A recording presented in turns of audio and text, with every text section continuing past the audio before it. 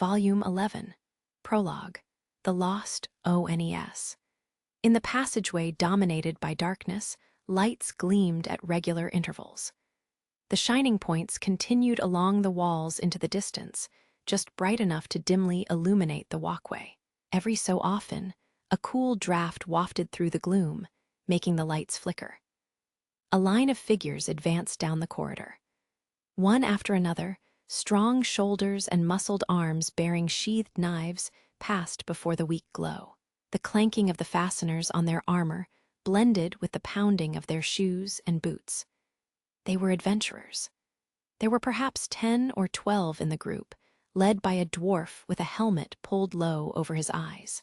Each held a magic stone lantern and used it to search the surroundings carefully. They were not in the dungeon. The tunnel-like hallways they walked through were made of rock, hewn by human hands. Magic stone lamps nearing the end of their life spans were affixed to the walls, while water rushed down the center of the passageway with a hiss. It was an underground sewer. Prey is always first come, first serve. No hard feelings, right? Said an animal person in the group. Just try touching one of my kills and see what happens, an Amazon responded. The armor of each adventurer was engraved with a different familia's emblem. They were a mixed faction party. It was clear from the extreme lack of unity that the group had been formed in haste. The animal person responded to the uncompromising Amazon with spit and a curse. These rough, poorly behaved individuals were all experienced adventurers. Among them was Mord Latro, as well as the 2 human companions who always accompanied him. "Hey, Mord," called one. "Are you sure this is okay?" asked the other. "What are you talking about? The guys from the guild are leaving no stone unturned on the surface, but they haven't found a thing. They must be in the sewers." Mord had a rugged build and a fierce visage, with scars on his forehead and cheeks. He looked every bit an overbearing scoundrel. In fact, about 2.5 months earlier, he had even tried to give a certain extremely fast-growing rookie an adventurer's baptism. He withdrew a scroll from his pocket. "We'll kill these monsters before anyone else can catch up. The prize money is gonna be ours." The illustrations on the scroll depicted armed monsters, drawn based on what was known about them. Among them were a fiendish lizardman and a gargoyle. 3 days had passed since the monsters appeared on the surface, as a result of the disturbance instigated by Eiklo's familia. After shaking off the adventurers pursuing them, the escaped monsters scattered across Aurario. Even now, they were hiding somewhere in the city. Guild headquarters took the situation very seriously, ordering several familias to quickly subjugate the monsters and placing a bounty on their heads as an incentive. Tempted by the generous reward, adventurers abandoned their exploration of the dungeon and were currently in a frenetic search for the monsters believed to still be on the surface. "No, that's not what we meant, Mord. These armed monsters look really strong. I heard they even got away from Loki Familia. It won't be a problem. The Sword Princess beat them up pretty good from what I hear. They're probably so tuckered out they can't even move right now. For a bunch of monsters that only know how to go on a rampage, they've been awfully quiet. I'd say that's proof enough. It'll be an easy win." As Mord loudly guffawed, the men accompanying him exchanged uneasy glances. A group of upper-class adventurers from a different familia was also talking among themselves. "By the way, did you hear the latest about the little rookie?" "Yeah, townsfolk seem to be giving him the cold shoulder. He's really done it now, eh?" They laughed as if they were recalling the scene. "He must have gone a hankering for his Vouver friend. What an idiot." "I think it's because he let all that special treatment and flattery about being a record holder go to his head. Serves him right." The adventurer had become a laughingstock, no more than an amusing subject for ridicule. Other adventurers listened to the disparaging conversation and joined the sneering. That was when Mord broke in. "Hey, you, what's so important you can afford to forget the business at hand?" he said, his scoundrel's face twisting into an even grimmer expression than usual. "Right now, We're a lot like him ourselves, I'd say. So stop picking on the little rookie. Hey now, Mord. What's the matter all of a sudden? His companions rushed to stop him, but he flew at them, spitting. His outburst threw the party of unfamiliar adventurers into confusion. That little brat attacked other adventurers because they were killing a Vuiver. I'd say that's going too far. Yeah, I know, it's the debt. It's all because of that unbelievable debt his familia has. Their voices were choked with a mixture of scorn and hostile criticism toward the boy. Mord turned his back on them emphatically and began walking forward again. What's with him? Yeah, what's his problem? Mord could hear the murmurs behind him, and he snorted with irritation. Just when the atmosphere of the group was growing perilously stormy, the dwarf at the head of the line yelled out, "Stop!" The upper-class adventurers reacted in unison to his tensely spoken order. The dwarf was glaring straight ahead. Deep in the gloom, a pair of yellow eyes glinted. Then, with a fat, undulating tail covered in scarlet scales, the monster showed itself. It's the lizardman. Finally showed yourself, eh? No sooner had the adventurers moved into battle formation than the monster, clad in armor, charged toward them. You. The sturdy dwarf had braced his shoulders in an attempt to absorb the shock, but he was thrown backward by the frontal attack. What's going on? The shocked voices of Mord and the others rained down on the dwarf, who had become entangled with the adventurer behind him as he fell backward. Oblivious to whom he was attacking, the lizardman rampaged through the group. Swoosh! Oof! Along with its flashing longsword and scimitar, the creature also swung its tail about like a flail. Unable to defend themselves against their foe's terrible battle prowess, the trampled party let out a series of screams. The tail hit an animal person, knocking him into the air so that he lost his footing and fell into the waterway. A spray of liquid blasted the adventurers, sending them running without a single backward glance. Guess he wasn't so weak after all. With a chorus of wretched screams, Mord and the others fled at full speed. A pair of pointy, misshapen ears quivered at the sound of low screams echoing in the distance. The dragon girl fluttered her ashen eyelids and slowly opened her eyes. She could just make out a dark stone ceiling above her. Where am I? She mumbled to herself. Are you awake, Ween? The gentle voice had come from right beside her. Slowly turning her eyes in that direction, Ween saw a beautiful siren with a relieved expression on her face. Ray, as soon as she uttered the name of the siren, her fellow Xenos, the Vuiver, leaped up. Belle, where is Belle? Please calm down, Ween. Belle is fine. Ray wrapped her wings around the frail body of the girl, speaking slowly to calm her frantic worry over the boy's safety. Really? Oh, I'm so glad. But when I was at his side, didn't I? Fells brought you back to life. Ween unconsciously touched her hand to the red stone on her forehead, tilting her head in confusion at Ray's words. Maybe it would have been best if she'd slept a little longer. Grows? It was the gargoyle, standing by their side, who had spoken. Ween looked confused. A moment later, Leto appeared. I'm back, he announced. Leto, oh, you're up, are you, Ween? I'm so glad. Yes, where were you just now? I chased off some adventurers. With that, he turned to speak with the black-clad mage Fells, who had come to greet him. Are you okay, Leto? I am. Thanks to your magic, my body is perfectly healed. I can move around just fine. The adventurers came rather close, though. It would be best to move from here. Oh, I see. Ween did not know what to make of this grim conversation between Fells and the others. She looked around. They were not in the dungeon or in Knossos, the man-made labyrinth that the hunters had brought her to. Instead, they were in a forgotten chamber of a sewer, where she could hear the sound of flowing water. About 14 of her brethren were there with her, including Lamias, Trolls, and Leto. Even to Ween, the group looked small. Timidly, she spoke up, her profile illuminated by the light of the half-broken magic stone lanterns. Where are we? And where are the others? Let's explain. Listen well, Ween, Fells answered. As the girl's amber eyes shifted uneasily, the mage explained clearly and concisely that they were on the surface, where townspeople were chasing her and the other Xenos in an attempt to kill them.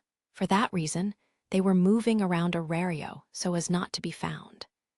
In the process of fleeing from the adventurers, some of the Xenos had been separated from the group. Asterios, too, was unable to make it back to us. If only he were here, we may have been able to do something, but... Hearing the unfamiliar name, Ween followed the gazes of Leto and Ray.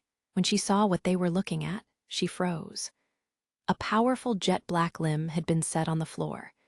It was a severed arm, the massive muscles practically as thick as Ween's torso. Now it was encased in ice to keep the flesh from decaying. The Vuiver gulped at the sight, which spoke to not only the violence of the battle that had nearly cost Leto and the others their lives, but especially to the importance of the Minotaur's presence. To survive, the only choice is to return to the dungeon. But the entrances to Babel and the Labyrinth are all shut tight, so as matters stand, there's currently no way to get back. Fells said from the depths of the torn hood. Alone and unaided, surrounded by enemies on all sides, they were in the worst situation imaginable. The mage paused for a moment, then continued. If we have one hope, it's... The whispered words melted away into the silence. Surrounded by her brethren, who were also now hushed, Ween slowly looked upward into the darkness that enveloped them. Bell, he was born hungry. The first thing he did when he set foot there was to massacre everyone. Countless members of his familia were present. They tried to attack him, and he was hungry. They showed him no mercy. He thought of them less than the morning dew. He beat them to death with his hands, stomped them to death with his feet, crushed them with his body. Within the boundless maze, he threw himself into endless battles. He didn't know exactly when he first became aware of himself. There was a sense that it had been when he was born, but he also felt like it was long, long before that his self had hovered within some sort of dream. The one thing he remembered very clearly was the scene so vivid it had made him conscious of his self. He was still hungry for that feeling, always hungry, always fighting. Even when his skin was torn, his bones crushed, and his flesh melting, rotting away, he continued to move from one place to the next, slaughtering his familia members. The turning point came when he finally fell to his knees, bereft of energy. The figures that appeared before him at that moment were not his familia members, but his brethren. They protected him and rescued him from the jaws of death. After bringing him to their home, they soothed his body. As they had helped nurture something within him other than hunger, he saw the brethren as a positive presence. They were also widely knowledgeable and taught him the true nature of his hunger. It is a powerful yearning, the fighter who was kin had said. It is what you desire. His yearning, he didn't really know what that was, but he understood that it was his desire. In the dream that visited him incessantly, there was no sound or smell, only light. A will so strong his body shook from it, an ecstasy that filled his empty shell, something that affirmed his very existence. He learned many other things from his brethren: wisdom, strength, and the use of weapons. Eventually, he separated from them and once again threw himself into the place where he had been born, the far graphite depths of the dungeon. This is not it. This is not it. Having learned the true nature of his hunger, he could no longer feel satisfied. Even if he honed his strength and massacred his kin, he would never be able to reach his dream. At some point, he even began to feel irritated. Perhaps you could call it impatience. His hunger grew and grew. He carried on the search for his dream and remained lost on his way. The hunter fled, screaming.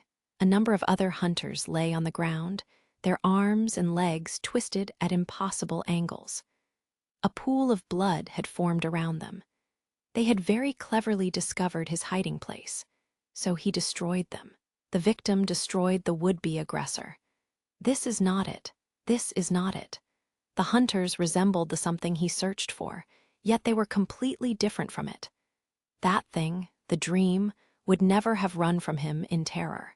These hunters had fled after taking a single step toward him. He had caught up with them and grabbed them around their necks with his groaning, powerful arms before slamming them against the wall. Countless fissures had spread through the decrepit ruins. Spewing red liquid, the hunters' eyes rolled back in their heads. The sound of breaking bones came all too easily from necks he grasped like twigs in his palms. He remembered the promise he'd made to his brethren and withdrew his hands. After the last of his enemies had collapsed onto the floor, he left the ruins where he had been hiding.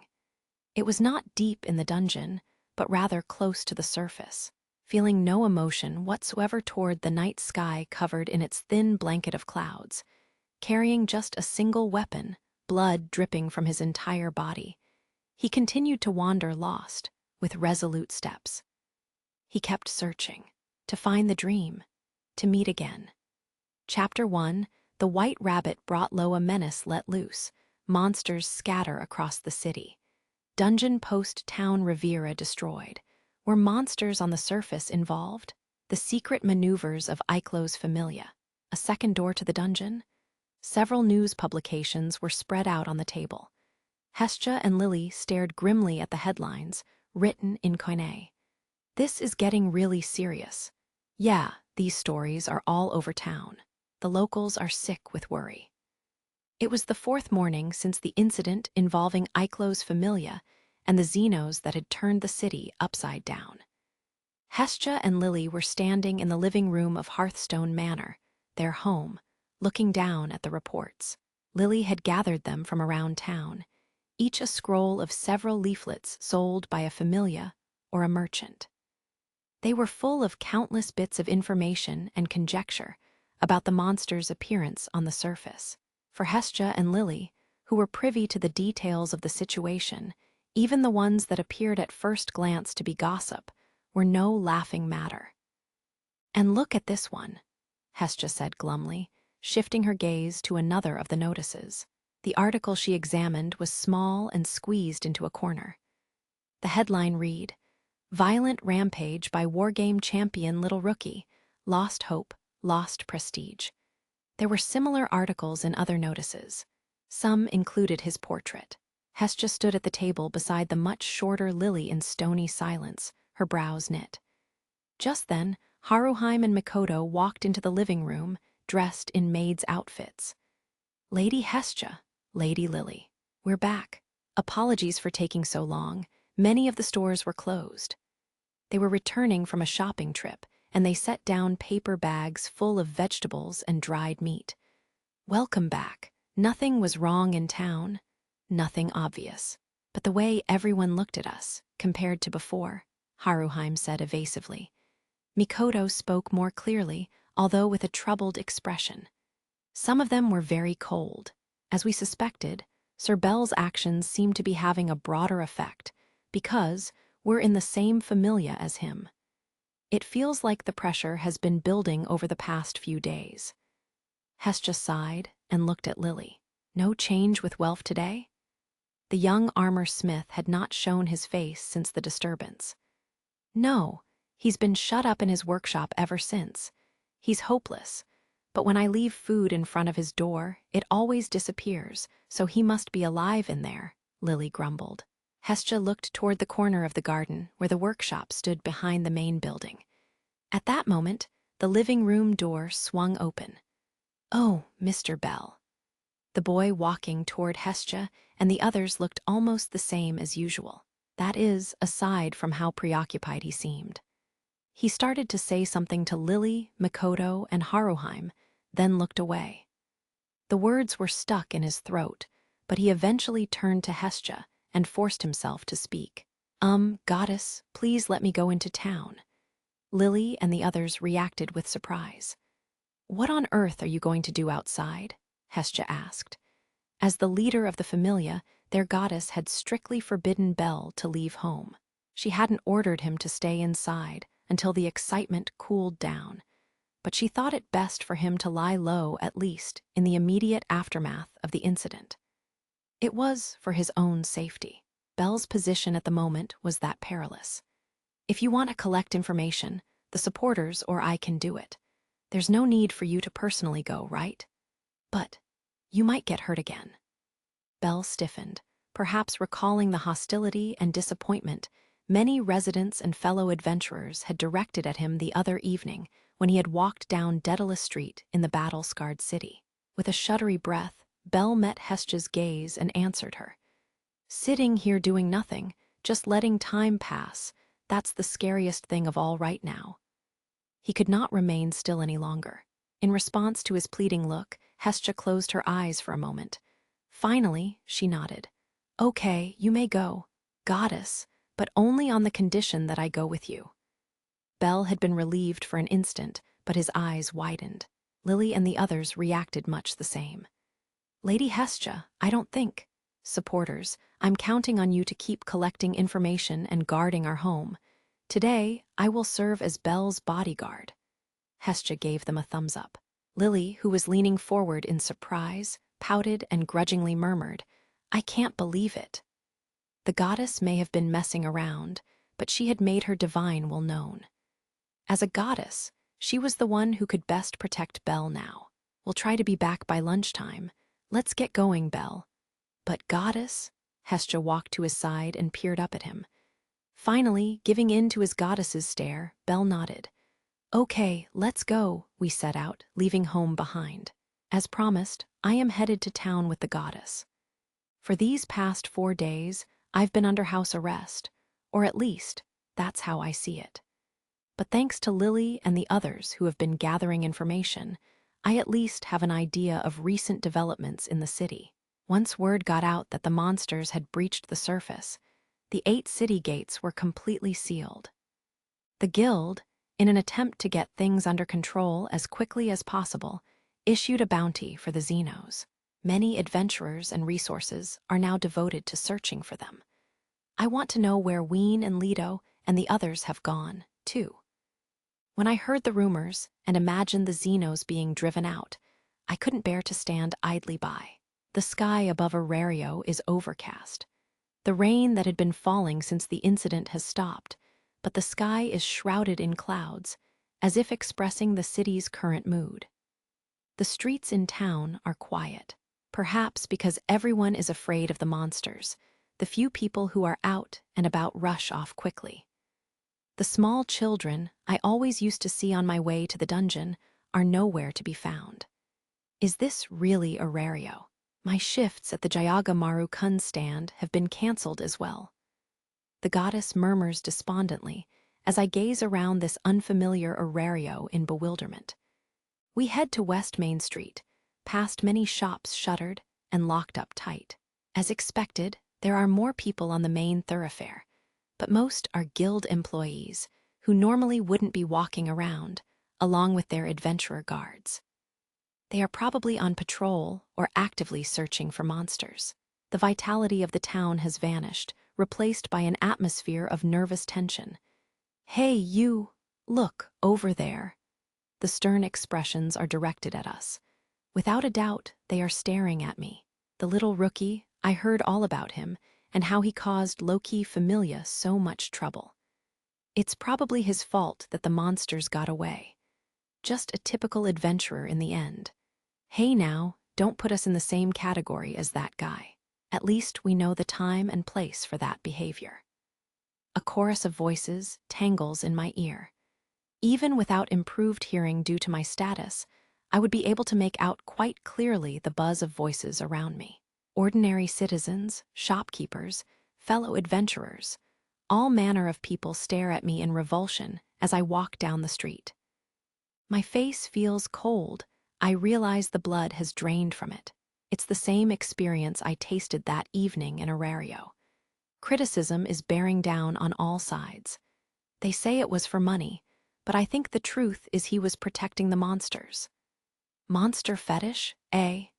Now and then, I hear the worst insult in the world hurled at me, someone who protected a despicable vouiver. The words pierce me to the core. I knew going in that this would happen. I have to accept it.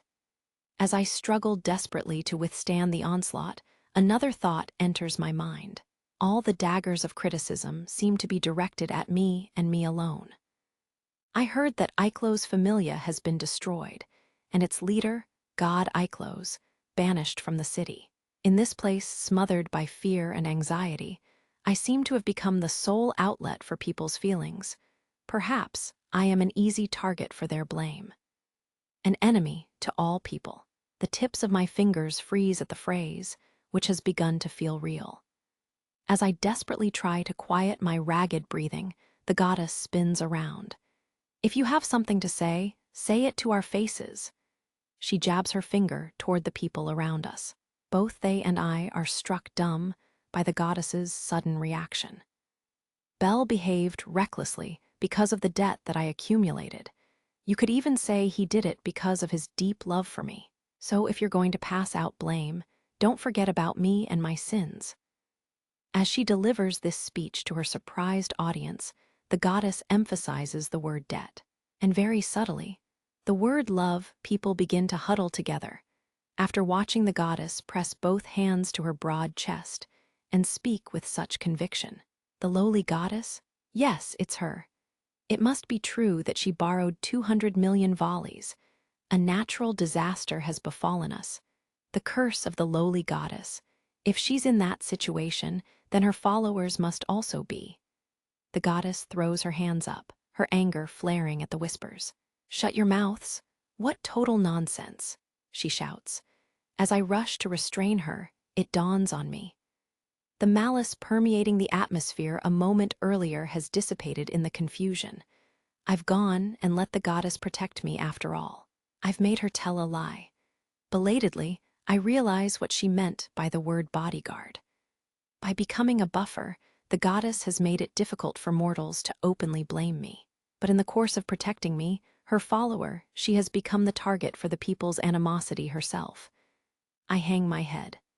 "Goddess, I'm so sorry, because of me," I was about to say. "You're in this mess." But she cuts me off before I can finish. She turns and stares up at me, then starts laughing at my dismay. "Belle, let's hold hands." She clasps mine in hers. Pulling me along, she and I start walking forward together once more. Gee, goddess? I know it's unwise of me, but I feel a little happy. Lately, you haven't needed any looking after. You've bolstered my reputation, you see. Her deliberately teasing tone is like a pat on the shoulder. She squeezes my hand. Normally, I would feel embarrassed, but now I just feel miserable. I'm ridiculously spineless for relying on the goddess's protection and causing her so much trouble. At the same time, despite myself, I feel happy. I know I shouldn't let her spoil me, but against my best intentions, I squeeze her warm hand back. Only a little. People continue to give us judgmental looks, but I don't feel as cold as before. "Goddess, can we stop here for a moment?" "Sure, but what for?" Having asked her permission, I pause in front of a building on the central thoroughfare. Even for West Main Street, the stone structure housing the Benevolent Mistress Tavern stands out as unusually large. "You come here a lot, right?" "This is actually my first time," the goddess says. "Really? You've never been?" Even with everything going on, the Benevolent Mistress is open for business. As we walk up to the entrance, a waitress appears, perhaps having noticed us standing outside. "Liu?" The pretty young elf stares into my face. She saved me during the mission to the 18th floor, so I came here today with the intention of thanking her. But now that I'm standing in front of her, I find myself unable to speak. Fear wells up inside me. What if she feels the same as the townsfolk? As I stand there with the words stuck in my throat, Liu sighs softly and walks down the entryway stairs. "Mr. Cranel, I'm not going to snub you just because I heard some rumors in town. I believe what I see with my own two eyes," she says, smiling ever so slightly, as if to put me at ease. The tension drains from my body at the encouragement from the upright and dependable elf. The corners of my eyes are wet. Liu bows slightly to the goddess. "Goddess Hestia, it is good to meet again." My goddess raises a hand in happy greeting. "Little elf," I quickly wipe my eyes. Liu, thank you for saving me on the 18th floor, I say. Please think nothing of it. I give her a once-over. Are you all right? I heard that the mission party suffered horrible casualties. Lily told me that the party from Ganesha Familia, which had originally received the mission, risked total destruction at the time. I'm worried about Liu, who fought in the battle against the Xenos. As you can see, I am fine. My body has recuperated. But she pauses for a moment. There was a monster. She narrows her sky-blue eyes as if recalling the hair-raising experience. That creature, it was a black minotaur, and it inflicted terrible casualties on Ganesha, Familia, and us. My breath catches in my throat. The black minotaur, could it be the new Xenos who Leto encountered in the hidden village? I haven't come across it myself yet. My goddess, who has been listening to our conversation, tightens her jaw as if she also just remembered something. Lily or Mikoto mentioned it as well, I'm certain. That incredibly strong Xenos who gave Loki Familia so much trouble. That was a monster as well, they'd said. I've heard that same black minotaur was seen on the surface. And you, too, if your group was on the 18th floor, why did you appear in Daedalus Street? There are so many things I'd like to ask you. But now isn't the time, is it? I'll have to ask you when next we meet. There must be many things Liu wants to know about my experience during the episode and my encounters with the armed monsters. But seeing the pallor of my face and considering the circumstances, she refrains from asking any more. I wanted to ask her about the Orb of Gnosis, but for the time being I avoid bringing it up. Speaking of which, how is Sir? I ask instead. Sir is taking some time off. She said she has some things to do. Oh, I see. I look past Liu. From inside the tavern, I can hear the catgirl waitresses Anya and Chloe asking me the same questions over and over with unrestrained curiosity. Young man, tell us your story, meow. Are the rumors true, meow? Ranoa, the human waitress, attempts to restrain them. Mind your own business, you two dumb cats. Conscious of the stares that continue to come our way, I move to leave. It won't do to bring the commotion into the tavern. Well, Liu, we'd better be going. Thank you so much, I say. As we walk away, Liu calls out to me. Mr. Cranel, keep your spirits strong. I do not fully understand your actions, but if they were the result of a decision that you made, you must not be discouraged. Surprised, I turn around. Liu herself pursued justice when she was a part of Astrea Familia to the point that she was blacklisted. Her words resonate with me, perhaps because they hint at empathy for my situation. Our eyes meet, and I bow to her. The goddess and I walk away from the tavern. After continuing down the street for a few moments, the goddess turns to me. What next, Belle? Is there somewhere you want to go? She asks. The truth is, there isn't. I have no idea where Ween and the others are or even where I might find some information about them. Normally, when I'm at a loss, I go to the guild, but now, Ina's teary face and confused words flicker across my memory.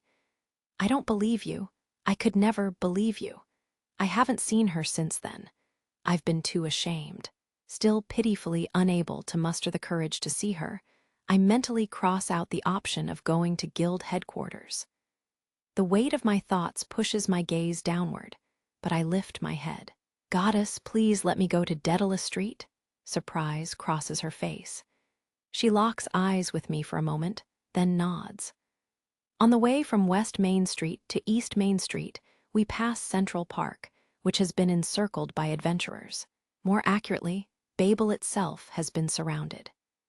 Members of Ganesha, Familia, and other factions have joined together with guild staff to prevent monsters from passing through the great hole that leads to the dungeon. Even Leto and his group will not likely be able to force their way through security this tight. If they do, the Xenos will certainly suffer losses. In addition to the adventurers, a lot of gods are walking around the streets. Some are accompanying parties of adventurers, and some are on their own. In contrast to the townsfolk of Arario, it seems they are secretly enjoying the current situation and searching for excitement in a totally different sense of the word than we are. When they see me, the laughing gods seem to want to cause trouble, but thanks to Hestja's growled warnings, we manage to pass through without incident. Finally, we arrive at Daedalus Street. There are so many adventurers here as well. I've passed through this entryway with the goddess before, at the Monsterphilia. Now, as we enter, I see that the chaotic residential district is packed with adventurers.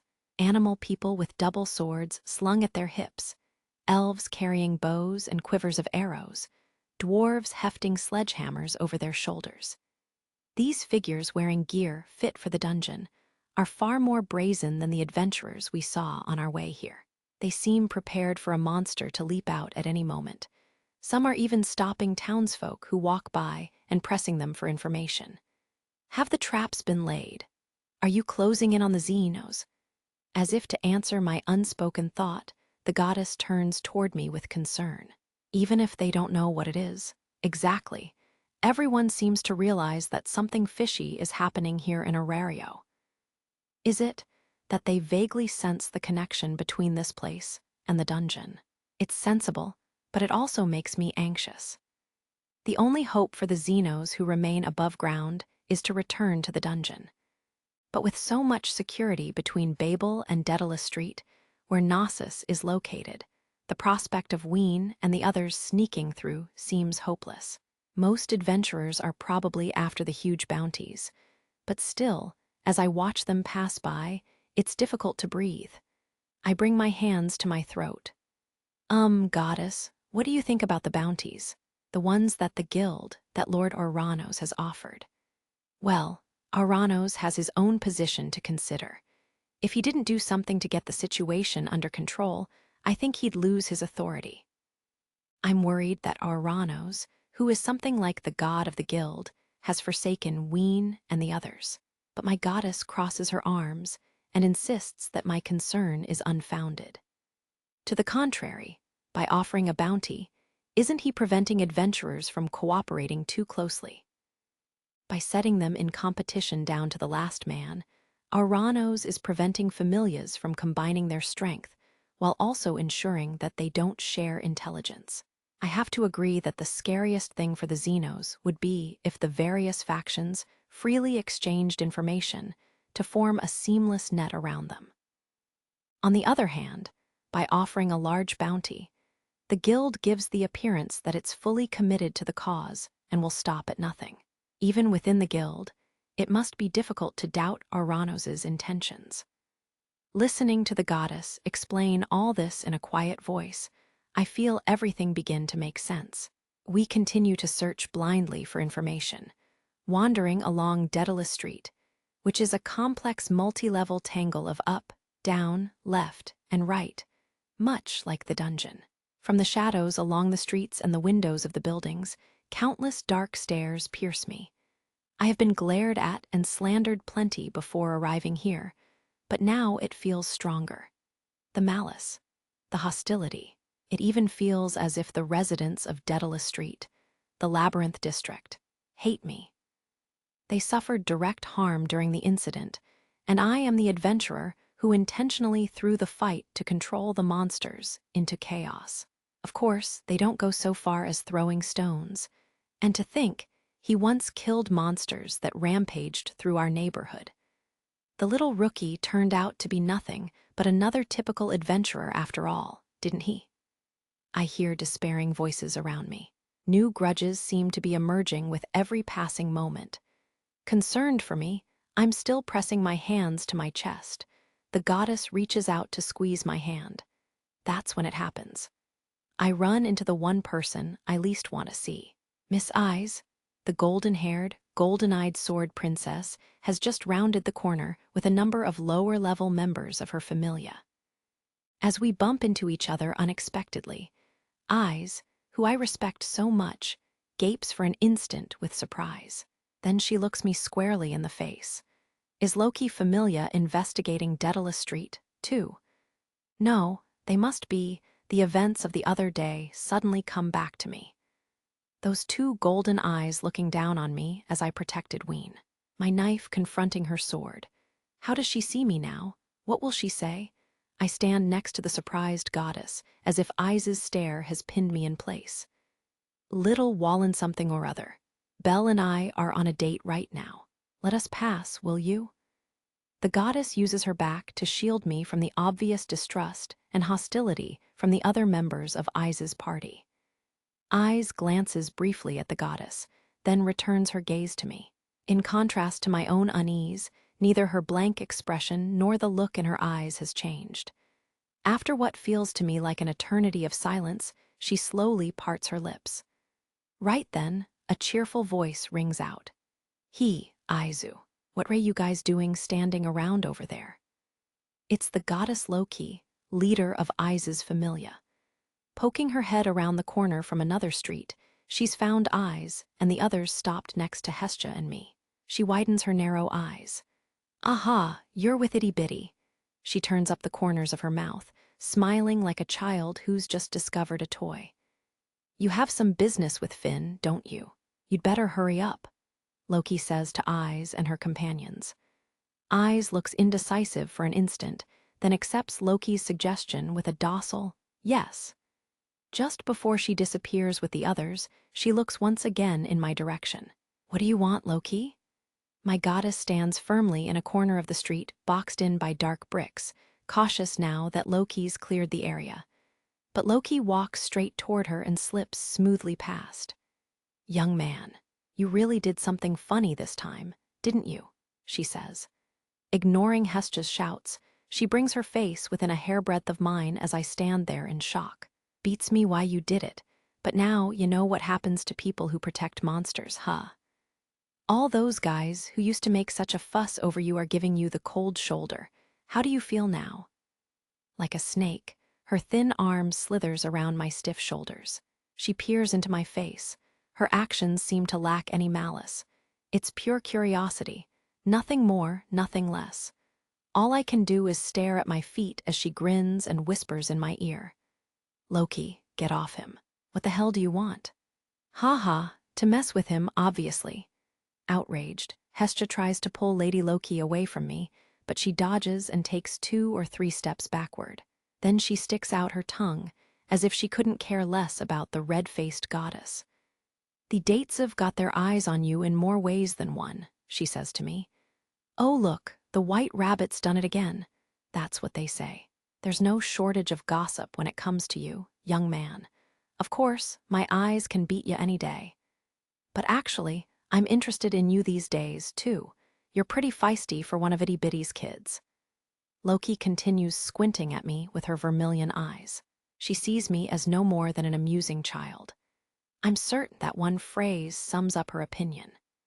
My unsettled emotions confuse me. I feel I'm once again witnessing the gap between the unfathomable Deustia, the gods and goddesses, and the residents of the mortal plane. You'll be destroyed if you take an interest in him. You're already making enough trouble for other deities. Keep your hands off Belle, my goddess shouts. You've got some nerve talking to me like that. You're real low class for a goddess, ain't ya? I can hear the goddess breathing heavily next to my shoulder. Goddess, are you all right? I ask, trying to calm her down. As I do, I notice something out of the corner of my eye. What's that? Several figures are crossing the end of an alley. I recognize them from somewhere. My attention divided, I find my gaze jumping back and forth between the 2 goddesses and the alley where the figures passed. The goddess notices my behavior and seems to guess something has caught my attention. Belle, if something is bothering you, go ahead and check it out. I'll wait for you here. But don't worry, we're not going to get into a fight anyway. I want to talk to Loki. The goddess looks up at Loki, her attitude completely changed from a moment before. Loki tilts her head with a questioning look. I hesitate briefly, then give in to the goddess's indulgence. Excuse me, then. I'll be right back. I nod to them both and dash off down the alley so I don't lose track altogether. I've been here before. As I chase after the figures, who I can now see are young children, I think back on the events that took place in this very same Daedalus street. Finally, I arrive at a plaza where a large church stands. A Big Brother. The fountain is broken and dry, and several of the church windows are shattered. In front of this desolate orphanage in the depths of the Labyrinth district, I once again find the children I've met here before. Lai, Fina, Rue. I murmur the names of the 3 children, who by now have noticed that I followed them. Big Brother, a brown-haired human boy, his face covered in scrapes and scratches. A cheenthrope girl with long, straight cream-colored hair. And the youngest of the 3, an androgynous half-elf child. They are the orphans whom I met about a month earlier, the time I followed Sir. They look surprised to see me, perhaps returning from an errand for the orphanage, since I can see packages of food in their arms. "Be Big Brother," says Fina, the cheenthrope. She tucks her tail between her legs and steps backward. The half-elf Rue, who is usually lost in a daydream, shifts his gaze nervously back and forth. They're afraid of me, could things get any worse. As I stand there silently, Lai, the human, leans forward as if to protect the other 2. "Why are you here?" he asks. His sharp look and words reveal a newfound hostility. I can't breathe or even move a finger. The 3 children live here in Daedalus Street. They probably know what I did. They may even have watched with their own eyes as I protected a monster and attacked other adventurers. "Why did you do it?"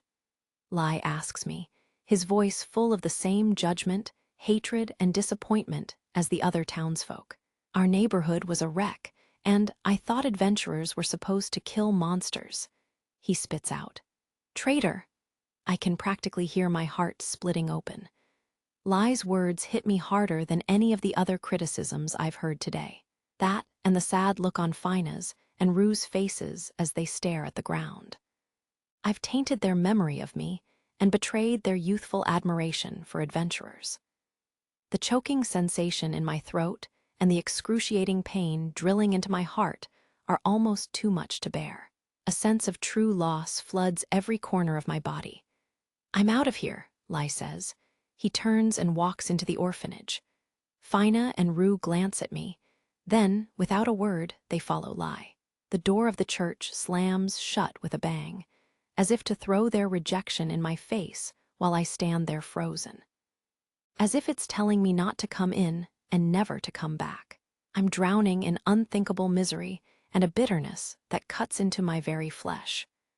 This despondency goes beyond simple lethargy, and my knees buckle under it. I collapse like a marionette whose strings have been cut. I have never felt more dejected. The sky, thickly blanketed in clouds, stares down on my miserable self. "Belle!" The words abruptly break my train of thought. That door that I thought would never welcome me again has opened, and someone is walking toward me. I slowly look up and see Sir. I've been talking to Maria and some others about whether they might be able to evacuate from Daedalus Street. I am sitting with Sir on a brick bench in a little garden near the orphanage, where a few bushes and flowers have been planted. Because of what happened in the Labyrinth district, well, it would be dangerous if the monsters showed up again. Liu had said Sir was taking some time off work, and apparently she has been using that time to discuss her options with Mother Maria, the head of the orphanage. She tells me the 2 of them have been visiting the other orphanages in the Labyrinth district and urging them to evacuate.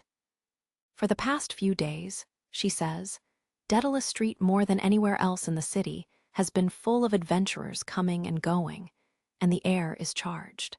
It's easy to see why she's worried the area will end up as a battleground again. Whatever my reasons were, the fact that I caused all this weighs heavily on my heart. I guess it would be rude to ask what happened, Sir says. Lai and the others have been pushed to the limit. Sometimes they're quiet. Sometimes they put on a brave front. I think they're at a loss for what to do. I haven't made any attempt to speak, so Sir has been talking nonstop. She's wearing a white dress I've seen her in before. She looks straight ahead, a smile on her face, and does not pry in the least. Even though she must know what I did, maybe it's because she looks so completely unchanged that I can't help blurting out a question. "You're really not going to ask me anything?" "I will if you want me to," she says with a pleasant smile. No, I say uncertainly. Are you trying to make up your mind about something? Am I? No, what I must do is clear. I have decided. I will save Ween and her fellow Xenos. The scales have already tipped.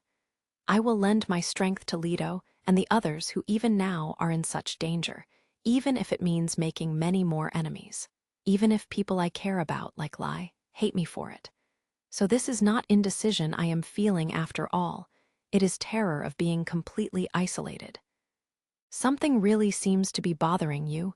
It's better not to keep your troubles to yourself, you know, Sir says. You have a familia, don't you, Belle? Her words shake me.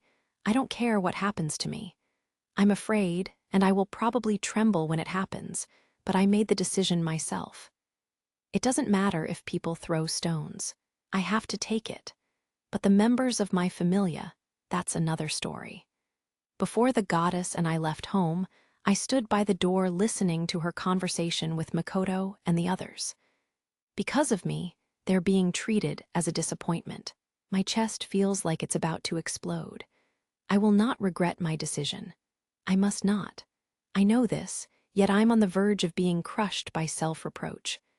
It's how I felt when I met Eyes and also when I saw Liu. I'm afraid to ask, I blurt out, unable to keep the thought to myself. I've gone and acted so selfishly, caused so much trouble for everyone. I'm afraid to ask what Welf and the others think of me. Now that this pitiful confession has spilled from my mouth, all I want is to disappear. As I hang my head in extreme self-loathing, Sir reaches out and cups my face in her hands. Huh, pardon me. When she pulls my head, my listless body is unable to muster the least resistance, and I topple over sideways. In other words, my head is now on Sir's lap. Wah. This is in return for the lap pillow you gave me before. Forgetting all about my internal conflicts, I panic and try to jump back up. The hand resting on my head holds me in place. At the sensation of her soft thighs, my cheeks immediately turn bright red. In return, you forced me to do it that time, I say. Hee, was that what happened? Well, let me force you this time, too, she says playfully, lowering her voice. She begins to comb her fingers through my hair. Don't be afraid. Don't lose your path. You may have lost some things, but other things remain by your side. Her tone has shifted to one of gentle remonstration, and I stop struggling. I lift my gaze, as if something is pulling my eyes upward. Sir's smile greets me. Her eyes are brimming with the same affection I saw when she was looking down on the children asleep at the orphanage. I flip onto my back on the bench. Raising one knee, I return her gaze. Eventually, she lays a hand gently over my eyes. I like how you always keep on running, she says with a sigh. Her voice is so quiet it's practically a whisper. What? When I push away the hand blocking my view, Sir smiles cheerfully, her cheeks flushed. I mean, I like you how you usually are. Her huge smile cheers me up, as if it's telling me not to worry. Amazed, I get up from Sir's lap and look around. I realize that her smile, unchanged from before, has relieved some sort of tension within me. Somehow it seems like you're always cheering me up these days. She giggles. Next time, should I hold you in my arms? No thank you. I blush at her teasing and force a weak smile. The sky is still covered in ashen clouds, but my heart feels a bit sunnier now. That's why I'm saying you need to get the hell out of Daedalus Street in short order. How many times have I told you? Why do I have to come out here myself? In response to the raving, spit, and sweat-spewing guild head Royman Mardial, Finn Damney, captain of Loki Familia, remained coolly composed. If we withdraw, which Familia will you assign to defense? Ganesha Familia, obviously. It's the divine will of God Oranos. I've heard Ganesha Familia is not functioning at full capacity right now due to the damage from the mission. They're still better than you undependable rascals, breaking the standby orders the other day, and doing whatever you damn pleased. Unbelievable. The spot where Finn and Royman were talking was remote even for Daedalus Street, a section of Main Street that had been reduced to ruins in the battle with the monsters 4 days earlier. All around them, guild employees were working on the repair and reconstruction effort, and Loki Familia members were on security patrol. Standing near the rubble created when the Vuiver destroyed a wall, the rotund elven guild head flew at the leader of the Prums, his belly flab shaking.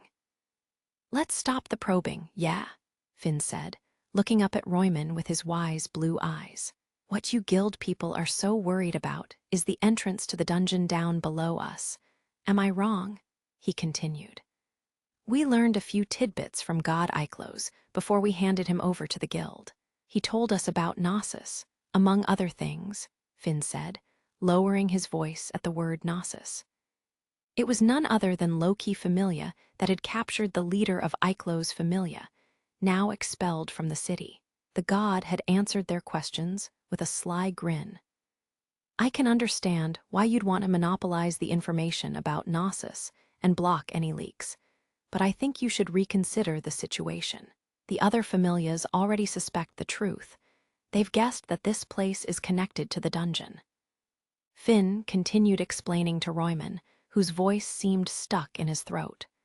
"Royman, please put your own interests aside for the moment. These monsters defeated even Ganesha Familia. Who's going to be able to suppress them here in the city?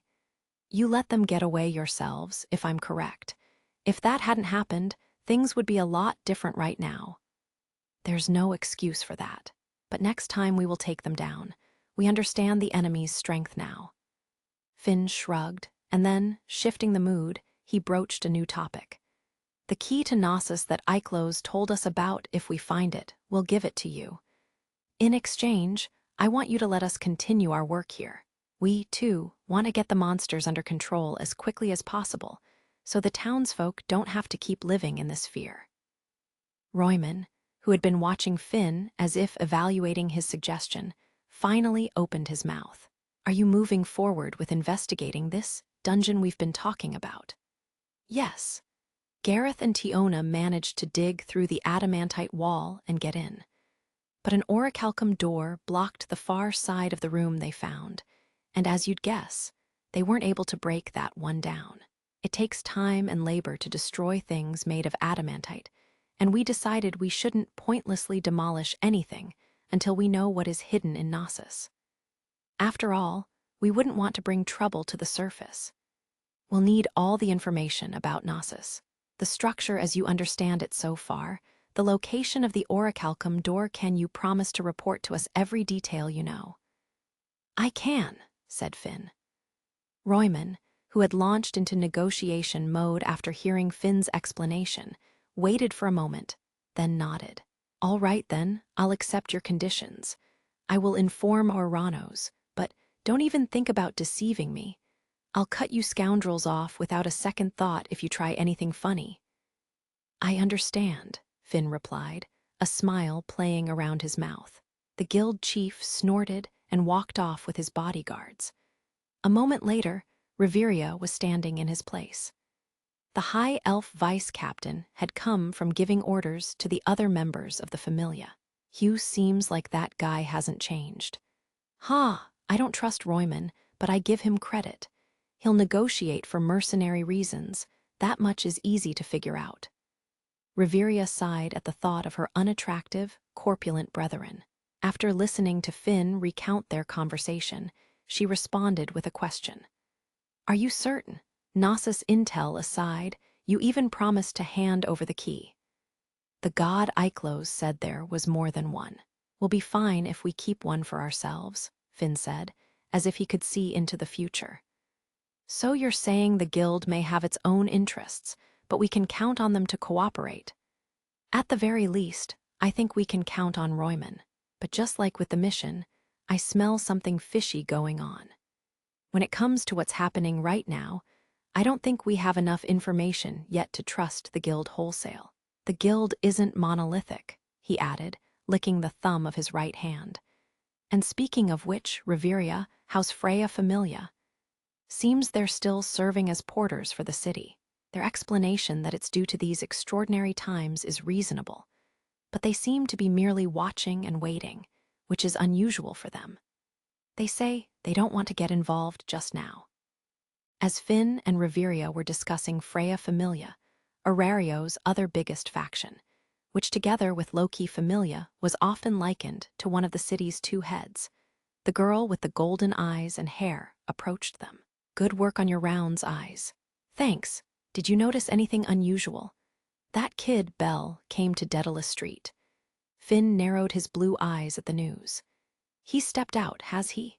Reveria, who had been watching Eyes out of the corner of her eye, asked the question that was on the young girl's mind. "Finn, are you suspicious of Belle Cranel?" "I am certain he's a key witness in this incident. The adventurer I faced on that day was not the Belle Cranel I know," Finn replied, looking out at the street where he and the boy had confronted each other. "God Eiklos said he had been capturing and smuggling monsters in order to sell them off to monster lovers. But was that really all he was up to? Armed monsters, high intelligence levels, mutant subspecies like that black minotaur. Wouldn't you say there's a special something about them?" Finn thought back to the way Eiklos had smiled slyly just before they handed him over to the guild. He hadn't been lying, but he hadn't shared the heart of the matter with them either. Standing before him, Eyes seemed to be recalling something, too. A shudder passed through her shoulders. If there is something different about those armed monsters, and Belle Cranel was led astray, because he knew what that something was, then the events of that day begin to make more sense. And moreover, it means he was left with no choice but to oppose us, Finn said. He noticed that Eyes was holding her tongue, and he laughed dryly. "Eyes, it's not that I'm labeling Belle Cranel an enemy without letting him tell his side of the story. This is my way of saying I believe in him, as a person and as an adventurer. But this time, things are different. I need to know for sure if he is our friend or if he may become our enemy." Speaking now as a faction boss, Finn looked toward the section of Daedalus Street where tall buildings clustered. "Reveria, I'm handing command here over to you. I have something to do on my own." "Why alone?" "I don't want to stand out or raise any alarms.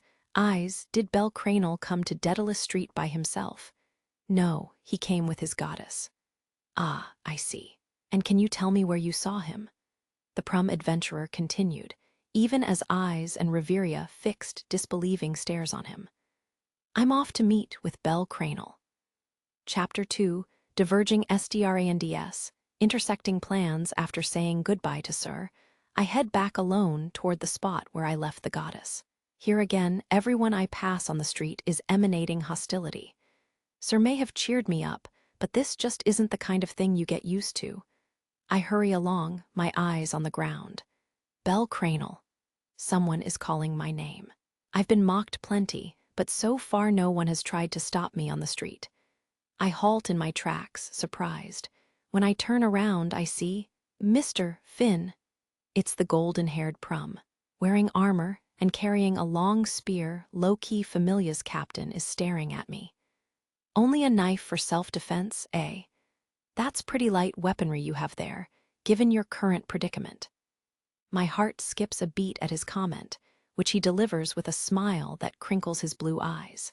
"I am wearing no armor whatsoever, because I know the Xenos are not dangerous. But the other adventurers wouldn't understand that. Given how careless I must appear to everyone around me, I wonder what Finn is thinking. It's not that I didn't have time to properly prepare. I was just being stupid. I'm wincing at my blunder, but Finn continues as if nothing is wrong. "You're by yourself, I see. I'm glad, because I wanted to talk to you in private about something." I, along with the demi-humans who have been watching our encounter, start in surprise. The next moment, they're giving me strange looks, some even direct critical gazes at Finn, but the upper-class adventurer just smiles at me. But is it wrong that I'm steeling myself against that outwardly friendly smile? "What do you say?" he asks. "Oh, okay," I answer in a voice that's stiffer than I intended. The look in those blue eyes makes me feel like no isn't an option. I follow the prum's small figure as he searches for a place free of passers-by. Eventually, we arrive at a blind alley that seems to be some kind of storage area piled with wooden boxes and barrels. we've been in a similar situation before. Last time, the prom captain asked for my advice about his marriage proposal. This time, things are completely different. Why would he want to talk to someone like me who treated him like an enemy? As if guessing my thoughts, Finn faces me and begins to speak. I intend to turn a blind eye to what you did that day. The priority now is resolving the current situation. I want to have a productive conversation, he says, looking up into my surprised face. A conversation? Yes, you know something about those armed monsters that we don't know, right? To take it a bit further, I'd guess you know everything about the recent incident. I feel like the point of his spear has skewered me through the heart. Finn Damney, braver. Aside from his fighting ability, he is famous for his level-headed leadership abilities, even when facing the irregulars of the dungeon's depths. In other words, for his sharp mind. Just how much of the truth has he discerned already?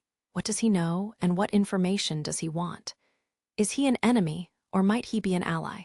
My wildly beating heart prevents me from thinking clearly. Flustered, I stare at him. I consider what happened the other day to have been a small misunderstanding. If we'd been sharing information, things probably would have gone differently.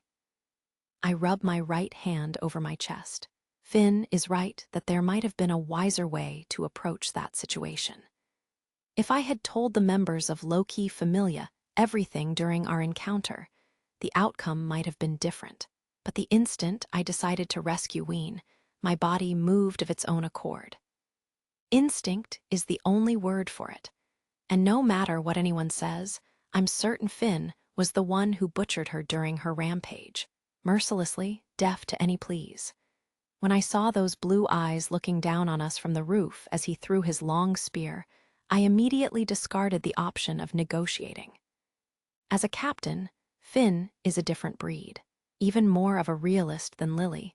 He is able to objectively assess any situation and arrive at a decision without letting his personal feelings get in the way. He weighs his options neutrally, ruthlessly, and cruelly. If it was in the interest of a greater cause, he'd discard me without a second thought. Plus, things are different now, Finn says. He's right. Things are different now. There is no out-of-control Ween, no imminent threat to ordinary civilians. We have no reason to oppose each other. Putting aside the rest of Low-Key Familia, if only Finn would show me in some way that he understands the Xenos. I'm beginning to realize that Finn holds complete control over our current conversation. Still, I trust him, and I'm wavering over whether or not to open up about the Xenos. Bell Cranel, if you know something, I want you to tell me. If I can ask for his cooperation, wouldn't it be okay to tell him? My lips that have been sealed shut begin to crack open when we are suddenly interrupted. Hey, Bell, what a coincidence. The cheerful voice echoes down the blind alley. Lord Hermes? Yes, indeed, it is I, Hermes. What are you up to back here? Lost, perhaps. Or maybe young Bell is out collecting information in Daedalus Street as well. Wearing his winged traveling cap, Hermes approaches us with a sprightly step. Oh ho, braver. Were you two in the middle of something? He says, as if he's just noticed Finn hiding in my shadow. No, we're just finishing up. God, Hermes, Finn answers, searching the god's smiling face. After a moment, he sighs as if he's given up on something and starts to walk away. I feel flustered as he passes in front of me.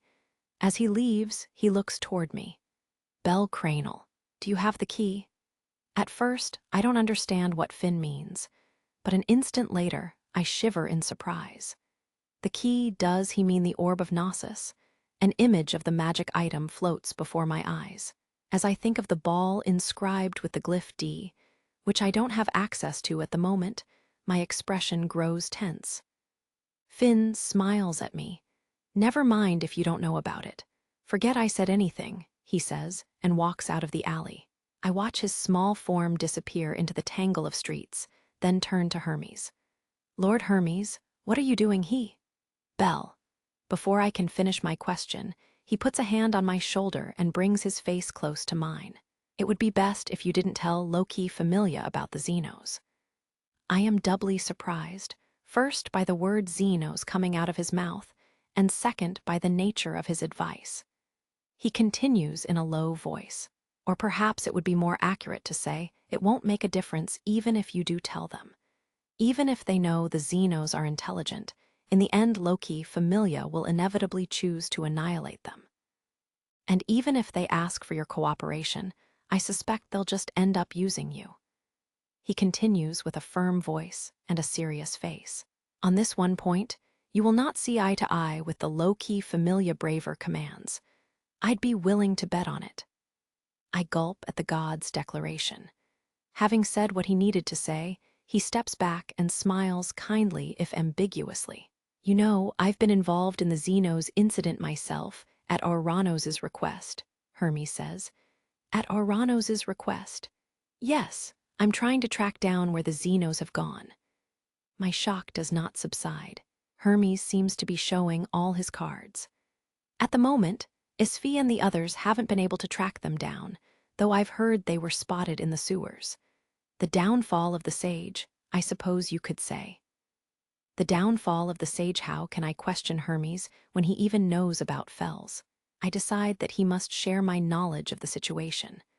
But when, for quite a while, I think I knew about the Xenos before you did. We've been acting quietly behind the scenes up until now. So, then, what did your familia do when they found out about the talking monsters? As you might guess, some were quite shaken by it, but now they consider it part of their work. As long as they profess to be neutral, the word of the client is absolute. More than anything, though, it's because their leader, me, is a certain type of guy. As I stand before the foolishly grinning Hermes, I imagine Isfi letting out an exhausted sigh. I can't help a tight-lipped smile myself. We're working independently, but you can consider us allies, says the still-smiling god with a wink. At the word allies, a sense of extreme relief washes over me. I suppose it's a sign of just how far I've been backed into a corner. Oh, BL. The goddess is calling me. You're all the way back here, are you? You never came back, so I had to go looking for you. Was everything all right? Sorry, goddess, I'm fine. Oh, what a relief. I was worried, but why is Hermes here? The relieved goddess, who has walked up to us, looks at Hermes quizzically. Ha ha ha. So sorry, Hestia. I was just borrowing young Bell for a moment to have a conversation. He laughs as if he was just joking around. Well, I'll let you take over the role of guard. Hestia, keep him safe, he says and walks off. Bell, what were you talking with Hermes about? Well, as I explain our conversation, the goddess strokes her chin. I'd heard that Hermes and his familia had received a request from Auranos, but, oh really? Yes, so I guess they've been working to help the Xenos. The goddess's words trail off, and she looks in the direction that Hermes disappeared. She appears to be suspicious of the god for not even trying to have a proper discussion with her. I follow her gaze, myself. As we stand there, a single bead of water falls onto my shoulder. An instant later, the blanket of clouds covering the city bursts into the sound of rain. The droplets begin descending, each to its own destination, changing shape as it falls. Ugh, rain again. The werewolf Bates snorted and shook his head at the patter of raindrops. If only it hadn't rained after the commotion, the animal people might have been able to use their noses to find the monsters by now, said the Amazon Thyone. This damn rain has totally washed away the scent shit, Bate replied. Werewolves are always useless just when you need them most. We're better than Amazons, who just stand around doing nothing. What did you say? At their encampment in the Labyrinth District, members of low-key Familia paused for a moment as the downpour began. The faction's leaders were gathered there for a meeting. The dwarf Gareth sighed at Thyone and Bete, who were glaring at each other with unveiled irritation. Next to them, Thyone's sister, Tiona, was flopped down on the stone pavement with arms and legs outstretched, soaking in the shower. What's with you, Tiona? Are you worn out or something? I'm not worn out, but my hands and arms are killing me from banging on that adamantite wall for so long. Then, as soon as we dug through it, we got ordered to fill it in again. Finn's a real slave driver. That's just the kind of situation we're in. Put up with it, Finn said. He had returned to the encampment just as Tiona was waving around her red hands and complaining about him. How did it go, Finn? Were you able to talk to Belle Cranel? Asked Reveria, who had been waiting for him. Yeah, we met, but we were interrupted before we finished, he answered, walking into one of the tents that had been set up. He wouldn't say anything, but I'm fairly certain he's hiding something. He knew about Gnosis, although he doesn't seem to have the key. The question and answer session may have ended unsuccessfully, but Finn had been watching Belle carefully, and now he spoke with confidence. Unlike the still green captain of Hestia Familia, the Prum was able to make off with quite a bit of information after even a short exchange. There's no question he's at the center of this mess, he declared, addressing the faction leaders gathered in the tent. The golden-haired, golden-eyed sword Princess Eyes responded with stony silence to the words of her leader. So, Reveria said. Yes, Finn answered with a nod as the others looked on intently. As we planned, please watch Belle Cranel's movements. The Xenos, and then Gnosis. Outside the windows, rain veiled the street. The Amazon Aisha glanced at the unceasing downpour before returning her gaze to inside the room. So you're saying the mess with those two things forms the crux of the events that took place 4 days ago? The elf Lyu asked. Yes, exactly, answered the human Isfi, her aqua-blue hair shimmering as she nodded.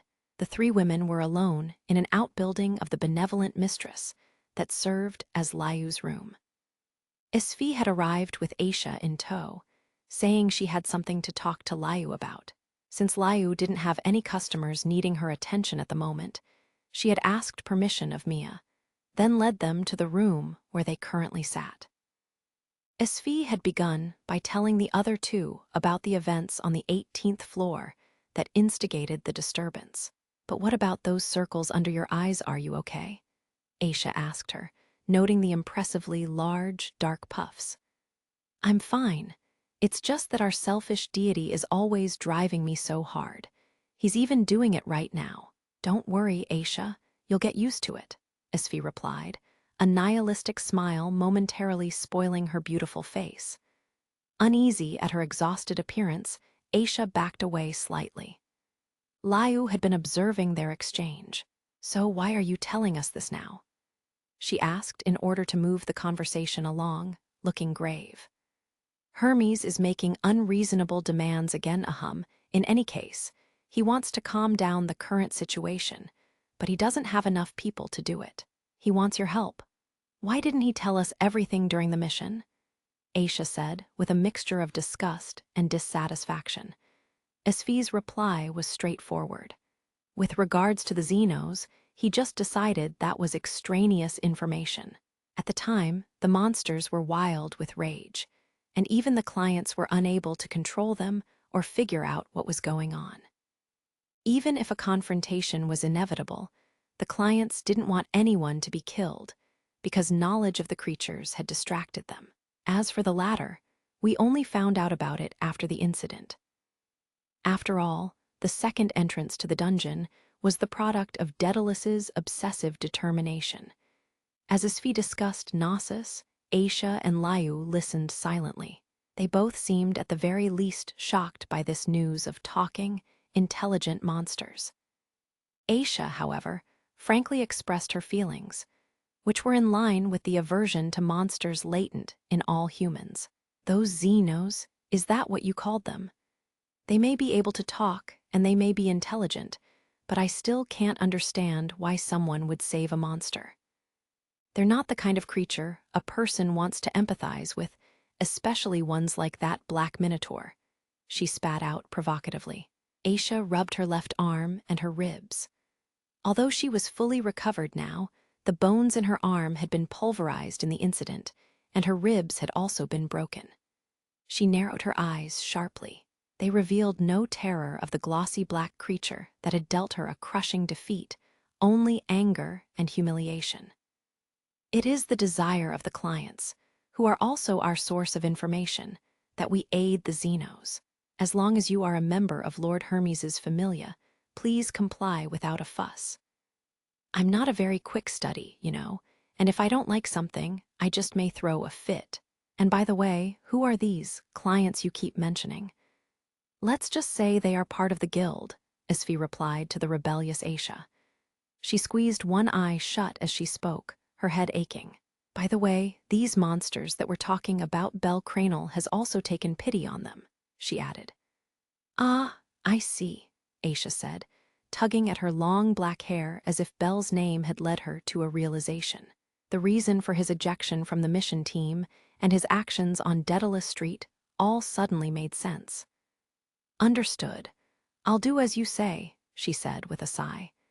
The Amazon still felt she had not repaid her debt to the boy. Isfi stepped closer to Liu, who had been absorbed in silent thought. Leon, I have a bargain to make with you. If you cooperate with us, we will give you information on the remnants of the evils. It seems the last dregs have been hiding out in Knossos. As soon as the current situation is resolved, we'll search the dungeon and collect the information you want. Can you really do that? Sooner or later, Lord Hermes will order a survey. I assure you we will do it, Isfi answered, pushing her silver glasses up with one finger. Liu considered her offer, then nodded quietly. She believed Perseus. Isfi looked hard at Liu and Aisha. I will provide detailed instructions very soon. For the time being, please wait. Yes, indeed, I am Ganesha. The god in the elephant mask struck a bizarre heroic pose as he made this announcement. I know that, Ganesha, replied Shakti Varma, sounding fully accustomed to her god's eccentric behavior. The beautiful indigo-haired woman was sitting up in bed in a room in Ganesha, Familia's home, known as Iyam Ganesha. She took the basket of fruit her god was holding out to her in his chosen pose and placed it on the sideboard. How are you feeling, Shakti? I've come to check on you. I'm already fully recovered. I believe you know that, Ganesha.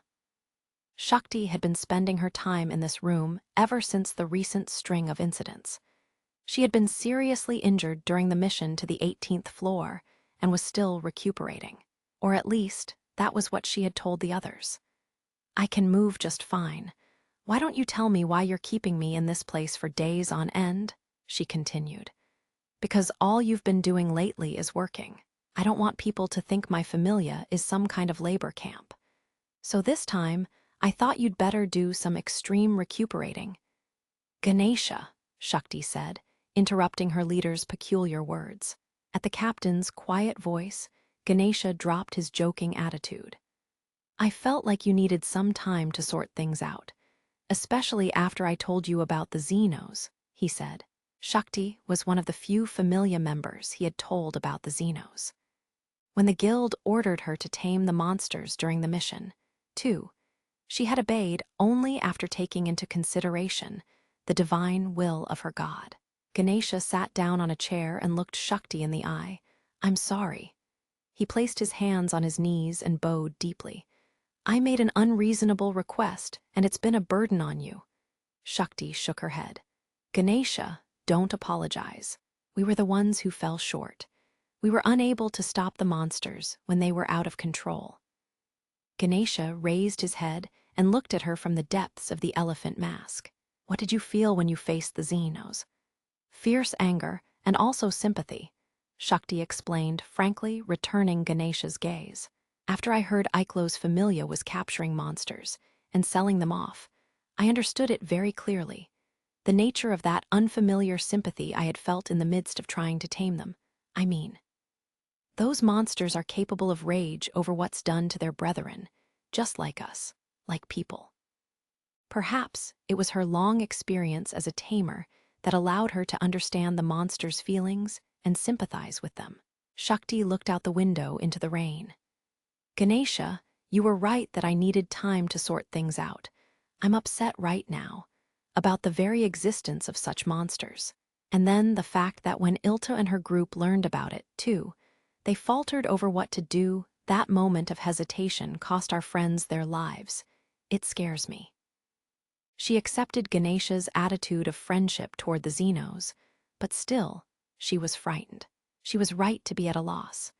Should they abandon the Xenos or save them? If she were forced to choose, she would of course pick the former. She was not a fool. Ganesha had been quietly watching the faint reflection of his familia member in the mirror as she lowered her eyes. Now he spoke. The road to Neo-Ganesha, mastery of man and monster, is a difficult one. What are you talking about? Her serious reflections were abruptly interrupted by an absurd phrase she'd never heard before. Shakti turned toward Ganesha as if she had just woken from a dream. His mind elsewhere, he continued in a solemn voice. I am still Ganesha, man of the people. Shakti widened her eyes. I regret doing this to our Ranos, but at the moment, the safety of the children is the absolute priority. Ganesha, we will no longer participate in the search for the Xenos. Instead, if violence erupts between them and the adventurers, we will protect the civilians. We will protect the smiles of the children. Ganesha rose from his chair, walked over to Shakti, and looked down at her as if to ask whether she was ready to go. She nodded energetically and stood up from the bed. We'll increase the number of people working security to cover the whole city. I will join them as well. I will dispel their worries with my happy-go-lucky appearance. Ganesha exclaimed. No, Ganesha, we'll be fine without you. Ilta and her group are still at home, right? Yes. When I left them to their own devices, they very proudly announced they were going out to chase the Xenos again. I told them, since Shakti is resting, you guys rest too. I said if they broke their promise, I'd magically remodel our home again. So that's why they've been so quiet. Shakti and Ganesha left the room and walked around the home shaped like a giant, peculiar elephant. As they checked to make sure the Familia's core force were all present, including the first-tier adventurer Ilta, they discussed their next moves. Suddenly, Ganesha lifted his head and gazed out the window of the hallway they were walking down. What concerns me is how the other gods and goddesses are taking the current situation, he said. Do you think the other deities are aware of the Xenos? Mayach turned his back to the rain outside the window as he addressed Hephaestos and Take Mikazuchi. The three were in Hephaestos' Familia's weaponry store on Northwest Main Street. Leaving the information collecting to their Familia members, Mayach and Take Mikazuchi had come to see Hephaestos in her third-floor office. Perhaps not clearly, I don't think they've realized yet that these are monsters with intellect, but they do sense that they are out of the ordinary. Or rather, they're expecting to find something different about them. The three gods had learned about Ween, along with the main events of the past week, from their friend Hestia. Now all three were frowning and speaking in concerned voices to differing degrees. What if they do learn about the Xenos? If you think about it in terms of who's currently in Aurario, not many of the deities are as inflexible as Ares, but then again, not many are moderates like Hestia, either. I'm thinking 20% will call for expelling them, 10% for protecting them, and the other 70% will stir up trouble, Mayach said. Take Mikazuchi and Hephaestos continued to frown. Who knows what they'll do in pursuit of their personal entertainment? There's a high likelihood that things will spiral out of control. It may be best to conceal as much information about the Xenos as we can. I see you're saying it would only invite unnecessary chaos. The implication was that very few deities in Aurario actually acted the part, although these three didn't go so far as to claim they were model gods, either. Damn, Hephaestos grumbled as she rubbed her eye patch. Next to her, Take Mikazuchi slumped wearily, and Mayach sighed. Bell is a source for worry these days, too. To have gone and acted that flagrantly. I'm sure the other gods know he knows something, and they're watching him, Mayach fretted. The other two deities shared his concerned expression. Probably so. It's a bad situation. The red-haired, red-eyed Hephaestos pushed aside her bangs. I'll be honest with you. I'm reluctant to come down on the side of saving the Xenos, she said, abruptly changing the mood in the room. Hey now, what are you saying? Admit it, I'm right. Knowing Hestia's personality as I do, I can understand how she couldn't leave that orphaned Vuiver to die. But as long as they're on the surface, the Xenos are a poison, plain and simple. At this very moment, they're doing nothing but causing chaos, right? That's... Come on, Take Mikazuchi. You haven't talked to your followers about the Xenos, have you? Take Mikazuchi had interrupted Hephaestus in a surprised voice, but now he pressed his lips together. Any movement to integrate the Xenos would ignite strife, even more so among the children. Take Mikazuchi knew that, and that was why he hadn't shared the truth with Aoka or Chigusa. On the other hand, Hesja's children, who had accepted the presence of the Xenos, were mavericks, and that was precisely why they were on this precipice. Honestly, I don't even know if the Xenos are worth saving, Hephaestus said, not concealing her feelings about the irregular dungeon monsters whose existence not even the gods had foreseen. Mayach, who had been listening with eyes closed, spread his hands and looked at the other two. Well, let us come to some conclusion. He shook his waist-length sea-blue hair, his voice melting into the sound of the rain. Our decision is... So you've assigned it to Loki Familia, have you?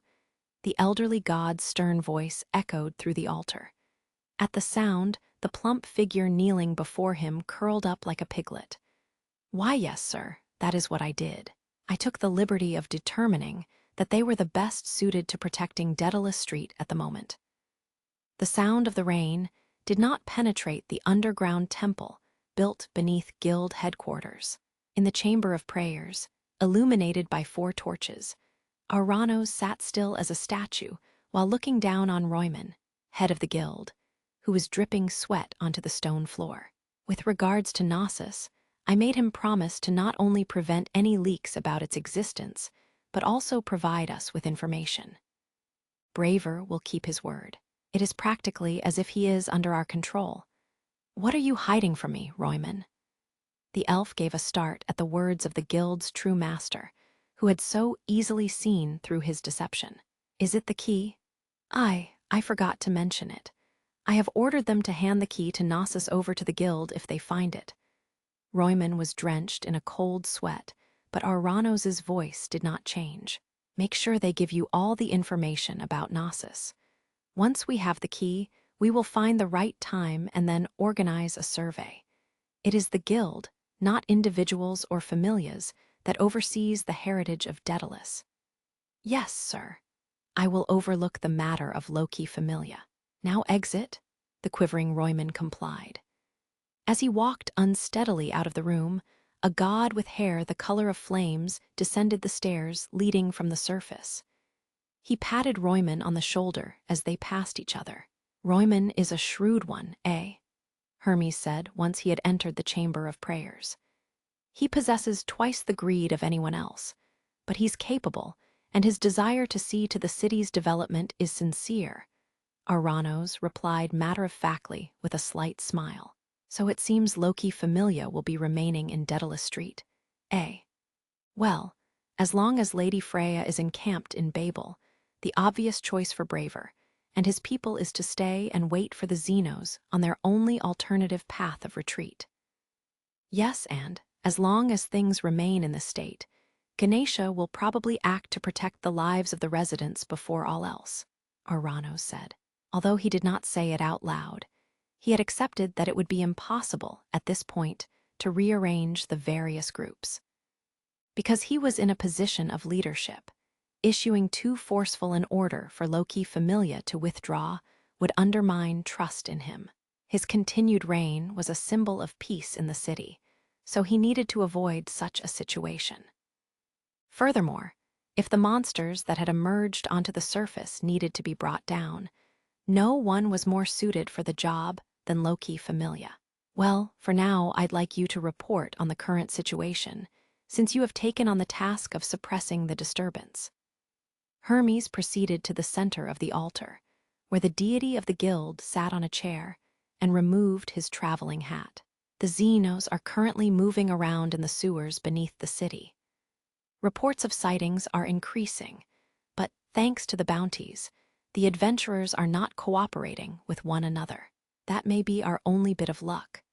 What about the Xenos who were separated from Fells? I haven't found out anything about them, not even how many were separated. Some of them may have been captured already by adventurers or less scrupulous gods.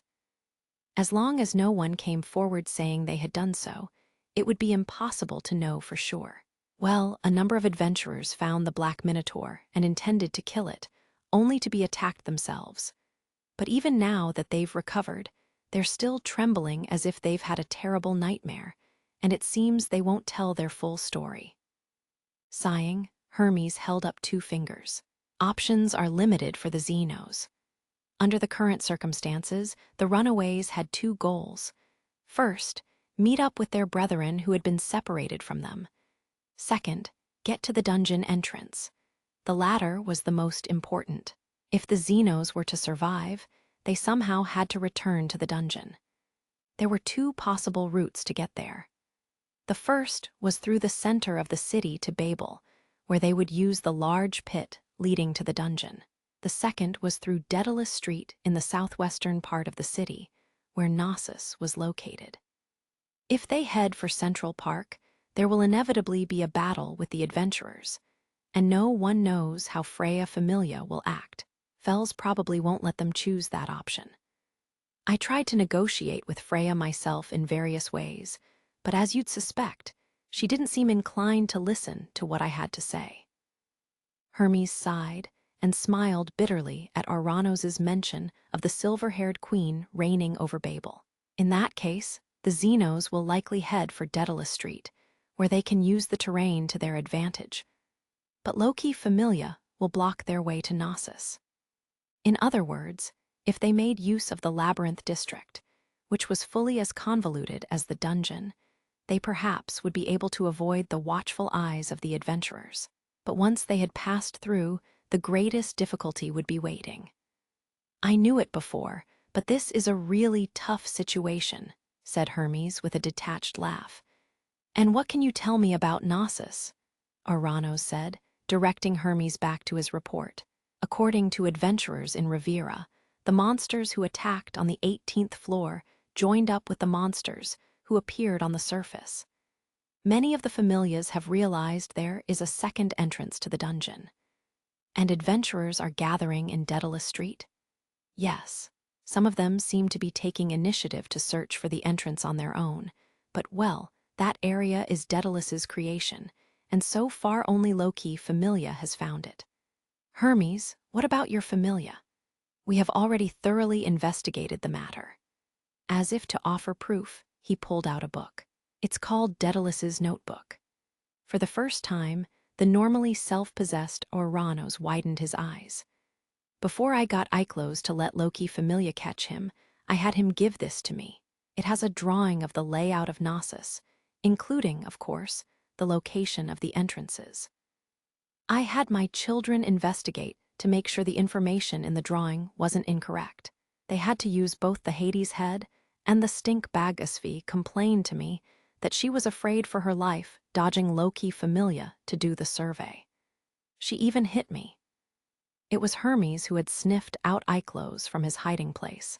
According to him, he had cornered the other deity and compelled him to give in to a number of demands, one of which included handing over Daedalus's notebook. Over the 4 days since the incident, his children had been surveying the area around Knossos on his orders, keeping quiet and staying in the shadows so that Loki Familia wouldn't notice them. Having explained matters up to this point, Hermes drew closer to the wizened god. Then he held out the book. I'll leave this with you. You need it, don't you? Ouranos squeezed his eyes shut as Hermes narrowed his own yellow-orange ones. The flames in the pine torches crackled fiercely. Surrounded by a swirl of sparks, the wizened god reached out to accept the ancient volume, along with all the consequences it entailed, and slipped it into his pocket. Hermes flashed a smile and backed down from the altar. Hermes, what do you plan to do now? Well, as I said before, my concern is with Bel. Hermes had brought up the matter with Ouranos 2 days earlier in this very room. At that time, he'd stated very clearly his divine will as a deity. He felt it would be wrong for Bel to lose his name and honor and then withdraw from the action, and therefore Hermes was betting everything on the boy. people's disappointment in Bel, and their labeling him an enemy of the people, would only get in the way of his progress down the noble path. That was why Hermes was acting now behind the scenes. I've ordered Asfi and the others to do a number of things. Beyond that, it depends on how the boy reacts. Hermes was certain Bel would be unable to sit by and do nothing. He laughed lightly, as if he were watching the situation from afar. Let me ask you a question, Aranos. The Xenos and the ruined sage who is leading them, what do you think they will do next? Aranos at first said nothing in response to the question about the assistant with whom he had spent countless centuries. Finally, after a long pause, he answered, "As for what Fels will most likely do next, Leto, can I have some of your blood?" Fels asked. Even in the subterranean dimness, the black-clad mage could hear the sound of the rain. Blood? Yes. If I were physically whole, I wouldn't need to ask you, but, well, you are a skeleton, after all. Don't say that, the mage responded with a sidelong glance. Leto scratched his arm with his sharp claws. Fels withdrew a feather pen from his pocket and dipped it in the red blood from the ragged wound. As the blood soaked in, the feather turned red, and a similarly colored liquid oozed from the tip. "Is that a magic item?"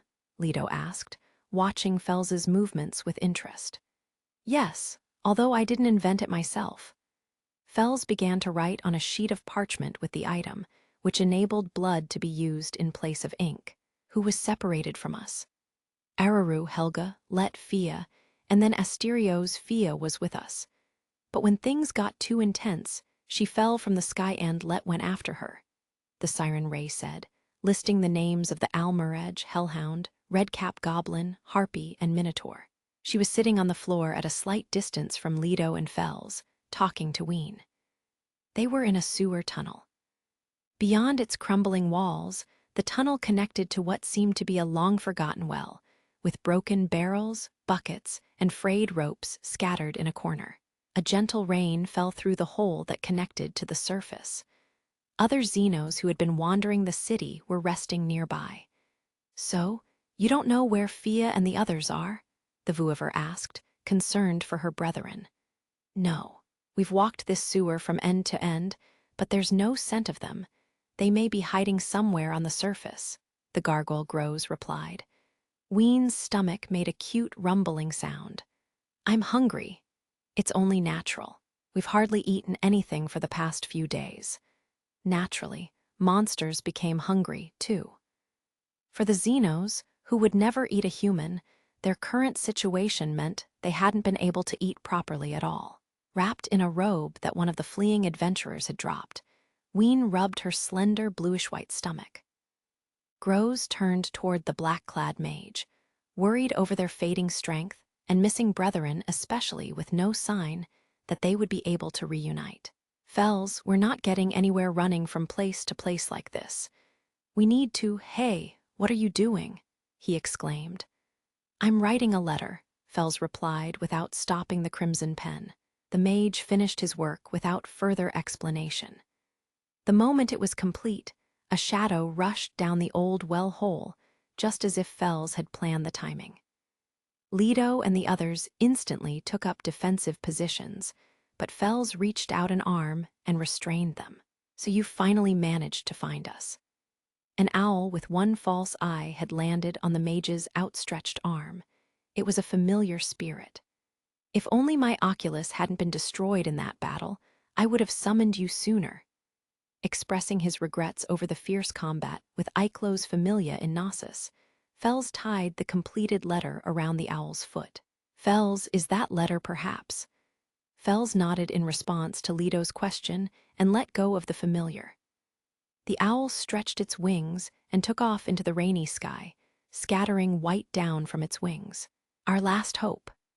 Like a late monsoon season, rain falls in unceasing sheets on Aurario. But I doubt even this rain can wash away the tangled and hopeless mood gripping the city. I gaze out the window of my room at the streets stretched beneath an ashen sky. Though I've returned home with the goddess, I still can't escape a certain feeling, like I'm being watched. The moment I left home, I sensed many eyes on me. At first I thought it was the townsfolk, but as I grew more sensitive to the gazes, another possibility began to whisper into my ear. Something far less organic than either anger or mockery. Could it be surveillance? Am I being watched? If so, is it me they're interested in? Or Hestia Familia as a whole? I've been standing by the side of the window in order to conceal myself, but now I lean halfway out and scan the area around the building. Outside the iron fence enclosing our home, I glimpse a figure darting around the street corner and out of sight. Og, I step away from the window and leave the room. I hope I'm mistaken. My heart pounding unsteadily in my chest, I head for the place where the goddess and the others are gathered to tell them what I've been feeling.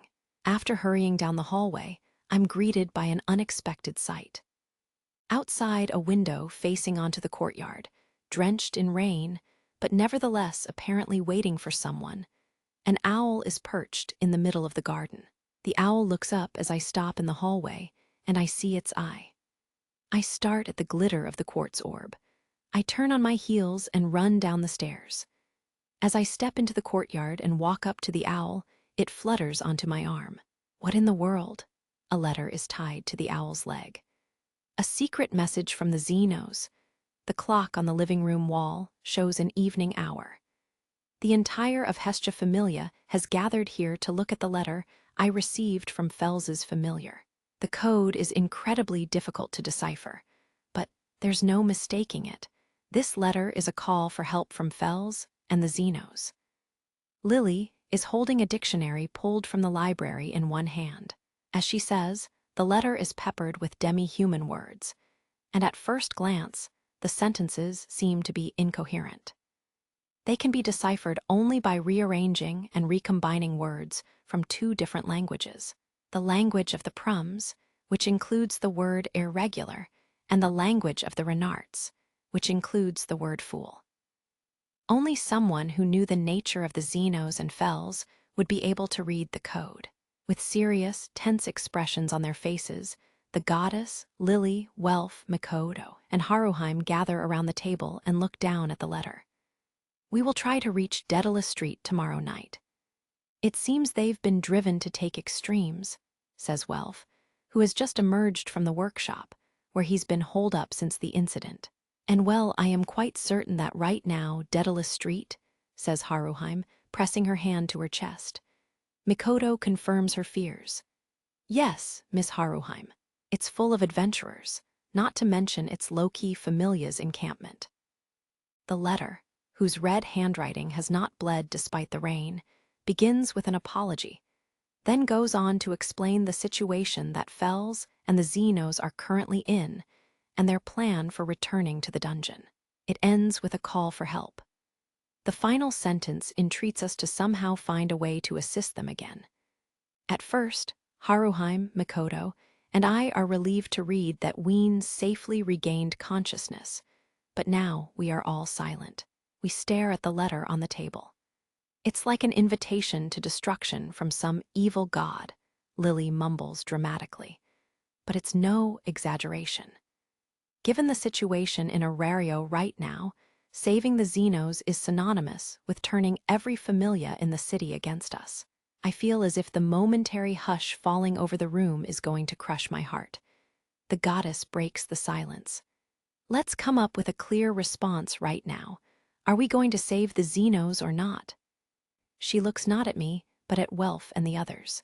Before anyone else can open their mouth, I fire my words at the goddess's averted face. Goddess, this is something for me alone to. Belle, this isn't just your problem anymore. The moment you, our captain, took action, it became the Familia's problem as well. So that's enough double talk from you. I feel like my heart seizes up at her apparent criticism of my behavior as leader. She shifts her gaze from my frozen form and poses her question to Lily and the others once again. Everyone, please make your choice. Will we be allies of the Xenos and live as outcasts, or will we abandon them and return to our ordinary lives? This is the same choice I was faced with as well. I was caught between Ween and low-key Familia, forced into a binary choice. Now, the goddess is putting that choice to the others. I don't want them to choose either path. That is the true feeling in my deplorable heart. I stand there like a criminal waiting for his verdict to be handed down, and my memories of the labyrinth district mix with guilt over acting immorally. Lady Hestia, Welf says, raising his hand. Can I add one more option? What would that be? We move sneakily to bring those guys back to the dungeon. That way we don't get scolded or mocked. At first, I'm so stunned by his words, I don't comprehend them. Welf is grinning, and the goddess, too, is smiling as if she's just grasped everything fully. Look here. Welf draws a dagger from the sheath at his waist, his flame-red hair bouncing. This is a magic blade. I have 3 more in the workshop. I thought that's what you were up to when you were holed up in there all that time, Lily says, heaving a sigh. She looks at the Deepakwa blade as if she already knows all about it. I knew what we'd have to do, and I knew we didn't have much time. In order to save the Xenos, yes, I had to put aside my foolish pride. If we don't have something like this, we won't be able to get around the other adventurers. I am still frozen in place, although now it's because of sheer surprise. I can't believe that Welf has announced so clearly he intends to save the Xenos. What's with the strange face, Belle? Welf says with a questioning look. WH, what do you mean, what? I can't help shouting. I abandoned you and did all that stuff without asking any of you. And I caused our familia all kinds of trouble and pain as a result. I was so sure that all of you detested me. All the feelings and doubts I've kept locked up inside until now spew out uncontrollably. I'm sorry. It's not that I expect to be forgiven, but I'm sorry. As I desperately try to get out those words, Welf beats me to it. Belle, I told you before, don't apologize. A memory springs to mind. This is what familias do, right? Support one another. Stir up all the trouble you want. I've got no room to complain. That was what Welf said to me in this very room during the mission to escort Ween to the 20th floor. As I recall them, I can't help but feel moved. But if you'll let me scold you a bit next time, don't leave us behind, okay? Welf grins. Next to him, Mikoto crinkles her blue-violet eyes.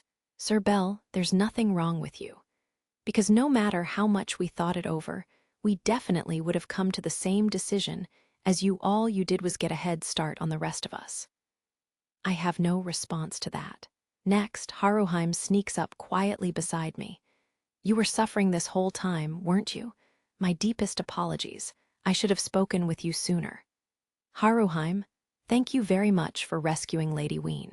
I am truly happy, she says with wet eyes, her smile and words unfolding like cherry blossoms.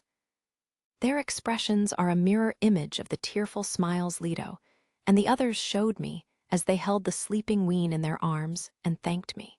Lily has been watching as I talked with Welf and Mikoto and exchanged heartfelt looks with Haruheim. Geez, you are all so soft-hearted. I'm not ashamed to say it. I feel differently than you. I am still completely against rescuing the monsters, she screeches, as if she has reached the limit of her tolerance. Her face was turned away, but now she slowly widens her eyes and looks up at us. But there's nothing to be done if the majority has decided otherwise. Lily. A smile spreads over the prom girl's face like a sunflower.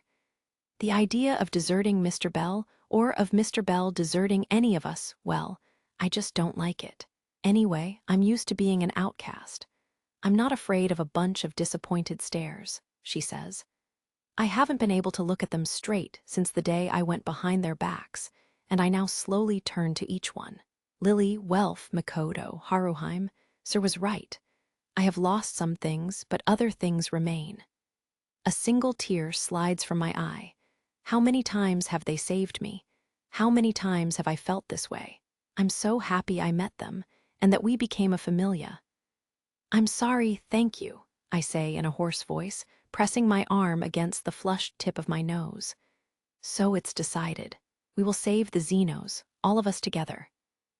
Our goddess, who has been watching us with kind eyes, brushes away the sentimental atmosphere with her bright announcement.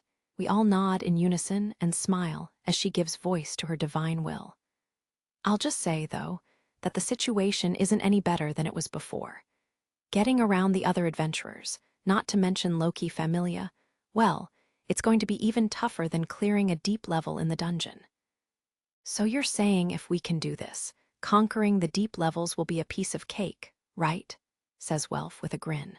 Don't get carried away now, Lily responds, glaring at him. And with that typical exchange, the old Hestia Familia is back. We've got ourselves some fine opponents, that much is certain in fact. They may be a bit too powerful, says Makoto. Anything for the sake of Lady Ween and the Xenos, replies Haruheim. Both of them look resolute. Everyone is already aligned toward the same goal. Okay, Belle, get us in the mood. Give us a few words and speak up when you do. Welf says, turning to flash me a fearless smile. Piggybacking on his mood, the goddess is suddenly excited. Yeah, Welf, good idea. Let's all get in a circle. That kind of thing is embarrassing, says Lily. Ha, supporter, this is an order from your leader. You must obey. Of course, now of all times. Mikoto and Haruheim giggle at the sight of the smug goddess and the grumbling Lily. As for me, I'm well past my bout of crying. I wipe my face and rush over to join the circle. The goddess extends her arms into the middle, and everyone else does the same, overlapping their hands in the center. I follow their lead. Okay, then go ahead.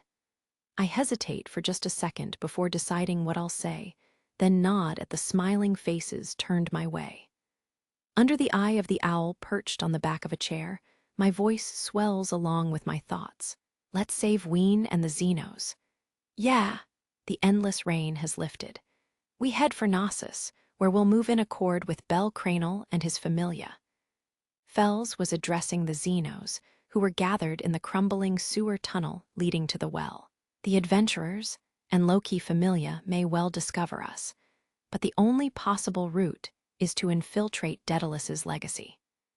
We could probably also take the underground route that leads out of the city, but that is most likely a single road with no forks. Loki Familia will unquestionably have strengthened their defenses, and if they are lying in wait for us, we will be helpless.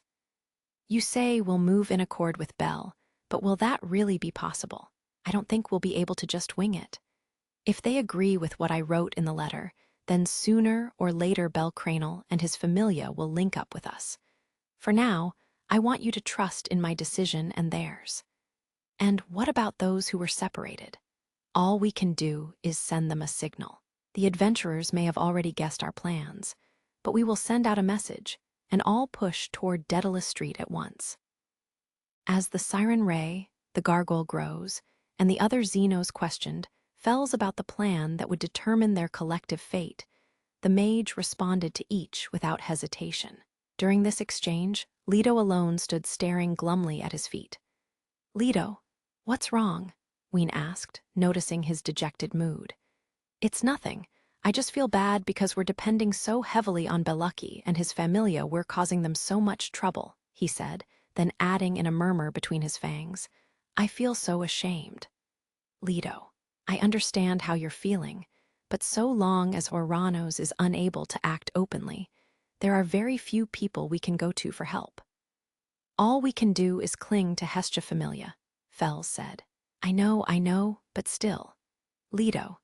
Ween stretched out a hand and stroked the lizardman's arm, her fingers gently catching hold of the scarlet scales. You know what Haruheim told me? On the surface, there's a story called The Grateful Snow Spirit. Grateful? Yes. To thank the people who saved her, the spirit brought them all sorts of things. So one day, we, too, the garnet-like red stone in her forehead flashing, Ween beamed with joy. We, too, can give lots of help to Bel and the others who help us, right? Leto looked in surprise at the innocent eyes that smiled up at him. The girl who had cried incessantly after being separated from Bel was nowhere to be seen. Ween, you've changed. Turning to ash and falling into the abyss of death seemed to have awakened her, albeit unconsciously, to the cruelty of mankind, and also to the equally powerful beauty of their potential for kindness. She had been held and fulfilled by the humble dream in the heart of the boy. She had been saved by the kindness, perhaps the foolish kindness, of a single person. The vouivre had been pulled from the dream she had held through many lives and found a new desire, a wish to take the kindness that had enveloped her and give it back to someone other than herself. Yes, she had changed since meeting the boy. Standing before the puzzled wean, Leto squinted his brilliant yellow eyes as if blinded by light. Yes, you're right. If we get through this, we'll have a lot of favors to return to Belucky and his familia. Yes. Ray, Grows, and the other Xenos watched gently as Leto and Ween smiled at each other. Even Fells's black robe shook, as if the skeleton within were laughing. Let's get back to talking about how to get to Knossos, the mage said, withdrawing a magic item engraved with a D from the dark robe's depths. Our only advantage is that we possess this key. Fells held up the orb of Knossos, embedded within the ingot, and passed down through the Daedalus lineage. This orb would allow them to open and shut the orichalcum door. Is that the one I stole from the man I killed? Grows asked. If Asterios is alive, he should have the other one, says Ray. The key that Fells held was the one that had belonged to Glenn of Eichlow's familia. After Glenn threw the cursed spear at Ween during her rampage, Grows killed him and Fells took the key from his hand. The other key, the one Bell had taken from Lyu's pouch, had made its way back to the Black Minotaur. The hunting adventurers and low-key familia have probably not been able to get their hands on one of these. In other words, yes, as long as we know the location of the entrances, we can enter Knossos from any of them. And once we close the door behind us, even low-key familia will not be able to follow us. In other words, if Fells and the Xenos made it to Knossos, it would be their victory. Illuminated by a dim ray of light that pierced the darkness, a Lamia and a troll clapped excitedly. All that remains is to do as I said at the beginning. Rely on Bel Cranel and his familia to help us reach Knossos. When you say help us, do you mean they'll meet up with us? No, Bel will act as our decoy. The instant Fells said so, the Xenos, among whom Bel's popularity was currently sky-high, raised their eyes toward the mage one after another. Leto, Ray, and even Grows frowned, and tears came to Ween's eyes. Fells, do you plan to use Bel and his familiar again? What scum! You dirty old bag of bones. I hate you, Fells. Wait a minute, stop slandering me. My bones have nothing to do with it. And Ween, your tears are killing me, so will you please listen to everything I have to say first? The living skeleton shrieked. The scorn of the siren, the harsh words of the gargoyle and lizardman, and more than anything, the tearful glare of the vouivre were too much to bear. A more detailed explanation of decoy soon followed. Due to the recent string of events, Bel Cranel stands out too much. Even now, he is the target of criticism and envy throughout the city, and probably suspicion as well. But we will use that to our advantage. By creating a diversion, Grows murmured. Yes, by acting independently of us, he'll draw away the attention of the adventurers. The gods and some of the other forces in the city most likely had sensed that Bel Cranel was at the center of the current affair, Fells explained. While their attention was turned toward the young adventurer, Fells and the Xenos would move stealthily toward Knossos. Leto and the others seemed satisfied with this explanation, but Ween looked sad. So does that mean we won't get to see Bel? It does. Please find some way to accept that, Ween, Fells urged her. The mage in black then explained the core of the plan. We will shift the attention of low-key familia to Bel Cranel. And that's probably what our opponent is thinking. Leaders and lower-level members of low-key familia alike had gathered in their encampment in a corner of the Labyrinth district, where Finn was conducting a meeting. The armed monsters will probably use Bel Cranel as a diversion and attempt to enter Knossos. So we'll pretend that we've fallen for their trick and lay a trap in a different location. But the important thing will be to pay attention to what's happening in the opposite direction of Bel Cranel. Now that the rain had lifted, the curtain of night had fallen over Daedalus Street. The faces of the adventurers were illuminated by phosphorescence from the magic stone lamps they had hung around the campsite. As Finn explained their next moves, a buzz passed through their ranks. "Hey, Finn, is that mangy rabbit really working with the monsters?" the werewolf Bite asked with a sour look. "In a bad mood, Bite?" Reveria said. "Shut your mouth." Finn watched Bite as he snapped back at the high elf. Though he was staring at him, however, he worded his response with the silent eyes in mind. "At the very least, Bel Cranel is in a position to be used, whether of his own free will or because they're fooling him. In any case, Bel Cranel cannot be our ally this time. Please be aware of that." Eyes and Tiona, both of whom had accompanied Bel during his special training for the War Games, appeared to believe that would be difficult. Sitting beside the mute golden-eyed, golden-haired sword princess, the artless Amazonian girl locked her hands behind her head. I didn't really get that, but basically you're saying that if we let the Argonaut distract us, everything goes down the drain." "Yes. Of course, we can't just let him do whatever he wants, so right now Cruz and a couple of the others are watching him." "Better yet, Captain, why not capture him before he has a chance to do anything?" Tione suggested with her typical Amazonian penchant for wild ideas. Finn responded with a wry smile. "Well, despite how everyone is treating Bel Cranel like a villain right now, there's no definite proof against him. If we did something like that, I think we'd end up getting criticized ourselves. The guild already has its eye on us. It would be scary if we got on the wrong side of the goddess Hephaestos, as she's friends with Hestia Familia." Tione frowned before continuing undeterred. "Seems like a complicated mess. But Captain, one more question. I know the armed monsters are highly intelligent, but are they really smart enough to come up with a strategy like that? They've got a leader of some sort, isn't that right, Gareth?" "They do indeed. When the battle took place here, I watched from the top of a building. I saw someone wearing a black robe. I'm not sure if it was a monster or a person, but it seemed to be some kind of tamer," Gareth responded to Finn's question. This answer satisfied Tione. Suddenly, Tiona spoke up as if she had just remembered something. "Speaking of which, are you sure we don't need to search the sewers? The other adventurers have caught sight of the monsters down there a few times, you know. That would divide our forces. If our defenses here in Arario are too thin and the monsters break through, it will all be over.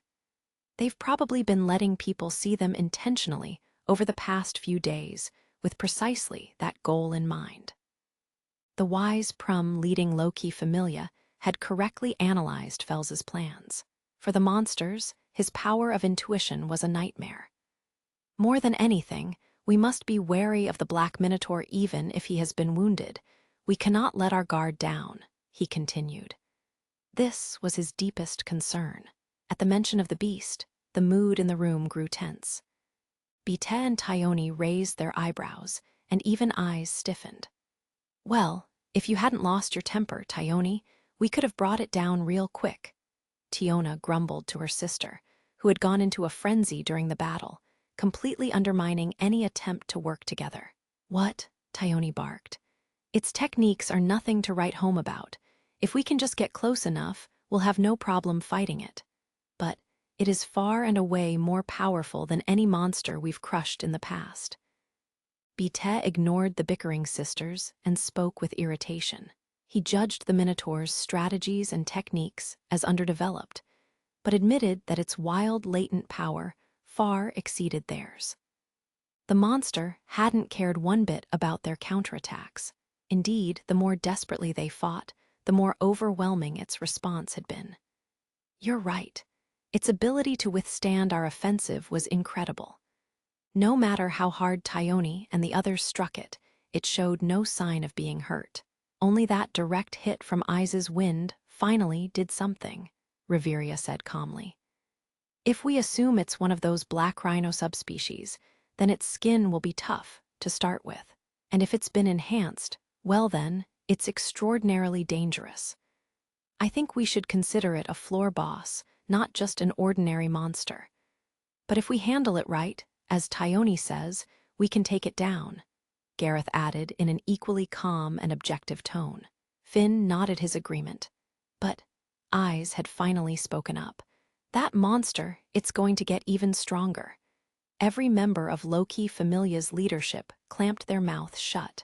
Her words expressed what all the first-tier adventurers had intuitively sensed. The black monster was still in the midst of its development. The other adventurers gulped audibly. "We'll kill that black minotaur if it's the only thing we do. If it's still developing, then it's quite dangerous.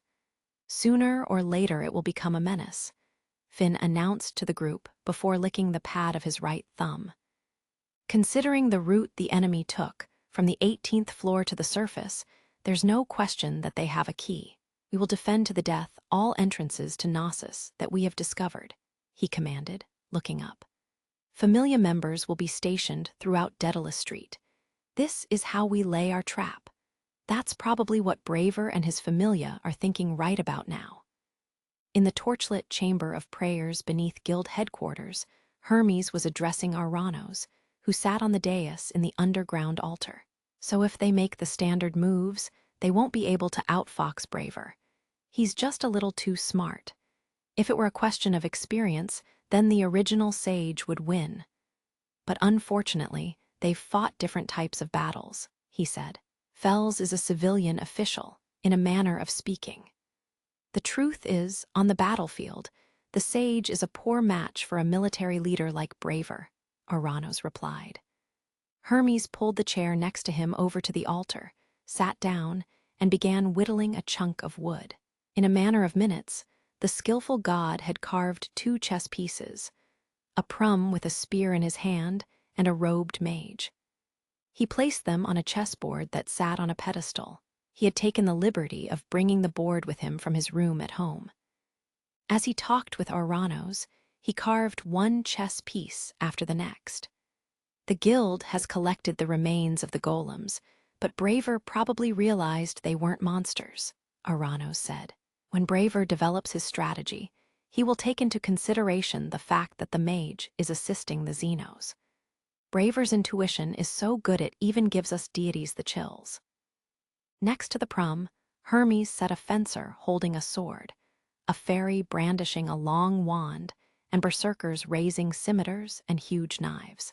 Around the mage, he placed a lizardman and a gargoyle. Finally, the human and monster encampments on the chessboard were complete.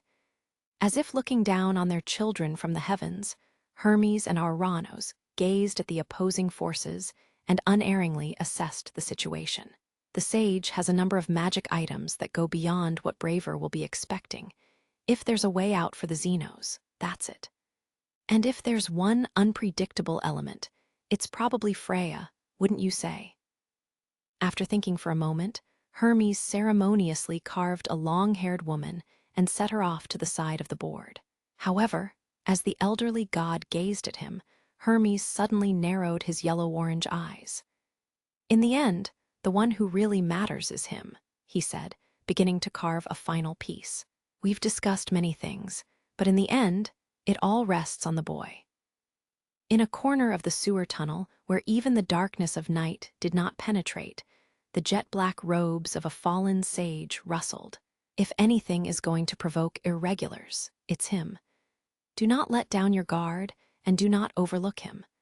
That adventurer will leap far beyond our expectations. He's done it in the past, and he'll do it again." In the momentarily hushed labyrinth district, the brave prum narrowed his blue eyes. "Everyone is looking at you, so dance, cheerfully, humorously, just like they're all expecting. I'll be there for you." As sparks flew from the pine torches on the ancient altar, the god set down the carved rabbit in the center of the chessboard. Yes, he held the key. In different places, but at the same moment, the fool, the hero, and the god raised their voices in unison. Bel Cranel. Chapter 3. The night before battle behind the breaking clouds, a hazy moon shone faintly. The rain had lifted, but the sky remained overcast. The city was as dark as the bottom of the sea. Normally, the streets sparkled like a spilled jewelry box, but tonight fewer than usual magic stone lamps had been lit, and the usual lively hustle and bustle was nowhere to be found. The silver-haired goddess looked down on this quiet Arario from Babel, the huge limestone tower that stood in the center of the city. She was standing in front of the enormous sheet-glass window on its top floor. "Lady Freya, may I ask you a question?"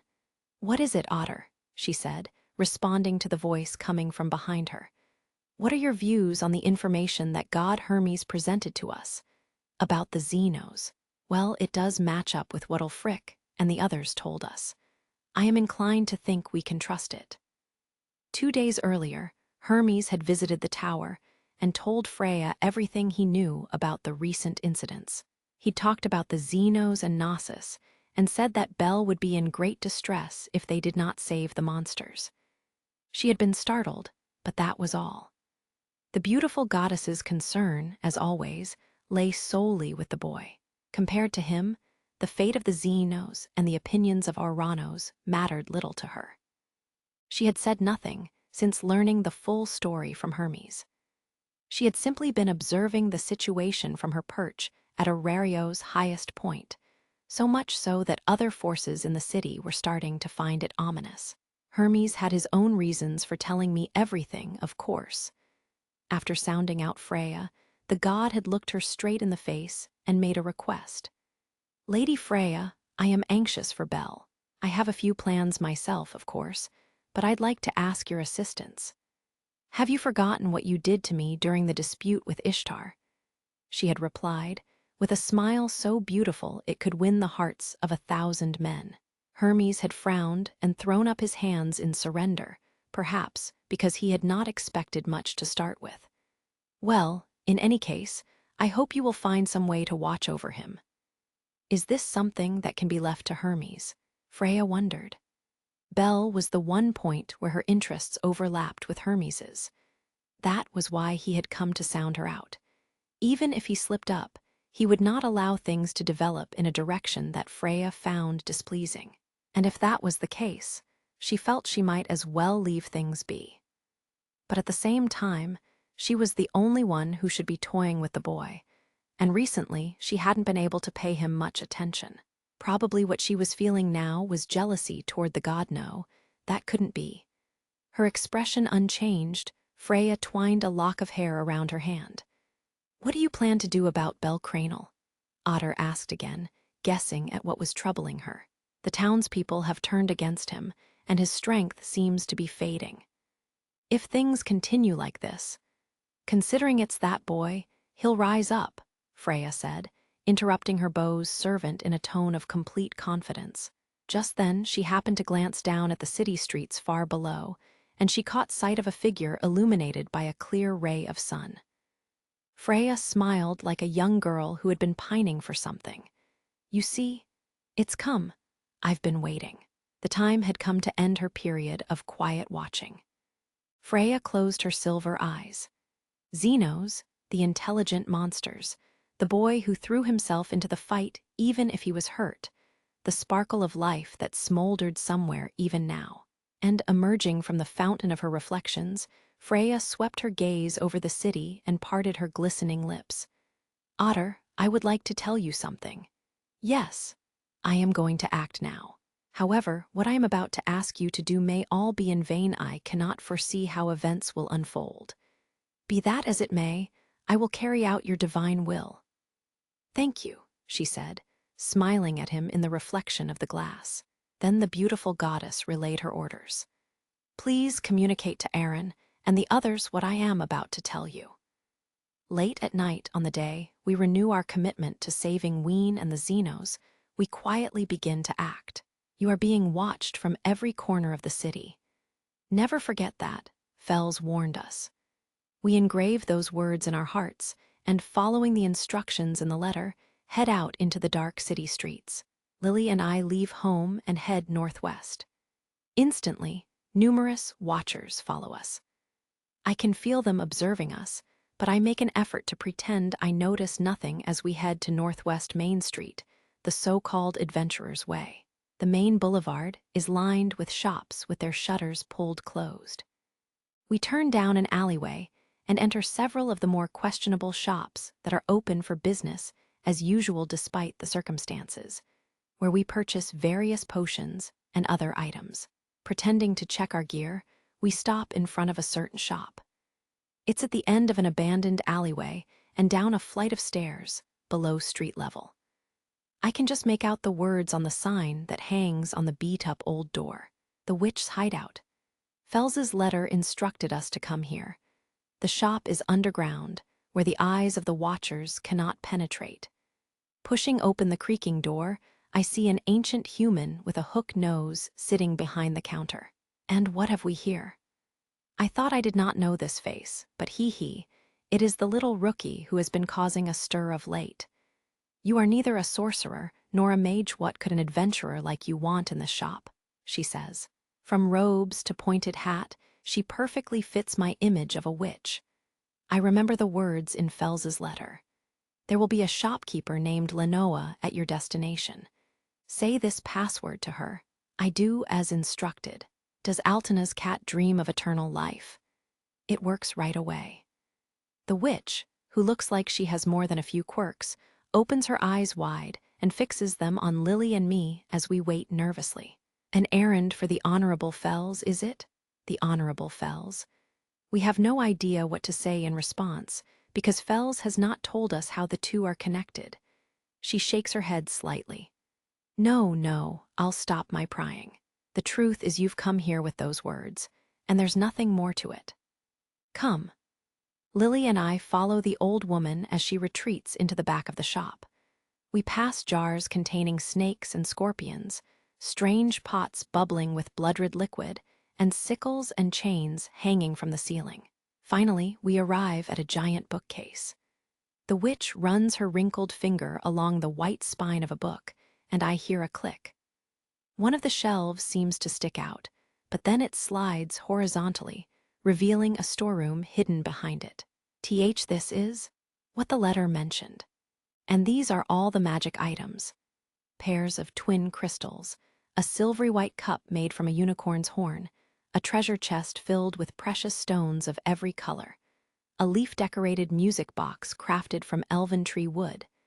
The cavernous room is overflowing with magic items I have never seen before, each carefully constructed by the sage.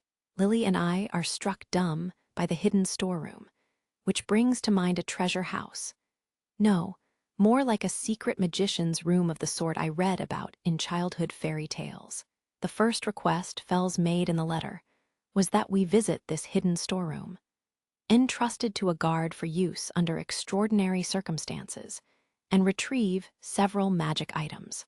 The Honorable Fells only has time for those twisted gods and goddesses. That immortal being has no love for those who wither and die. In all the generations that my family has watched over this storeroom, you are the first to have come bringing words from the Honorable One. The shopkeeper whispers slowly from behind us. She speaks to us as if we are nobles worthy of the greatest esteem and affection. Her words are suffused with compassion. Then she retreats, leaving us alone in the storeroom. Take whatever you wish. I hope you will be able to help the Honorable One in some way, she says on her way out, without turning around. Lily and I nod at her back. Time is short. We search through the storeroom, hastily stuffing our backpacks with magic items. Mikoto, are you sure we're not being tailed? Do not fear, Lady Hestia. Most of them seem to have followed Sir Bell and Lady Lily. Hestia and Mikoto had waited for a while after Bell and Lily left home, then snuck out as well.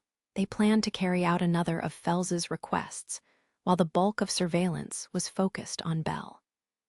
Evading the few people shadowing them with a stealth that would put ninjas to shame, they arrived at a dim street with a sign reading 4th Street. Hestia had seen it before. I'm sure I was brought somewhere nearby, and the letter said it was around here, 2-0. As Mikoto peered cautiously around, Hestia found what she had been looking for, a certain wall near an alleyway. She manipulated the pattern carved into it as the letter had instructed, and then pushed. Without a sound, an opening leading underground appeared. Okay, Makoto, I'll be back. All right, I'll be waiting for you. No sooner had Hestia slipped through the hole than the stone wall closed behind her. She recognized both the stone passageway before her and the chill air floating through it. I never thought I'd be back here, she mumbled. Holding a magic stone lantern in her hand, she proceeded down the man-made passageway as if the mage had kidnapped her and was pulling her along. At the end of the corridor, she again followed the instructions in the letter, unenthusiastically chanting the words, "Open Sesame." As the wall slid open, she saw a large altar on the other side. "Oh, Hestia, is it? Hello, Aranos. I hope you don't mind that I took the secret passageway." She was standing in the chamber of prayers beneath guild headquarters as per Fells's instructions. "Oh, has someone been here?" she asked, noticing the displaced chair and chessboard. "Yes, Hermes," Aranos replied. She was puzzled, but wanting to finish her errand quickly, said nothing more as she approached him. "I have a message from Fells. The mage says to speed up the evacuation of civilians from Daedalus Street. You're probably already doing that, but apparently the battle is going to begin very soon." "I understand. In addition, you're to give us the map of Daedalus Street that Fells drew up before long with all the information you currently have about Knossos." Aranos closed his eyes. Then he slowly opened them and pulled out an old volume. It was Daedalus's notebook, which Hermes had given him. He looked down at what he grasped in his hands, then held it out to Hestia. "Take this. It is Daedalus's notebook." "Hey, are you sure we're doing this right?" Welf asked, not hiding his unease. I don't know, but all we can do is trust Fells and wait," the flustered Haruheim answered. Belle, Lily, Hestia, and Mikoto had returned home and were currently gathered with Welf and Haruheim around a crystal set on the table. They had been waiting with bated breath in a back room of the building, with no change in the crystal, when suddenly it began to glow with a faint light. "Can you hear me, Belle Cranel?" "Fells!" At the sound of the mage's voice, Belle let out a joyful greeting. The image in the crystal showed Fells and a number of Xenos gathered in a dim space that appeared to be a sewer. "First, let me express our gratitude. Goddess Hestia, we deeply appreciate your generous compassion," Fells said. "Let's skip the formalities, Fells. This is only the second time we've talked, but there was no way I could leave Ween and the others to their own devices. Anyway, it was Belle and the other children who decided." Suddenly, the Vuiver poked her face out from beside the black-robed mage. "Belle, Haruheim, Lady Ween." Then Leto was there too. "Bellucky, and Lilicki too. I'm so sorry to ask your help like this again. That ship has sailed." They were using one of Fells's oculi, which were the most important magic items of all, according to the letter. When Belle and Lily had returned from retrieving it, and a great many other things, they had given one of the twin crystals to the owl familiar to deliver to its master. As Hestia spoke to the image of Fells in the crystal, Haruheim and Lily talked to Ween and Leto. The excited voices of the Xenos echoed from the oculus. "Quiet down, we'll be discovered," the gargoyle Grows scolded. The emotional reunion via the crystals was brief, however. Soon, Belle and the others began to discuss their plans for the coming hours and days. "We have 6 possible routes," Fells said, holding the brightly shining oculus. After asking Belle to aim the crystal at the plan of Knossos in Daedalus's notebook, Fells had carefully copied it out onto a parchment, which was spread on the stone floor so that the mage could use it in explaining the plan to the Xenos and Hestia Familia. According to the notebook, there are 6 entrances to Knossos, which lie below the central zone of Daedalus Street: northeast, northwest, west, southwest, southeast, and east, the mage said, one black-gloved finger tracing a circle on the map as it moved from orichalcum door to door. The Xenos stood motionless, gazing down at the map. "We will break through to one of these 6 doors and head for the dungeon." "By break through, you mean?" Lily asked, her voice echoing through the crystal. "Yes," Fells responded. "Loki Familia is tightening their defenses. We probably won't be able to avoid battle with them." a heavy silence fell over the group on Lily's side of the oculus. The Xenos were equally hushed. The monsters and humans shared a single terror, as each imagined the coming fight in Daedalus Street and the dreadful battle prowess of the city's largest faction. If we're going to do this, first we have to get as many low-key familia guards off the route as possible. Is that what you're thinking? Welf asked. Precisely, Fell said. As Welf had implied, they would need to keep the scale of combat as small as they could. Bell Cranel, I want you to distract low-key familia, Fells continued. Me, Bell replied, staring at the oculus that flashed as the mage spoke. Given your current situation, you are the most suited to this role. I'd like you to draw as much attention as possible.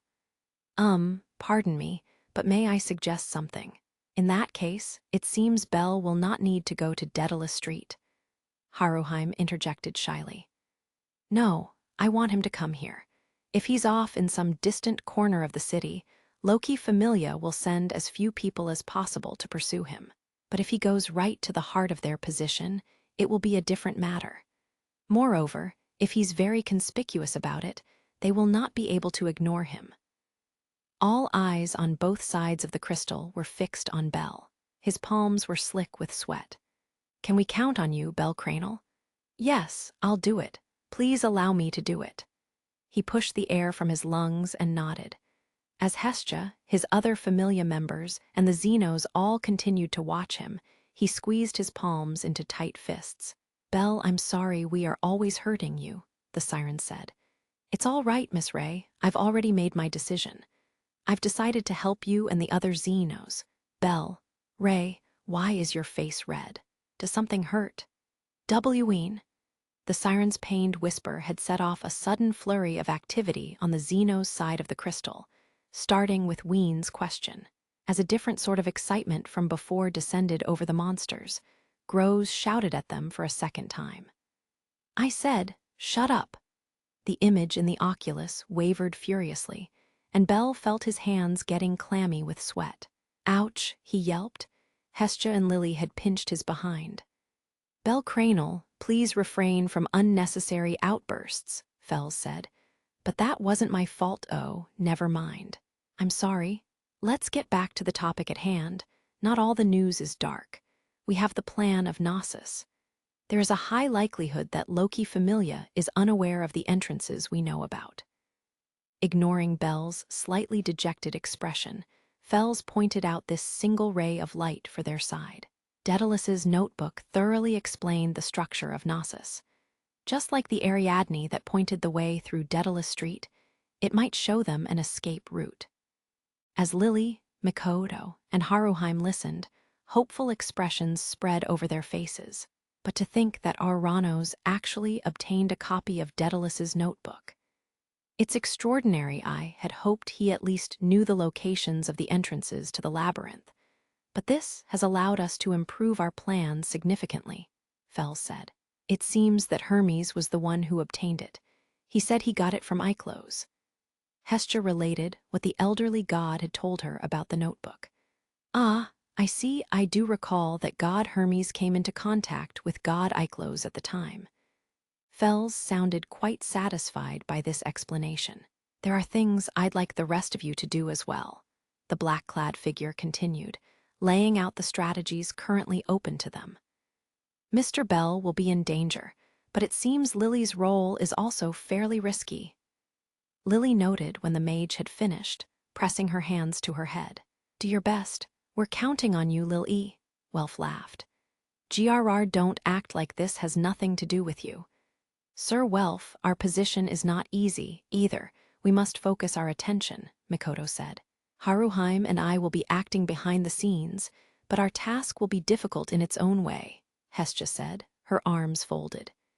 True, but I am ready to take on the challenge, Haruheim replied, pressing her hands to her chest. Bellucky, everyone, I am truly sorry and truly grateful.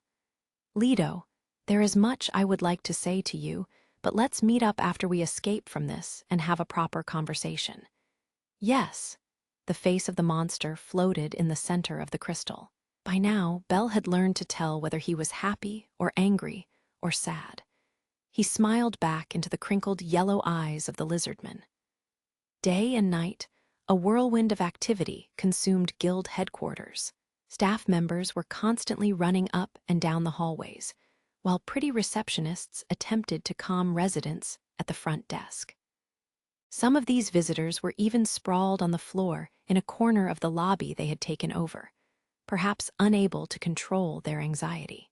However, this overwhelming crowd included very few of the adventurers who usually populated the lobby, aside from the few who came to get information.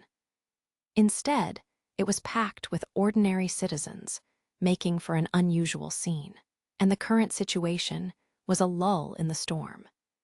The ensuing chaos and noise after the armed monsters appeared on the surface had been even worse than the aftermath of the destruction of Riviera, the town on the 18th floor.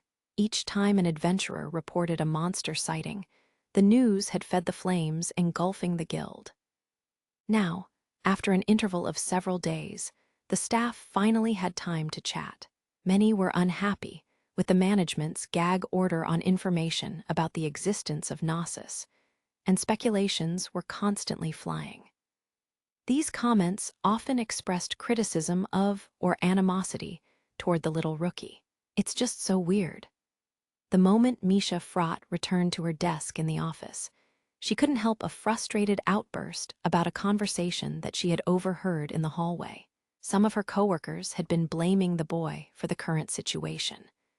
Iclos Familia's members are the ones to blame. Why are they acting like Ina's little brother? I mean, Belle is the criminal here. Her voice was totally disproportionate to her tiny 150-celch frame. Her peach-colored hair shook as she spoke. The other staff and receptionists on break in the office all pressed their lips together uncomfortably.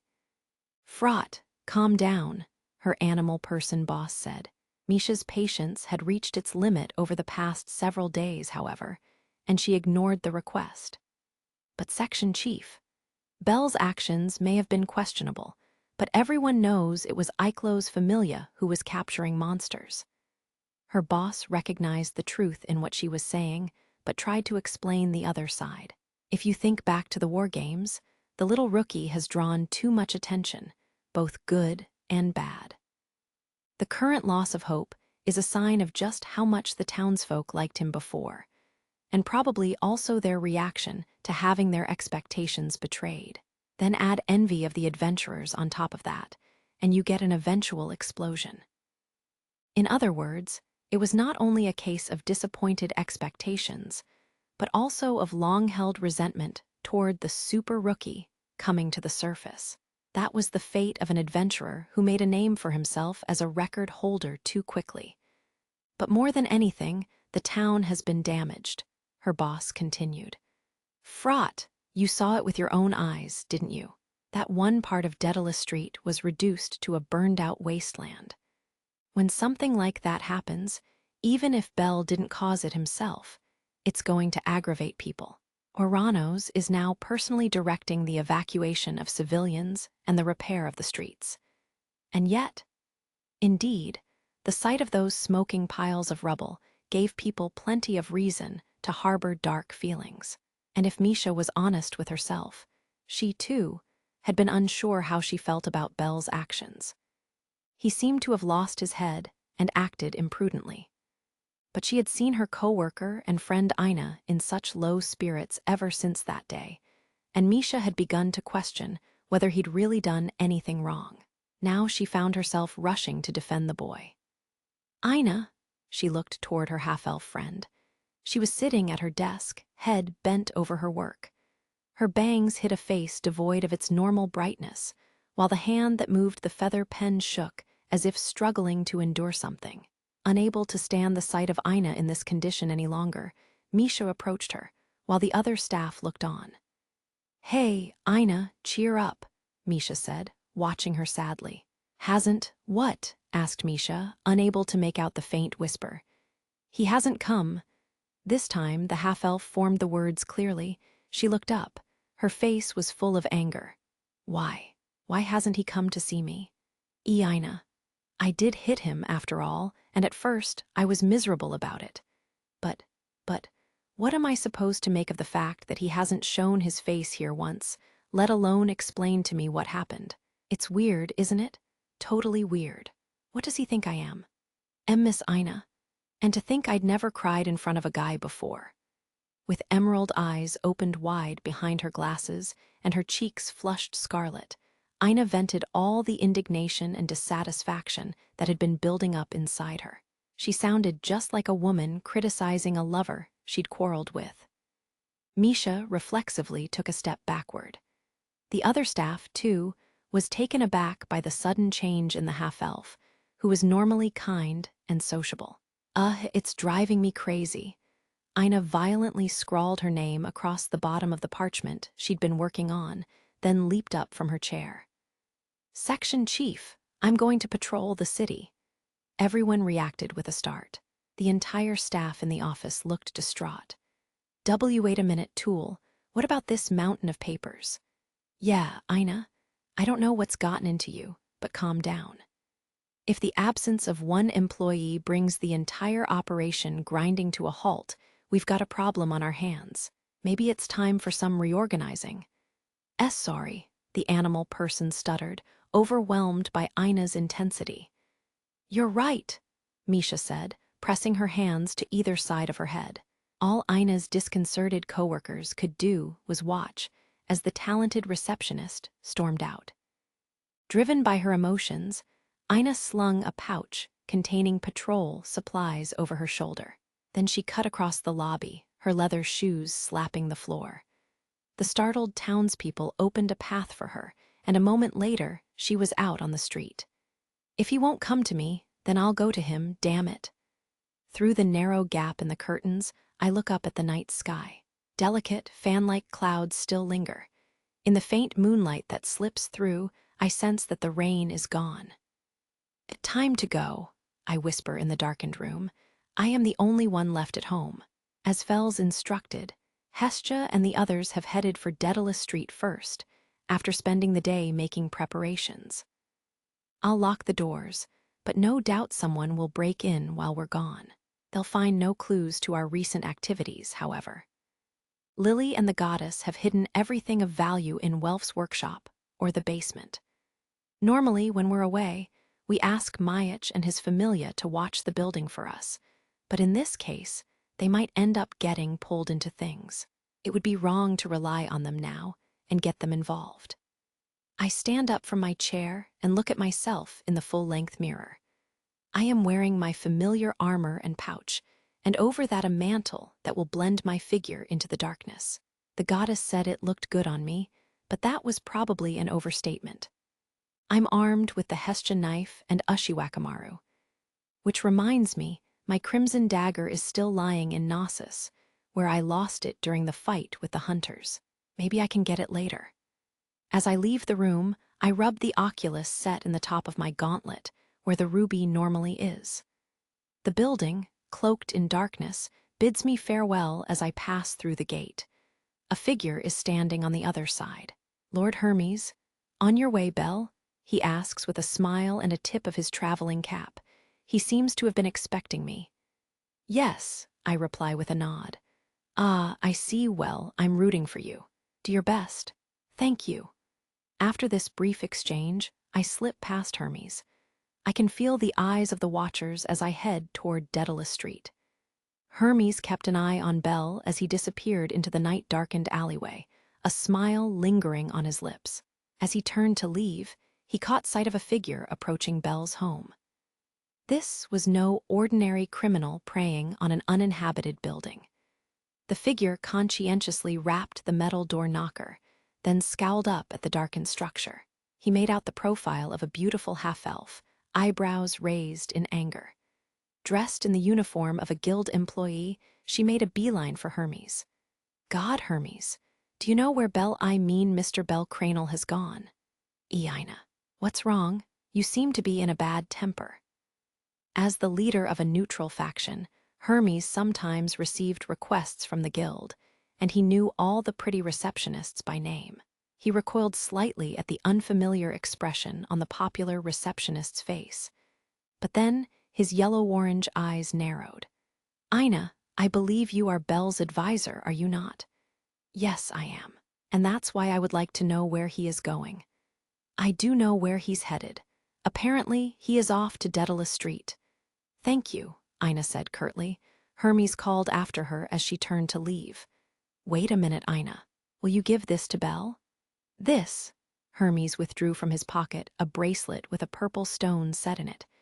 Careful not to raise her ire by touching her skin, he very nonchalantly placed it on Ina's wrist. Belle dropped this. "I wanted to return it, but I missed him on his way out. Sorry to ask a favor of you, but could you return it?" At first she looked suspicious, but after hearing the god's excuse, she consented. "All right, I'll do it." Hermes smiled slightly at her back as she walked away. Then he, too, vanished into the night. From our home in the southwestern section of the city, I head to Daedalus Street in the southeast. The instant I step into the tangled streets of the Labyrinth district, the other adventurers all stare at me.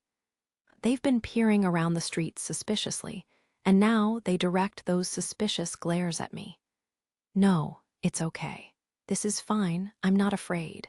I wander aimlessly down the street, succeeding in my goal of attracting attention. "Hey, little rookie, if you know something, how about telling us?" "I don't know anything." My god won't shut up about it. Keeps on saying you must know something about monsters.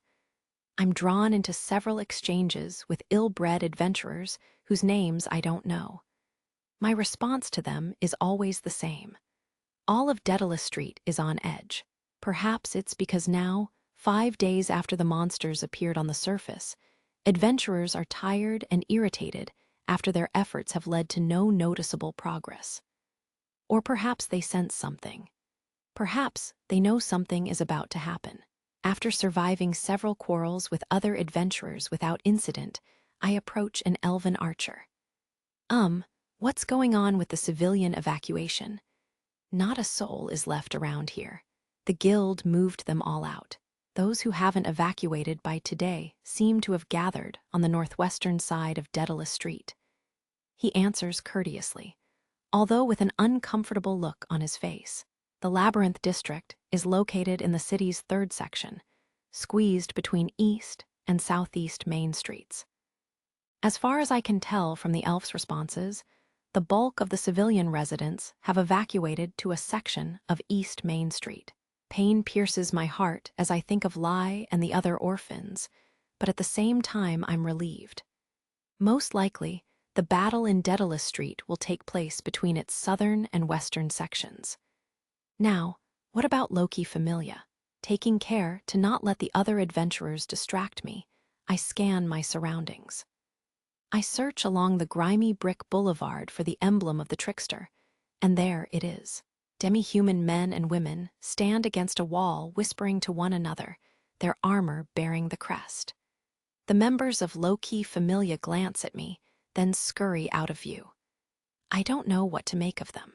They clearly recognized me before moving away, but I can neither talk to them nor follow them.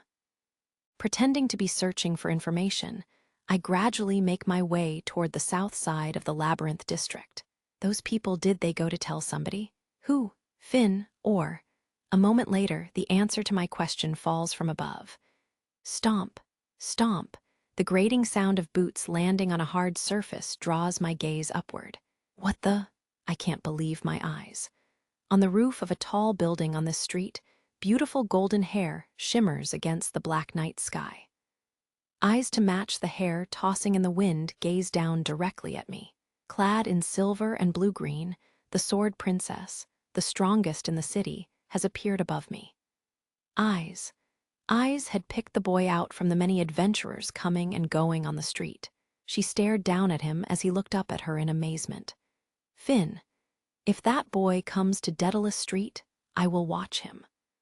Earlier, as the adventurers were preparing to take their positions after having rested, Eyes had offered her services to Finn. Really? Can you do it? Eyes, you've supported Belle Cranel too much. Honestly speaking, I'm afraid you'd purposely lose sight of him. he had responded. Belle's surveillance was the one thing that Finn had not intended to hand over to Eyes. I'll be frank with you, Eyes. Objectively speaking, Belle Cranel is a destabilizing force in Aurario right now. He's a risk factor. Given that, we need to do two things. First, be vigilant, and second, if the need arises, stop him from acting. Can you really do those things? Eyes had looked down for a moment from the eyes of her leader, which would tolerate no dishonesty. Then she nodded firmly. If he tries anything, I will stop him. If someone has to stop him, I want it to be me. And if a monster shows up, I will take it down. Eyes' words were an unadorned reflection of the mixture of duty and personal desire in her heart. Finn had peered into her unclouded eyes, then nodded. All right, he had said. He doesn't trust me, Eyes murmured, returning from her reverie and looking over her shoulder. But there's nothing to do about it.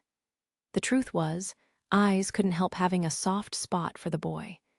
Chasing away these idle thoughts, Eyes focused her attention on the cityscape beneath her. As Alba and the other low-level members of the Familia told me, he's alone for now. The boy was still looking up at her. She had deliberately let him see her in order to keep him in check. And so her watch began. Eyes is here alone, watching me. This is the worst. I'm done for. Thoughts spring to mind unbidden the moment I see her.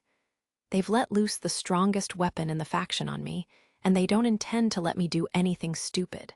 They plan to cut down our little tricks with one swing of their sword. Loki Familia has left my surveillance entirely up to Eyes. As I stand frozen in the middle of the street, the other adventurers follow my gaze upward and notice the sword princess. A trickle of cold sweat slides down my cheek. Pretending to wipe it away, I whisper into the oculus on the back of my left hand. Goddess, Miss Eyes is here. Ugh, really? The goddess's agitated voice comes back to me through the blue crystal, which is off so as to not show an image. Well, in one sense, it means you'll be able to keep that little Wallen something glued to your side. But if you need to, do you think you'll be able to shake her? That might be no, that definitely won't be possible. My role is to attract attention, and if the need arises, to find the Xenos who got separated from the group. It's a guerrilla position that capitalizes on my mobility. But that scheme has just gone up in smoke. I was supposed to be a diversion, but they've assigned only one person to watch me Eyes. And that means no matter how much I move around, Loki Familia's battle formation in Daedalus Street won't budge a selch. This must be Finn's work. As long as Eyes is paired with me, all our tricks will be foiled. Should I take advantage of the confusion to shake her off? No, it can't be done. Even if I use one of Fels's magic items, I brush my hand against the swell of the pouch hidden under my mantle, holding my breath. Just then, hey, eek! I let out a startled cry as hands tap both my shoulders. My heart pounding, I jump into the air. The adventurers around me start in surprise. Flustered, I turn around. Naza, her eyes drooping sleepily, dog ears hanging beside her face, and uneven sleeves hiding her ergetlam, her fake arm. The Mayach Familia captain addresses me in her usual flat voice and raises both hands. Hello, WH, what are you doing here? Well, I guess I'm here to help you guys.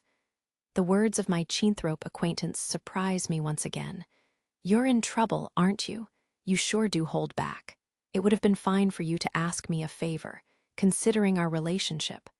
No, but Naza, don't you know what I did? I don't know the details, but let me guess, you got yourself into trouble again by chasing after some girl's backside.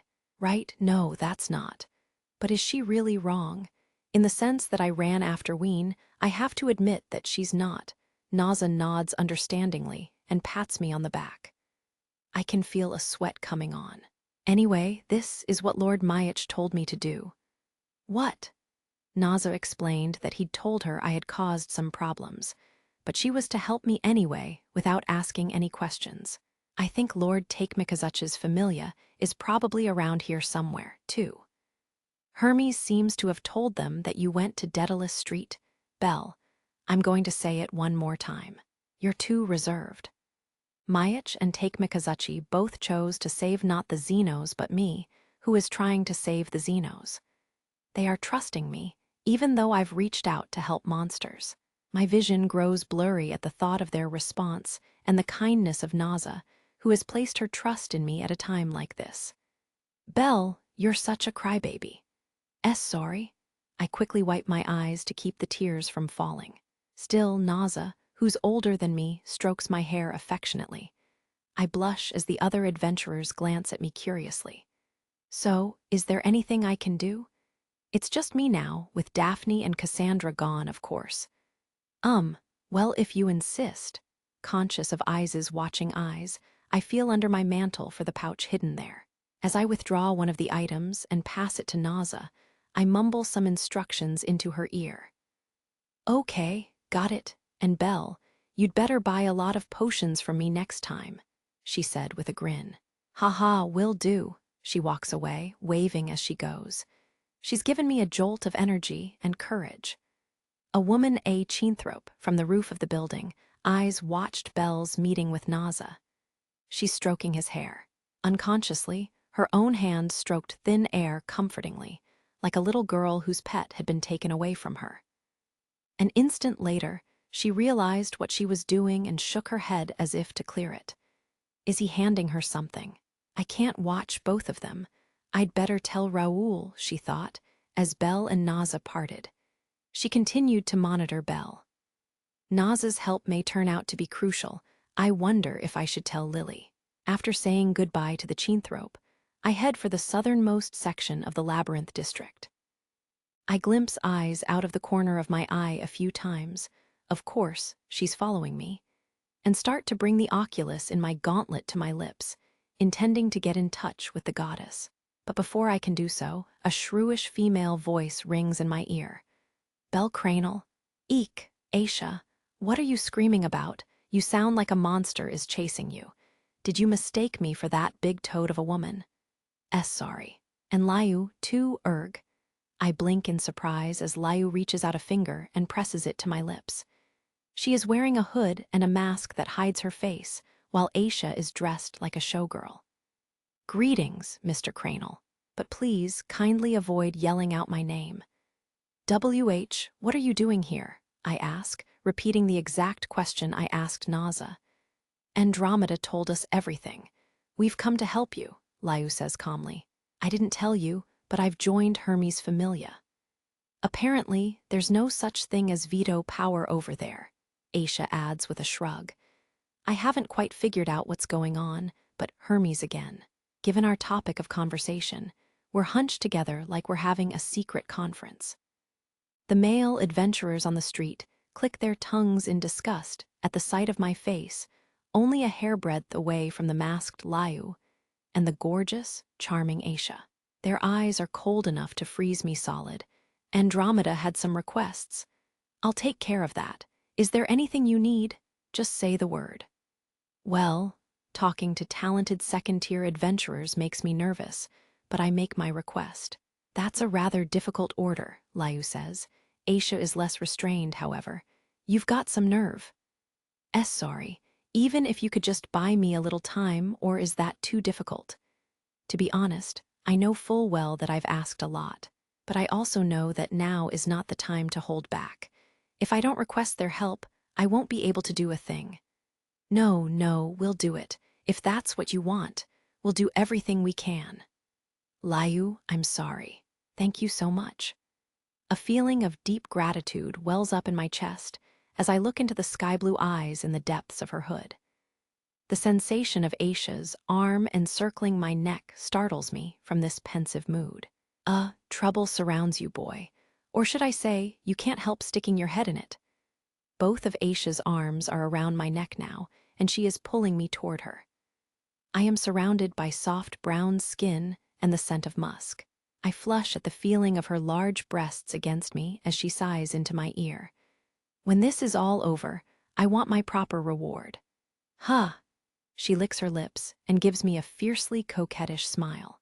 I can feel the blood draining from my cheeks when, I thought I told you to keep your hands off him. Liu jabs her wooden sword toward Aisha with frightening force. Aisha dodges the point as if she's been waiting for it, with me still pressed into her cleavage. From the shadows of her hood, Liu's eyes burn with wrath. This is no show. She's genuinely furious. Let go of Mr. Cranel this instant. If you don't, I'll beat you to a pulp. Just you try. I'm not the type to sit there staring at my prey with my mouth shut. Why has the situation suddenly turned violent? Didn't they say they were going to help me? I desperately try to wriggle out of my soft brown constraints, but I can't break free of those level 4 arms. I'm trapped between the anger of an elf and the body of an Amazon. On top of that, the eyes of the other adventurers are filled with a mixture of resentment and malice awe. Wait, I'm being watched right now. I look up and right there, eyes is staring right at me. More women, an Amazon, and who could that be? Eyes looked down on the Amazon and the masked figure as they interacted with the boy. Oh, she just pressed her fingers against his lips. And he's being embraced. Eyes watched in silence from the edge of the roof as the Amazon pressed Belle to her breast. Seemingly of their own accord, Eyes' legs bent into a crouch to bring her a tiny bit closer to the scene below. She wrapped her arms around her legs and stared fixedly at Belle. If Eyes' surveillance were rain, this would be a downpour. This is bad, this is bad. I want to run to her and explain everything. When Liu, Aisha, and their argument finally leave me, I start sweating like a waterfall. The other adventurers seem on the verge of a riot, and I'm not fond of their murderous glares, but it's Eyes and her constant gaze that are bothering me the most. And her expression hasn't changed a bit. Not one bit. It's like she's taking me to task for something. My heart won't stop thumping. Is this another one of your strategies to undermine me, Finn? I scream inside my head, although my fear and awe for the first-tier adventurer are almost certainly unjustified. I'd better go somewhere with less people, or so I thought. There you are, Belle. The final assassin arrives. Iaina, I finally found you. I've been looking everywhere.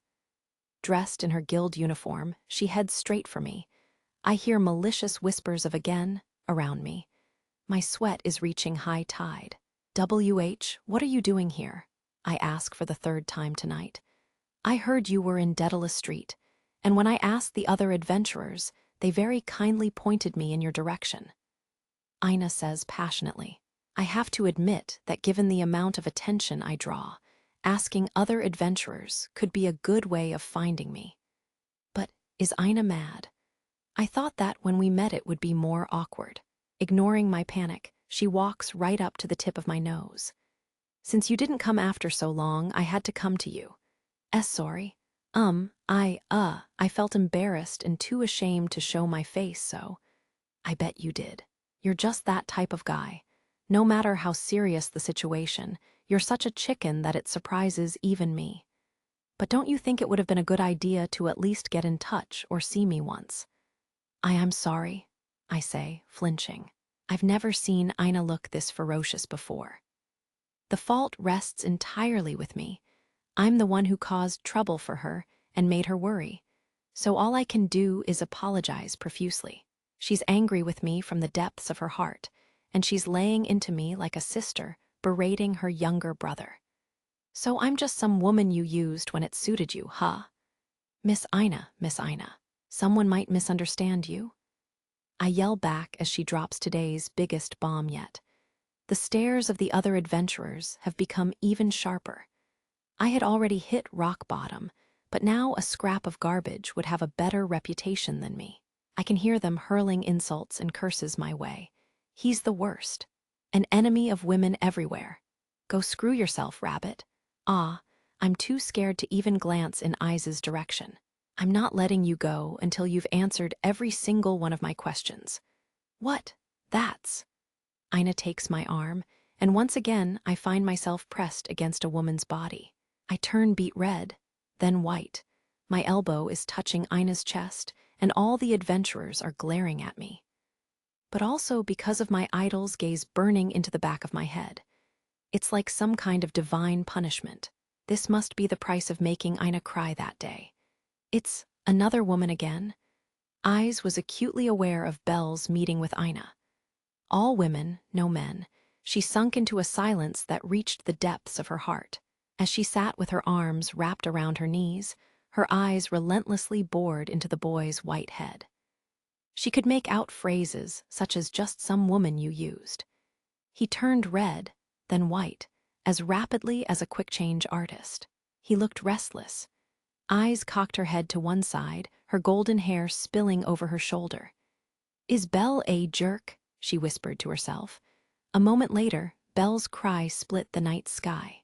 "I've been hearing Belle screaming for a while now," Haruheim said fretfully. "I know. I want to warn him not to make so much noise, but since we're separated, there's nothing I can do," Hestia answered, crossing her arms over her chest. The boy's wails were coming from the oculus. Hestia and the kimono-clad Haruheim were in the southwest section of Daedalus Street, practically on its border with the Pleasure Quarter. They had taken up a position on top of an empty tower with a good view of the city. "And, Haruheim, please be careful about talking near the crystal, because it'll pick up the sound." "Oh, I'm so sorry," the Renart girl said, pressing both hands to her mouth and jumping back from the oculus. A number of oculi were lined up on the roof, and beside them was spread a map the size of a carpet. The legacy of Daedalus, its name, was inscribed in one corner.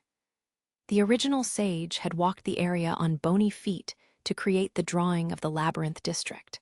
"I wasn't able to get out much, but I did manage to survey the area," the mage had said.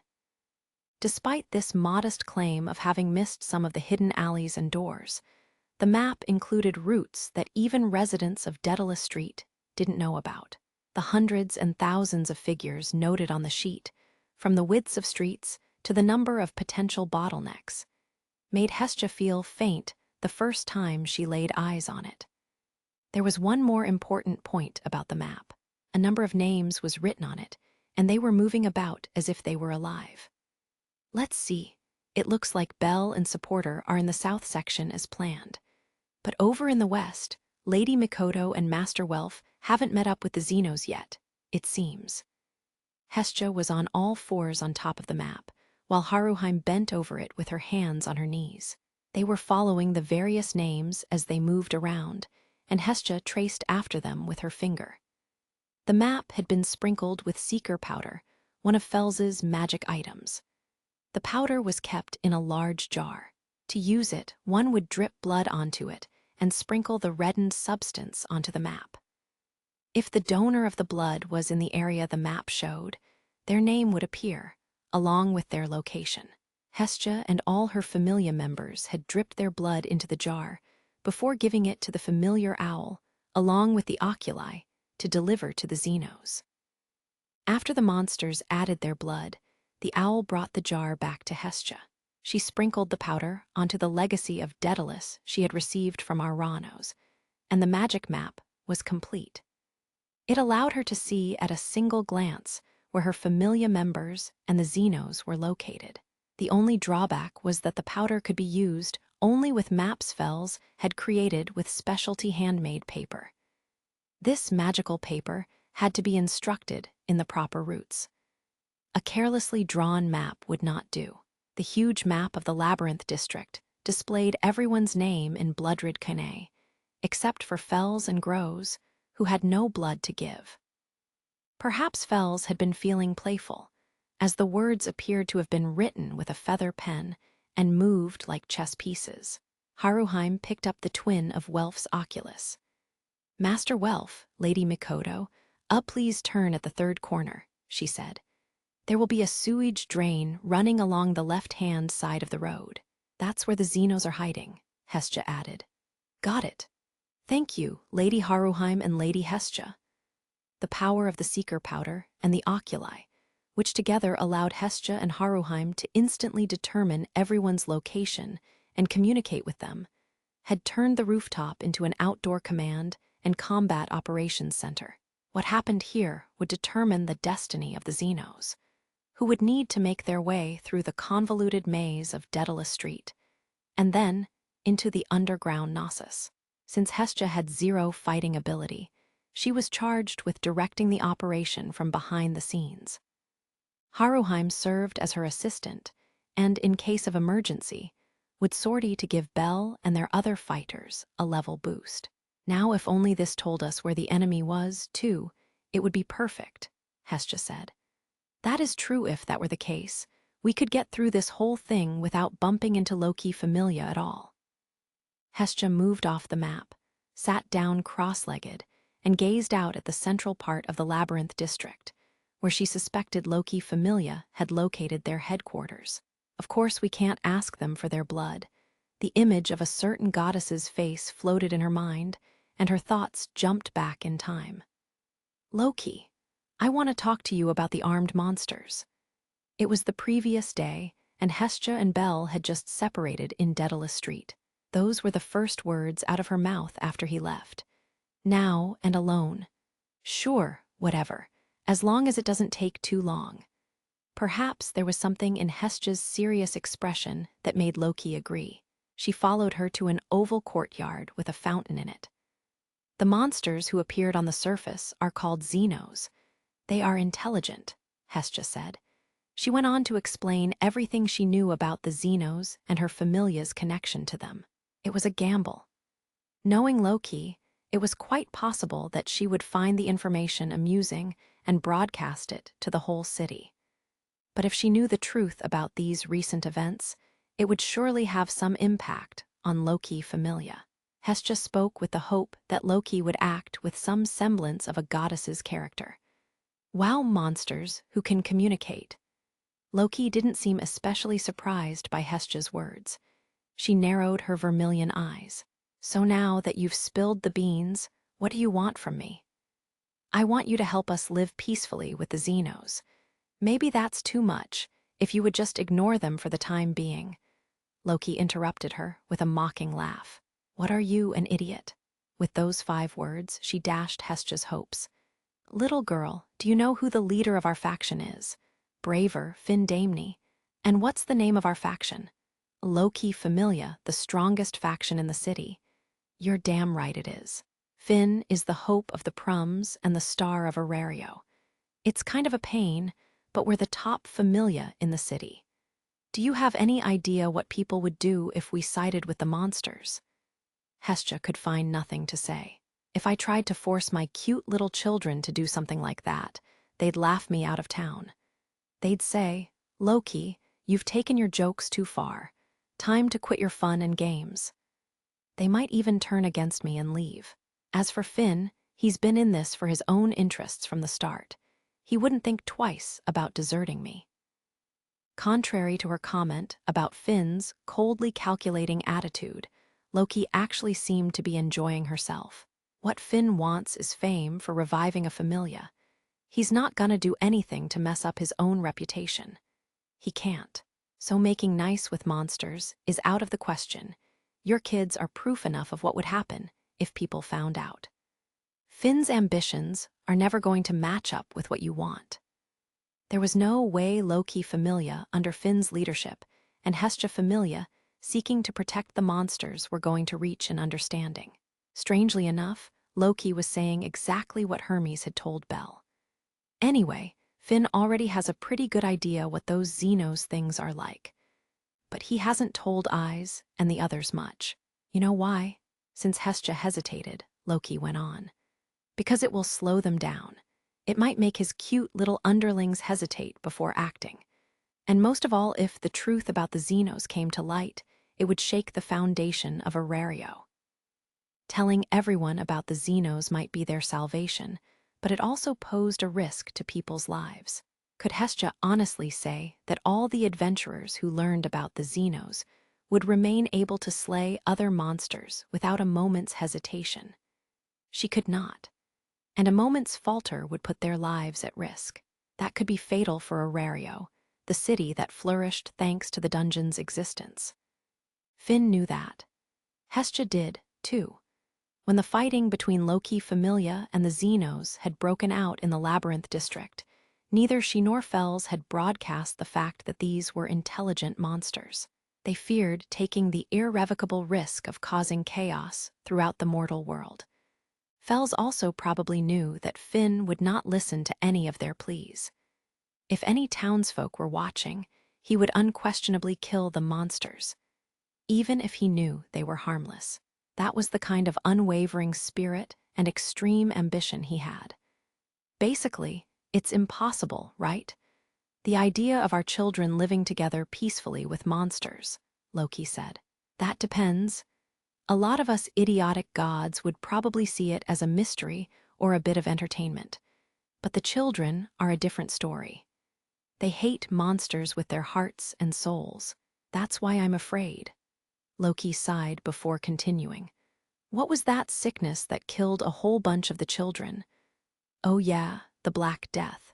If that sickness wreaked its havoc and then came along saying, "Hey, I want to make friends with mankind. I promise I won't kill anyone else," do you think our children would just shake hands and make friends with it? Not a chance. They'd be way too scared. They'd know that even if the sickness didn't want to, it could make them all suffer and die, on the spur of the moment, as easily as breathing. Monsters had left a swath of destruction all over the world, killing hundreds of millions. Even now, they were killing people. They had menacing bodies, claws and fangs that were the very symbols of bloodshed, flames that invited death, and beastly voices. Everything about them embodied slaughter.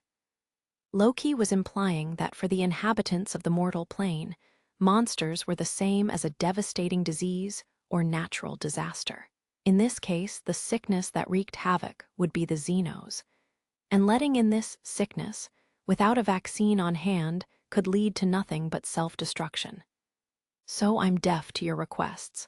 Everything is up to Finn, all our decisions and all our actions, Loki said. Hestia had been looking down and biting her lip, but at Loki's next words, she raised her head. In exchange, I'll keep my mouth shut about what you told me today. Huh. I'm saying I'll pretend I never heard a thing from you. I won't tell Finn what your familia is planning to do. I'll just stand by and watch. What are you after? Oh, this and that.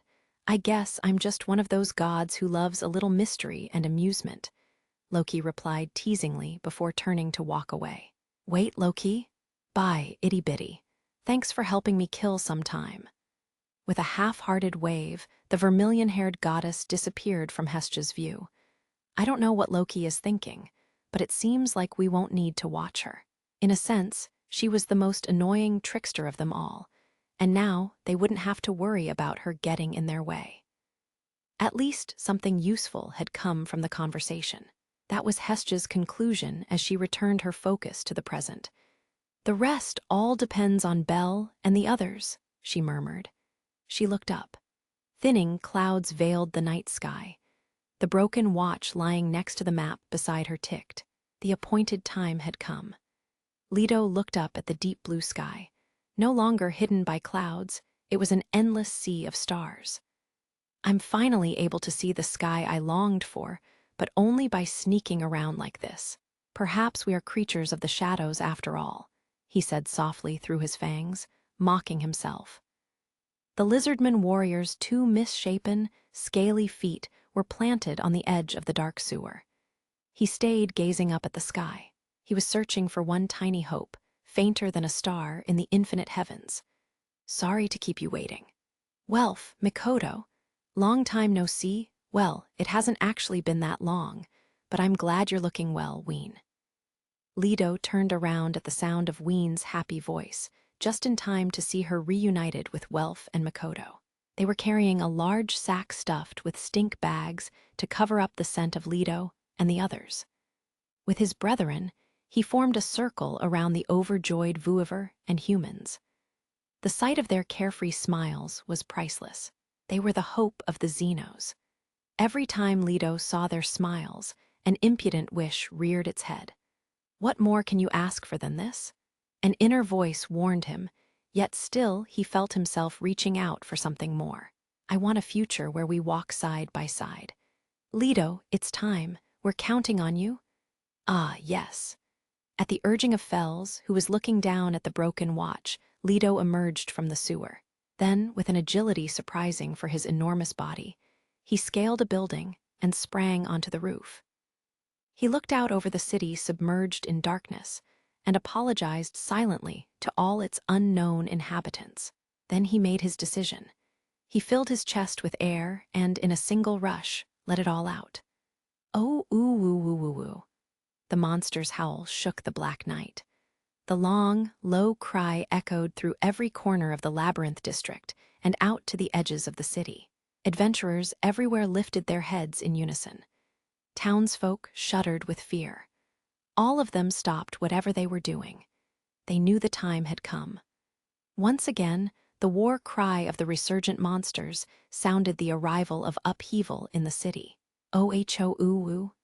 They've answered, Fell said, turning away quickly from the sound.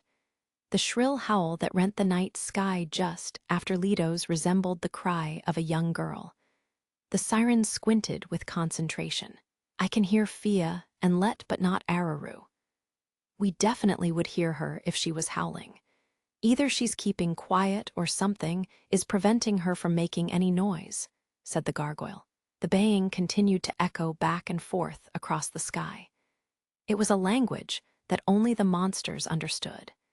Humans and deities could not discern the true meaning of those howls. They were a kind of report communicating each monster's location, target destination, and all other important information. The most we can do is trust in them and go. At Fells's command, the Xenos filed away from the sewer, melting into the darkness. Sir Royman, what's that? What's that? Is something going to happen?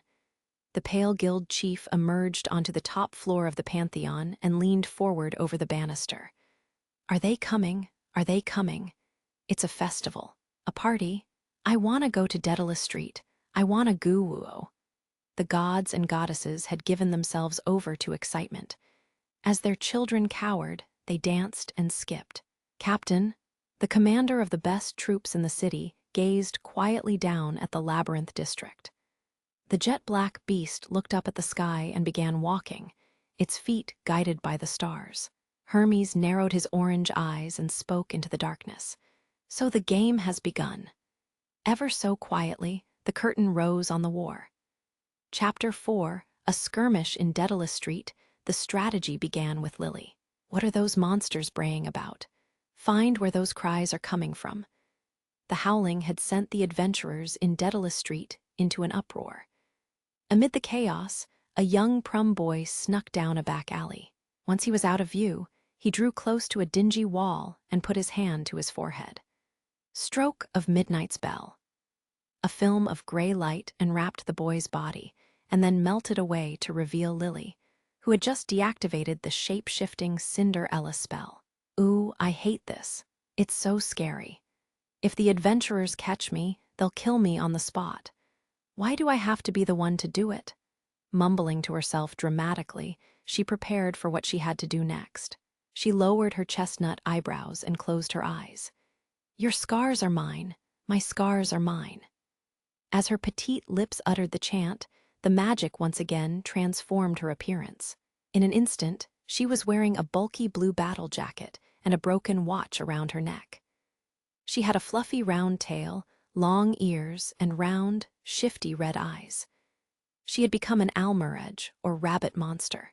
So long as she resembled the thing she was transforming herself into, Lily had the power to take on the appearance of a monster, using Cinderella. Now that she was the almuredge Araru, whom she felt had the least unpleasant appearance of all the smaller Xenos, she bounded resolutely out of the shadows. Coo-woo, I can't do this, she shrieked with her no longer human voice. The adventurers quickly found her. I see one. A monster, in the alley. Shouting wildly, they poured from the main avenue into the side street. Mad with desire for a bounty, eyes bloodshot, swords and axes hoisted, they chased their prey as it hopped this way and that. Those greedy bastards. No wonder adventurers have a lousy reputation. Putting her own identity aside for the moment, Lily uttered a rabbit's curses. Still, the adventurers were a ferocious and quick-witted bunch. Cinderella allowed her to change her appearance, but not to take on a status higher than her own or a monster's potential. Some of the adventurers pursuing her were upper class, and since she was merely an ordinary supporter, she feared they would quickly catch her. Fact of the matter was, they nearly did catch her more than once. Every time that happened, she fled into a blind corner and quickly deactivated Cinderella. Stroke of Midnight's bell.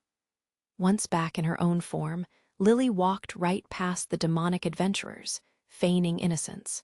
Transform, deactivate. Transform, deactivate.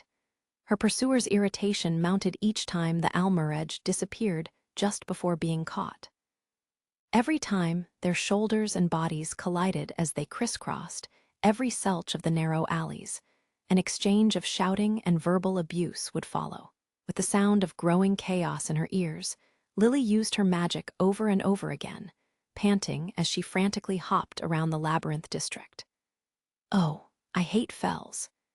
Even as she cursed the sage who had devised this plan, however, Lily poured everything she had into her designated role.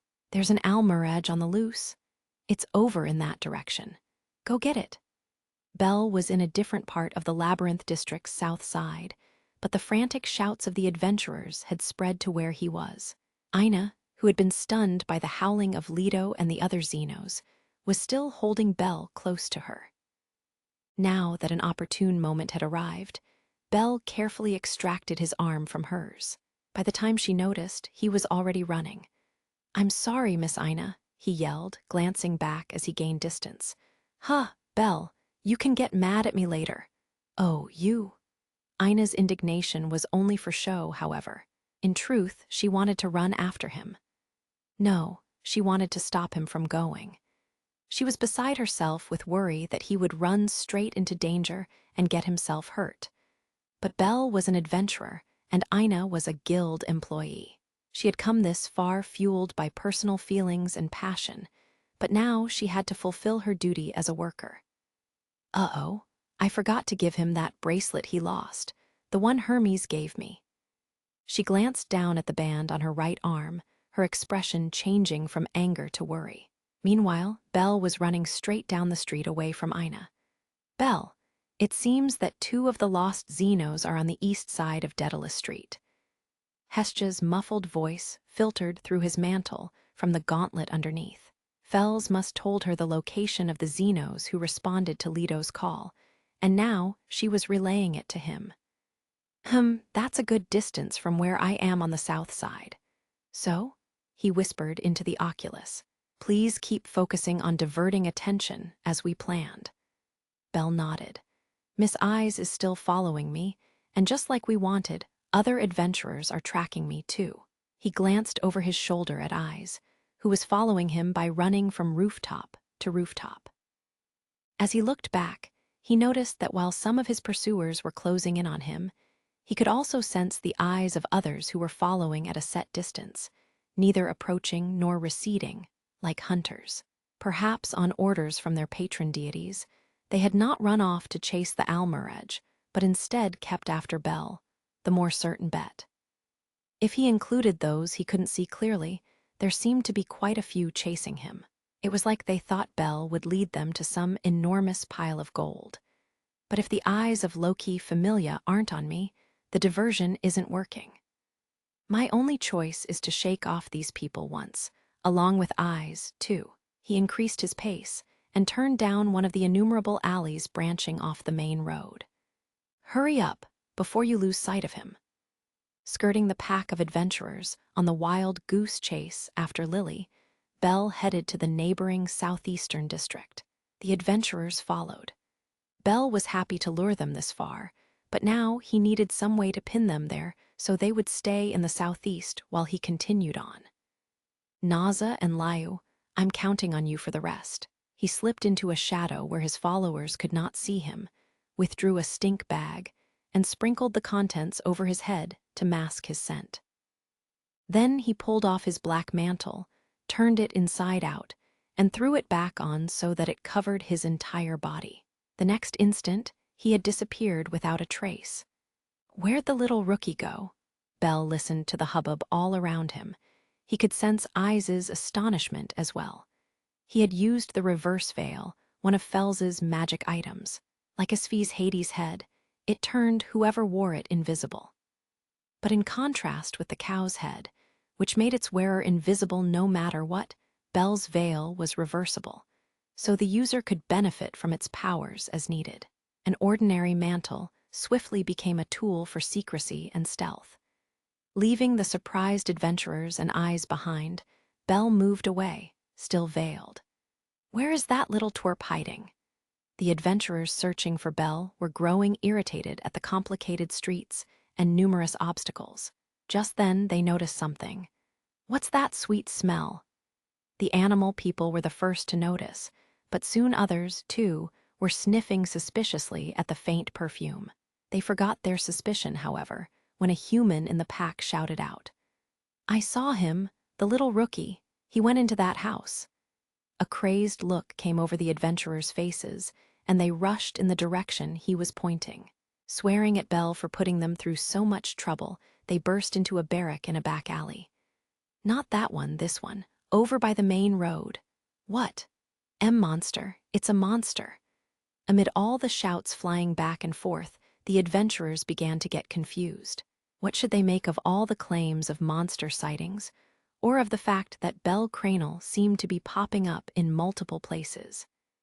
Each band of adventurers began to distrust all the others, suspecting they were trying to trick the rest and slip away. "Hey, I don't see anything in here at all. Not a monster or the little rookie," said a dwarf upper-class adventurer. But it's true. He's over there behind you."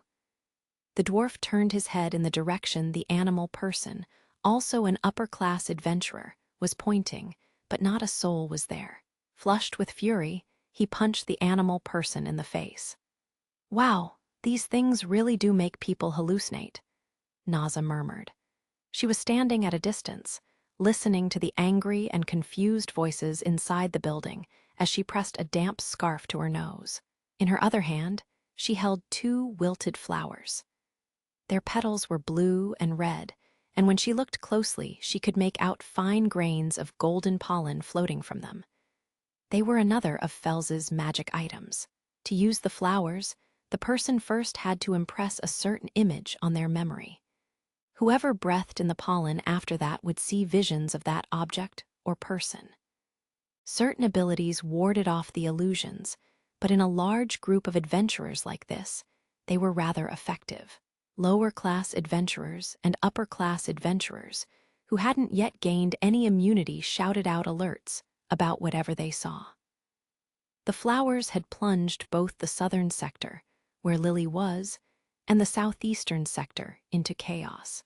Holding the magic flowers in one hand, Naza wandered through the night streets as she pleased. Belle had explained how the flowers worked and asked her to simply walk around the southern part of Daedalus Street, holding them. "I wonder where he got these. I'd sure love to know." Fascinated by the flowers, Naza tilted her head quizzically. What could Belle and his familia be up to? He's disappeared. Eyes had been sprinting from roof to roof as she followed Belle. Now she peered down, astonishment in her golden eyes. She'd thought he was simply hiding in the shadows for a moment, but he'd suddenly disappeared. She stopped running and searched the surrounding area from her high perch. No, he's still here. She had sensed his presence. No matter how well he erased his scent and form, he could not evade the perceptive powers of the first-tier adventurer, who was able to discern the faintest footsteps and hints of presence. Immediately, the veteran swordswoman guessed that he had become invisible. While the confused adventurers below her chased after mistaken sightings of the boy, Eyes sped through the labyrinth district in pursuit of the real Belle. Sword Princess? A figure was blocking Eyes' way forward. The masked adventurer who stood before her wore a long hooded cape and long boots resembling Eyes' own. She drew a wooden sword from her hip. "I ask you for a contest." Eyes looked at her in surprise. "Now, here." As a leader of the city's largest faction, Eyes had dealt with surprise attacks many times. An assault from an unknown foe was nothing surprising. Neither was it unusual for a fighter confident in her swordsmanship to ask for a contest with the Sword Princess. She was only surprised that it was happening in this situation. I am a creature of the shadows. It is only in a situation like this that I can match my sword against yours, the mysterious figure said. Her quiet voice did not sound as if it was lying. And interestingly enough, this fighter had an aura not entirely unlike the Sword Princess's. Eyes felt a twinge of something akin to empathy. But could the timing really be a coincidence? Her hand on the hilt of her favorite sword, she thought of the boy speeding away from her. Pardon me, but I insist. Eyes was still trying to decide whether or not to ignore the request when the masked adventurer flew at her on sure feet, her sword slicing the air. She was incredibly fast. The speed of the stranger's wooden sword suggested she was a first-tier adventurer. Left with no choice, Eyes drew her own weapon. As the sound of blade hitting blade echoed into the night, the momentum of the fight carried the two combatants from the roof down to the alley below. Eyes knew that even if she had prioritized the pursuit of Belle, the masked adventurer would likely have followed her. Since that would prevent her from watching the boy properly, she had decided to return the attack of the opponent at hand. Those sparks of light, watching as brilliant specks drifted from beneath the masked adventurer's cape, Eyes remained locked in swordplay. Is that elf going to be okay? A worried look on her face, Haruheim gazed in the direction of the masked adventurer. Hestia, who was looking down at the magical map, also followed her movements. All we can do is trust in the elf.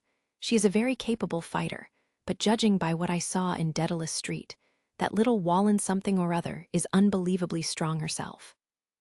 Shortly before, Liu, the masked elf, had visited Hestia and Haruheim at their post on the southern edge of the Labyrinth district. Belle had asked her to prevent Eyes from following him, and as per his instructions, she had come for a level boost. Haruheim's powerful sorcery was indispensable if Liu was going to take up much of the Sword Princess's time. And so, in the southeastern section of the Labyrinth district, a battle far too fierce for an ordinary skirmish was playing out between level 5 and level 6 adventurers. Goddess, Belle, thanks to Liu, I was able to get away from Eyes, but I haven't been able to attract any of the other low-key Familia members. Maybe it would be better if I went to Ween and the others. He was worried that if he couldn't draw attention toward himself, the Xenos would be risking capture. Wait a second, Belle, Hestia said. Not knowing your location must be scary for low-key Familia. At the very least, worry will be lurking at the back of their minds. You know yourself how difficult an invisible enemy can be, right?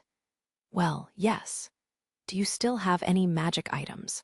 If you do, I want you to stay invisible and cause some disturbance among the adventurers. And don't let low-key Familia find you. Our supporters should be making their move soon, too. Got it. Having convinced Belle to hold firm, Hestia let out a sigh of relief. But a moment later, she was frowning. I know I just said that to Belle, but damn, low-key Familia's formation hasn't budged. Lady Lily and Master Belle are doing their best, Haruheim said. Despite the frenetic movements of Belle's and Lily's symbols on the map, however, low-key Familia still encircled the central zone of the Labyrinth district. At least the magic stone lanterns they could see from the roof hadn't moved. Lifting their gazes from the magic map, the goddess and the girl looked out impatiently at the central zone. So they've made their move, Finn murmured. Information had begun to come in after the monsters signaled the start of the battle with their howls. Word is an Almuredge showed up to the south, and there have been multiple monster sightings in the southeast, too. Belle Cranel was in the southeast as well, and, Eyes has lost track of him. As I said before, Belle Cranel is a diversion. Leave him to Eyes and forget about it. We don't need to do anything in the south or the southeast yet. The west is where I smell something suspicious. Elfie, tell Tyone and the others in the northwest to move to the 98th block and take up positions there. In fact, the news that Belle had managed to shake off Eyes surprised Finn, but he didn't let it show as he rapidly fired off commands. Seeing the calm demeanor of the captain, the other familia members remained composed themselves, responding with a "Yes, General," before briskly setting to work. They were in Daedalus Street's central zone. Like Hestia, Finn had installed himself on top of a tall building with a good view of the whole district. The wide-open, wind-swept rooftop brought to mind an old castle. Low-key familia communicated by signaling with magic stone lamps. Familia members were on standby on various rooftops, continually updating Central Command about what was happening on the ground by flashing the lamps. Something must have prevented eyes from moving. An ambush. I hadn't expected the enemy to be so strong, but it's fine. Eyes will probably be back on track soon. Finn had rested the shaft of his long spear against his right shoulder and was thinking about the situation. The enemy group is probably fairly large. The fact that our lookouts and scouts haven't spotted any of them, and they haven't gotten caught in any of the nets, most likely means either that one of them is very familiar with the terrain in Daedalus Street, or they have some kind of magic item. Maybe both. Finn had deduced that the enemy was clustered in one main group due to the likely number of keys to Gnosis. Based on the information from Eiklos, he guessed there were no more than 2, and there would be no point in the monsters reaching Gnosis, which was below the zone that low-key familia was currently guarding, if they weren't able to open the door. Counting adventurers from other factions, Finn's side was patently superior to the monsters in both number and might, and if the two sides encountered each other, it was very unlikely that the enemy would spread out and attack from all directions. That would not be an option for creatures so unwilling to leave behind any of their brethren. Finn had witnessed their strong camaraderie when he crossed swords with them before. The fact that they had risked revealing their location by letting out those howls must mean they were signaling the jet-black Minotaur and the other monsters who had been separated during the battle several days before. The enemy's movements are what worries me despite what I said about the West being the most suspicious. Finn looked down at his right hand. His thumb was not throbbing. He looked back out at the Labyrinth district, then turned to a faction member he had held back with him. Any news about the Black Minotaur? Nothing so far. I see we'll hold the formation. For now, I'm going to wait and see what happens, the Prum faction leader said. He resumed his quiet watch. Wow, the captain is incredible. Just like he said, the battle has begun. Raoul Nord was a lackluster second-tier adventurer in Loki Familia. Despite his level 4 status, he didn't make much of an impression on members of other factions. This was due mostly to his personality. He was the polar opposite of Finn and the other leaders. By his own account, he had accumulated excelia by stealthily picking up opportunities others left behind. This was one reason for his poor self-esteem, the end result of which was his reputation as a bore. His exceedingly average appearance, black hair and black eyes, medium height and weight, and facial features that were neither overly handsome nor especially ugly, probably didn't help. The deities had given him the alias High Novice. In short, the distinguished leaders of the faction, in whose presence he simply withered, constantly overwhelmed him. Even now, the human boy was in awe of Finn's ability to accurately assess the state of the battle, and he whispered in amazement as he looked out over the southern and southwestern areas, which were roiling with activity. Raoul, he turned around, surprised by the voice calling his name. Captain? It was the very same Prum commander he had just been marveling at. Raoul was in the western sector of the Labyrinth district, on a line of defense some distance from the central zone. The sight of Finn walking along the front, not back at headquarters where everyone expected him to be, threw other familia members present into similar confusion. "WHY are you here, General? Don't you need to be directing the action? The main monster force has arrived in the southeast, and so has the Black Minotaur. Meet eyes there and crush them. Tell your unit we're changing formation." I'll join you there." "Yes, sir," Raoul said, standing at attention and responding reflexively to Finn's strong tone as he mentioned the Black Minotaur. "Also, Raoul, do you remember our positions in Knossos?" Do you mean the underground Knossos?" "I remember, but tell me what they are. Something has been bothering me." Raoul was flustered, but obeyed Finn's command. Gareth and his group should be guarding the 4 doors we discovered, northwest, northeast, southwest, and southeast." "I see. Well then, I'll head out first. Gather everyone in this area and come to the southeast." "Why, yes, sir." As Finn set off in that direction, Raoul shifted into frantic action, passing on his leader's command to those posted near him. He was a bit concerned that no similar order had come through the signaling device. But he told himself it was all right, because he'd heard it directly from Finn himself. He ceded his own judgment to the order from his eminently accomplished superior. But what happened to the captain's spear? The memory of Finn standing there empty-handed struck him as strange. Huff, puff. Finn was running at full speed.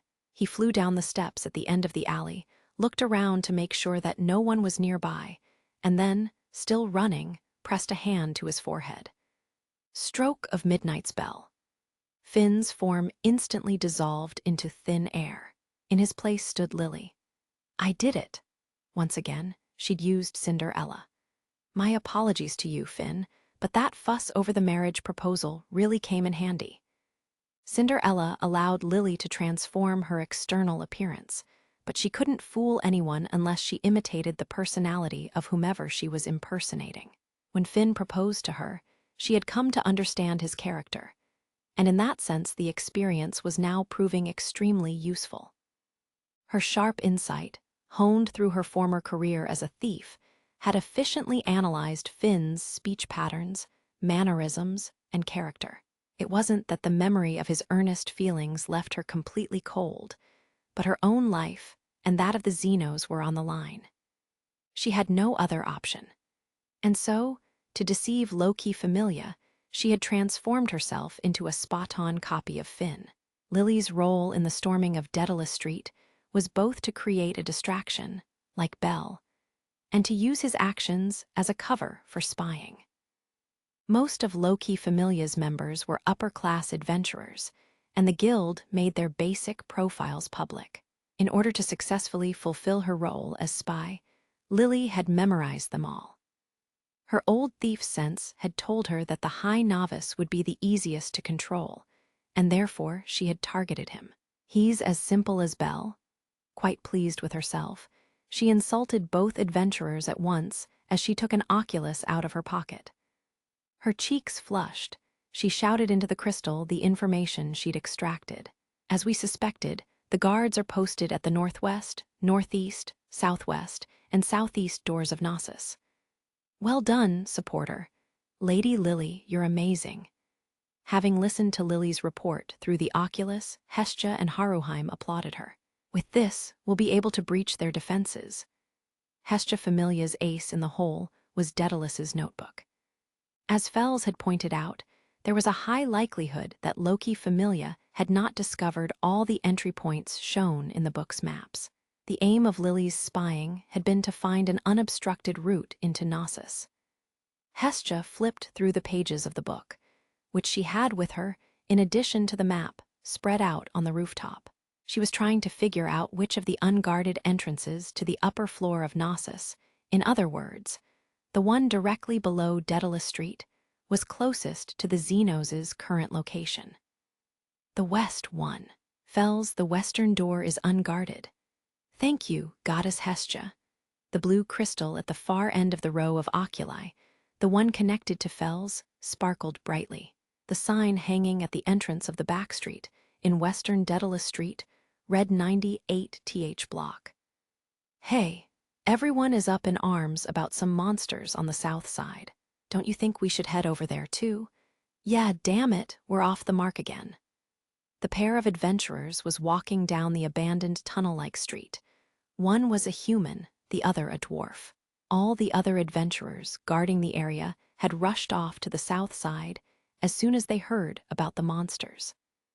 On the ceiling above the two stragglers, something was listening to their conversation. Without a sound, the scarlet tail dangling behind the two men wrapped itself around the dwarf's neck. Unable to cry out, he was whisked upward off the street. "Huh, where'd ya ack?" The dwarf's axe was knocked from his hand by the impact of the attack and fell onto the back of his companion's head. Looking up, he saw a lizardman clad in armor, his 4 feet stuck to the ceiling. Easily hoisting up the hefty dwarf, the monster was now looking down on the man with glittering yellow eyes. The terrified human opened his mouth to scream, but before he could, "Pardon me." A mellifluent female voice that one wouldn't expect to hear in such a location echoed from directly behind him. In the next instant, a strange sound wave emanated from directly next to his ear and overwhelmed him. Ah! Ouch! Robbed of both his balance and his consciousness, he fell flat on his face, blood streaming from his ears. The dwarf fainted as well and fell from the rooftop, bubbles frothing from his mouth. The 2 adventurers lay sprawled on the stone pavement. Thanks to Bellucky and the others, the adventurers have really thinned out, but of course there are still some around, Leto said, dropping from the ceiling with a thump. "It's unlikely things will go easily," the Siren Ray responded. A lamia and a troll, who had been waiting nearby, poked their faces into the tunnel and then ran over to hide the unconscious adventurers in the shadows. Ween, still an apprentice, rushed to help. "They sure are good at this," Welf said. "Yes, they really are. They're as stealthy as the ninjas in my hometown," Mikoto replied. She and Welf had already seen the Xenos take down quite a few adventurers, but they couldn't help commenting on their skill once again. "We had to do it all the time in the dungeon," explained the Gargoyle Grows, standing next to them. Shortly before, he had been hiding among the stone statues in the Labyrinth district and attacking one unsuspecting adventurer after the next. "Lady Haruheim, are you sure it's near here?" Mikoto said into the oculus she had just taken out. "Yes, Lady Mikoto. The closest one to it is Lady Ween." "Me?"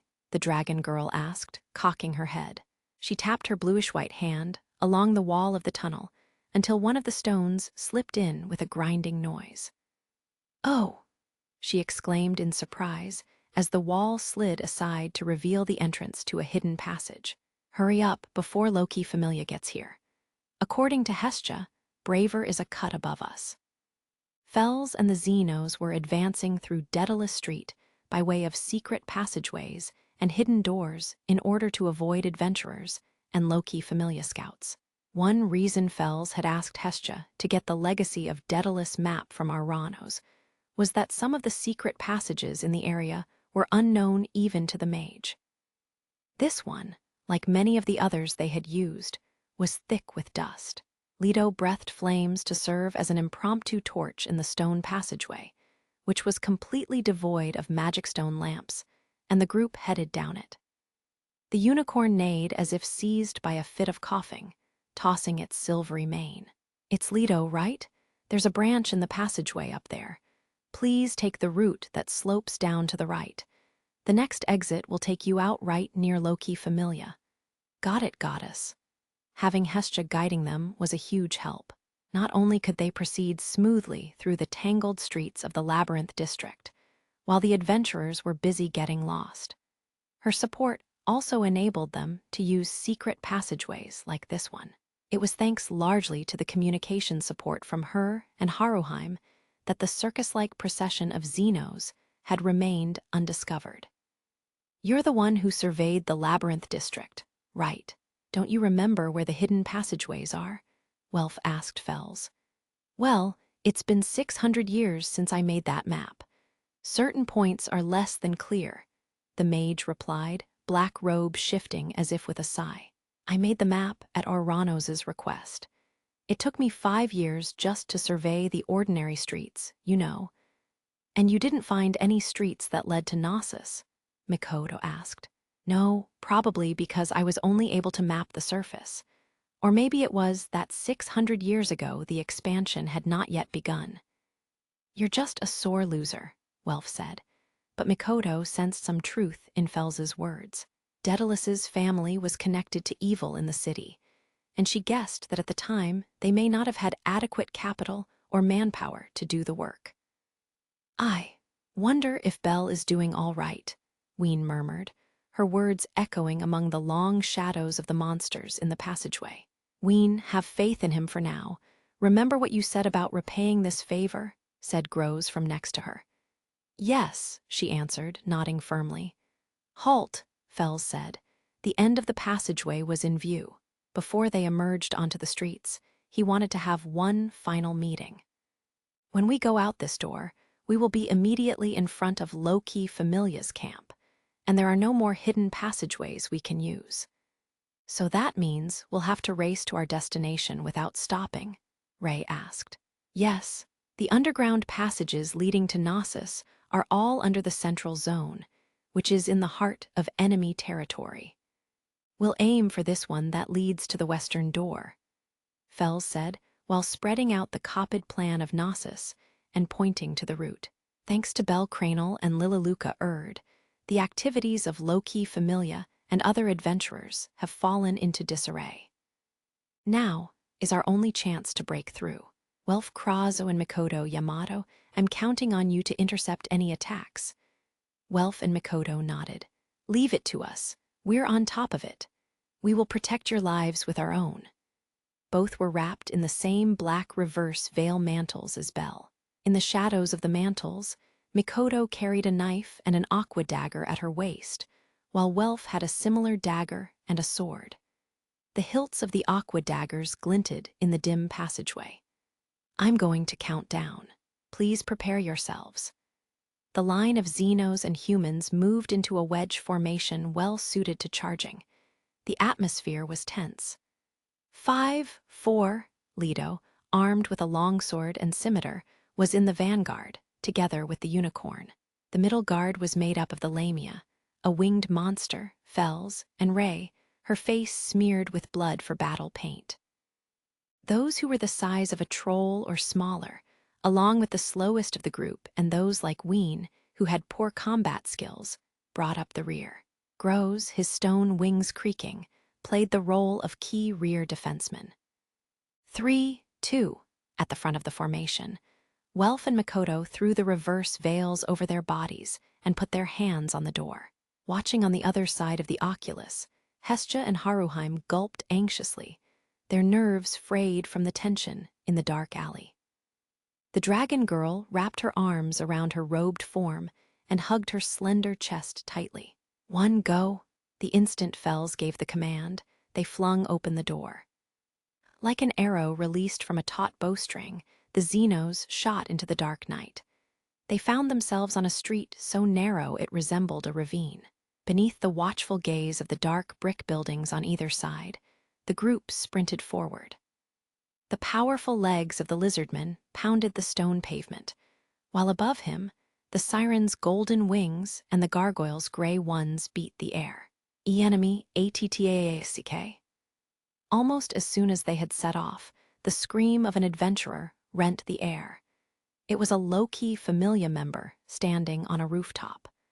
The first-tier adventurer had noticed the group of monsters materializing from the darkness. He abandoned the signaling device and moved to ring a bell.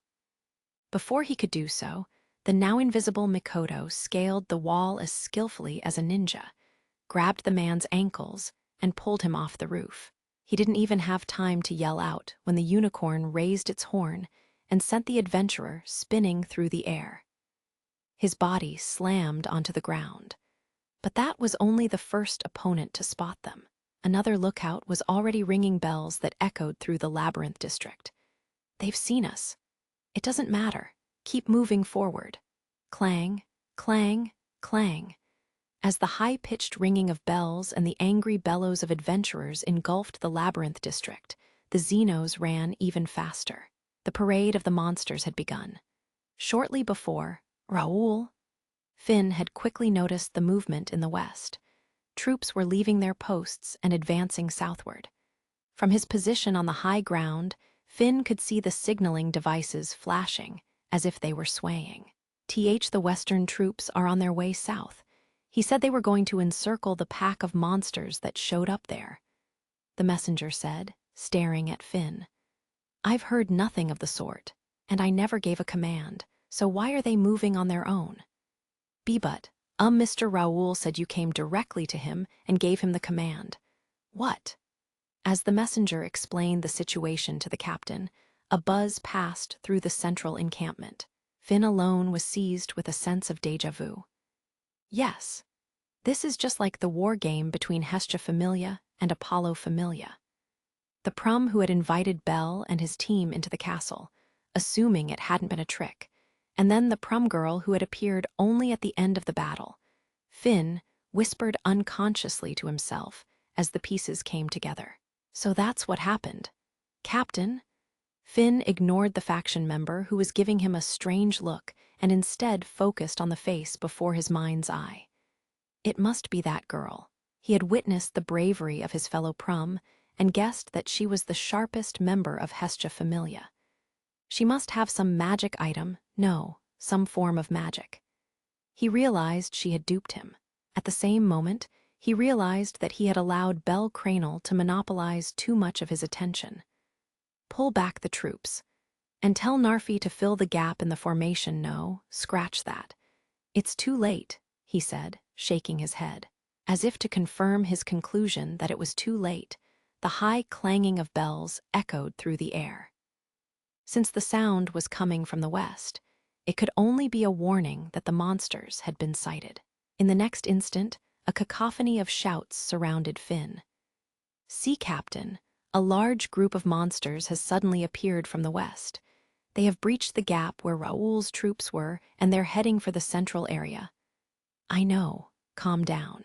Tyone's unit probably noticed what's happening, but I want you to call them back. We'll pincer the enemy using the remaining garrison forces. The commander appeared as calm as ever. Seeing his reaction, the young female faction members also regained their composure, took up their arms, and ran off to their assigned tasks. So it was the West after all, Finn murmured to himself. Despite the calm with which he had issued his orders, he asked for additional information with a new urgency. What route is the enemy taking? What part of Knossos are they headed for? Straight ahead. They are moving straight east from the point in the west where they appeared. Straight ahead, so their route takes them toward the west of Knossos. For the first time, Finn's composure crumbled. He looked at the faction member, who was nodding confusedly, and then shifted his gaze to the dark labyrinth district. I thought that if they appeared in the west, they would head either to the north or the south. Loki Familia had discovered 4 entrances to Knossos. The northeast entrance, where the charging Vuover girl had appeared, plus the northwest, southwest, and southeast entrances. Even now, Finn's troops were closely guarding the orichalcum doors to these entrances inside the underground passages. They can't know of a route into Knossos that we haven't found, can they? Over the past several days, the faction had made an extremely thorough search for underground passageways leading to Knossos. But what if they had missed one, and the enemy knew where it was? Suddenly Finn remembered something. The god Eiklos mentioned the existence of a book called Daedalus's Notebook. He said it contained a plan of Knossos. Could the enemy have that book? When they took in Eiklos, he'd said he didn't have it, and Finn had believed him. But if he'd been deceived, this is bad, Finn muttered, looking down at his right thumb. The captain's razor-sharp instincts were directly linked to this digit. Whenever it ached, he knew danger was near. Yet that thumb, which throbbed at the approach of an insect, was quiet now. Did I depend too heavily on my instincts? Even as he reflected with shame on his error, Finn quickly shifted gears. He had originally anticipated luring the monsters into the underground passageways. Now, he tossed aside that more extreme plan and looked out at the streets of the labyrinth district, where the monsters likely were at this very moment. His thoughts were moving so fast that the outside world faded away. Hey, Finn! His patron deity's drawl broke his concentration. Loki, where were you? He asked, without turning to look at the goddess who had arrived at the hectic headquarters. Oh, here and there. The vermilion-haired goddess walked up to him from behind. Thinking about something, are you, Finn? Yes. It seems I overestimated my own abilities a bit. I'd appreciate if you could give me some time to myself right now. Loki stared at the side of his face, which he had kept averted as he spoke. Then she smiled ever so slightly and placed her hands on his narrow shoulders. Finn, get to the bottom of this, she whispered into his ear. He abandoned his previous train of thought. Did she mean the monsters or Belle? Without turning his head, he looked at Loki. Her eyes were narrowed, and she was smiling. With your own two eyes, don't rely on anyone else. As for the decisions after that, I leave those to you. I won't say a word. Loki stepped quickly away from Finn, back to her usual self. She laughed foolishly.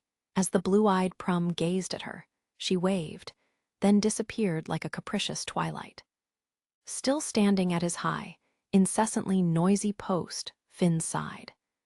The next moment, however, he assumed an expression befitting a commander and trained his gaze once again on the darkness of Daedalus Street. He knew what he needed to do. He called a faction member over to him. Bring Raoul to me, now. Interlude 3 orphans, a cry in the night, and a bloody maze. Chigusa Hitachi and Aoka Kashima were at a loss. Please, please help us. Rue's gone back to the church? They were near the northwestern outskirts of Daedalus Street.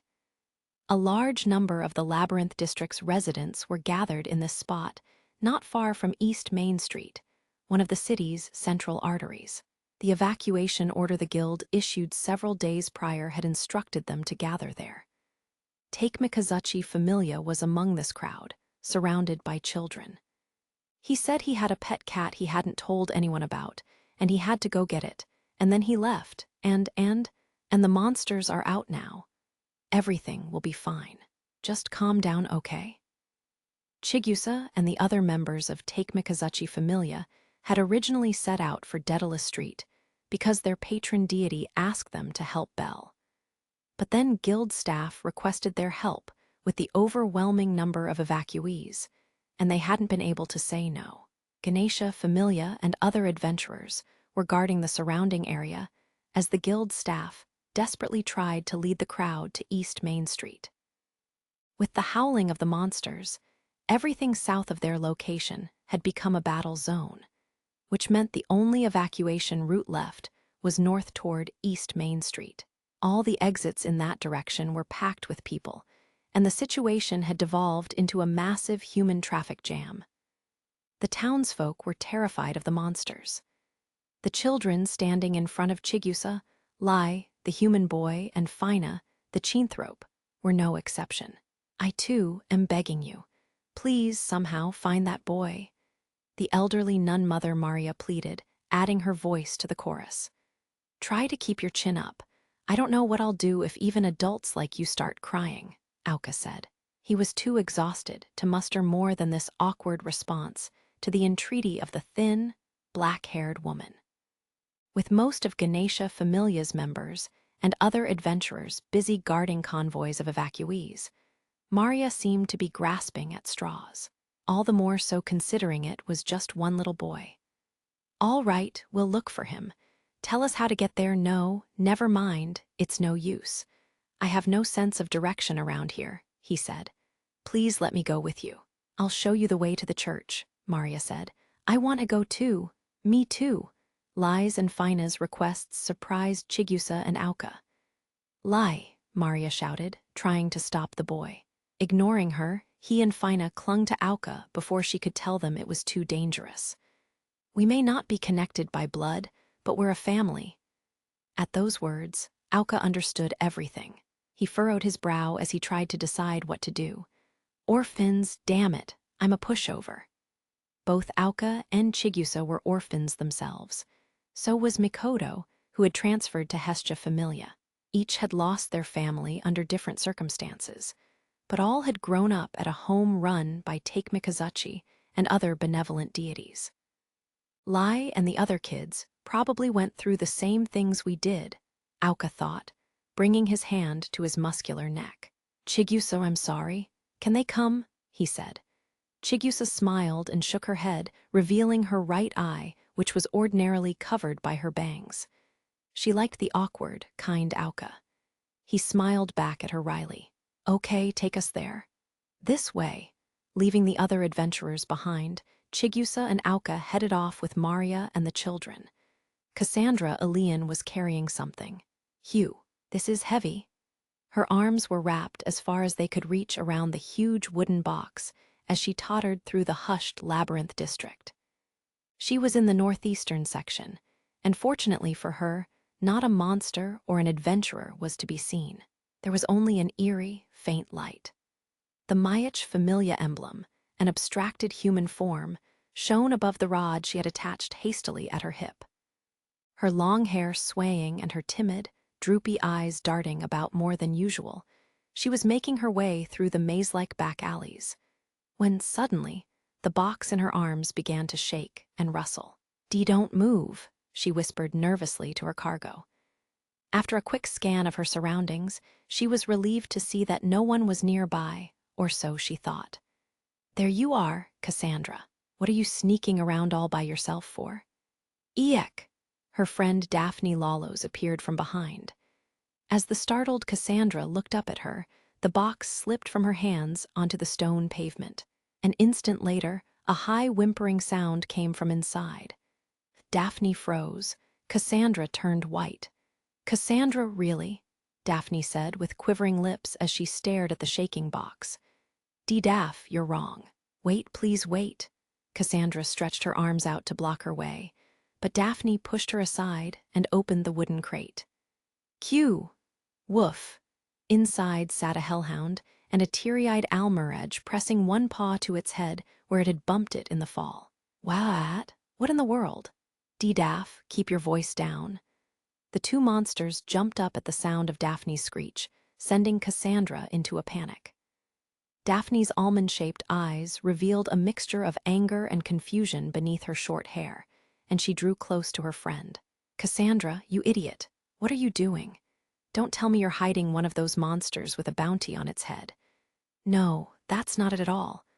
Well, it's because I had a vision." A little less than a week earlier, Cassandra had dreamed of being swallowed up in a jet-black wave. Just as she was on the verge of death, she had taken out a rabbit charm she'd gotten and managed to escape.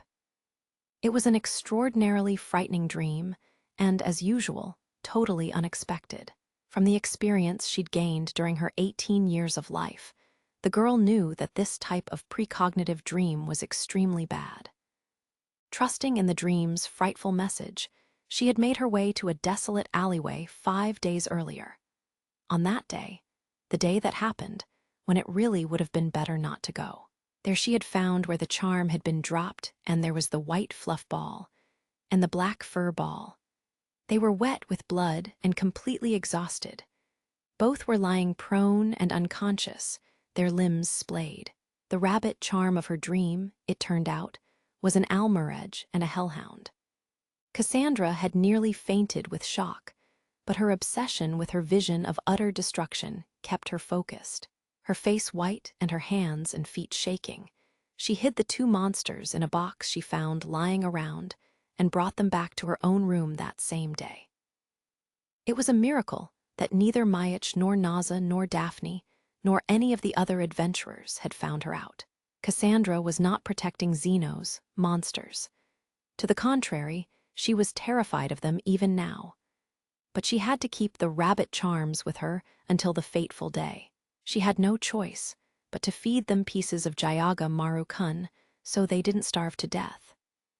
It definitely wasn't because the white monster made a sniffling, mewing cry, or because the black one made a grunting, barking cry. Incidentally, they liked the potato snacks. After that, Cassandra always fed the girls, were they girls? Potatoes. "I wonder if I'm meant to be a tamer," she wondered nervously. In the end, Mayach, who still couldn't bring himself to tell his familia about the Xenos, and Cassandra, too afraid to tell Mayach the truth, had rather impressively managed to avoid each other. But Daphne couldn't care less about Cassandra's explanations. "Your stupid dreams again. Give it a break, will you? and get out of my way. If word got out about this, Mayach Familia would be making Belle's mistake all over again. For the sake of her familia, and more than anything for the sake of her friend, Daphne drew her baton-like dagger from her hip. Q. And no, Daphne, don't. Let them go, Cassandra. Daphne tried to pull the shrieking Almiraj free from Cassandra, who was gripping it from behind. Her glittering dagger seemed to be shouting that monsters must be killed on the spot, when thump. Just as Daphne and Cassandra heard something ferociously pounding the cobblestones, an enormous shadow engulfed them. When the petrified girls turned their heads, they saw a huge black form looming against the dark night sky. Its skin was covered in rivers of crimson blood, which for all they knew came from vanquished enemies. Its upraised foreleg held the double-headed axe known as a labrys. The beast pierced the girls with its terrifying stare and raised the huge weapon like a guillotine. Daphne's face lost all trace of color, and Cassandra's crumpled with fear. Although both were upper-class adventurers, the overwhelming strength of their opponent was obvious. They were certain that in the next instant they would be reduced to lumps of meat. Just as they had accepted that death was imminent, however, they heard a sound. Q! The Almiraj and Hellhound had jumped out of their box and were standing between them and the beast. As the Almiraj hopped and screeched again and again, the silent jet-black monster gave no answer, then slowly lowered its axe. It passed before the girls, who still stood as unmoving as statues, and disappeared into the night. The Almiraj looked up at Cassandra, gave a final cue, and straddled the Hellhound. The two monsters followed the black beast into the darkness. A silence like the quiet after a storm descended on the two girls. Cassandra collapsed to the ground and wrapped her arms around Daphne's waist.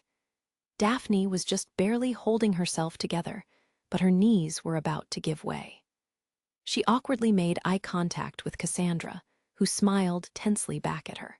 SSC, they SSSS saved us. Ha ha, and of course it's all because you brought those things home, right? Daphne said, knocking Cassandra on the head with her fist. Ouch, Cassandra yelped, pressing her hand to her head. The animal girl turned pale. Quick, call a healer, or get a potion, anything you can find, someone screamed. It's awful, groaned another. How many of us were taken out? Properly speaking, it was Lily, transformed into an animal person, who was pale from the pandemonium of the adventurers, and the sight of the maze-like alleyway dyed red from end to end. Her animal ears quivered as she stared at the bodies of adventurers piled in heaps. Which of the separated Xenos did this? Or was it all of them? Even if it was all of them, Lily and Belle were supposed to join up with the scattered Xenos, and if possible, bring them together with Fells and the other Xenos. If that proved impossible, the last-ditch plan was for them to use the second key, which one of the Xenos had, and find another route to Knossos on their own. Right now, Lily was in the eastern section of the Labyrinth District, where a sign on the wall written in Koine read 277th block. The call that Leto sent out at the start of the battle had instructed the separated Xenos to meet up in this district. Thanks to her former career as a spy, Lily had been able to sneak here, but a group of adventurers must have found them. And I guess the Xenos took them all out in self-defense. From the looks of it, the party was quite large, and they probably had no other choice. Stairways led up and down from the maze-like alley, and a great number of side streets branched off to the left and right. The street and walls were smeared with fresh blood, turning the entire alleyway into a red world. A bloodied Amazon lay slumped against a crumbling wall, her neck broken. A dwarf lay staring blankly up at the sky, his prized hammer and armor pulverized. The bloody calamity had rained down equally on upper and lower-class adventurers.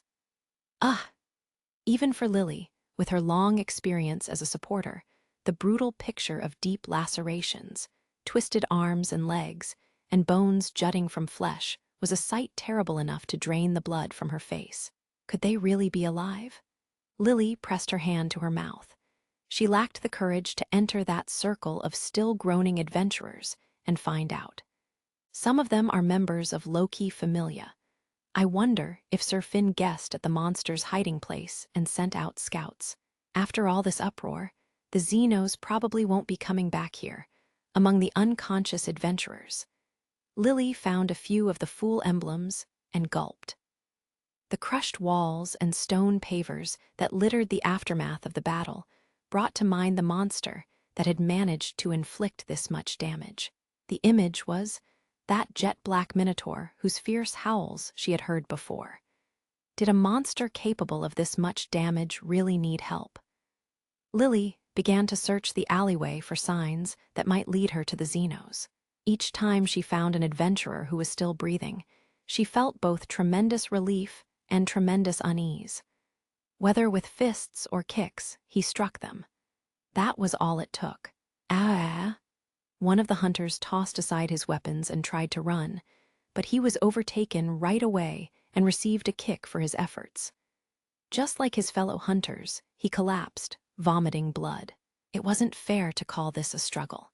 He couldn't even call it hunting. Tormented by the hunger that grew and grew out of control, he returned to his brethren, the ones who had been separated. Hunters had been attacking them, and he saved them. His rabbit kin had hopped with joy, saying he was truly someone to count on. His winged kin had mumbled pitifully, saying perhaps he'd gone too far. The brethren who witnessed his hunger fell into two categories: those who praised it and those who feared it. He realized that even among his own, he was a maverick. His dream was fundamentally different from theirs. They had feelings for these places on the surface and for the people who inhabited them. But he had none. He could find meaning only in struggle. We must part ways here, he thought. He saw that his dream might destroy the dream of his kin. He would give them the key. The key with the eyeball buried in it, the object he'd been keeping for them until now. When he told them that he didn't need it, the brother in the red hat asked him a question. What will you do now? He told them what his intentions were: to fight, to open a path, and that he sensed the dream he was searching for was here on the surface. I understand. I wish you good fortune in war. He turned his back on the brethren who were mourning their parting. Perhaps it would be an eternal separation. He had a premonition that would be the case, but it didn't matter. Not if he was able to find his dream here on the surface. Concealing his oversized form and presence in the blackness, he continued his journey of seeking. To meet again and to fight again. Chapter 5, Ultra Soul. Tiona discovered the body of an adventurer hidden among the ruins. The adventurer was not dead, only unconscious. As she looked at the human with blood running from both ears, she groped around her waist. Damn, I don't have any potions with me, she said, realizing she'd forgotten to bring her items. Tiona, hurry up, her sister called. Reluctantly, she left the adventurer behind. Without using her hands, she scaled the structure that surrounded the tunnel-like passage where she'd been. At the top, she found her sister, Tione, who like Tiona had been ordered to serve as both scout and guerrilla fighter. The Amazon was stamping her bare feet and looking irritated. Ugh, this is so frustrating. We're doing what the captain said, but we're not finding any monsters. Daedalus Street is so annoying. It's nothing but twists and turns and dead ends. Not to mention ups and downs. The western section of the Labyrinth District, where the two sisters were, was so complex they felt like they were walking through a Trompe l'oeil painting. It was no wonder Tione was irritated. Our opponent may be moving faster than Finn's commands, Tiona said. Are you suggesting the captain is falling behind? I'll kick your ass for saying that. Her sister growled in defense of her beloved leader. You're pretty annoying yourself. Tiona snapped back with a fed-up look on her face before mumbling that Tione was right. But yeah, I think Finn's instructions are spot on. I bet the monsters passed near here. Did you find something? Tiona remained silent for a moment, gazing into the distance before answering. I've been thinking, Tione, those monsters that we're after, She did not complete the thought. The clanging of a bell broke the silence. The signal for a monster sighting? Let's go, Tiona. Yeah. Watching her sister race off, Tiona seemed to change her attitude of a moment before. She shouldered her double-edged sword and followed Tione. Like a ferocious wave, the Xenos were barreling straight down the road in a single line. They were in the western section of the Labyrinth District, near the center. After emerging from the shortcut, immediately in front of Loki Familia's formation, the monsters were now running as fast as they could toward the underground passage to Knossos. Thanks to Liliki, there aren't any adventurers around, said Leto at the head of the group. Don't let down your guard, they're coming. Fells yelled up from the center of the line. The mage was right. Loki Familia members were at that very moment rushing from the center, northwest, and southwest to fill the gap in the formation. Archers, take your positions, Loki Familia platoon leaders shouted. The archers drew back their bows and aimed at the advancing group of monsters. Positioned on buildings in front and to the left and right, they were about to unleash a tridirectional rain of arrows on the Xenos. But it's cold. The elves and animal people who had been fitting their arrows to their bows were suddenly half frozen. A blizzard that materialized from thin air had blindsided the girls. The bow, arm, shoulder, and half the face of each demi-human were covered in an armor of ice.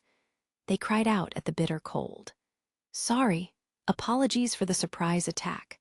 Under their veils, Welf and Mikoto whispered their regrets. Their invisible hands gripped the aqua-colored magic daggers they had drawn from their sheaths.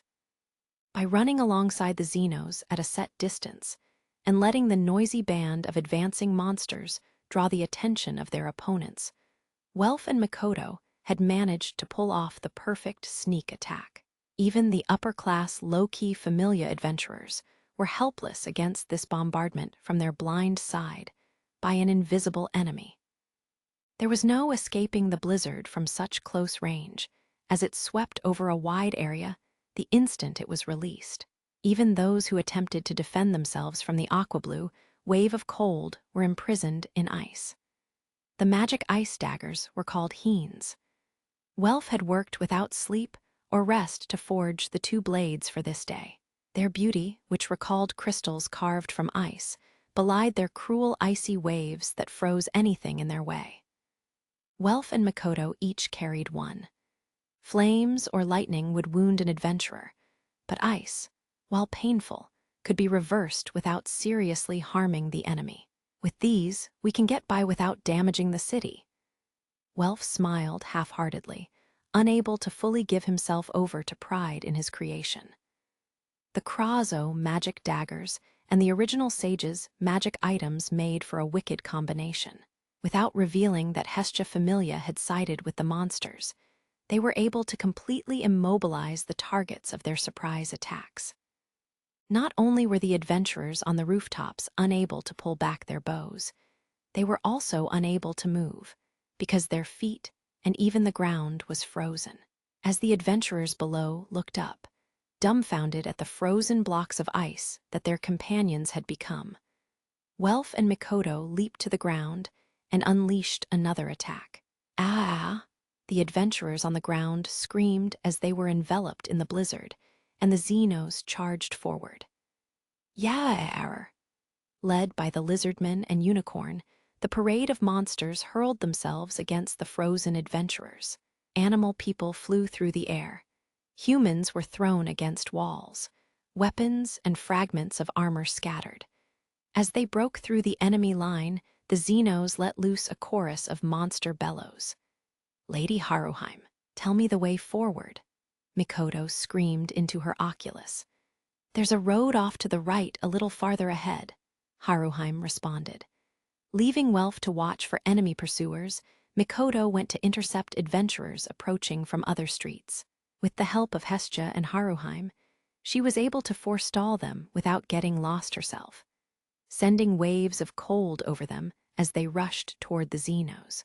The adventurers became her magic dagger's quarry as she plastered herself to a wall above their heads and waited to ambush them. They cried out as the ice forced them to halt. The invisible Welf and Mikoto were able to hold the sporadic groups of low-key familia fighters entirely in check. "Go, Welf and Mikoto. You get 'em." Hestia pumped her fist into the air as she looked down at the magic map. She could see the symbols for Welf and Mikoto moving frenetically around the Xenos, who were advancing east straight through the central zone of the Labyrinth District. She cheered on her familia members as they did their utmost to hold back the enemy's approach. "Found ya." Unfortunately, the goddess's prayers were dashed. "Shit. Grows." The gargoyle rearguard spun around as he sensed a flash of light flying toward him. A knife had been hurled toward the group at high speed. It crashed into his stone right wing, which he had spread to protect his brethren in the rear, and shattered it like a hammer. Ray, who had been singing as she flew along, looked back and saw two Amazonian women, their black hair flying behind them. "I knew they were around here," one shouted. "We've caught up with them," the other responded. Ray and Groves widened their eyes simultaneously. There was no way they could have forgotten those two Amazons. They were the same extremely strong first-tier adventurers who had trampled the Xenos in this very city several days before. "Oh!" Groves let out a tremendous yell. His warning alerted Leto at the front and Fells in the center to the threat, and Welf and Mikoto, too, instantly turned around. The Hyrule sisters. "So they're here. Let's give 'em hell." "Yeah." Welf and Mikoto immediately dropped what they were doing and ran to intercept Tiona and Tyone, who were approaching with incredible speed. Dropping from the front of the formation to the back, they lifted the Heens. Welf was on one side of the Xenos and Mikoto on the other, running on top of the buildings lining the street. They aimed their daggers at their opponents and, at nearly the same moment, swung them forward. They were sure they had targeted the sisters' blind spots, as they had managed to do with the other adventurers up till now. But the sisters dodged. Welf and Mikoto were too surprised to utter a word. The sisters had reacted with incredible speed to the blizzard that materialized from thin air, evading it quite easily. "What was that? Is there an ice bird around here or something?" Tyone called out, brushing a strand of long black hair from her face. "Seems a little too powerful for that." Tiona replied, glancing backward at the enormous icy form that had risen up in the street. Returning her gaze to the front, the Amazonian girl called out to her sister again as she ran. "Hey, Tyone, someone's here, aren't they?" "Yeah, I don't know if they're shape-shifting or they've made themselves invisible, but there are two of them for sure." The sisters looked up and directed their piercing gazes at 2 points ahead and above them. Welf and Mikoto shuddered. The sisters had accurately pinpointed their locations. For all their invisibility and freezing blizzards, they both realized that one blow from the sisters would crush them. The twin warriors were she-devils incarnate. The sight of the level 6 first-tier adventurers bearing down on them was truly petrifying. Yet even though the glint in the sisters' eyes filled them with a horror unlike any they'd experienced before, they summoned their courage. "Lady Hestia, is there any terrain coming up that we can use?" Sorry, Welf, there's nothing. No turnoffs and no obstacles. The road just gets wider and wider. Looks like the only thing is a downward slope." The wind was so strong that it nearly blew Welf's veil off and drowned out his questions as he spoke into the oculus. The answer sounded like a screech. He could sense that the invisible Mikoto was growing anxious as well. He looked up, startled. A slope.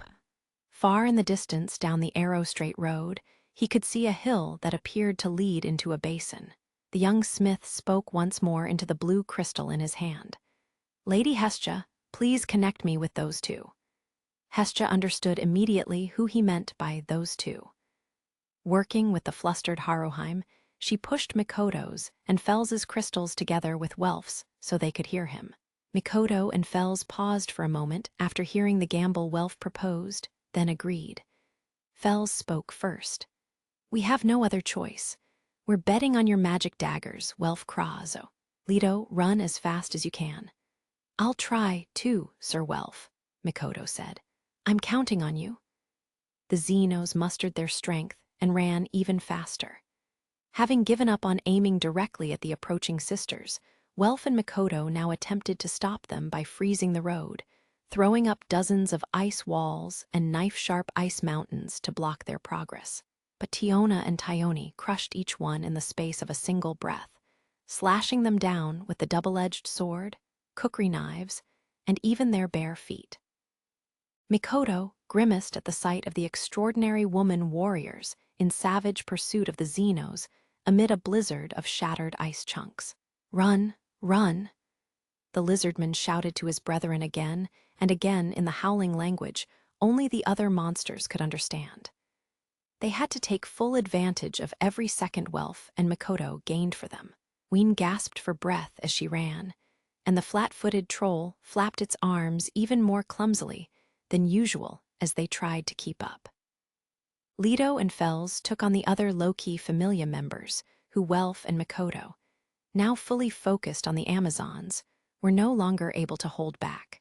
Leto's longsword and scimitar mowed down all who tried to block their progress forward, while Fells's jet-black gloves sent out invisible shock waves that kept others from approaching.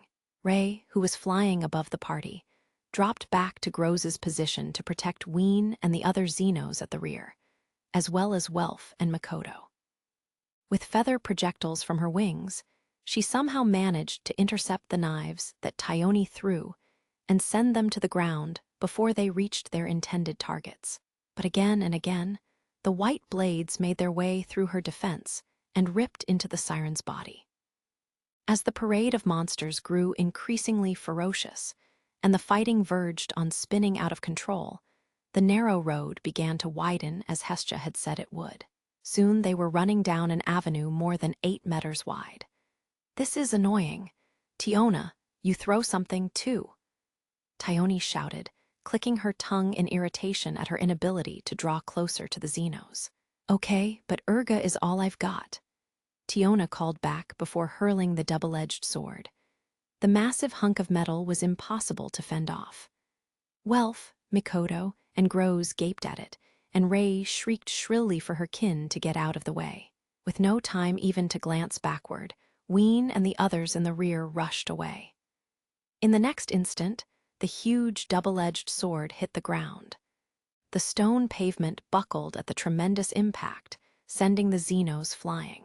Avoiding a direct hit by a mere hairbreadth, they tumbled down a slope paved in black bricks. It was the hill Hestia had told them about.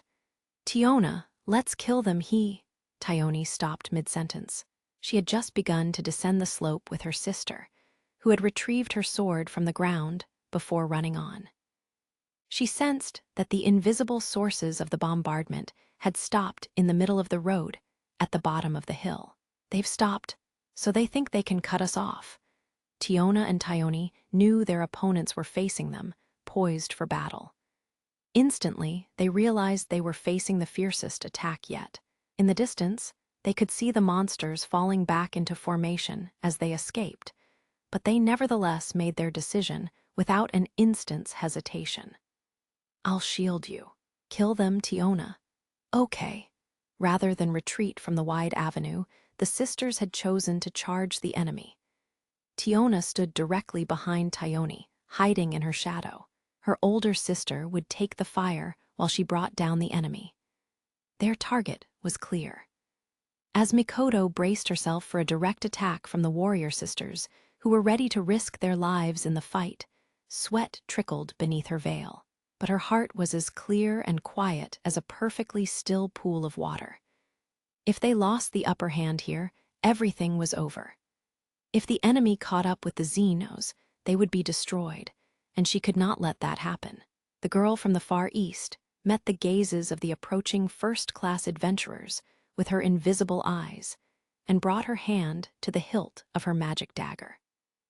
Welf swung his dagger from his position diagonally below them in a final attempt to stop the advance. Unfazed, Tiona and Taioni positioned themselves firmly in the middle of the slope. Whether their opponents tried to freeze them or burn them, The sisters were confident they could withstand the attacks. No matter how terribly they were wounded, they would not back down from their enemy. They flew through the air toward the invisible presences. The instant before they made contact, the sisters heard a metallic sheeing. The sound was neither ice crystals forming nor raging flames. It was the sound of a glittering metal blade sliding along its sheath, and a sword being loosened from its scabbard. Mikoto, crouched low to the ground, had two weapons at her hip. One was her third-tier adventurer's weapon, Kotsu. The other was a sword with a magic blade.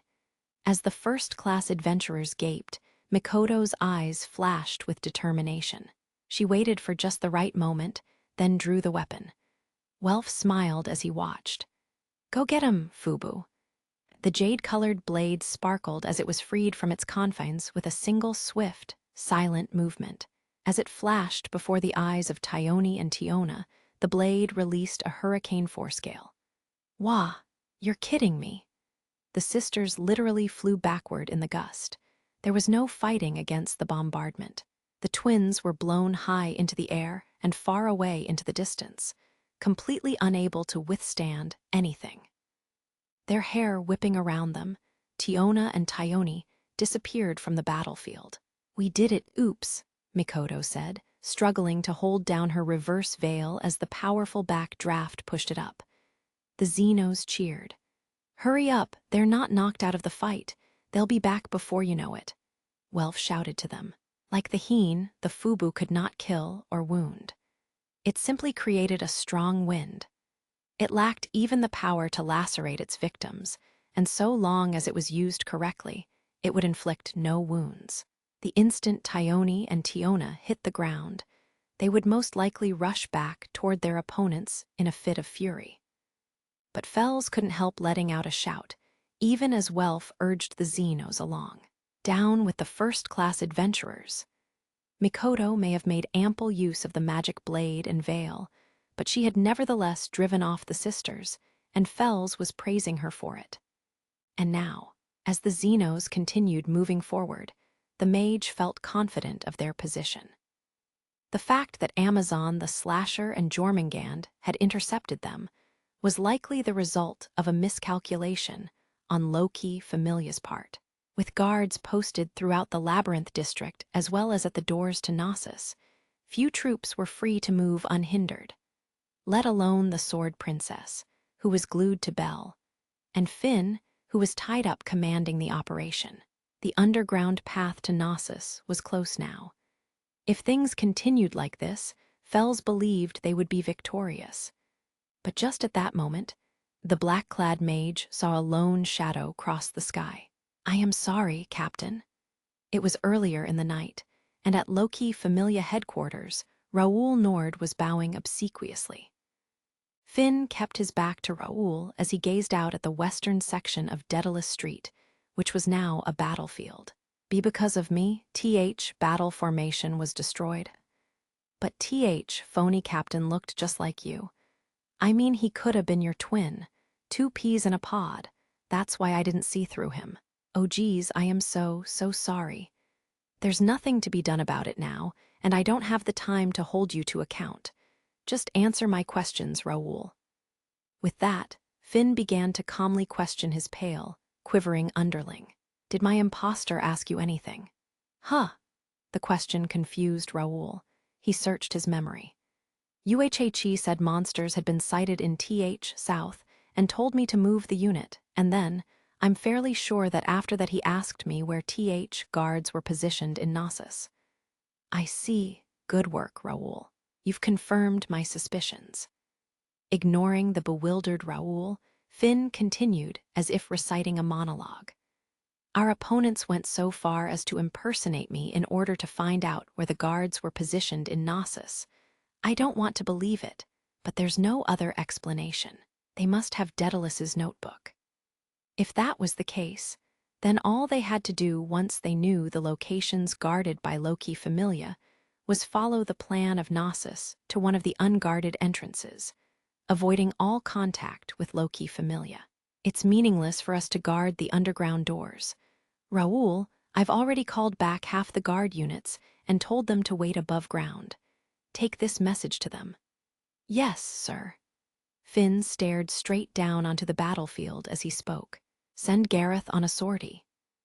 Back in the present, the shadow that Fells had seen approaching lifted the weapon in its hand skyward.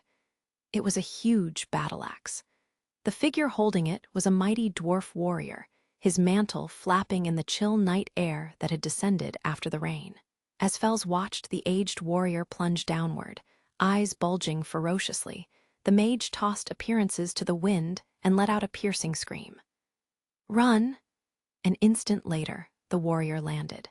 "Yeah?" He swung his battle axe downward, shattering the black brick pavement. "Gar." Gareth's blow bounced high and fell like a meteorite, exploding in the center of the line of Xenos. Immediately, Fells released a shock wave. The Xenos were not injured, but the combined force of the blow and the shock wave was strong enough to crumble the earth and throw them back.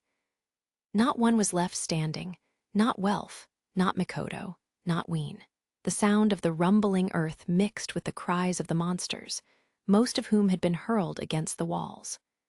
Cracks split the stone pavement, and fissures ran up the sides of the buildings, sending walls thundering down.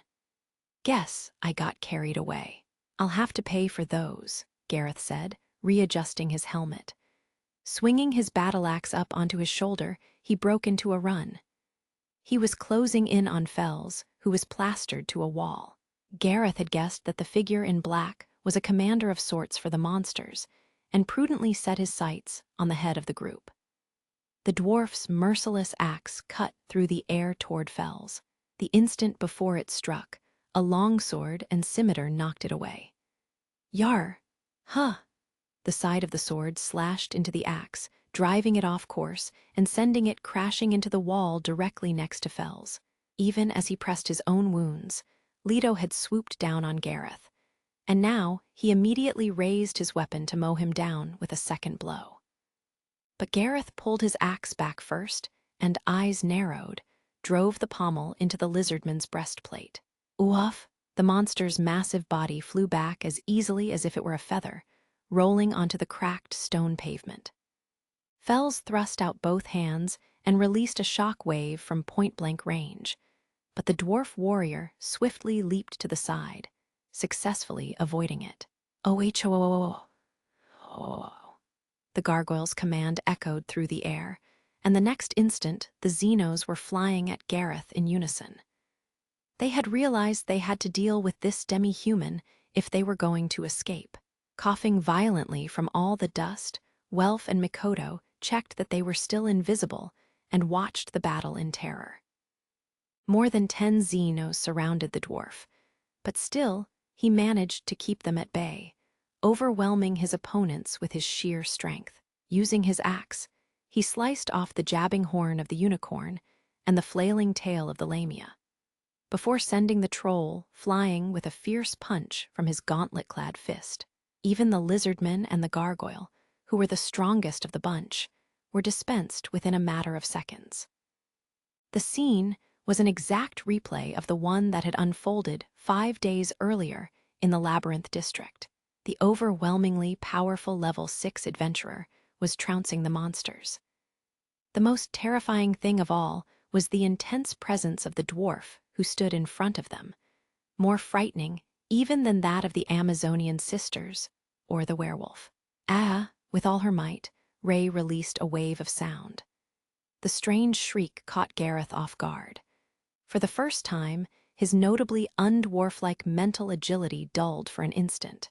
Welf and Mikoto, who had been standing stock, still until that moment, realized this could be their only chance to act. Gareth sidestepped the blizzard that Welf's heen drew from thin air, but the wave of frigid air that Mikoto released a moment later froze one of his legs. Standing their ground, Welf and Mikoto unleashed a second attack on the trapped dwarf. The first-class adventurer was imprisoned in a world of freezing winds, ice, and frost, but in the next moment, he rendered Mikoto speechless. "What?" Welf couldn't believe his eyes. "Is this some kind of joke?" The mighty dwarf warrior was determined to fight, whatever the consequences. His body still frozen, he burst through the armor of ice with sheer will, raised his axe in his fist, and swung it wildly around him. The Xenos flew at him, mouths agape, but were hurled back. Welf and Mikoto edged around to his blind side and released wave after wave of cold. He did not stop, no matter that half his body was frozen solid and covered with frostbite. He was one lone adventurer, but they could not stop him. A moment later, a cracking sound split the air. As if defeated in their battle of wills with the dwarf, the magic blades crumbled to pieces. Overuse had destroyed them. Welf and Mikoto were speechless as they watched the shards of the aquamarine blades crumble through their fingers. "Mr. Gareth, get him, bring him down." As if to drive home their misfortune, Loki Familia's reinforcements had arrived. Upper-class male and female adventurers flooded in from the alleyways feeding into the main street, from the rooftops of the buildings, and from all four directions. Time to use these. From the sleeve of Fels's black cloak appeared a number of black spheres, which the mage scattered across the road. As the spheres cracked, black smoke billowed into the broad avenue. It was the same smoky veil Fels had used 5 days ago to help the Xenos escape. The black mist, a magic item. It was a last-ditch strategy to prevent the adventurers from communicating with one another. The black mist instantly turned the street into a tangle of adventurers and monsters blindly fighting any moving body, the air filled with their confused screams. "Shit, this is bad. What do I do?" Spears and claws materialized from the depths of the mist and besieged Welf. His invisibility, no protection from the chaos. He was at the mercy of his own wildly pounding heart. The word annihilation swam through his mind, stirring his thoughts into chaos. It would be nearly impossible for the Xenos to pull themselves together and escape from this insane melee. At the very least, he had to do something about Gareth. Welf had lost the Heen. Mikoto still had the Fubu, but if she were to use it to blow away this black mist, both enemies and allies alike would be blown away with it. And when the air cleared, Gareth would be waiting once again to trample them. If the other low-key Familia members were to join in, the fate of the Xenos would be to end then and there. And Lily probably couldn't come to their rescue, either. What if I use this? But if I use it now? Welf looked at his waist. In place of his usual longsword, his belt held a magic one. As he gazed at the naked blade, which was a deeper aquamarine than the Heen, a ferocious inner struggle tormented him. He had already wasted a few precious seconds on this mental conflict when he heard a familiar voice. "Ha ha, this is a real party." Chunks of ice rained down from the sky onto the street. "Huh?" Welf could hear the crackle of the street freezing and the screams of the dwarf and the other adventurers. And through the mist, he was sure he could see a powerful gust of snow. As he stood there bewildered, a figure landed with a thud directly in front of him. Tsubaki.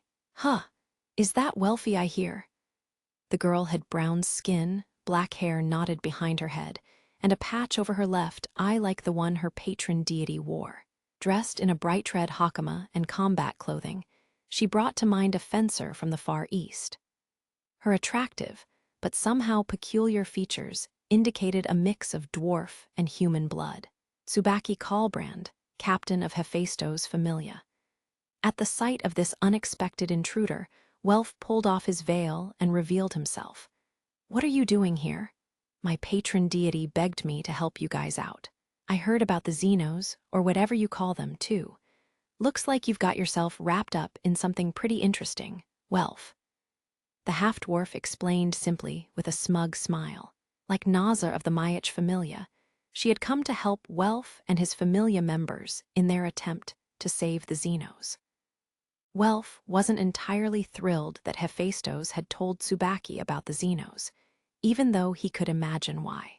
From the perspective of Hephaestos, whom Tsubaki venerated, telling the girl must have seemed unproblematic.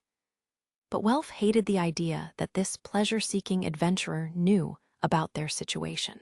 Totally unaware of Welf's thoughts, Tsubaki held up her magic blade. Looks like we both had the same idea, eh, Welf? Anyway, leave it to me. I'll stay out of view and let them have it with this magic blade. Haha, I've got weapons coming out of my ears. Welf found the sight of Tsubaki with her bundle of weapons slung carelessly over her shoulder revolting. You just want to try out your magic blades, he shouted, forgetting where he was in his anger at the master smith's ulterior motives. Tsubaki was such a pure and eccentric craftswoman that she sometimes descended to the deep zone of the dungeon just to see how well her creations worked. This insane passion also explained her skill as a smith and her genuine battle prowess, which had earned her the nickname Cyclops. Don't be stupid. Didn't I rush to your aid knowing full well Loki Familia would hate me for it? Haha, I'm off. Here I go. Just like I thought, you're enjoying this. By the way, if you go crazy with your attacks, Loki Familia's gonna. Ha ha ha. You think that dwarf is gonna roll over because of this? Loki Familia leaders are all monsters. Accurately speaking, she seemed to be after Gareth alone. Taking advantage of the veil of smoke, Tsubaki slashed her magic blade randomly through the air. The chaotic battlefield made Welf uneasy, and he had an excruciating headache. After a few minutes, Tsubaki came across his crumbled magic blade. Looks like this one reached its limit. Still room for improvement, I'd say, she said, tossing away the empty hilt. The next moment, her mood shifted, and she glanced sidelong at Welf through her narrowed right eye. And, what are you standing there dreaming about? Is that longsword at your waist a decoration? Why did you even bring it, silly boy? Put that thing to use. The senior smith seemed to be ridiculing Welf, or perhaps scolding him. Didn't you come here to save those Xenos guys? While you stand there dithering, the monsters are gonna turn into a pile of smoking ash. If I use this, even a first-tier adventurer would. Idiot. Tsubaki brushed away Welf's needless worries with a smile. I told you before, those guys are monsters. A little baby magic blade like that isn't gonna knock them down so easily. Tsubaki directed her single eye at Welf, as if to say he didn't have time to waste worrying about his opponent's well-being. He couldn't find anything to say in response. Instead, he frowned and gripped the hilt of his longsword, bracing himself for the fight. It's hard to find the enemy in all this mist. I'll be your eyes. Get ready. Tsubaki was not only a master smith, but also a level 5 adventurer. She could hold her own against any first tier. Welf frowned at this superwoman who could sense her opponent's presence especially well in the current chaos, drew his sword, and took a fighting stance. 2 o'clock. Yeah, right there. They're on guard, but nothing to worry about, not with your silly old magic blade. Any Xenos in the line of fire? Nope, nothing to worry about. Now is the time, do it, Tsubaki said, sidling behind him and pushing her finger into his spine. Asshole, Welf mumbled. Then he swung the Deepakwa blade down from above his head. Hiyo, with a high-pitched, bird-like screech, a wave of ice and wind materialized. The aqua-blue ice flow swept through the black mist like the outstretched wings of some giant bird of prey, instantaneously freezing the pavement below. Its sharp beak searched for victims. The raging blizzard unleashed by the Hiyo far surpassed anything the Heen had produced.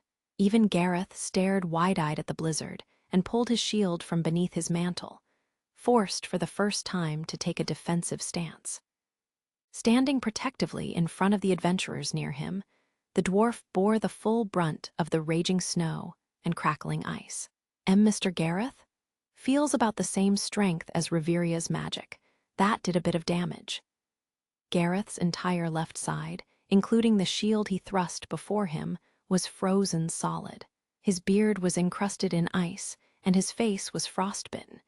But still, the mighty dwarf warrior laughed fearlessly. You guys step back, he told the other adventurers, hiding them behind his back as he made his body into a wall against the second bombardment of ice and snow. Hey, look, he's alive, Tsubaki laughed. Shut up, Lady Hestia, can you hear me? Welf retorted, taking out his oculus. Yes, I'm here. What is it, Welf? We'll hold them here somehow. Tell the Xenos to move forward. The black mist lingered stubbornly despite the repeated blizzards. Welf had decided that he could turn it to his advantage by using it to hide his presence as he fought, and that was why he asked Hestia to send his message to Fells. Mikoto must have heard him, because her voice came back through the oculus. Got it! Presently, he heard the lizardman's roar. Welf could sense the monsters scattered around him, responding to the command to move forward, and then the adventurers pursuing them. Cursing his inability to hold them back, Welf continued to swing his magic blade in the direction Tsubaki told him to. We've just gotta keep that dwarf pinned here. The road where Gareth stood had turned into a river of ice. They had stopped the first-tier adventurer. On the outskirts of southwestern Daedalus Street, Hestia dripped with nervous sweat. Next to her, Haruheim had turned white. Oh, this is bad. This is really bad. Yes, it's awful.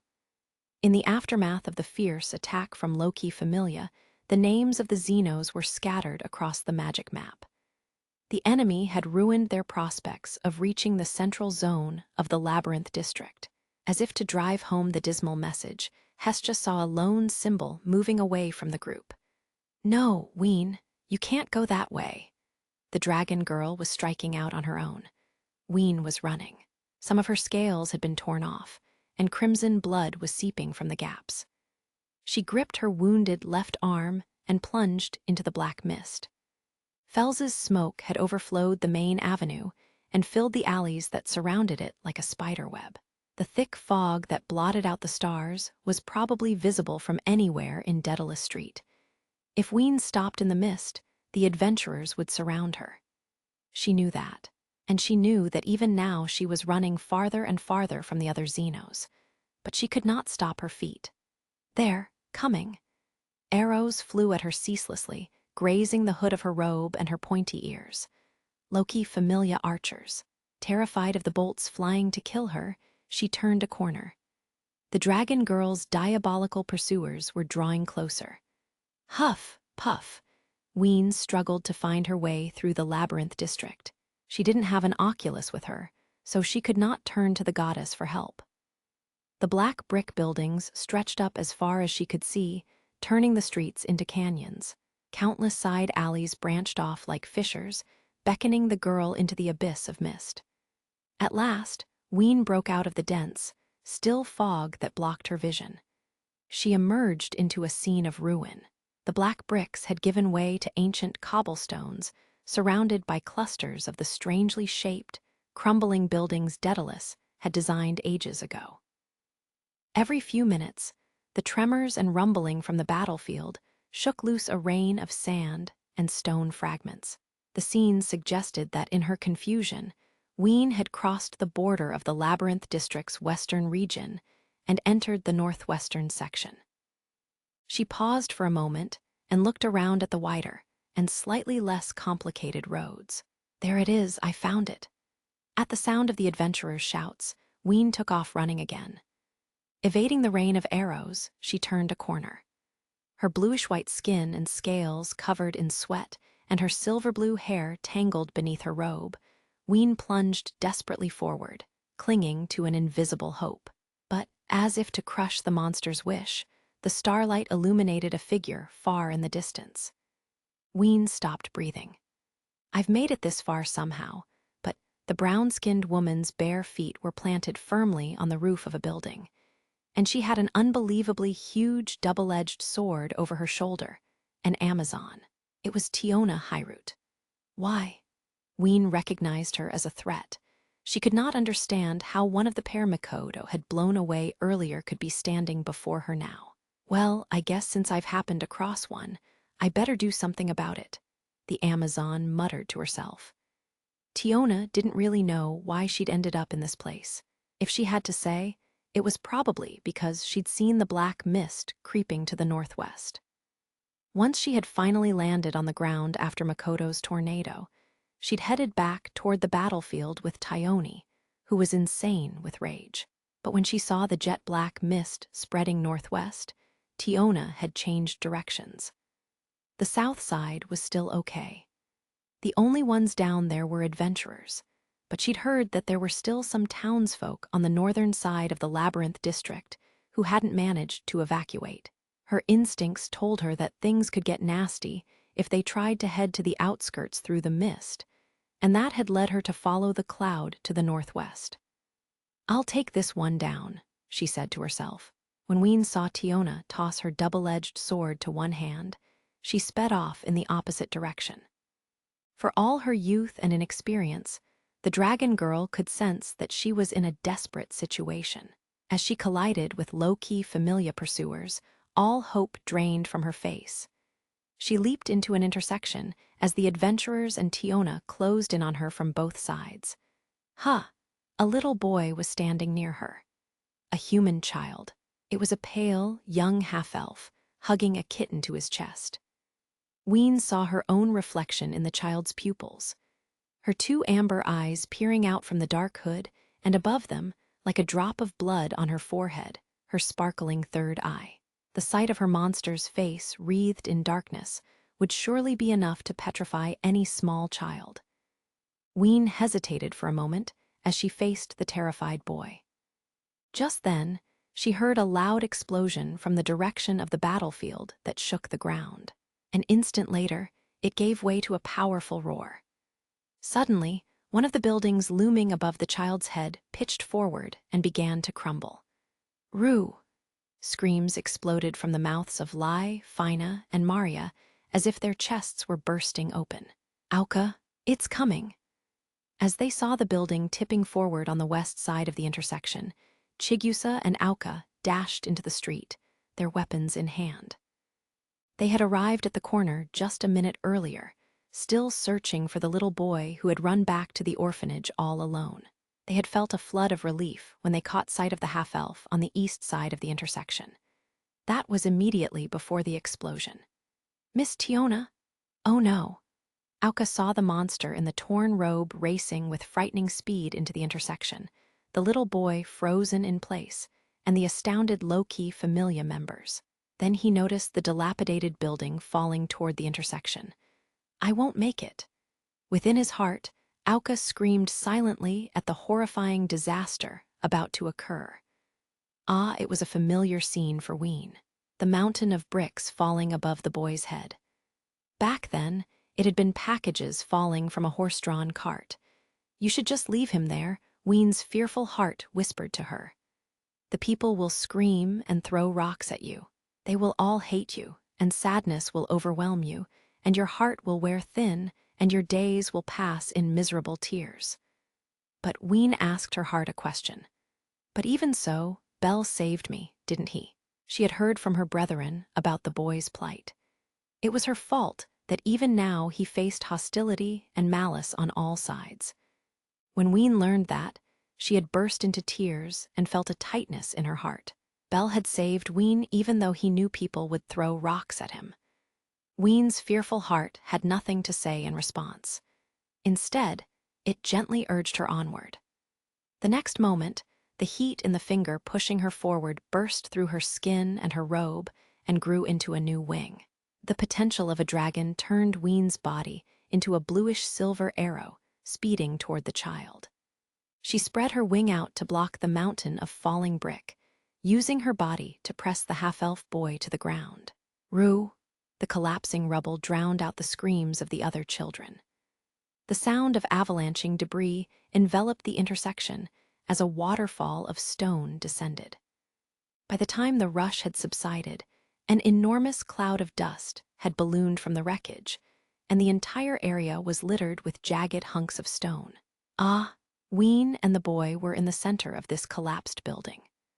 The boy was lying face up on the ground, and the vouivre was pressing her hands against his face as she peered down into his eyes. Her outstretched wing had not been able to block all the rubble. Blood dripped from her head onto the boy's cheek. "Shoot it!" An arrow bounced off Ween's wing. How had this scene appeared to those who watched it unfold? At least to Maria, the children, and low-key Familia's members. It looked as if the monster had attacked the child with its dreadful wing, and by chance, the rubble had fallen onto its head.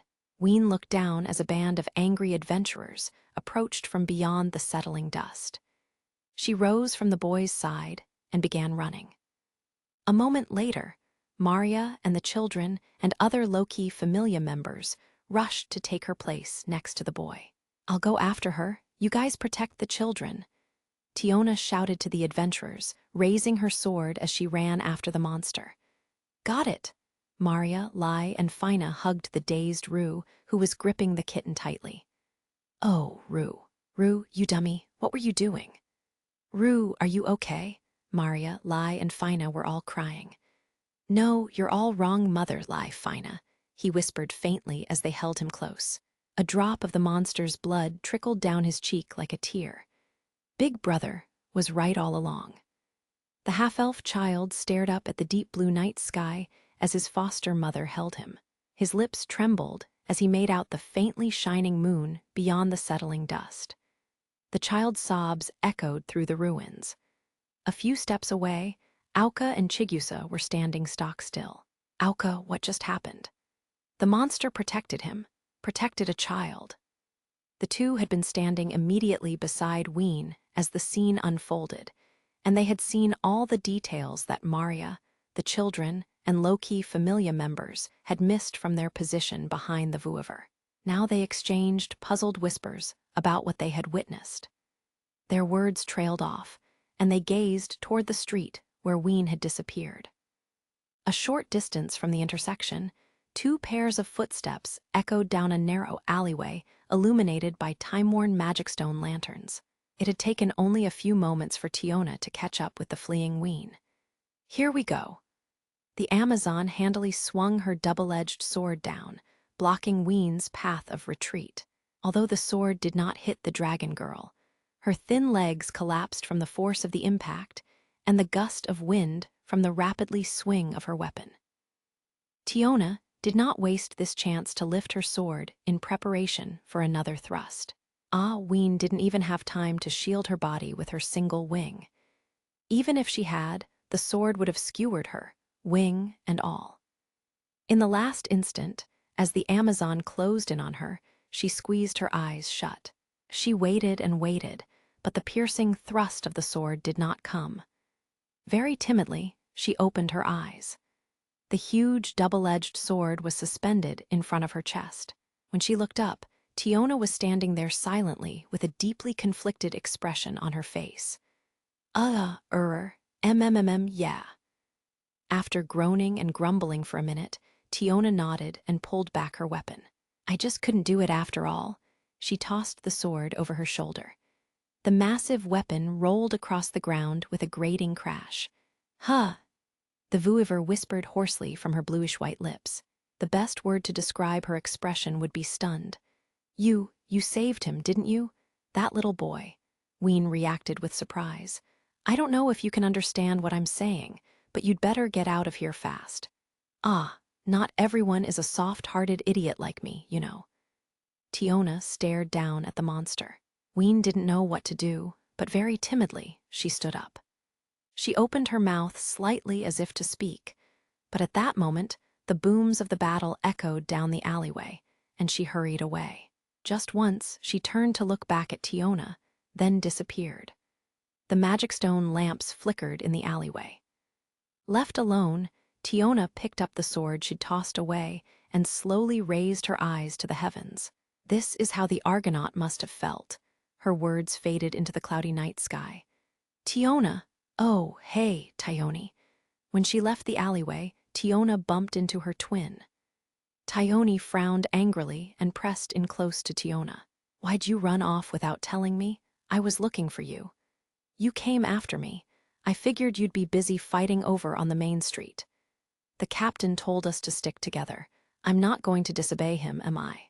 "And what about the monster? I heard you chased one over here." Tiona considered lying to her sister, but decided against it. "Yeah, I let it go." "What? It didn't escape. You purposely let it go. Are you crazy?" But my ass. These are unique circumstances. Didn't you hear what the captain said?" "But, Tione, Even you know those monsters are more than just smart. HMPH. I think they're different from regular monsters. I don't get a negative feeling from them, she told her sister frankly, thinking back to the adventurer she'd found who was unconscious, but not dead. For a moment, Thyone was silent, as if she knew Tiona had hit on the truth, but her anger quickly resurfaced. Shut up. I'm going to get that black minotaur no matter what. I'm out of here. You just want revenge. The sisters ran off side by side, bickering as they went. Goddess Hestia, where is Ween? Fels's voice was coming through the oculus. She's in the northwest, heading farther and farther away. Hestia screamed back. She was at her post in the southwestern outskirts of Daedalus Street. As she looked down at the dragon girl's name moving steadily northward across the magic map, Hestia could feel her heart thumping faster and faster. Can't anyone go rescue her? She asked. It's impossible. The adventurers are fighting hard.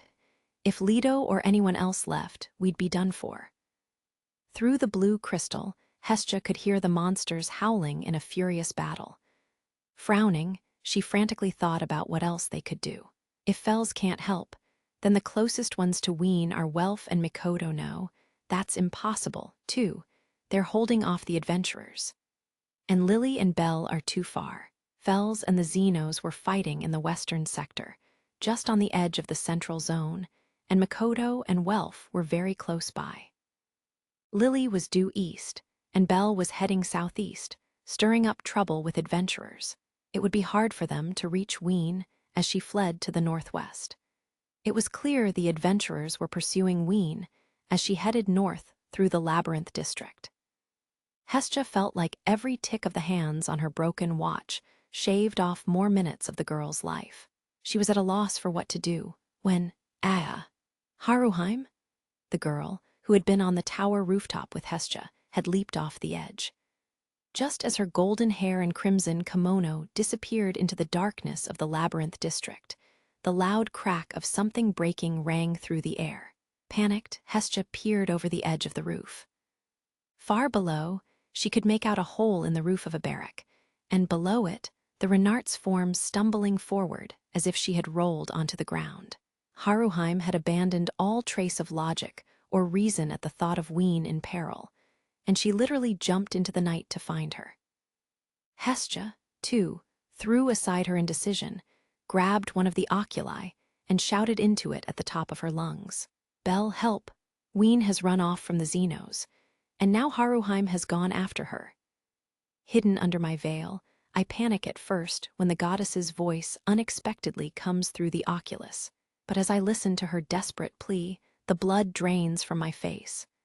Ween's by herself. Burning with anxiety, I slip into a back alley to get away from the shouts of the adventurers. Ween is all alone, and no one can get there to rescue her. The vision of the girl crying by herself is deeply upsetting. As I pull up a map of Arario in my mind's eye, I know that we are in an awful situation. I am in the southeast. Ween is in the northwest. We're as far as we can be from each other.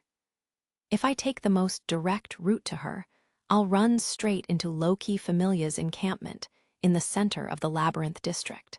It's impossible for me to get through without a hitch, invisible or not. But a detour around their encampment would take forever.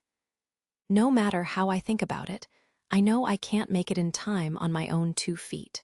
Well, maybe not with the feet I have right now. The second that thought crosses my mind, I yell into the oculus. To Haruheim. Please tell me where Haruheim is.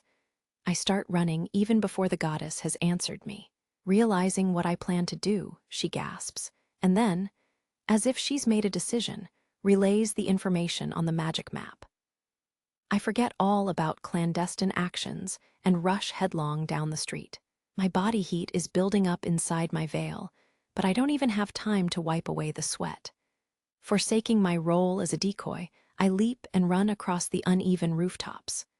Faster, faster, hurry. The goddess's voice guides me as I cross the southern section of the Labyrinth district from east to west.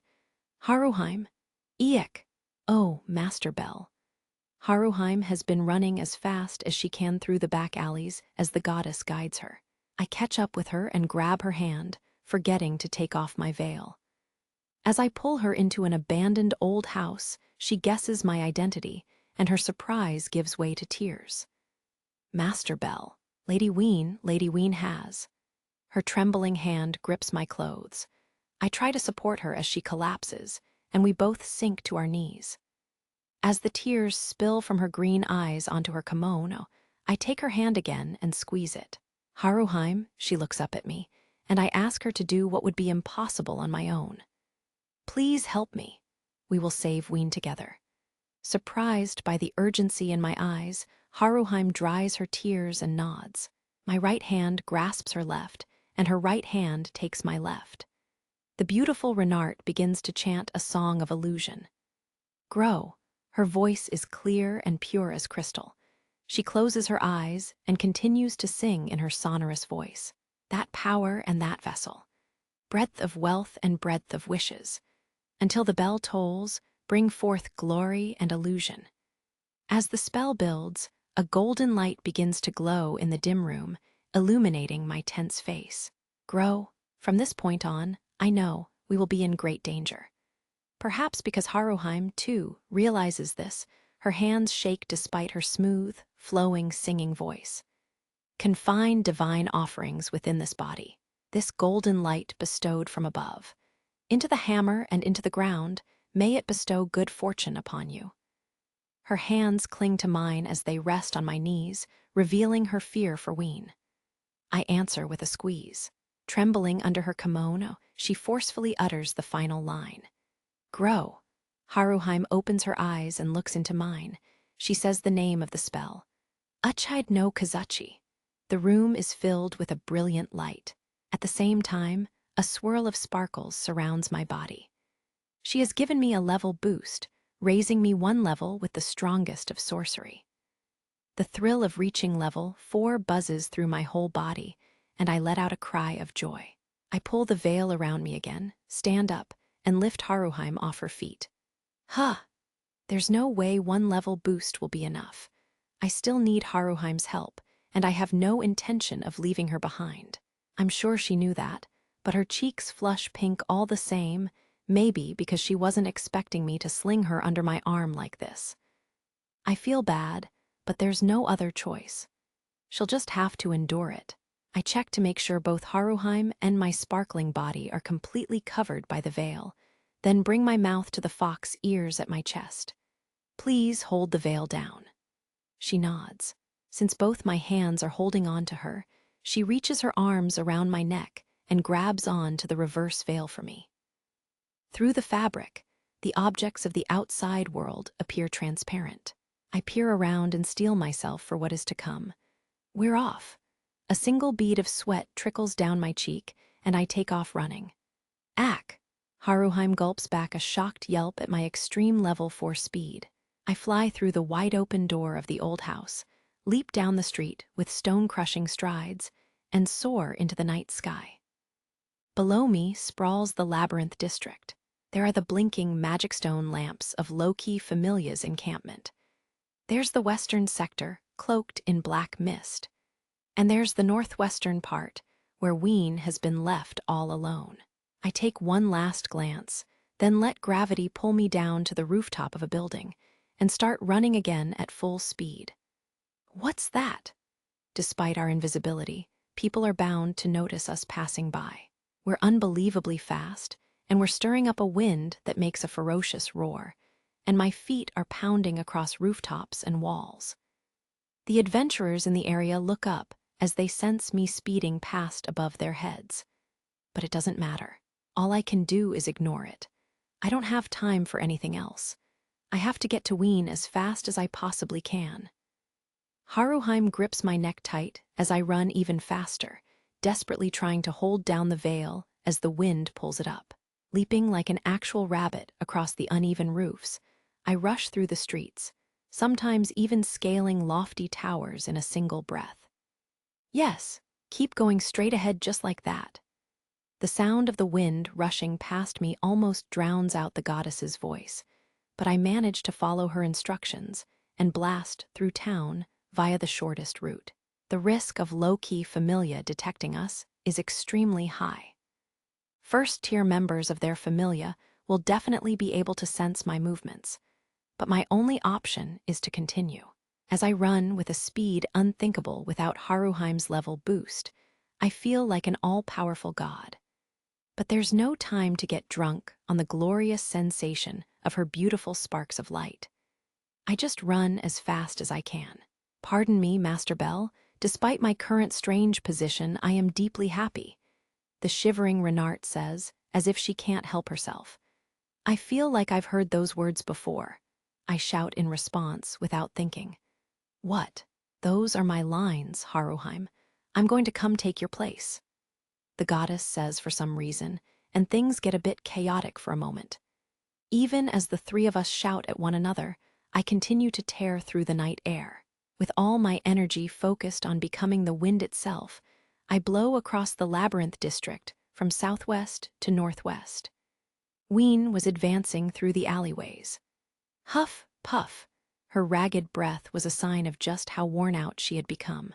She had no sense of where she was. She walked forlornly through the back streets, her new wing hidden and her hand against the walls, confused by the darkness. Her pursuers seemed to have disappeared, but she could not calm her terror of the phantom adventurers who her fear drew from thin air. More than anything, an overwhelming loneliness tormented her. She desperately tried to keep her lips from uttering that one name. She didn't want to worry him. If she cried, he would start worrying about her again. She wanted to reassure him. That was why she was trying so hard to control her feelings. But the dim labyrinth district eroded her determination. At last, the pitiful fear that shook her reedy body got the better of her, and she sought the shadow of the past, that irreplaceable warmth. Bell, she whispered his name so faintly it seemed to melt into the darkness. And something happened. Ween, he answered her prayer. Lady Ween. As the Vuiver looked up in shock, Bell and Haruheim threw off their veil and materialized from nowhere, floating down from the dark blue sky. Tears overflowed from Ween's amber eyes, and in the next instant she was running toward them. She flew into the arms of the boy and girl who had landed in front of her. Bell, Haruheim, their outstretched arms encircled her. Oh, Lady Ween, Lady Ween. Ween, it's so good to see you. I'm sorry, so sorry, Bell and Haruheim. Thank you, I love you. All three could hardly form a sentence for all their tears. They simply held one another in a warm embrace. Ween buried her face in Haruheim's chest, and Bell wrapped himself around both of them, Ween's new wing and all. You came looking for me. The goddess told us where you were. So you're okay, Ween. I'm so glad you haven't been hurt. Bell smiled at Ween's upturned, tear-covered face. Thank you, goddess, she said. They heard sniffling from the sparkling blue oculus on Bell's gauntlet, and Ween's expression blossomed into a smile. After they had hugged for a few minutes, Bell stepped back from Ween and Haruheim. Come on, there's no time to waste. We have to meet up with Lido and the others somehow. Right, Ween and Haruheim nodded, and they set out. By now, more than 5 minutes had passed since Bell met up with Haruheim. He wanted to find a place to renew the level boost. They were currently in the nor-northwest of the Labyrinth District. He knew full well that heading south to meet up with the Xenos while dodging low-key familia along the way would be next to impossible. In the worst-case scenario, he would have to serve as a decoy. Still, he brought the oculus to his lips. Goddess, please tell us the W. Bell's sixth sense suddenly set internal alarm bells clanging. Oh, huh. It was practically a miracle that he was able to pull Ween and Haruheim close and throw the reverse veil over all three of them. The instant he had retreated into the darkness of an alleyway, thwack. A pair of silver metal boots crashed onto the ground. The figure wearing them had a coat of wind-ruffled gray fur and an intimidating blue tattoo on one side of his face. Bell, Haruheim, and Ween all gasped at the young werewolf who had descended from the sky. It's Bete. As Bell had feared, they'd been detected. Beteloga had sensed Bel and Haruheim's reckless trip through town. Defying Finn's orders, the first-tier adventurer had left Loki Familia's encampment to pursue them. Bel was horrified by the werewolf's incredible speed, which nullified all chance of his getting another level boost from Haruheim. Bete stood in the open area at the end of the alleyway where Bel, Haruheim, and Ween were hiding. As he slowly scanned his surroundings, all three held their breath and followed his eyes. The thunderous pounding of their hearts blended together so loudly that they feared he might hear them. On the other side of the oculus, Hestia blanched and tried to keep completely silent. A drop of Bel's sweat dripped onto Ween's hair. "Come out." Accurately and mercilessly, Bete had scanned the many alleys branching off the plaza and determined the one where Bel and the others were hiding. They froze beneath his gaze, which pierced them despite their invisibility. The minute it had taken him to find them had felt like an eternity, and now their hopes crumbled like sand. Ween's shoulders shook as Bete pointed his feet in their direction. Bel squeezed them and prepared to do the only thing he could, walk out to Bete. He would act as a decoy while Haruheim and Ween escaped. But Haruheim's next move prevented him from doing that. "Haruheim?" Ween looked up when she felt someone stroking a lock of her hair, and she saw the Renart smiling down at her. Haruheim gently extracted herself from the dragon girl's embrace and sent a fleeting smile at the dumbfounded Bel. His outstretched arm met air as Haruheim pushed aside the veil and stepped into the darkness. "Huh?" As the astonished Bel and Ween watched, she stood facing Bete directly, illuminated by the starry sky. Her fox's tail quivered as the werewolf eyed her dubiously, but she hid it behind her back and returned his stare resolutely. "You can't be here alone. Come out, all of you. I am alone. Let's stop the Joe. I am alone," she shouted. Ween jumped. She'd never heard Haruheim speak so loudly. Her gracefully arched eyebrows and determined green eyes showed no sign of yielding to the boy's dangerous glare. She pressed her hands to her voluptuous chest and shouted at the young werewolf again. "Please move." Bel understood that she was speaking not to Bete, but to him. The weak young girl he had rescued from such depraved surroundings was nowhere to be seen. Standing guard with her back to them, she was like a Shinto maiden bravely confronting calamity, a sister protecting her dragon girl sibling, a mother. She howled. The girl who had always needed rescuing cried out now to save the ones she loved. Bel was amazed. "Now!" Haruheim's yell, along with the sight of her resolute back, urged Bel forward. He couldn't let her determination go to waste. He shook off his distress and pulled his hand back from Ween's shoulder. Gritting his teeth with determination, Bel tugged the dragon girl along as she glanced tearfully back, then took off running in the opposite direction from Bete and Haruheim. "You won't even fight, so stop lording it over me," the werewolf growled. Bete could sense the two invisible forms beyond Haruheim disappearing into the distance. He pawed the ground, his foot scraping over the cobblestones. As he did, fragments of broken stone shot like bullets toward Haruheim, tearing into her cheeks and kimono. She threw her arm in front of her face and stumbled, but caught herself before she fell. Still, she did not move aside. "Get out of my way," Bete said. "I will not. I'll crush you. I will not move." As Bete strode toward her, she threw both arms out. He narrowed his eyes at the Renart, who still refused to budge, and kicked the ground. He moved with such incredible speed that she could not even track him with her eyes. In an instant, the werewolf's shadow was at her feet. As she stood frozen, Bete raised his left hand as if to brush away a trivial speck of dust. He was about to bring it down on her when his hand stopped in midair. He was looking at Haruheim's steadfast green eyes below her golden bangs. His gaze was fixed on Haruheim, silently taking in this girl who refused to look away even on the verge of a direct blow. Quiet fell over the pair. In the distance, the two animal people could hear the faint sound of battle cries. The odd scene continued until Bete broke the silence. "You small fry."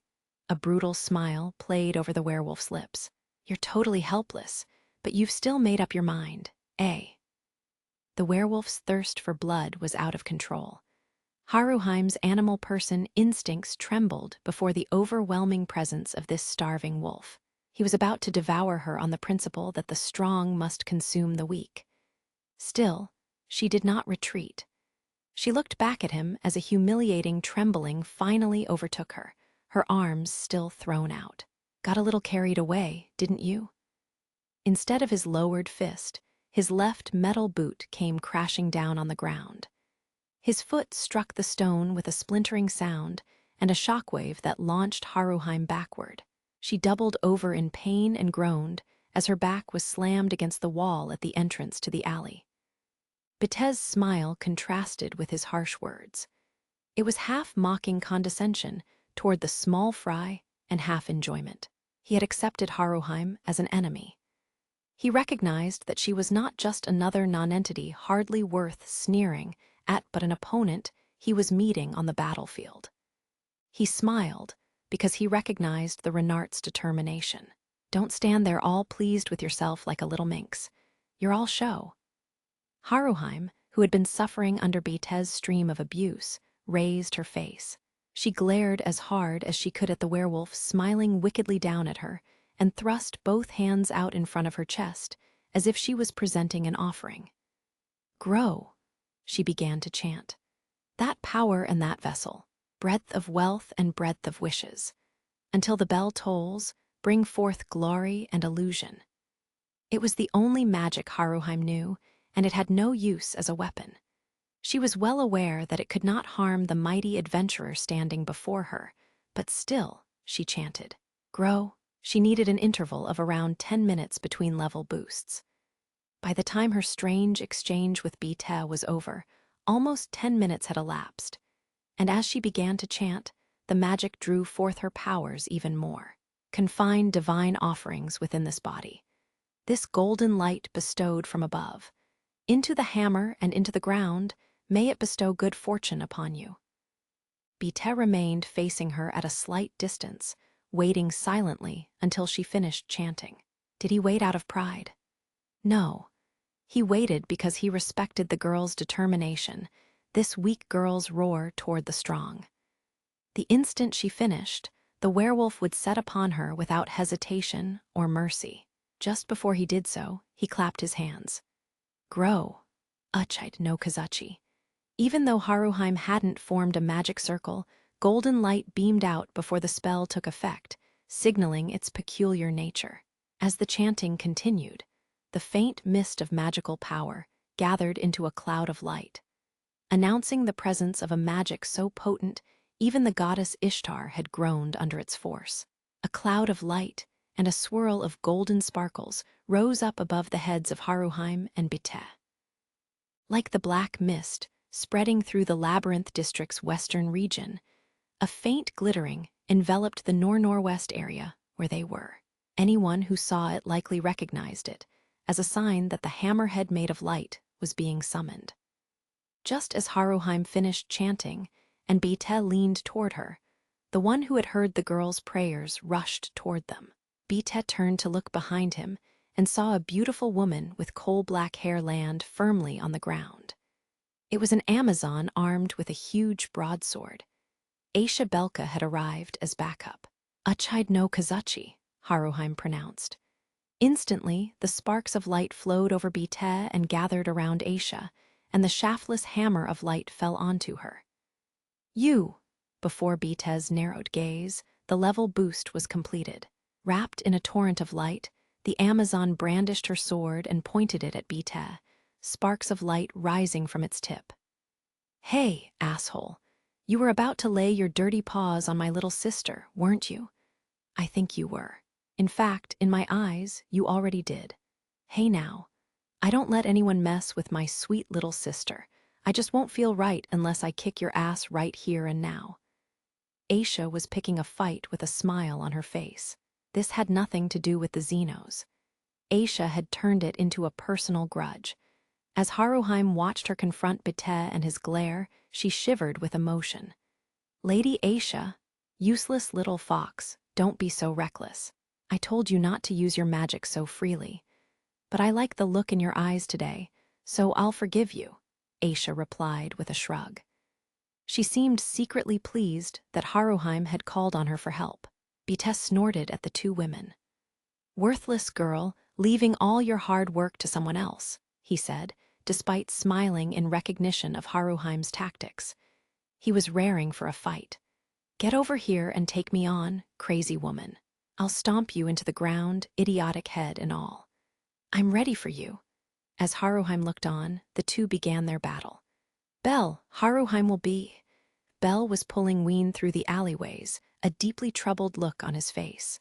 Would Bite hurt Haruheim?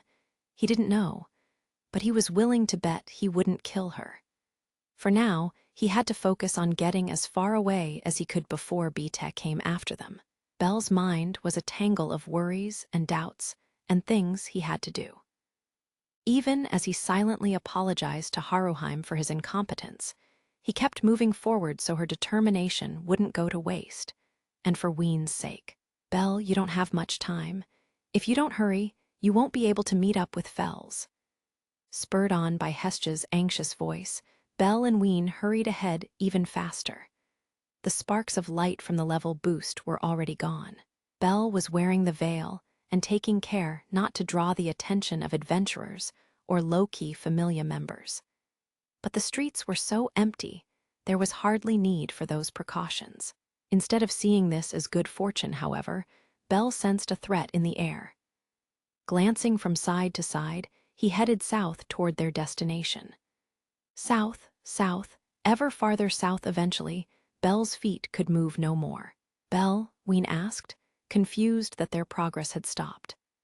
Gripping her thin hand, Belle was drenched in what seemed like every last drop of sweat in his body. His breath came in ragged gasps, and the deafening sound of his own heartbeat thundered in his ears. He stood in the middle of a back street, surrounded by narrow side streets and steps leading up and down. His red eyes stared into the blackness ahead. Southeast Aurario. In a corner of an alleyway where the ongoing chaos and shouts of the adventurers did not reach, a form lay twitching. An arm moved slightly in the dim light as the figure peeled its back from the cracked brick wall and coughed weakly. 5 years, is it? She's left me in the dust. 3 minutes. That's how long the fight had lasted. As consciousness returned, the figure sluggishly lifted its head and looked up at the sky. Forgetting to wipe the blood from her lip, she pressed her hands against her stomach, where she'd been hit with the back of her opponent's sword. I'm sorry, Belle Cranel, Liu Leon whispered. The ruffled clouds covering the sky had dissipated, and the moonlight chased away the darkness below. Its beams illuminated long hair that shone like gold dust, glinting faintly off silver and blue clothing and the hilt of a sheathed sword. Belle and Ween blinked at the brilliance. To Ween, time seemed to stand still as the girl stared down on them. Miss eyes, golden hair and golden eyes. At the sight of the swordswoman standing in the middle of the back street, Belle gasped out a single cough. So the Vuiver is alive. The word Vuiver, there was no doubt eyes had said that word, shot through Belle like a shock wave. In the same moment, he realized belatedly that eyes had probably gotten past Liu with ease and started following him again quite a while ago. He hadn't noticed her because she hadn't actually been looking at him. She knew he was unusually sensitive to gazes directed his way, so she had avoided looking straight at him. Instead, she had followed not so much his physical form as his presence, so skillfully he hadn't detected her. After losing track of him once because of Liu's interference, she had picked up the trail again when he crossed from the southeast to the southwest. She'd watched as he met up with Haruheim and again when he was reunited with Ween. She'd been watching the whole time. In other words, Belle hadn't succeeded in shaking off eyes. Bite had shown up first only because she'd been unable to make up her mind. Come out. With a trace of sadness, Eyes ordered Belle to take off the reverse veil. Silently, he pushed aside the veil. Eyes lowered her eyes as Belle and Ween, with her single new wing, appeared. I've been thinking about Why you asked me that? Eyes said. 5 days earlier, immediately before the mission had been issued to the entire city, Belle had asked Eyes a question. If the monsters had a reason for living, had feelings just like you or me, what would you do? If you met monsters who could smile just like people, worry about things, shed tears just like people, could you still draw your sword against them? So this is what you meant, she said, slowly raising her gaze from the ground to look at Ween. Belle saw something dangerous in that gaze. Her expression was as emotionless as always, yet something in her eyes was distinctly different from the eyes he knew. His heart trembled at those eyes. Why here? How could she? Stop looking at us like that. Desperately pushing down the grief that was rising up from his chest, Belle shielded Ween from that gaze and pleaded with Eyes. Miss Eyes, this girl, my answer, Eyes said, interrupting him emphatically, has not changed. With that, she brought her hand to the hilt of her sword. If anyone is crying because of a monster, then I will kill that monster. Belle froze at the words of the sword princess and the sight of her silver blade. Eyes' boot came down with a resounding thud as she took one step forward. Wait, please wait, Miss Eyes. This girl hasn't done any harm. She would never hurt anyone. This girl, Ween, is different, Belle shouted. His voice was ragged and tinged with tears as he hid the terrified Ween behind his back. Will you be able to say the same thing if she goes on another rampage? Eyes asked. The ruby embedded in Ween's forehead glittered as if it were shaking. I would not be able to myself, Eyes said. She was fundamentally different from the naive Amazonian girl who poked fun at herself and others in equal measure. Her expression was cold, her dagger-like words final. Belle did not know what made her so cold-blooded. He did not want to know. All he knew was that negotiations had broken down. He understood at that moment that the girl he admired and yearned for was now his opponent. Finally, the despair and resignation raging within him led his hand to the hilt of his knife. Like the swordswoman he faced, Belle had already arrived at an answer he could never reverse. He'd do it for the monster girl he'd promised to protect. As Eyes narrowed her eyes at him sadly, he pulled 2 knives, one black and one crimson, from their hilts. Belle, Ween whispered, sounding like she was about to cry. Hestia, on her side of the crystal, was at a loss for words. Why? Belle whispered, his lips trembling uncontrollably. Why? Eyes leaned forward and lunged toward him. Crap, Belle, too, lunged forward, swinging his black knife at the silver sword that bore down on him. The first clash of blades threw off a shower of countless sparks. Eyes was, of course, overwhelmingly stronger than Belle, but he knew that from the start, and compensated by turning the brunt of her blow into centrifugal force that sent him spinning. Ween, run! He screamed as he slashed the Hestia knife in a reverse grip in his right hand toward Eyes once again. The dragon girl hugged the veil to her chest and swayed before Belle's ghastly expression and voice. Then, still on the verge of tears, she obeyed his order. Belle had no time to look back as Ween ran down the road they'd come by. Since Eyes had blocked the divine knife, he thrust the crimson knife in his left hand toward her. But the golden-haired, golden-eyed swordswoman unceremoniously flicked it away with a single blow of her sword. Oof, Belle gritted his teeth as Eyes facilely parried his blow. Somehow, he had to keep her pinned here. He raised both blades in preparation for a twin strike, but the instant after he felt something deflect his black knife, a golden curtain descended in front of his eyes. His mind went blank. It was only a moment later that he understood what had happened. After her defensive move, Eyes had leaped into the air and flown like a butterfly over his head. Belle's red blade found only air as she landed behind his back, their positions reversed. Huh! Every nerve strung taut, Belle spun around. Eyes was already racing after Ween. He followed the direction of her gaze.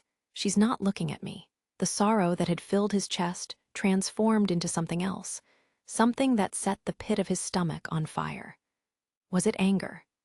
No, Not that. It was frustration that the adventurer he admired so much would not even deign to fight him. His whole body radiating heat, Belle ran after Ween and Eyes. Belle. Hestja's sob crackled through the oculus. She must have figured out what had happened by watching their movements on the magic map. As she feared, Belle was not drawing closer to Eyes. It seemed that Eyes' sword would reach Ween's back before he caught up with them. It's hopeless. I'll never make it in time. Ween will. As Eyes' gaze pierced the dragon girl's back, Belle squeezed his hands into tight fists, as if he were wringing out his anguish. Ween glanced backward as Eyes closed in on her. But the instant before the sword princess made contact with her quarry, Belle let out a heartrending roar. Firebolt! A scarlet streak of fire plunged through the air. The swift strike magic shot like a flash of lightning toward Eyes, crossing the hopeless distance between her and Belle in an instant and blocking her progress. As it collided with a wall and sent stone fragments in every direction, the surprised Ween disappeared behind a cloud of dust. He'd taken a shot. Once again, he'd gone and taken a shot. Last time it was at an adventurer. This time it was at his idol. What was he doing? He had no idea, and that confusion practically drove him to tears. All he knew was that he could no longer reverse course. Belle kept running, his face twisted into a frown. As the stunned Eyes jumped back to avoid the bolt, he flew at her with knife raised. "Miss Eyes, please listen to me," he shouted across his knife, which she had blocked with her sword. An absurd emptiness filled him as he recognized the contrast between his words and the urgent need to swing his knife at her. Their blades clanged together as they parried each other's blows. "I don't have anything to talk about with you," Eyes said, refusing to meet his eyes. Her cheeks flamed red. "Well, I do," Belle retorted, like a petulant little boy spurned by his playmate. He stepped toward her and jabbed his knife forward, but the scowling Eyes repelled his blow. After she easily sent Belle tottering back, she once again took off after Ween. "Goddess!" "Yes." The oculus on his gauntlet sparkled as Hestja guided him through the streets. He'd never be able to catch up simply by following Eyes, so she searched for a shortcut to reach Ween's location on the magic map. The Vuover had turned down a back street into a network of alleyways as tangled as a spider's web. Belle climbed above the cloud of dust from the firebolt and sped across the rooftops, hoping to reach the dragon girl and Eyes by the shortest route possible. From high above, the buildings of Daedalus Street looked like rafts floating in a calm ocean. His footsteps firm amid the waves of this imaginary ocean, Belle sped through the neighborhoods. After a few moments, he caught sight of Eyes' long golden hair flying down a narrow street. Leaping down from the rooftops, he landed directly in front of her. "Miss Eyes." Eyes stood frozen, staring at him in astonishment. They were in a cramped alley with no side streets nearby. Her golden eyes swiftly scanned their surroundings. As she tilted her slender neck back to look upward, Belle closed in. "Oh no, you don't." He was one step ahead of Eyes, who was searching for an escape route via the rooftops. He lunged toward her. Left with no other choice, she returned his attack. For the second time, his two knives clashed against her single sword. "I don't want to fight you," Eyes whispered, as if she were struggling to get the words out. "Neither do I," Belle shouted back. Just a few months earlier, they'd trained together on the city walls until the sun rose, but this fight bore little resemblance to those. This was no drill. Pushing down the pain and burning with anguish over his horrible situation, Belle pleaded with Eyes for a third time. "Miss Eyes, I'm begging you, please listen to me. That girl and the other Xenos are. My answer is the same." "Erg, why?" Belle glared at Eyes, silently screaming at her refusal to even listen. He gripped his knives. Channeling all the thoughts and feelings he couldn't communicate through words into the blades, he slashed at her with all his might. "Yah!" The black and crimson blades flashed in front of her eyes. It was the rabbit rush, a series of extremely quick attacks. The fight was on again. The black and red knives cut tracks through the air, and Eyes' sword flashed in all directions to defend. As if to mirror her astonishment, an extraordinary fountain of sparks danced to the tune of clashing metal. Belle's physical instincts kicked into high gear, leaving conscious thought behind. He was moving faster than he ever had before. Belle threw everything he had at his idol, moving even faster than he had in his past fights against first-tier adventurers like Phryne and Dix. The shape of the alleyway put the silver sword at a further disadvantage. It was difficult to move the long blade in the narrow street, and Eyes was unable to take advantage of its full reach. Belle's knife, on the other hand, was especially effective. Pressed hard from start to end, Eyes gulped and looked into Belle's face. She blocked his final slash and jumped back. Huff, puff! The sound of Belle's breath echoed through the dim alley. Eyes looked down at her tingling hand. "You've improved, I see," she said. Belle looked back at her, surprised that she had acknowledged his skill. But the praise had a downside. "I can no longer make any allowances for you." She was giving him notice of the fierce onslaught that was about to begin. Eyes' figure became a blur. All Belle could make out was the trace of her long golden hair. He was able to respond to her attack only through pure intuition and instinct. During the course of training, his entire body had learned the path of her sword through the air better than he would have liked. The instant the Hestia knife made contact with her blade, an absurdly powerful impact overwhelmed him. His right arm was knocked upward with enough force to tear it off, or so it felt. It was a miracle he didn't lose his grip on the knife. The blur of gold and silver did not slow. Eyes spun like a whirlwind, her blade flashing as if it were possessed by a supernatural force, as it sliced through the walls of the narrow street like butter. Her next inhumanly fast spinning strike left Belle time neither to respond nor to defend himself. It's over. 2 blows. That's all it took. Belle's instinct as an adventurer told him that death was near. His body did not split in two. The instant before her blade made contact, Eyes drew her eyebrows together and flicked her wrist aside. Oof! The side of Eyes' sword struck Belle's ribs and hurled him against the wall directly next to him. As his shoulder crashed into stone, the world swam before his eyes. He felt dizzy and nauseous. He sunk helplessly to his knees, watching as Eyes' boots passed calmly before him. "No!" Determined to stop her, he commanded his trembling knees to rise. He summoned energy to every crevice of his body and stood.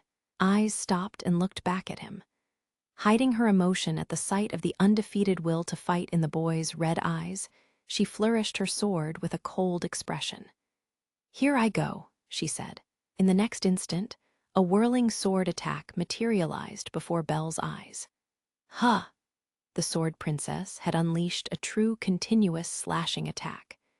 As if to return Belle's similar attack of a few moments earlier, Eyes began to perform her sword dance.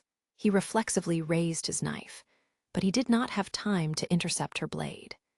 If he managed to block 1 blow, 5 more rained down on him. The dual adamantite armor that Welf had forged for him rang out again and again with ear-splitting clangs. If she had been hitting him with the edge of her sword rather than the flat, he would have been long dead from the overwhelming onslaught. His field of vision was entirely filled with the silver slant of her sword. As Belle teetered on the edge of consciousness from the pain and force of her blows, something dawned on him. She was stronger than Phryne and faster than Dix. She was beyond comparison. Those first-tier adventurers who had caused him so much suffering paled in his memory. I knew it, but this girl is stronger than anyone. The flashing sword cut under his breastplate with a swoosh of wind, lifting Belle into the air. A moment later, he crashed onto the cobblestones and lay there face up. AHOH! As the world grew dim around him, Belle saw Eyes lower her eyes and turn her back. The burning pain that gripped his entire body prevented him from even stretching out his hand as it seemed to spin away from him. Again and again he tried to rise, but his body only trembled. In his blurred gaze, The night sky looked far, far away. I feel like I've seen this place before, as his body sunk into the earth after the baptism from his idol. His empty consciousness recalled an irrelevant scene. Doubt began creeping into his mind about the back street, which all along had looked familiar. When was it? Where was it? He couldn't think straight. Belle, Belle? Hestja's voice reverberated into his consciousness just as he was about to sink into the blackness. He thought of Iza's sad expression and Ween's tears. He closed his eyes once, then raised his eyebrows and scratched his fingers across the cobblestones. Far from Belle, in the nor-northwest of the Labyrinth district, a woman lay prone beside a huge broadsword thrust into the ground. "Damn werewolf, you have no mercy," Aisha said, hurling her spiteful words at Bite. He was already long gone, leaving her there covered in wounds. Blood was running from a laceration on her lip. "Owa," she said, glancing at the chipped broadsword beside her. Despite her frown, she sounded secretly pleased with herself. Lady Aisha," the tears dampening Aisha's brown skin were Haruheim's. I'm sorry," she sobbed, gripping the hand of the woman Bite had defeated. Haruheim herself was uninjured aside from some scratches from the stone shards Bite had kicked at her. As the girl's sobs echoed through the alleyway, Aisha scowled in annoyance. "Stop crying. A few little bruises aren't going to kill me. But, if you have time to cry, you have time to do something else, don't you?" Aisha stroked Haruheim's long golden hair as the Renart wiped the tears from her face. "You have some place you're trying to get to, right?" "Yes." She pulled the blue crystal from the sleeve of her kimono. Holding the oculus she'd been given in her role of supporter, Haruheim looked down at Aisha. "Okay, get going then. I'll just rest a little and then figure out something to do."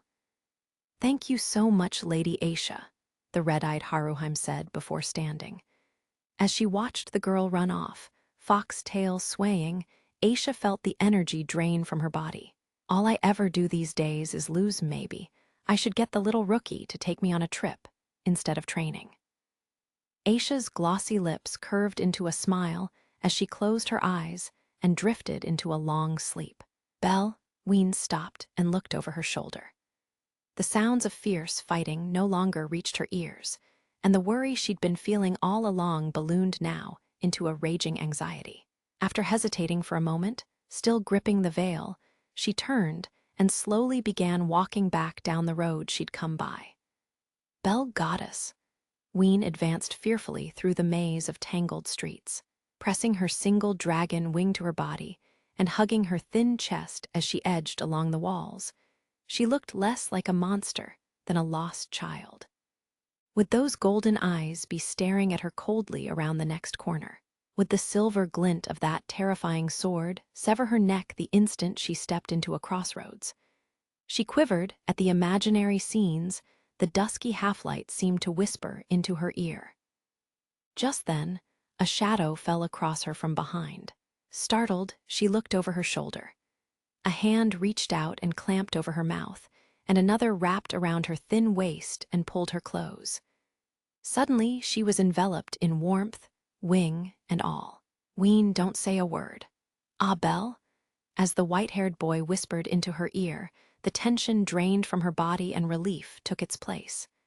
The next moment, though, she noticed Belle's appearance. His clothes and armor were torn to pieces and covered in bloodstains. His face could not hide his pain and exhaustion. She was speechless. "Let's go," Belle whispered, pulling her along by the hand. "Be Belle," she said, her voice dissolving into tears. "I'm sorry, Ween, just try to hold out a little longer." As Belle moved forward, he kept a careful watch for any sign of eyes. He squeezed Ween's hand. Then, as he brought the oculus on his gauntlet to his lips, he happened to look up. On one of the walls surrounding the wide intersection, paved in sooty black cobblestones, was an Ariadne drawn in brilliant red lines. His sense of déjà vu crystallized and tapped on the door of his memories. Oh, so that's what it is. He'd finally figured it out. Of course he felt like he'd seen this place before. He'd been down this road once. He'd been with Hestja on the day of the monsterphilia, and the silverback had been chasing them. A self-mocking smile spread over Bel's face as he thought of what he was about to do. "Goddess, are there any hidden passages near here?" he said into the oculus. "Huh, there are, but none of them lead to where Fells and the Xenos are. They'll actually take you out of your way," Hestia said, sounding confused. "Please tell me how to get there." Following her instructions, he eventually arrived at a wide, dead-end street. He pushed one of the stone panels on the walls, and the wall opened to reveal the passage. Bel told Ween to go in first, then passed something to her. "Bel, is this?" "Yes, you'll be able to communicate with the goddess. She'll take good care of you." He squeezed her hand around his only oculus, which he detached from his gauntlet. "Bel, you're..." Coming through the oculus, Hestia's words trailed off into silence. "Go down this passage. I'm going to stay here for a few minutes," he told Ween. "What?" Ween's eyes, too, were wide with surprise and worry. What will you do?" "I want to talk to Eyes about something. She's definitely going to end up here." "As long as you listen to the goddess, you'll be completely fine. Don't worry, I'll be following right after you." There was no way he could follow her. Without the oculus, Hestia would not be able to direct him. He wouldn't know where Ween was. Bel stroked Ween's hair, covering his lie with a kind smile. Hestia listened in silence to their conversation. He was grateful. She'd understood what he wanted to do. As Ween looked up at him, dumbfounded, he gently pushed her forward. "Go ahead." She slipped into the passage and disappeared as Bel shut the secret door behind her. She'd stared back at him with her amber eyes until the very last minute. As the door shut with a heavy thud, Bel leaned his head against it. This is the second time. He felt he was a coward. The instant he realized he would be unable to protect Ween if he couldn't beat Eyes, he sent her away from him, just like he had done with Hestia. He was still a pitiful, powerless, weak adventurer. But that time, when the silverback had been closing in on them, he'd thought to himself with a tinge of wistful longing that he'd like to see Eyes' face one more time. How ironic that was in light of his current situation. Bel laughed. It was funny. No, maybe it was his head that was funny. A moment later, he heard a scraping sound behind him and slowly turned around. Bel, Eyes, was staring straight at him. She must have seen him help Ween escape. Her eyes glinted with reproach. Bel tried to form his mouth into a wry smile, but failed. He was guarding the only door to the passage where Ween had escaped. Eyes didn't know where it led, so forcing Bel to move aside was her only option. This would buy time for her to get away, and it would also force Eyes to interact with him. He would not let her ignore him. "Move." "No. What can I do to get you to move? I'm staying here until you listen to me." Eyes looked down and closed her eyes. After a moment, she flourished her sword resolutely. Bel's smile stretched into a tight line. As Eyes walked toward him, he drew his weapons. It was a dark, dark passage. "Turn right there, Ween. Now go straight ahead." "Goddess, what is it? I don't like this. I don't want to leave him. Bel is lying to me. Bel is trying to save me. I'm happy, but it's wrong. I don't want Bel to be hurt. I don't want him to cry. I've never repaid him for anything. I won't stop you." "Huh, I understand. I was like you. A goddess like me?" "Yes, you know how sly Bel is, right? He knows he's weak, but he's always trying to show off and do the impossible. He probably wants to escape more than anything else, and I'm sure he knows he can't beat her, and still, even though he doesn't want to fight his hero and he's suffering, why did Bel? Because he can't abandon a girl, no, a family member who's in trouble. Family. Yes. It doesn't matter if you're human or monster. He loves you like you're part of his family." "Goddess, I really don't like this. I know. I want to go to Bel. I know. I want to repay him for his help. Are you prepared to face the consequences? You may be separated from him forever. What I mean is, are you ready to die?" "Yes, this time it's my turn to save Bel. I understand. Go then." "Thank you, goddess." "Ween, what?" "You've grown strong." A hard blow struck his body. Several empty glass vials were rolling at his feet. The potions were already gone. He didn't know how many times he'd been on the verge of being unable to recover. He'd been hit with far too many blows to count. He gagged, but still, he stood his ground and brandished his knife. Even on the verge of yielding to his enemy, even on the verge of collapsing, Belle rose again. He would not move from in front of the door. To the contrary, he dauntlessly attacked her. Eyes gasped softly, but she, too, refused to let up. Her sword swished through the air and landed mercilessly on Belle. High-speed slantwise strike from his shoulder. He was unable to block it. Uppercut, he knocked her sword off course from the side, mowing strike. He was unable to dodge, jab to his knife sheath. He recognized that one. Spinning kick, direct impact. Their blades missed. They met. They missed. They slid over each other. The skills she had taught him, and the tactics he had stolen, were proving more useful than ever before. As the glint of the dancing blade flashed before his eyes again and again, a thought passed through Belle's delirious mind. What am I doing? Why am I fighting the person I admire the most? She's beating me to a pulp. Of course, she always beat me to a pulp in training, too. Smiling at this completely unamusing situation, Belle watched Iza's unforgiving sword technique. His attacks couldn't reach her, and his counterattacks didn't even leave a scratch. She was deaf to his screams and his thoughts alike. Did he hate this cold girl? No. Was he angry with her for refusing to listen to him? Not at all. Her sword presented him with a towering paragon. It forced him to see the wall between reality and ideal.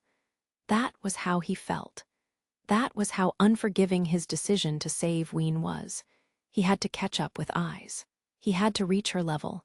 He had to overtake her. If he recognized his own weakness, he must push harder. He must rush forward. Faster. Harder. His back was hot. His back was burning. His back was screaming a mad hope at him.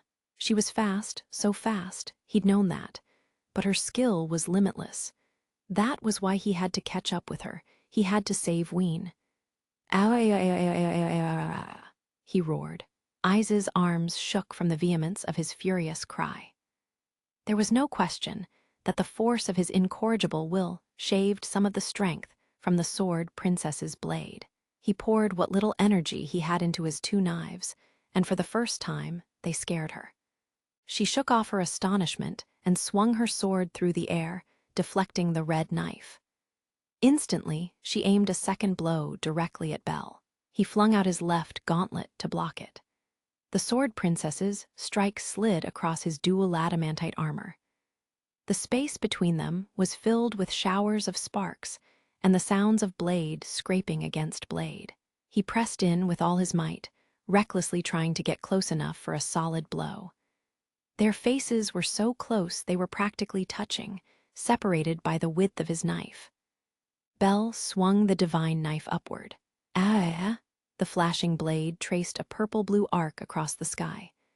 Iza's long golden hair flipped upward as she leaped back to evade the blow. She pressed her hand to her chest in shock. Her silver breastplate was scratched. Something sharp had made a scar. A mark that proved Belle's roar had hit its target. For a moment, Eyes was speechless.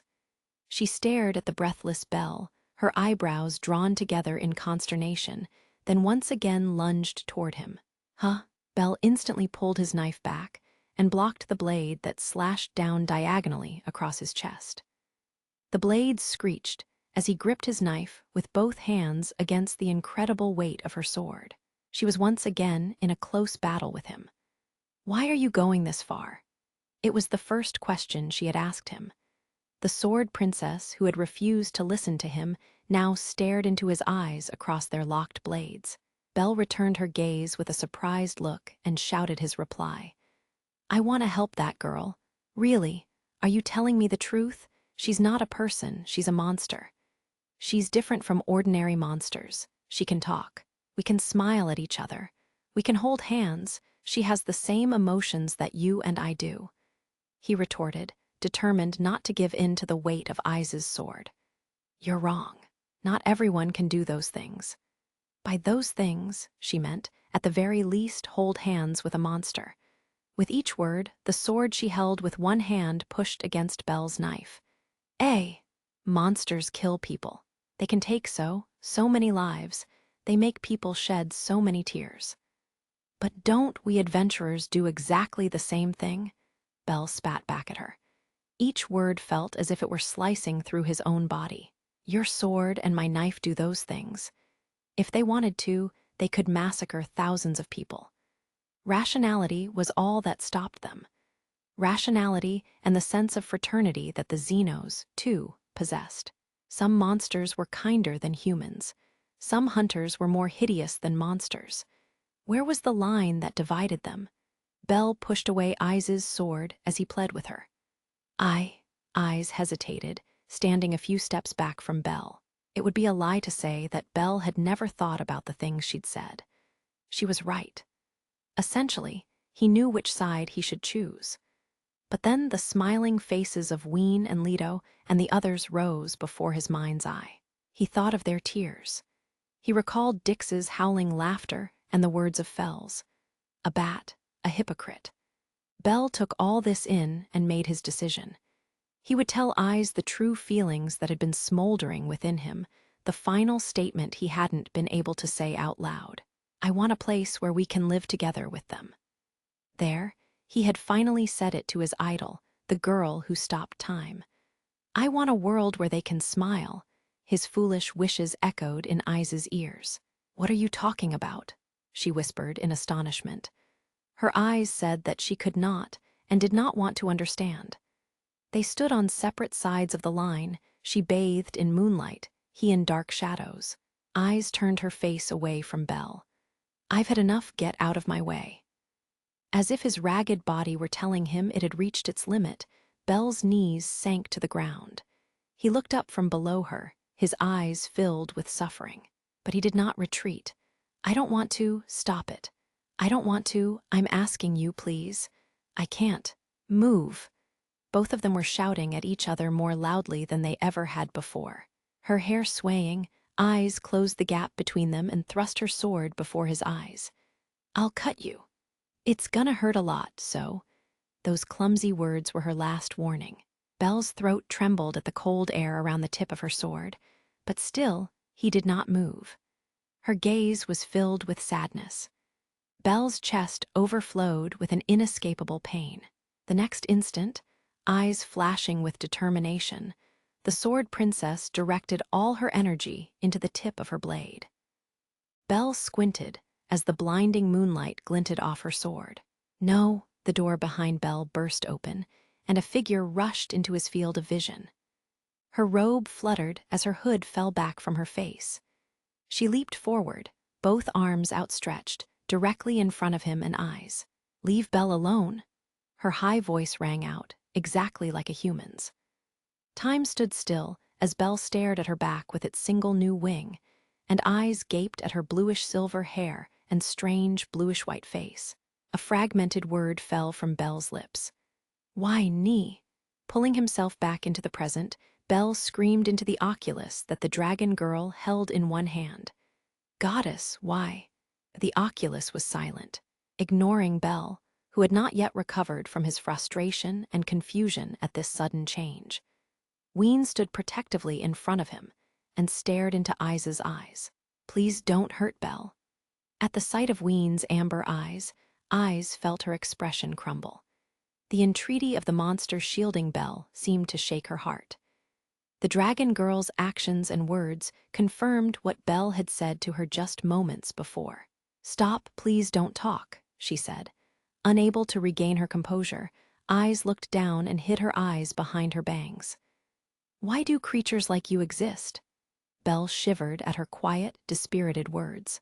He sensed something unknown in the blank expression on Eyes', no, the sword princess's, face as she slowly raised it.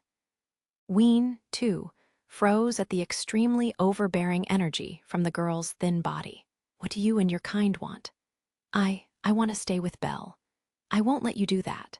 Eyes' eyes narrowed to slits as sharp as her sword.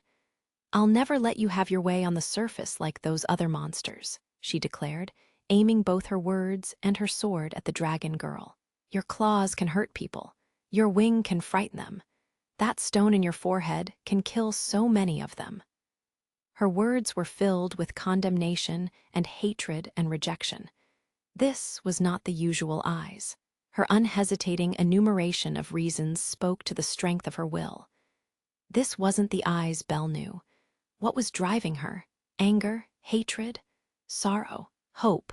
He was on the verge of touching the darkness within her, no, her very core. "I can't turn a blind eye to you," she said. As Belle listened to eyes declare anew her fundamental rejection of Ween and her intention to kill her, he forgot to even breathe. She seemed about to slice him to pieces with a conviction and resolution as sharp as her sword. Ween, Eyes' sword pinning her in place, looked down at her hands as Belle sat unable to speak.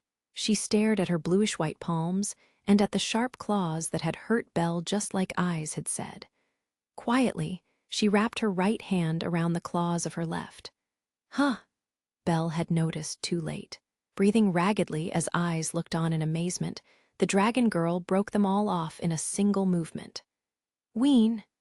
Next, she did the same to her left hand. After she snapped them off, the cracked claws pattered onto the cobblestones. Ween ignored Belle's cries for her to stop and brought her bloodied hands to her wing. As if offering up a payment for her sins, the girl ripped her dragon wing from her body. The wing, with its ashen skin stretched across a bluish-silver framework of bones, fell at the feet of the dumbfounded Eyes. The girl's slim arms, filled just a moment before with a dragon's power, now dropped limply to her sides. As she collapsed toward the ground, Belle caught her in his arms.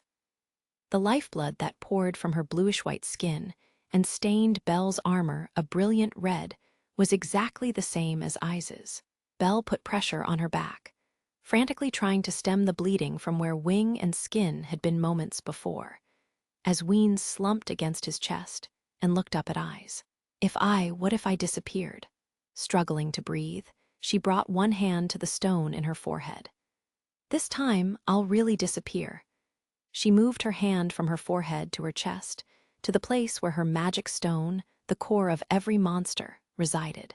Belle's face distorted with grief, and Eyes's crumbled.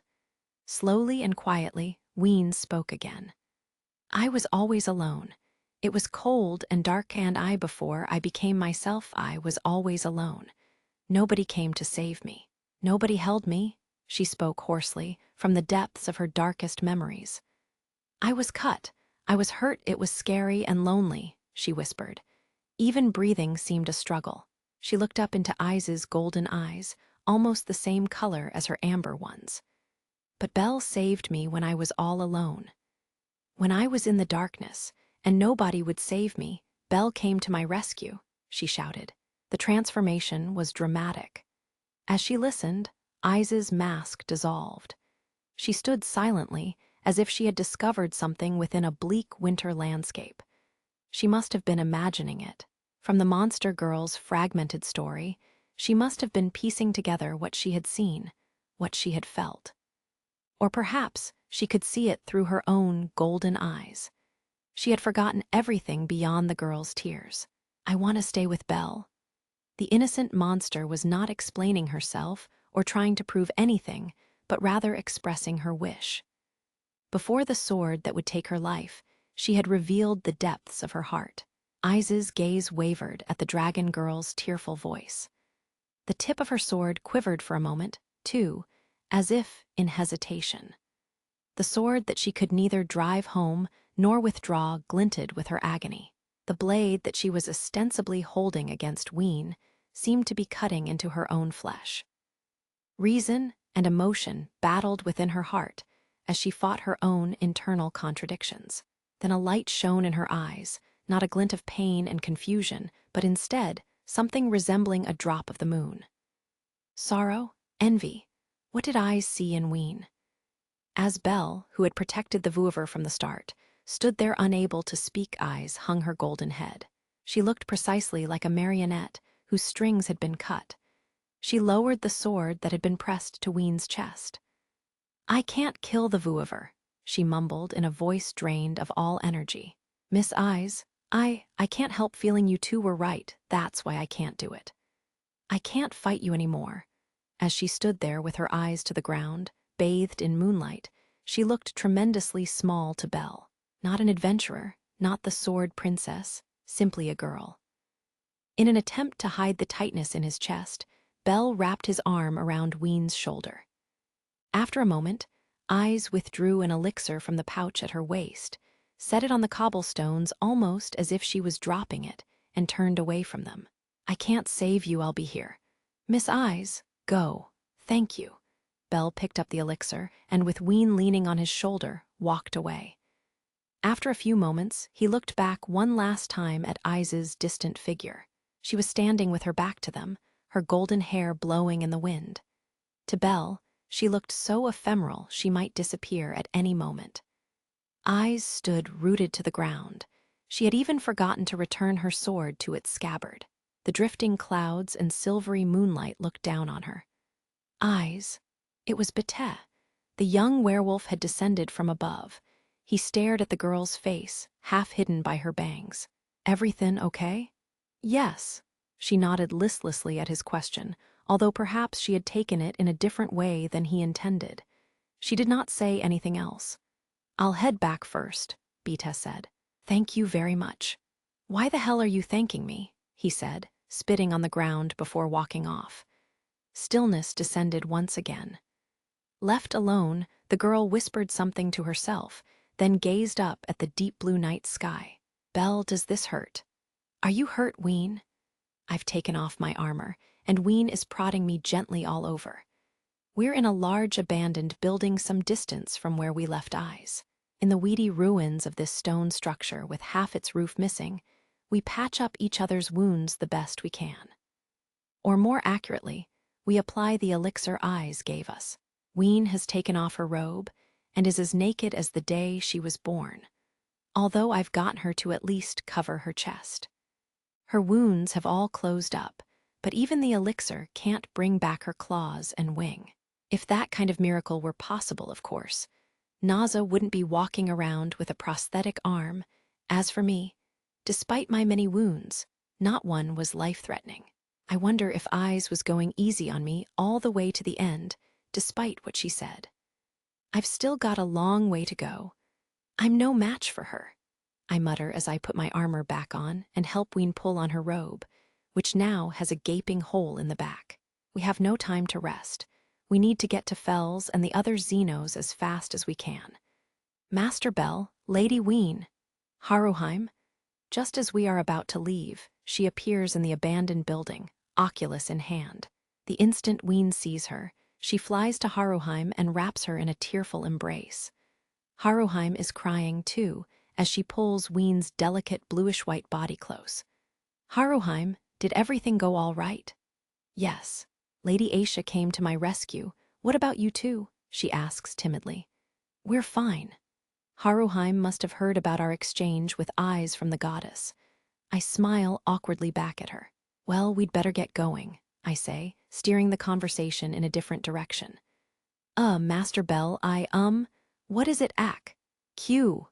Something soft and fuzzy has jumped onto my face, which is partially turned toward Haruheim. I pull it off in a panic before I realize it's a little monster, a Xenos rabbit wearing clothes. Ween, who still has her arms around Haruheim, jerks her head up. The Almurej Miss Araru. Q. On my way here, I was able to meet up with several of the Xenos who had been separated from the others. The instant Haruheim says the word several, a number of Xenos rush into the building. Belle, so we meet again, creatures of the surface. Let Fia. There they stand, let the red cap next to Fia the harpy. And there's the hellhound Helga, was it? Including Araru, who is still glued to me, 4 of the separated Xenos are here. It seems that just like Aisha, they saw Haruheim's magical light as she fled north from the east of the Labyrinth district to escape the adventurers gathered there. And they took a chance on approaching her. It wasn't our original plan, but we're all happy to be together again. There are so many of us all of a sudden, we'd really better hurry now. Belle, I need to talk to you about that. The goddess has been quiet, but now she speaks to me through the oculus. Meanwhile, the Almurej is quarreling with Ween, who's peeled her off my head. No, Araru. Q. I think you'd better give up on meeting with Fells and the others, the goddess says. Huh, everyone looks at the oculus, which Ween has returned to me. Did something happen to Fells and the other Xenos? No, they're all right. They got away from Loki Familia, and they're in one of the passages leading to Knossos. In that case, there's no way for you to get to them. When everyone heard the fighting in the west, they all gathered in the center of Daedalus Street. Not only Loki Familia, but other adventurers, too. In a depressed voice, the goddess tells us that meeting up with Fells is hopeless. She's right that it will be a huge challenge to avoid being spotted. There's no way all of us can fit under the veil, of course. It will take too long for me to make multiple trips bringing everyone there, and Finn and his troops would surely sense our presence passing by anyway. We're out of time. The fight with eyes took too long. Ween looks up at me, but I don't know what to say. Haruheim and the other Xenos are all silent, too. It's game over for us. The words of the deities loop through my mind. Bell, take this? It's the key to Knossos. I can't help starting in surprise at the magic item that Let offers me. As I look back at him, perplexed, he explains. The last of our brethren gave it to us. He said it made no difference if he had it or not. No difference? The Xenos said that. He said he's going to stay here. He said he felt his dream was close by. Is that a good thing? We couldn't stop him. He seemed to be ceaselessly searching for something. Let lowers his eyes, and I clamp my mouth shut. So now we have a key, but it's meaningless if we can't get to a door. Loki Familia is sure to notice us if we try to take a path leading underground. Ah! A light blinks on in my mind, and I look up.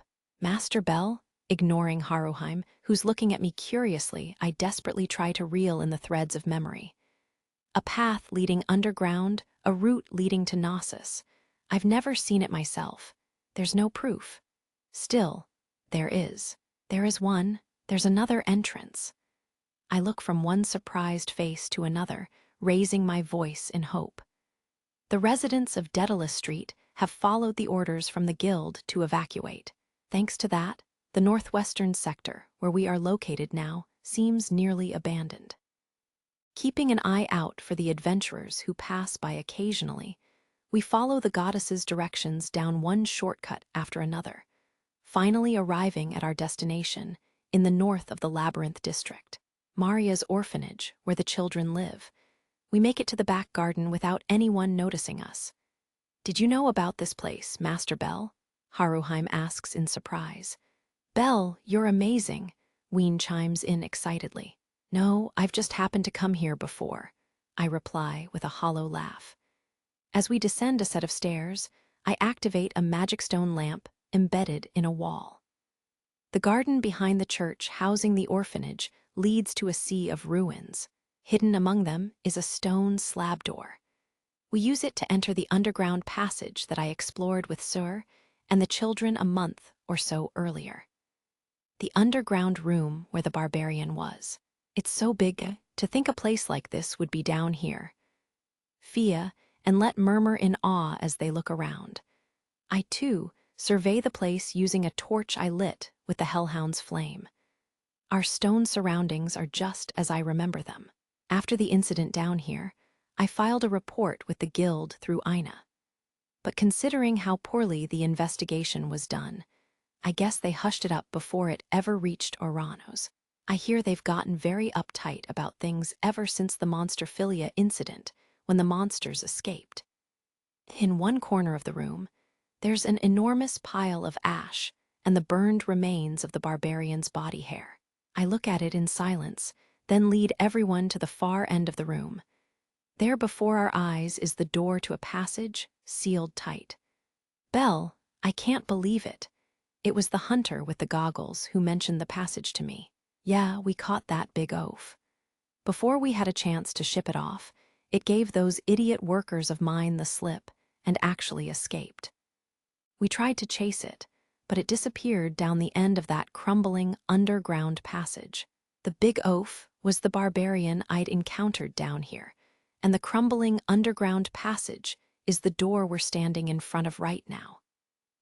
Let looks down at my right hand, where a white light is pulsing again and again as a bell chimes. The hunters who were capturing Xenos used to go in and out of Knossos as part of their smuggling activities, so it's only logical to assume there's a door down here that the barbarian escaped through. I've been charging for 2 minutes. I tell Ween and the others to step back and thrust out my right arm to use my skill. Firebolt. The massive bombardment that I've charged up blows away the brick door to the passage in one blast. Haruheim and the others press their hands to their ears at the tremors and roar. When they look up, they see a half-destroyed doorway where the bricks were, and beyond that, an underground passage leading into the distance. Yes, I whisper as I catch sight, far in the distance, among the crumbling stone walls of the glint of adamantite. There's no mistaking it. This passage leads to Knossos. If you head down here, you should reach a door to Knossos. I don't know the way, though, I say. We'll be fine. The scent of our brethren is still lingering in the farther reaches of the passage. Probably. Woof. Helga the hellhound, who's been sniffing the air noisily, finishes Fia's sentence with a bark, as if to affirm her suspicion. Probably it's the scent of the smuggling victims. The Xenos in our group cheer at the path that's opened before them. After a moment, they turn to Haruheim and me. Belle, thank you so much. We will not forget your help. Next time, if you are in trouble, it is we who will rush to your aid, the gentlemanly redcap says. Creatures of the surface, I hope you are able to visit us in our home again. Let us sing and dance together once more, the ever-curious harpy adds. We will, and next time, we'll bring Makoto. The redcap and the harpy shake my hand and Haruheim's in turn, as the peculiar almurej and hellhound snuffle at our legs, as if to say how sad they are to part. I overflow with happiness that Haruheim has held the hands of the Xenos. Belle. The last to say goodbye is Ween. The dragon girl stands in front of us and looks up into our faces. I'm going back with everyone. If I stay here on the surface, I'll only hurt you both. Lady Ween smiles, so that Haruheim, who already sounds heartbroken, doesn't feel even sadder. You know, when we parted the last time, I cried and cried because I was so lonely, she says. But if I do that again, you're going to worry about me, aren't you? So I'm not going to cry anymore. You don't have to be upset. Ween. She sounds like she's trying to free herself from her position as the protected. What caused her to change so much in such a short span of time? Was it all the people she met? The malice humans showed her. Her brush with death. Whatever it is, I know in the depths of my heart that I wouldn't trade the sight of her smile right now for all the gold in the world. I know that it doesn't matter if she's a monster or a human. This girl who protected me is a noble creature. You know what Leto told me? It might not be possible right now, but he said that if people like you exist, then our dream might come true one day. She says, a smile blooming on her face. I smile back at her. We'll meet again, won't we? She asks me. Yes, we will. And we can live together one day? Yes, for sure, I nod. I'm not merely consoling her. I am determined to make it happen. I promise you. I don't know how long it will take, but one day I'll create a place where we can live together. Ween blushes and beams at me. Haruheim, who's been watching us with kind eyes, claps her hands together. Let's pinky swear, she says. Pinky swear? Ween and I both look at her questioningly. She explains how in the Far East, people link pinkies to make a promise. Then she hooks my pinky together with Ween's and recites the promise. This is embarrassing, I mutter shyly. No, it's not, Haruheim insists. Ween giggles, and Haruheim links pinkies with her. Then she hands Ween the oculus as if she's giving her a present, and the two of us wrap our arms around her. She hugs her pinky to her chest like it's her most precious possession, then follows the other Xenos down the passage. Goodbye, Belle. Goodbye, Haruheim. We'll see you soon. Their strange forms grow smaller and smaller. Ween's glittering amber eyes, as she turns back, give away the tears she was hiding. I've been hiding mine, too. Haruheim and I shout our goodbyes and watch as the Xenos, still waving, fade into the darkness. We stay there until they disappear completely. A promise. I look at my still warm pinky. I have to make it happen. I can't let it be a lie I told because I didn't know what else to say, even if it's as preposterous as a child's fantasy, even if it's a pipe dream, even if it's an out-of-reach ideal. We have to smile at each other on the surface once again. To make that happen, I have to do more from now on. I look down at my palm and squeeze it tightly into a fist. A minute later, Haruheim smiles, wiping away her tears, and I smile back. Today, right now, I've engraved a new promise into my finger. Really, Fells? Ween and the others have really entered Knossos, Leto shouted. He was covered in wounds that told the story of his fierce battle with Loki Familia. But in contrast to his battered appearance, his voice overflowed with joy and excitement. Yes, it seems that Bel Cranel led them there, Fells answered, holding the oculus in one hand. The stone passageway where they stood echoed with the cheers of the monsters. They were advancing down one of the underground routes leading to Knossos. Thanks to Welf, Mikoto, and the Black Mist, while earlier they had made it to a hidden staircase in the central zone of the Labyrinth District that led underground. The persistent attacks of Loki Familia had taken a heavy toll, and the scattered group had been on the verge of collapse. But with strong defense by Leto, Groves, and Ray, they had somehow made it this far. Now, knowing that Ween and the separated Xenos were in the clear, their last worry was gone. The line of monsters picked up its pace toward the door to Knossos.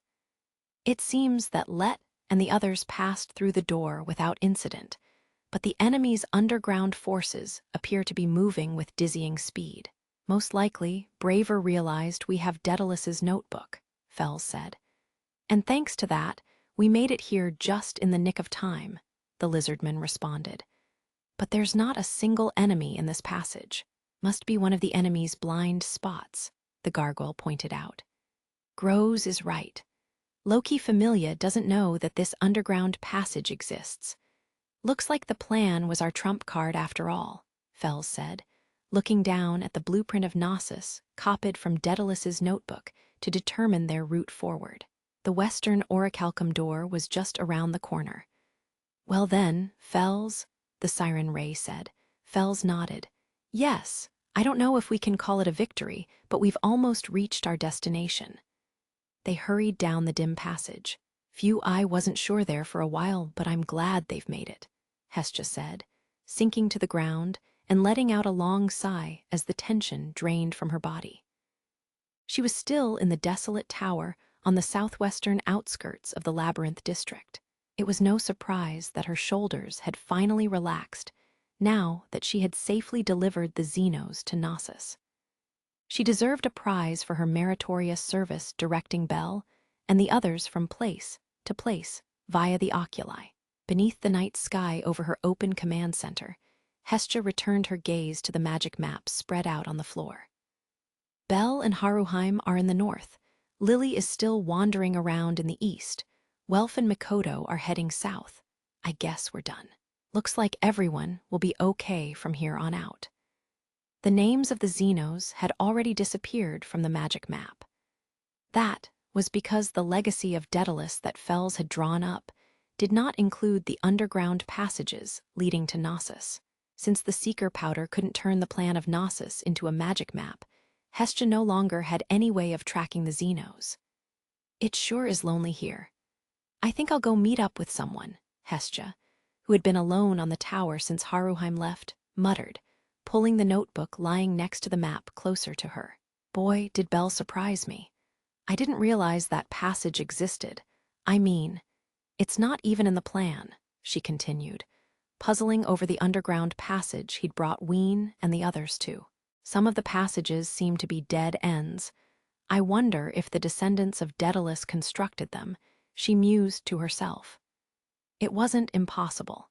In fact, There was a decent possibility that was the case. Hestia nodded to herself and flipped through Daedalus's notebook. To think this book is 1,000 years old, and it really saved us this time. The book's ragged conditions spoke to its age. Drawings of the multi-layered, maze-covered pages that had clearly been turned countless times.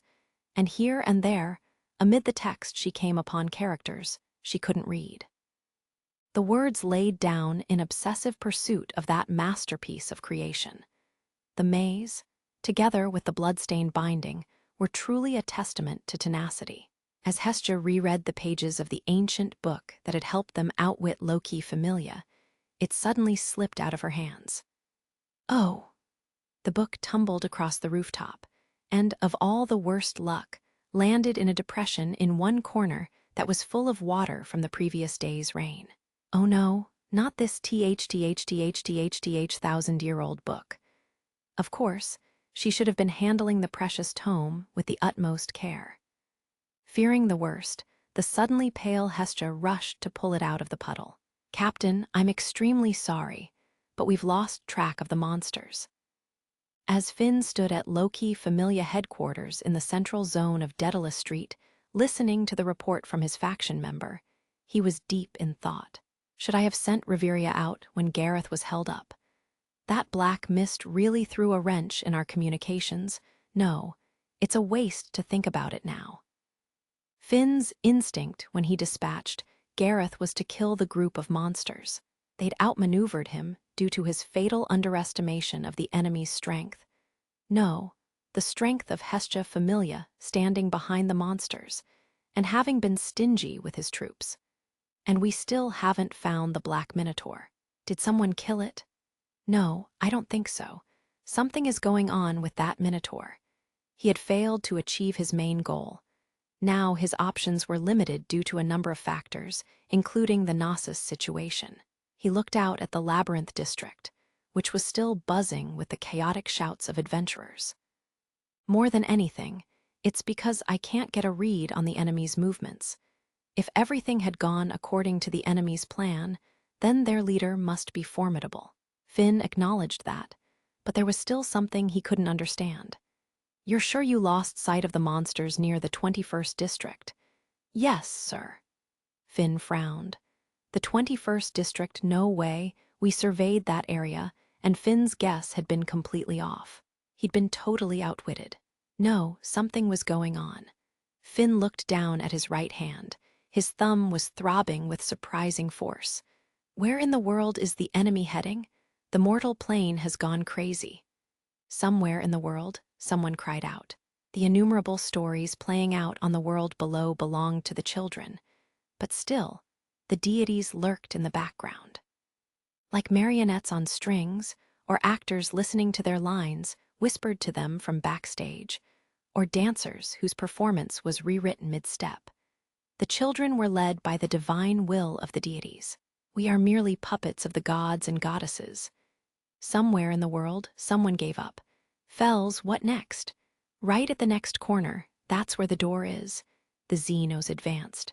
They were heading for the red mark on the map that represented their one hope. Clawed feet struck the stone floor. Wings beat the air. A snake's belly slithered over the ground, hooves beat it, and tails scraped across it. The monsters ran with all their might. Finally, they rounded the last corner. "Oh, it's soaked," Hestia sobbed, holding the book she had retrieved from the puddle. Then she gasped. "Huh," she felt as if time had stopped. "What? How could? I can't believe it." Incoherent fragments fell from her lips as she held the wet binding in her hands. Her eyes widened as she stared at the page open before her. She lost all remaining composure. How can this be? Trembling with fear, she let out a piercing cry. "Aranos, what is the meaning of this?" On the altar in the underground shrine, the aged god drew his brows together and shut his eyes tightly. The Xenos rounded the corner and came face to face with a horrifying sight. An enormous stone wall, without a single crack or seam, filled their entire field of vision. A massive wall blocking their path forward. The door that was supposed to save them was nowhere to be seen. A dead end, Leto said in astonishment. Fels, what's going on? Did we make a wrong turn? Groves asked. This is impossible. I'm sure I read the map right, Fels answered, looking down at the plan. The mage had followed the drawings the whole way, heading for the western door that Loki Familia was unaware of. But still, there stood the enormous wall. Is there a hidden door? No, the map didn't indicate anything like that. Unbelievable. It's like someone's been manipulating us the whole time. Beneath quivering black robes, the cursed skeleton recalled vividly what it felt like to sweat.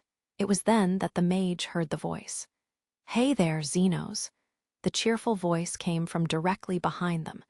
Pleasure to meet you. Please don't be afraid. My name is Hermes.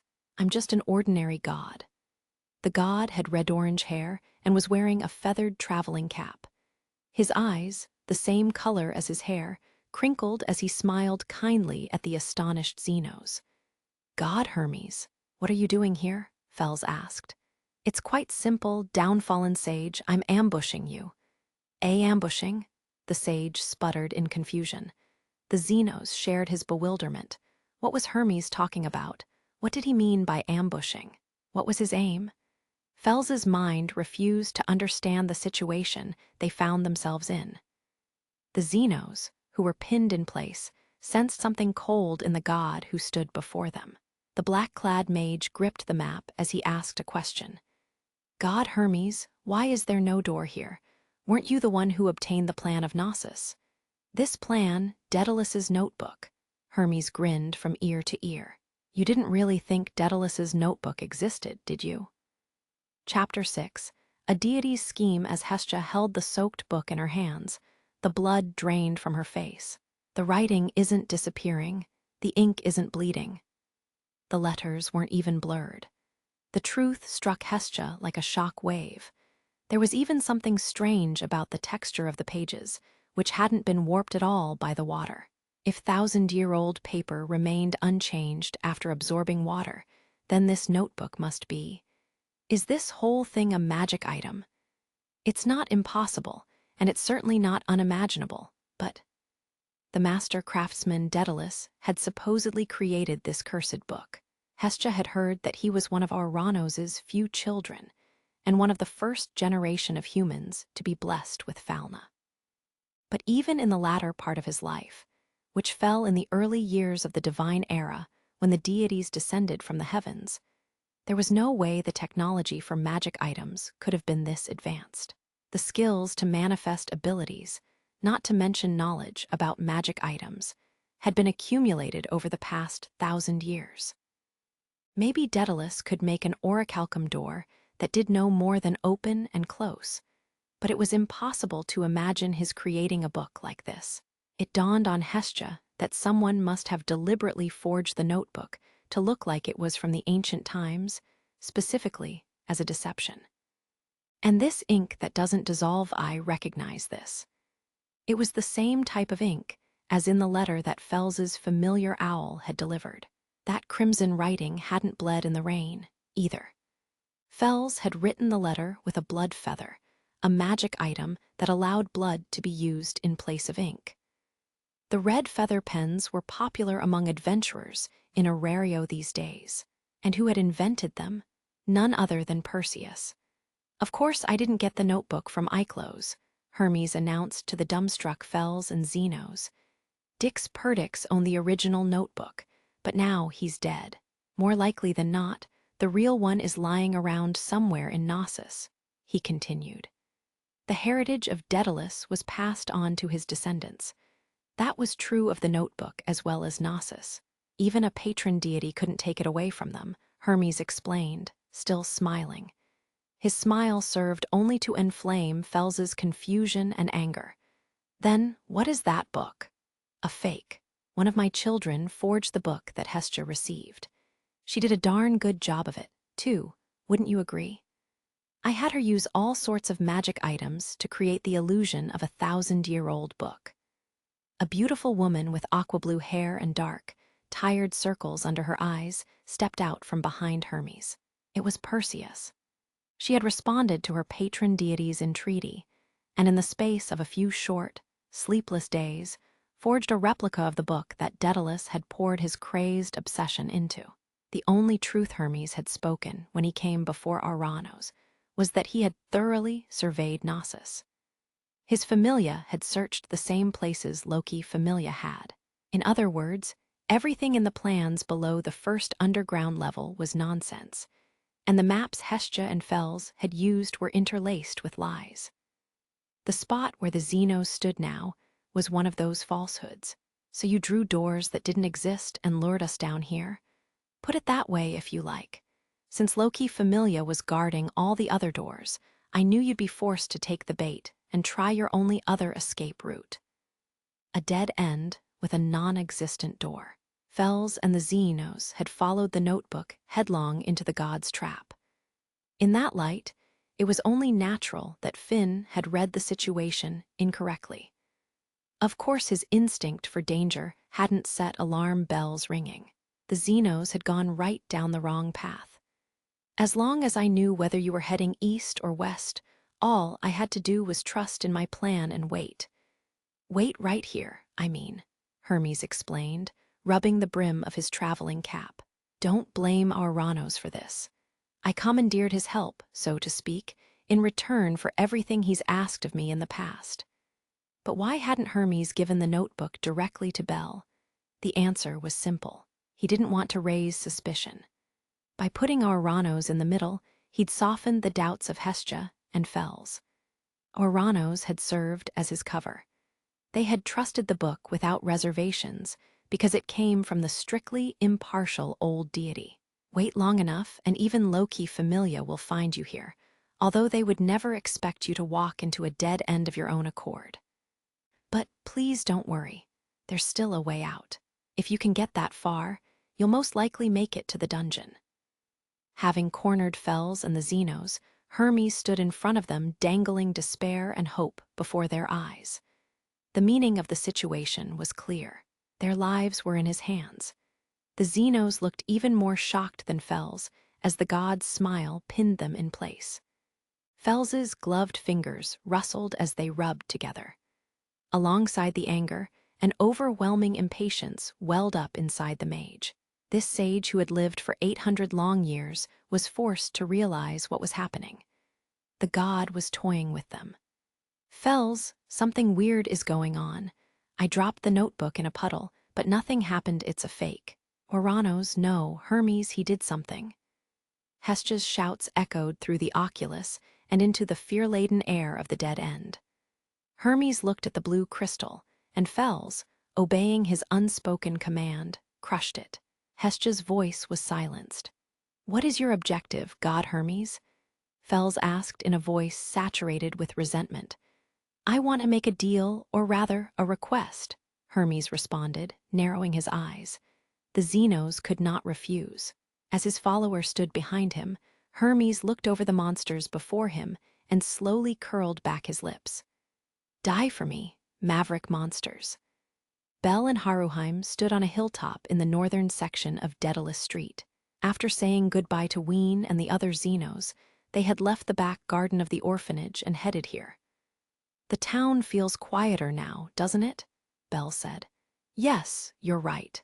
By now the Xenos must be back in the dungeon, Haruheim replied. The waves of chaos seemed to be receding from the sprawling slums beneath the railing where they stood side by side. The black mist that had filled the western sector was entirely gone, and they could tell that the excitement was dying down. As they looked out at the tangled streets of the Labyrinth district, Bel and Haruheim felt a sense of accomplishment, but also a certain loneliness.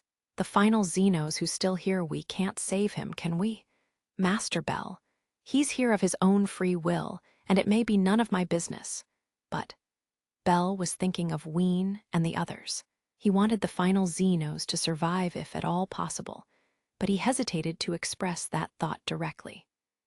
Haruheim was giggling at the younger boy's evasiveness when the goddess's voice suddenly rang out from the oculus on his gauntlet. Bel, Haruheim, can you hear me? Goddess, what's the matter? We need to talk. I want to meet up with you too. I'll head toward you, so just follow my directions.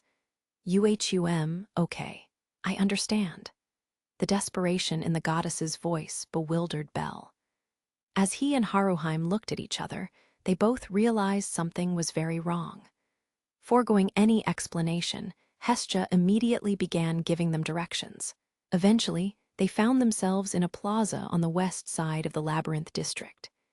Hestia tottered toward them under a backpack stuffed with the magic map and other items. Without even pausing to thank them for their hard work, she plunged into an explanation of what had happened.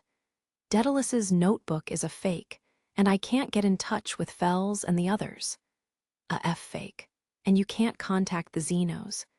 WH, what does this mean, goddess? I don't know, but I have a bad feeling about it. The goddess twisted her ponytails anxiously as she responded to Bel's and Haruheim's panicked questions. From her expression, they could tell how serious the situation was. Bel, I'm sorry to ask you this, but can you go into the underground passage and see what's happening? I know Loki Familia is still around and it's dangerous, but I want you to check out the situation. Why, yes, okay. Without further explanation from Hestia, Bel grabbed his reverse veil and was about to run off when she stopped him. Wait a minute, Bel. What? Just to be safe, let's update your status. We don't know what could happen. Hestia rustled around in her belongings, pulled out her ichor needle, and drew Bel into the shadows where no one could see them. But everyone just did it together. You fought the Sword Princess, so it's gonna really? Anyway, it's fine. Just sit still. Hestia didn't want to say any more about that particular skill, so she simply ordered Bel to obey. Yes, goddess, he said, and began removing his gear.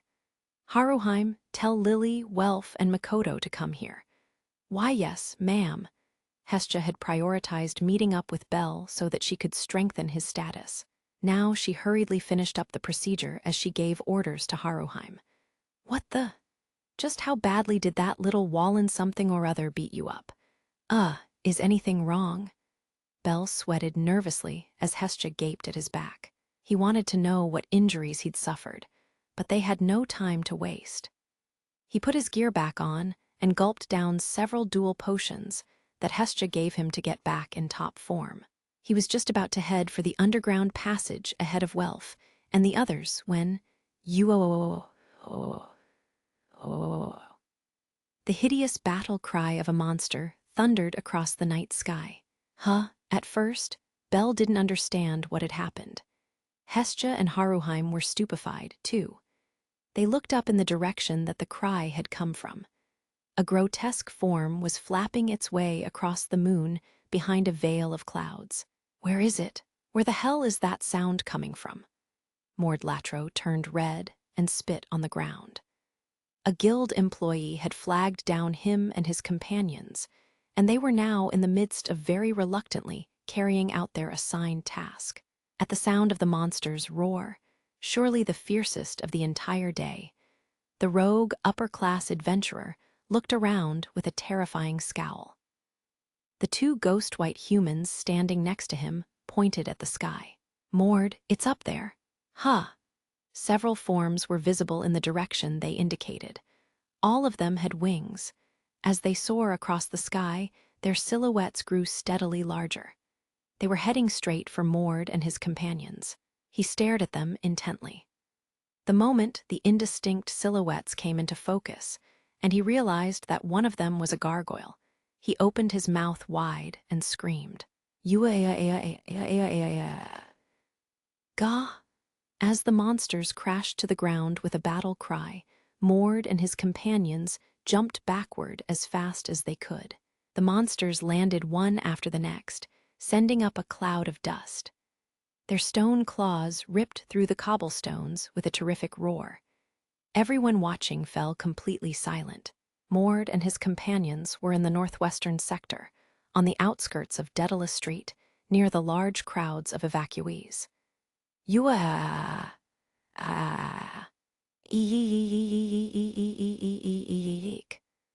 As time once again began to move forward, angry yells consumed the district.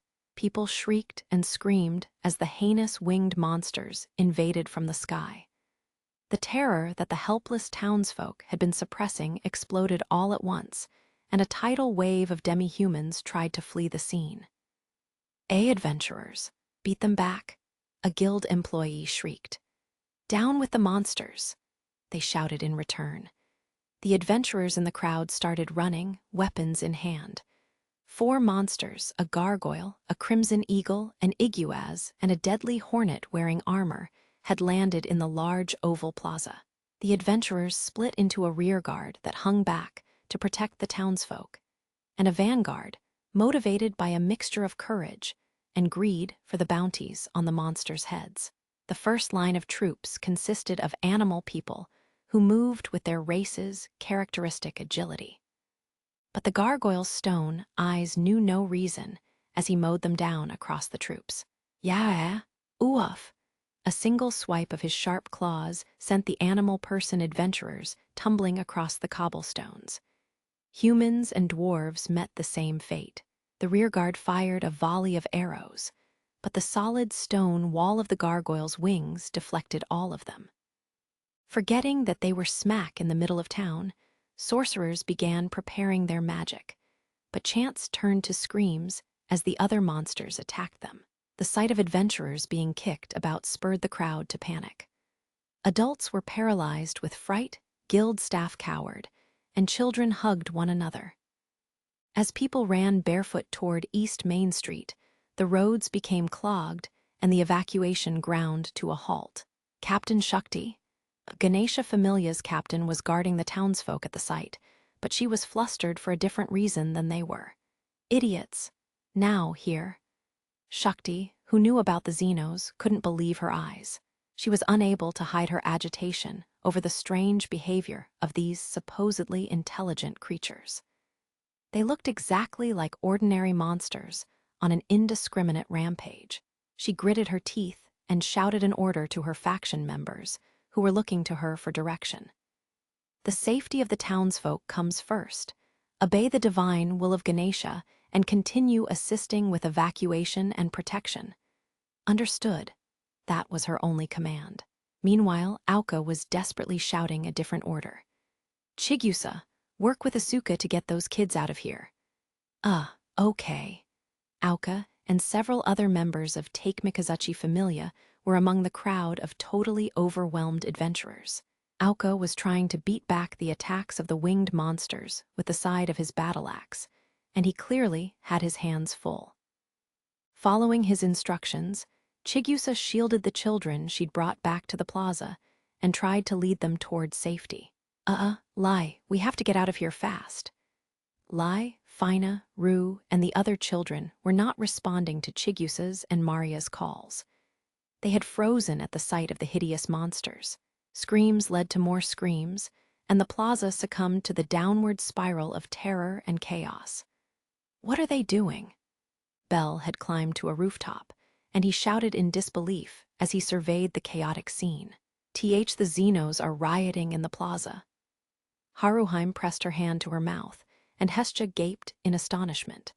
They could not make sense of the nightmarish scene before their eyes. The creatures flailing violently about like common monsters were unmistakably Grows and several other Xenos. Wait a second, Bell, Hestia shouted. The boy ignored her and, tossing aside his veil, leaped toward the crowd. He headed straight for the plaza as if the screams of the townsfolk were pulling him forward. Lady Hestia. An instant later, Welf, Mikoto, and Lily arrived on the rooftop. They had heard about the chaos, but when they saw it for themselves, they were just as shocked as Belle. Hey, this must be a joke. What's going on? Welf yelled. I don't know. How am I supposed to know? Lily shouted back. Please calm down, you two, Mikoto said, regaining enough calm to interrupt their quarrel. As her familia members shouted next to her, Hestia watched the charging Xenos from a distance. Suddenly, a thought occurred to her. This looks like a play. The plaza was the stage, the townsfolk the audience, and the monsters and adventurers the cast. As the audience screamed at the bloody, cruel fight scene with ever-increasing terror, they seemed to be waiting impatiently for the turning point to arrive. Just then, the star, the hero of the play, rushed onto the stage. Hestia looked up. As she gazed at the empty sky, she furiously cursed the deities who must be watching the scene from some distant perch. Field General, I know. Without so much as a glance at Raoul, who was approaching him, Finn took in the scene on the outskirts of the northwestern sector where the monsters had descended. This is no different from the dungeon, Finn sighed. The night seemed to be one long string of strange occurrences. He guessed that the enemy's aim was not to attack an evacuation site, and he sensed the will of an intervening third party in the totally incomprehensible and unacceptable behavior of the monsters. Finn didn't like it, but he also knew that once things had gone this far, Loki Familia had no choice but to dispatch a unit. He looked down at his right hand. He was surprised to feel his thumb throbbing slightly. Is something going on? Or is something about to happen? As he licked the pad of his thumb, he recalled the words of his patron deity. Get to the bottom of this with your own two eyes, was that it? And so I will. Huh, what did you say, Captain? Ignoring Raoul, who had overheard his mumbled words, Finn made a decision. Raoul, I'm going to lead a unit over there. What? Captain himself, who will stay here at headquarters and give orders. I'll leave that to Reveria, and you, use this chance to redeem yourself. Me, Raoul shrieked. Ignoring this dull outburst, Finn quickly set to work. The creature he was most worried about was still alive and well. The Prum leader told Eyes and the other first-tier adventurers to remain on alert, then set out toward the northwest, a band of Familia members in tow. Please do not go toward Main Street. Please follow orders from Ganesha Familia, Aina shouted. She was desperately trying to hold back the out-of-control townsfolk, though their trampling feet and shouting voices created a roar like a waterfall to drown out her voice. Although she had headed to Daedalus Street largely for personal reasons, she was now doing her utmost to ensure the safety of the townsfolk here on the outskirts of the northwestern area. At least, she had been until a moment earlier. Now she was trying to guide people through the chaotic plaza, but she wasn't sure she was doing any good. Did the monsters end up here because they were being pursued? But why come to the evacuation site of all places, given the size of Daedalus Street? She watched as the monsters took on adventurers in the center of the plaza. Despite all her knowledge, Aina's normal role was limited to waiting at guild headquarters for adventurers to return. She was filled with just as much fear as the other guild staff and townsfolk. She willfully tried to steady her shaky hands and feet as she assessed the state of the battle. That gargoyle is extraordinarily strong. One after another, not only lower-class adventurers, but even those who had leveled up to third tier, and the handful of second-tier adventurers present in the plaza were thrown back so forcefully they couldn't get up again. The gargoyle's stone body was nearly impervious to long-range weapons as well. He was so strong she suspected they wouldn't be able to take him down without magic. It was hard to believe, but with Ganesha Familia concentrating on keeping the townsfolk safe, this small band of monsters had the upper hand. If only Loki Familia would show up. Aina watched from the corner of her eye as an adventurer toppled over vomiting blood and was pulled away by a companion, and she prayed for someone to rescue them. At that moment, her eyes met those of the brutal gargoyle. She was certain it was looking at her. She felt like time had stopped. As she gaped at the lifeless stone eyes, she felt like something had reached inside her chest and was clutching her heart. She did not notice that the purple gems on the bracelet wrapped around her wrist were flashing. Nor did she notice that the gargoyle was concealing the same type of stone in his hand. She stood rooted in place as the gray stone form flew toward her with a howl. Oicho! The adventurers looked up in shock at the gargoyle's sudden movement, while the townsfolk let out screams that rent the air like ripped silk.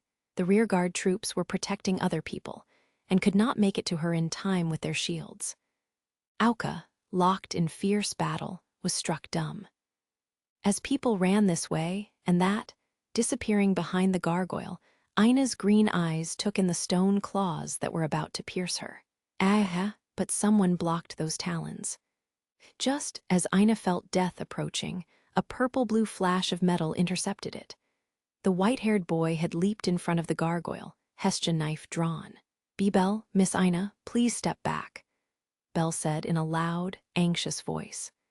The dazed Ina, the townsfolk, and the adventurers were all staring at him, but he did not have a speck of attention to spare for them.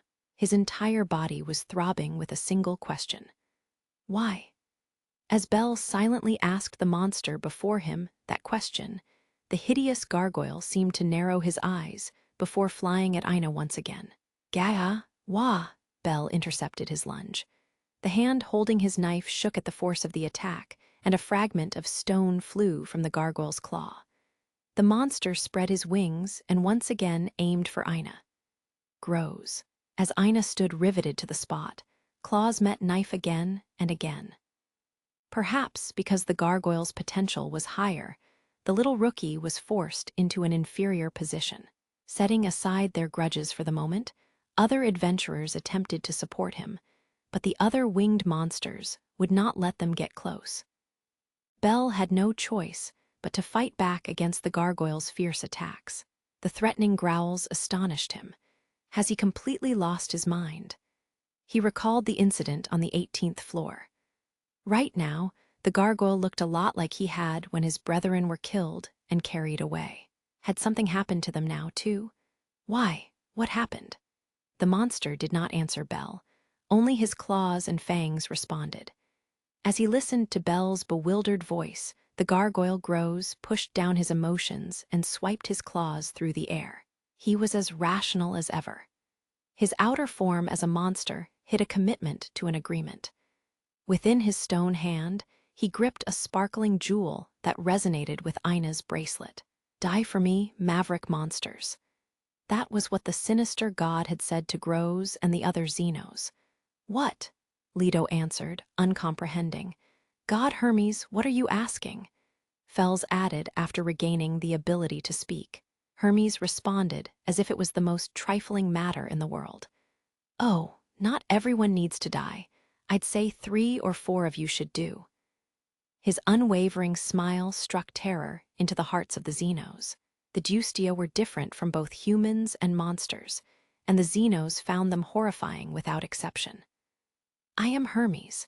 I will hold up my end of the agreement I made with Oranos, half of it, at least."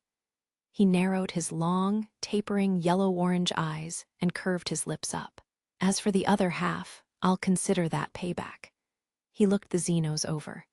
"To save the lot of you, a boy has been put in a difficult situation. I just can't bring myself to tolerate that. Were you planning to go home just like that after all he's done for you? We're sorry, thank you. You really saved us.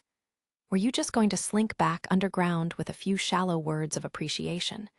Now, even we fickle deities wouldn't act so insincere." His words were a means of negotiating, and they also resembled the skillful lines of a man gently deceiving his lover.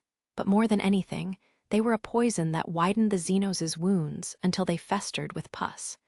Sure enough, the Xenos turned pale and groaned with guilt. "God Hermes." Fels's fists were clenched in fury. The mage was not angry at Hermes' betrayal, but outraged that the god's divine will was trampling on the hearts of the Xenos, and the decision Belle had made of his own accord. But Hermes had no interest in such opinions. "Let me guess, Fels, you want to tell me that Belle made that decision himself. You're wrong. You've become ensnared in your own situation and in the divine will of Oranos." Belle had no other options. He swept aside Fels's words before they were even spoken.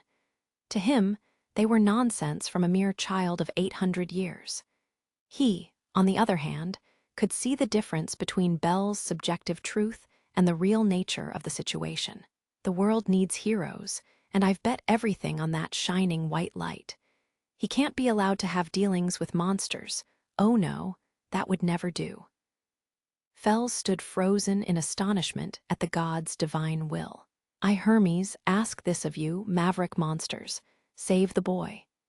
His whispered words were half entreaty, half deception. "You're asking us to attack him," Groves said, to the gasps of the other Xenos. "You really catch on quick. I'll go." "Groves, I don't think the boy will fight against Leto or Ray or you others. Since I used to abhor humans, I'm best for this role." "But Groves, that means you'll—" "Any way you look at it, we don't have a choice." Leto and Ray surrounded Groves, who had been their companion since the Xenos first joined together, but he shook his head. Hermes threw them a sidelong glance, silently affirming the gargoyle's words with his smile. The other Xenos clenched their fangs and hung their heads. "Brave gargoyle, tell me your name." "Groves." "Thank you, Groves. Although you are a monster, I shall call you by your name." He removed his hat respectfully. Then he handed Groves a purple jewel. "What is this?" "Insurance. It's quite likely that Bell, that nice boy, won't raise his knife against you even if you attack him. A person he cares deeply about will activate this item. Please attack her first." The item maker, standing behind her patron deity, gasped as if she detested him. Groves gazed at the jewel. "I understand," he said, squeezing it in the stone skin of his hand. "The girl I am speaking of is most likely in the northwest section of the Labyrinth District. I want you to bring chaos there first. There will be many of those humans you hate so much, but I would appreciate if you don't kill any of them." "You ask for much," Groves spit out. Then he looked around at Leto and the others. "It's a promise. Save my brethren," he said to Hermes. Now, I am Hermes after all. I keep my end of any bargain." "I don't want to hear it," Groves said, turning his back to the god and spreading his wings. Joined by 3 other winged monsters who offered up their lives alongside him, Groves retraced his steps through the underground passage and took off into the sky above the Labyrinth District. "So this is how I will repay him." Groves laughed to himself as he flew at Bell and Ina. In spite of Groves's former hostility, Bell had rescued his brethren, and now Groves was paying with his life for what Bell had done. It was terribly ironic, but perhaps it was fitting that one who had detested mankind as the vilest of creatures should pay in this way. Especially if he met his end at the hands of a human he had come to be a bit fond of. "Don't second-guess yourself, boy." He'd told Leto and the others that they were not to begrudge the boy for this. Groves flapped his wings monstrously at Bell, who was grimacing like a child trying to tolerate pain. Pretending to be mad with fury, playing the role of a violent monster, the gargoyle bellowed for the boy to sink his knife into the magic stone in his chest. "If you don't, I'll kill the girl." Roaring hideously to urge Bell into fiercer battle, Groves swung down his claws. Bell, Hestia and the others had arrived at the plaza-turned battlefield. Fewer adventurers were fighting hard now, but the plaza was still filled with trapped townsfolk.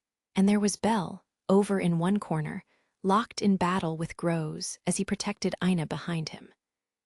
Ina seemed on the verge of tears as she watched Bell suffer blow after blow. She was desperately trying to get away so as to free him from the burden of protecting her, but the stone wings would not let her pass. The gargoyle's attacks from the air made the battle completely unpredictable. Mr. Bell. Welf, Lily, Mikoto, and Haruheim were at a loss for what to do. Was it okay to help Bell? Was it okay to attack the Xenos? They had no idea. Hestia, who was standing beside her bewildered children, was equally unable to make a decision. Should I tell Bell about Hermes's scheme? But if I do that... Hermes had coerced the Xenos into something. But what would be the outcome if she told Bell? It seemed likely that if things continued as they were, Groves would really kill Ina. Hestia didn't know the terms of the agreement that the Xenos had made with Hermes. If the lives of their kin had been taken as pawns, then her words would only plunge Bell's heart into chaos. "Support troops are on their way. Keep holding out." The words of the adventurer only spurred on Bell's agitation. Hestia gripped the oculus she had withdrawn from her bag. At almost the same moment, Hestia and her familia arrived at the plaza. A low-key familia unit led by Finn emerged onto a rooftop overlooking the area. What's going on? The evacuation of townsfolk is still not complete. Adventurers from other factions are fighting the monsters, and so is the little rookie. As one of his familia members reported on the situation, Finn narrowed his eyes and fixed them on the boy and the gargoyle. Take your positions. Ground troops, keep them in check. We'll stay here and prevent them from flying off. Yes, sir. Bows were readied in response to the faction leader's command. Just then, a murmur was beginning to ripple through crowds trapped on the edge of the plaza. The little rookie. The little rookie? You mean Bell Cranel? The adventurer they were pointing at was risking his life to save the half-elf. The brave boy had walked gallantly into the most difficult of situations. With their own well-being at risk, people dropped their malice and disappointment and instead watched the scene unfolding before them with clear eyes. Be big, brother. Even the little boy who had cursed at him as a traitor now whispered his name in awe. A change began to sweep over the crowd, which up till then had been consumed by pure panic. Good timing, young Bell. Ah, this is very fortunate. In a high tower near the plaza where the night winds howled, Hermes gazed contentedly down on the battle between the gargoyle and the white-haired boy. Isfi stood behind him. Hiding her tired eyes behind her silver glasses, she sighed for the umpteenth time. You may be my patron deity, but you make me nauseous. Ha ha ha. That's quite harsh, Isfi. Hermes laughed without turning his head. She glared fixedly at him. You're using the Xenos for the sake of Bell Cranel. I'll give you that. But what do you have to say about dragging ordinary townsfolk into it? In one sense, those ordinary townsfolk are the root cause of the situation he is currently in. A little staging is necessary, after all, wouldn't you agree? There was the theater and the audience, the hero and the supporting players tasked with drawing out his best performance. As Hestia had suspected, Hermes had created a stage on a grand scale. He shrugged and glanced over his shoulder. Anyway, you agree with my decision to abandon the Xenos, don't you? After all, they would only bring harm to both the boy and the city of Arario. Isfi remained silent as her patron deity sought her affirmation with his eyes. I'll take my position now, she finally said. Right, rear guard, just in case. Hermes waved at Isfi, who was now invisible after slipping on the Hades' head. After she silently left the tower roof, Hermes smiled down on the scene below. Well, my apologies, Aranos. Sorry it turned out like this. He watched as the boy and the gargoyle flew at each other. Coexisting with monsters, you say? Utter nonsense. Friendship with them is no more than a pipe dream, he said, continuing his imaginary conversation with the aged god. Hermes had always carried out his client's orders calmly and obediently, but here on the top of the tower, he laid bare his true feelings. What will happen if we overturn thousands of years of hatred and destiny? Even Zeus would probably say it's preposterous. He gazed at Bell and lowered his voice. The Maverick's hero. Nobody wants that. Hermes spread his arms wide and smiled down on the stage where humans and monsters were playing out their opera. It's time to get back to the basics of heroism, Bell. The god continued to speak. Kill the monsters. Kill them and save the people. Make your comeback as a hero. As if he were offering a beam of light from the heavens or pointing out the path to salvation, he pressed his atrocious divine will on the boy. Forget the Xenos. Aranos had tasked Hermes with suppressing the disturbance. He was to be the emissary who calmed the chaos in the city and delivered the Xenos to the dungeon. But Hermes had no interest in that. Because he was in a position to use the chaos, he had skillfully manipulated it. That was all. If you kill just one of them, you'll see reason. You may suffer, but one day you'll get back on your feet. Lady Freya, and I won't let you get bored. Hermes's divine will was that Bell cut his ties to the Xenos, who would lead him straight to ruin. He had the confidence to drive his hero into battle, the unshakable egotism to lead him into the finale that the deities were longing for. Controlling human destiny was the gods' favorite game. He would make Bel break his connection with the monsters and walk forward as the hero of the people and the favorite of the gods. The divine will of Hermes was focused on that one goal. If you don't do it, then your dear Ina will die. Hermes laughed, narrowing his yellow-orange eyes. The ever-intensifying fight was pushing the boy toward a choice.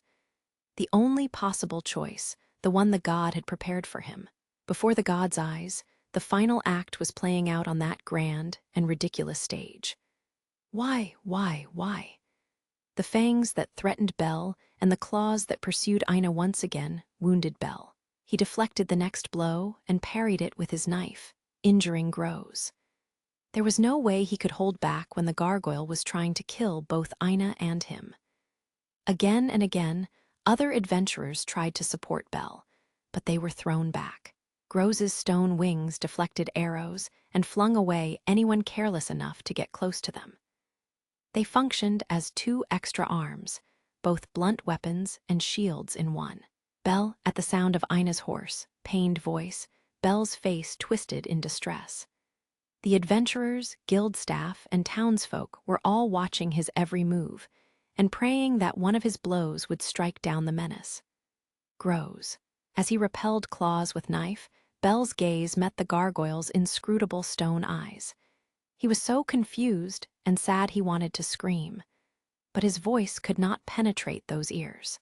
His mind raced futilely. The divine knife trembled. He had to make a decision. The decision was like a curse, for if he did not make it, he would lose a person he cared for deeply. It wasn't even a choice. He tried to think carefully about the situation, but in the face of Groz's fierce attack, his thoughts quickly came to a dead end. As he muttered, "Why?" over and over, he remembered Ween's words. "You know what Leto told me? It might not be possible right now, but he said that if people like you exist, then our dream might come true one day. Our dream. The dream of the Xenos of Groz. Thank you. You have my gratitude." Groz had said that to him. Perhaps it was only Bel's imagination, but he could see the Groz of that earlier moment on top of the monster who faced him now with such genuine bloodlust in his eyes. He must be mistaken to see volition behind the claws and fangs bearing down on him. It was as if he knew that Bel did not want to fight him and was telling him not to hesitate. "Loki Familia has arrived." An adventurer shouted. Upper-class adventurers with the emblem of the fool engraved on their armor rushed into the plaza and flew at the winged monsters. The gargoyle began to feel anxious. Bel Cranel must be the one to take down the monsters attacking the people. This was how they would clear their debt to the boy. It would not do for Groz to utter his last words on a pile of ashes, his contract with the god unfulfilled. Realizing he could delay no longer, Groz spread his wings and flapped. Flying parallel to the ground, he launched his special attack. Astonished, Ina and Bel could neither escape nor defend themselves. He was forcing the boy to respond and throwing away his own life in the process. "Bel, Tool!" Hestia and the guild staff cried out in unison. "Assume your positions," Finn shouted. As other members of his troop prepared to shoot their arrows at the winged monsters, he readied his spear to pierce the gargoyle. Now Bel, standing above the crowd of people holding their breath, Hermes pulled the puppet's string, his divine will. It was the instant before Groz's deadly blow landed. Bel brought down the hand holding the knife.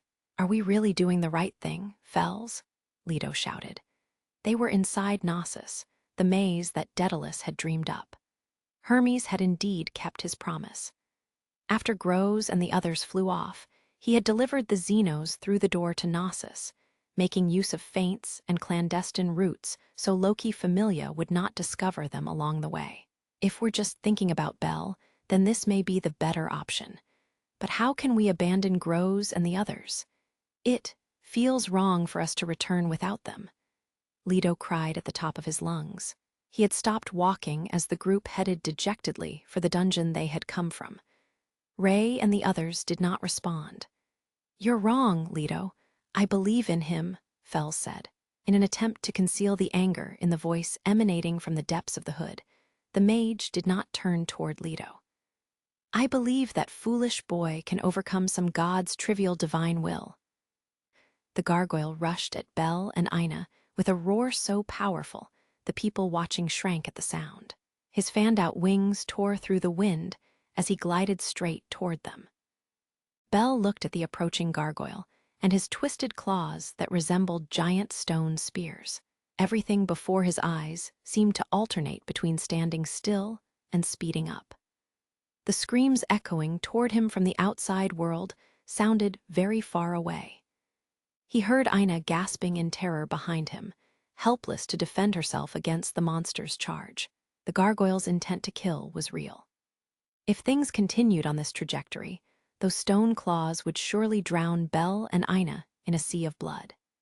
His instincts were screaming for him to slash the monster with his knife, to plunge its point into the magic stone in that chest that was so perfectly exposed as it charged toward him, to transform the monster's intent to kill into a pile of ash. The shouts of the adventurers and the shrieks of the masses, too, urged him to kill the monster.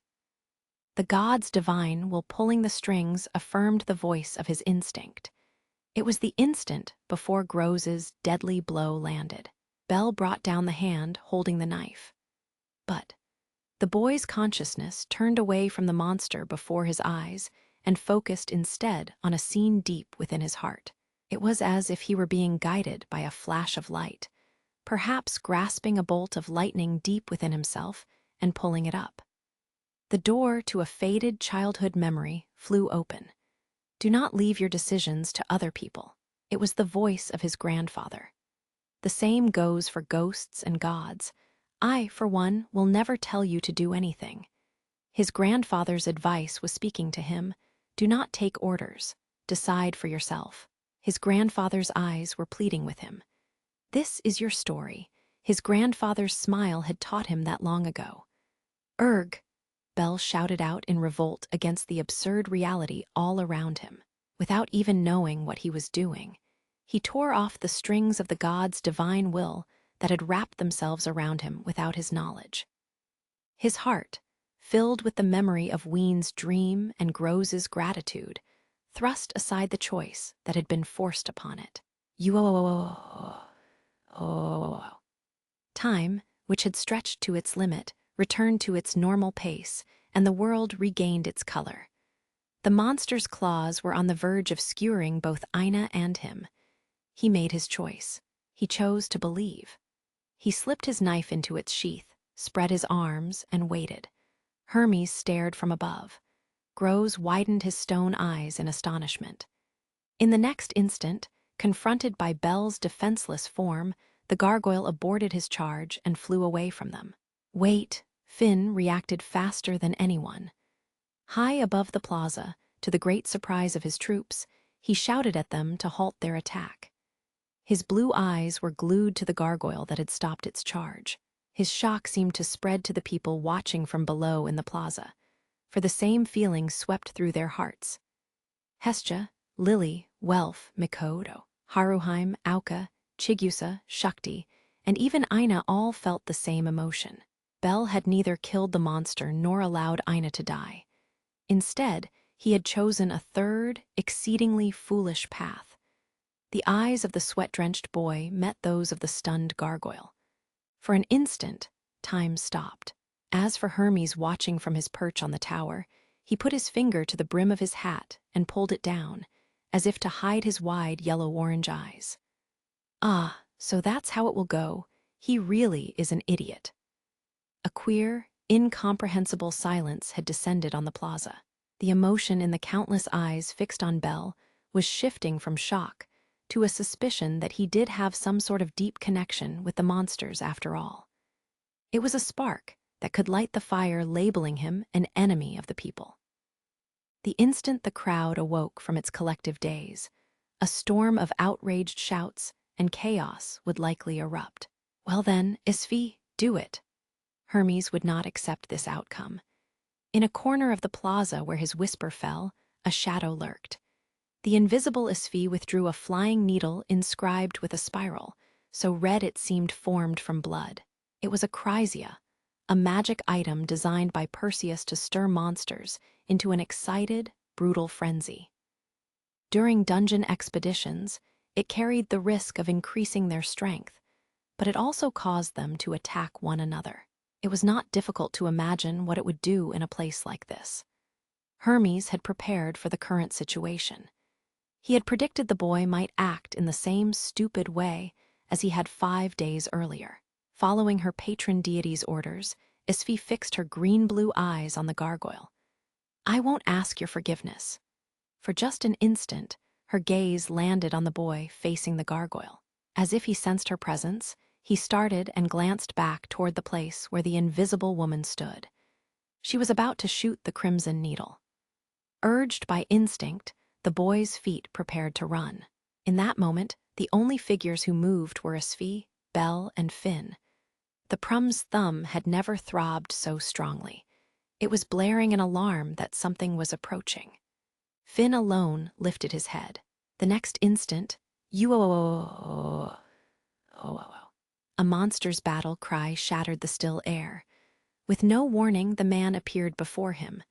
He stopped in the dim alleyway. He was forced to. The commanding figure was holding a large sword. He was a warrior in perfect physical form. He knew immediately. With only one arm, he would lose. No, even with 2 arms, he might not prevail.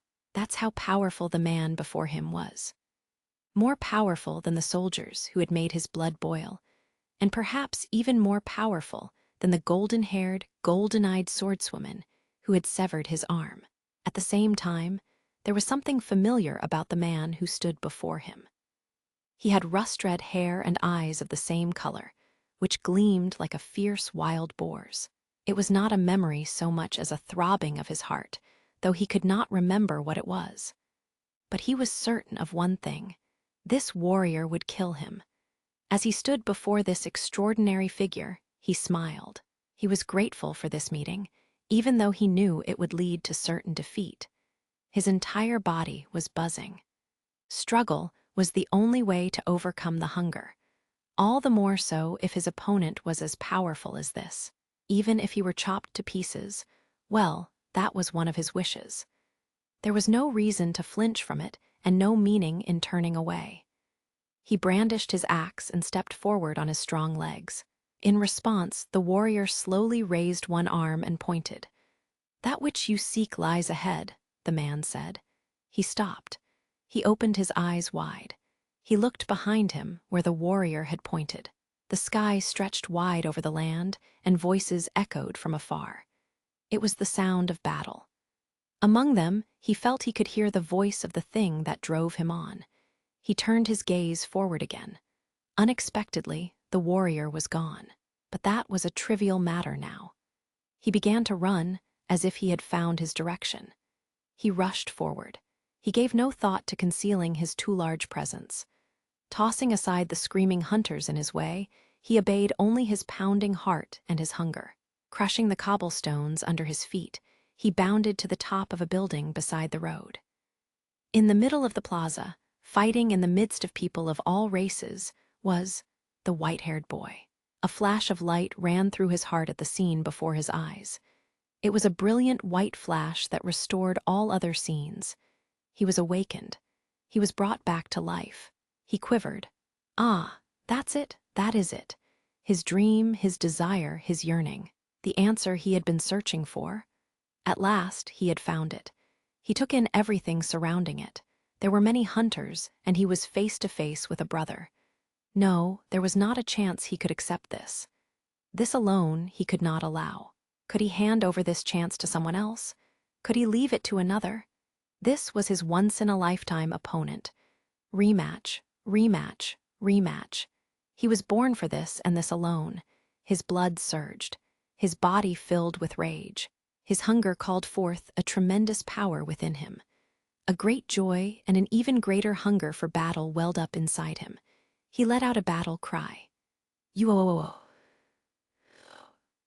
A tremendous roar that shattered all hesitation, all sorrow, and all artifice rang through the air.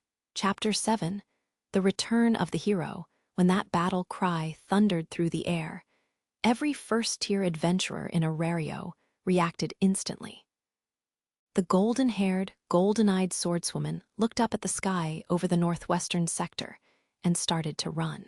The Amazonian twins lifted their weapons and took off running without a backward glance. "It's here. Let's go." The swift-footed werewolf dropped what he was doing and sped off. "Sounds like it's near Finn." And then there was Bell. His crimson eyes took in the monster. Destroying, crushing, smashing.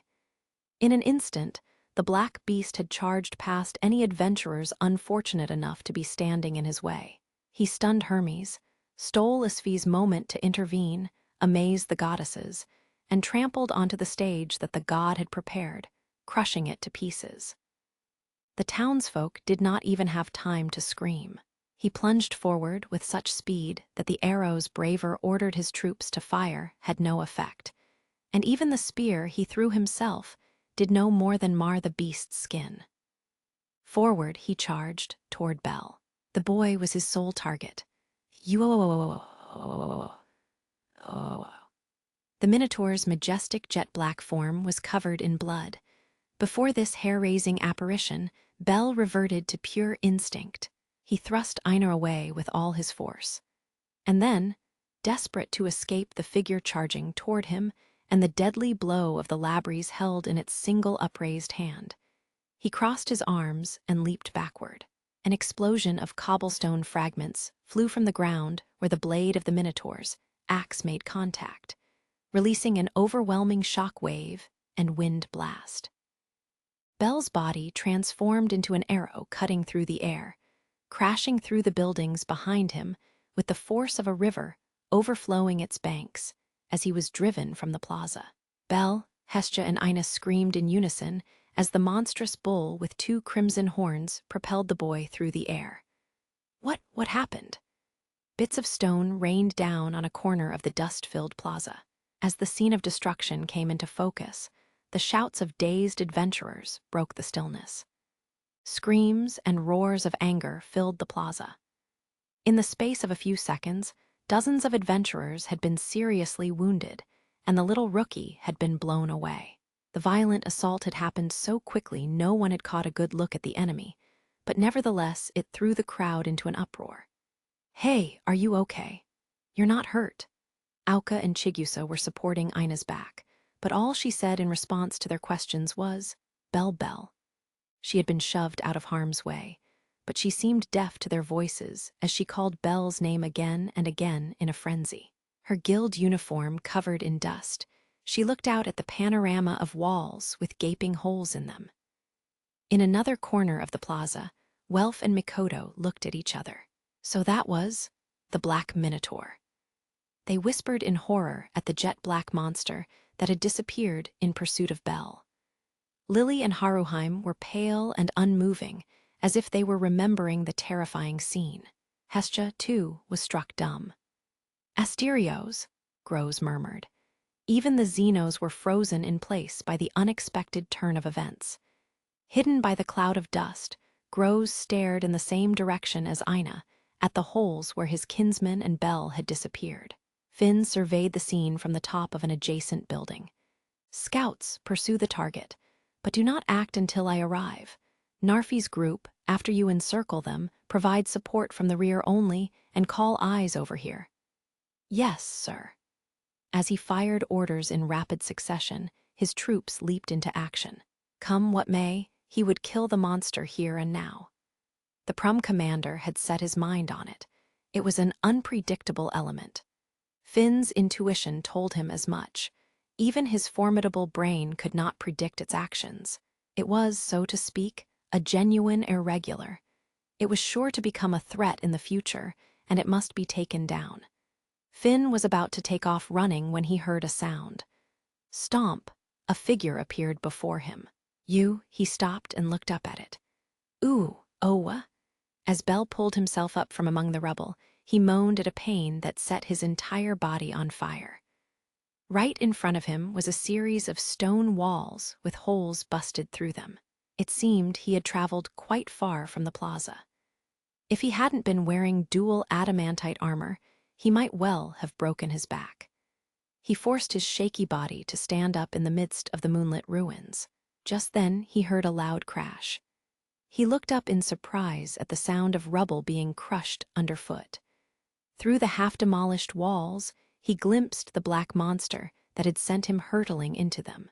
Bell gasped at the brawny figure so tall he had to look up to see his head. He wore his full plate armor lightly. There was no mistaking it. This was the final Xenos he'd heard about, the Black Minotaur. Was he an enemy or a friend? Could he talk to him? Thoughts flew through Bell's head even as he dripped sweat and reflexively took up a defensive position. Then he noticed the silence. For something that had unleashed such a terrific roar, the monster was strangely quiet.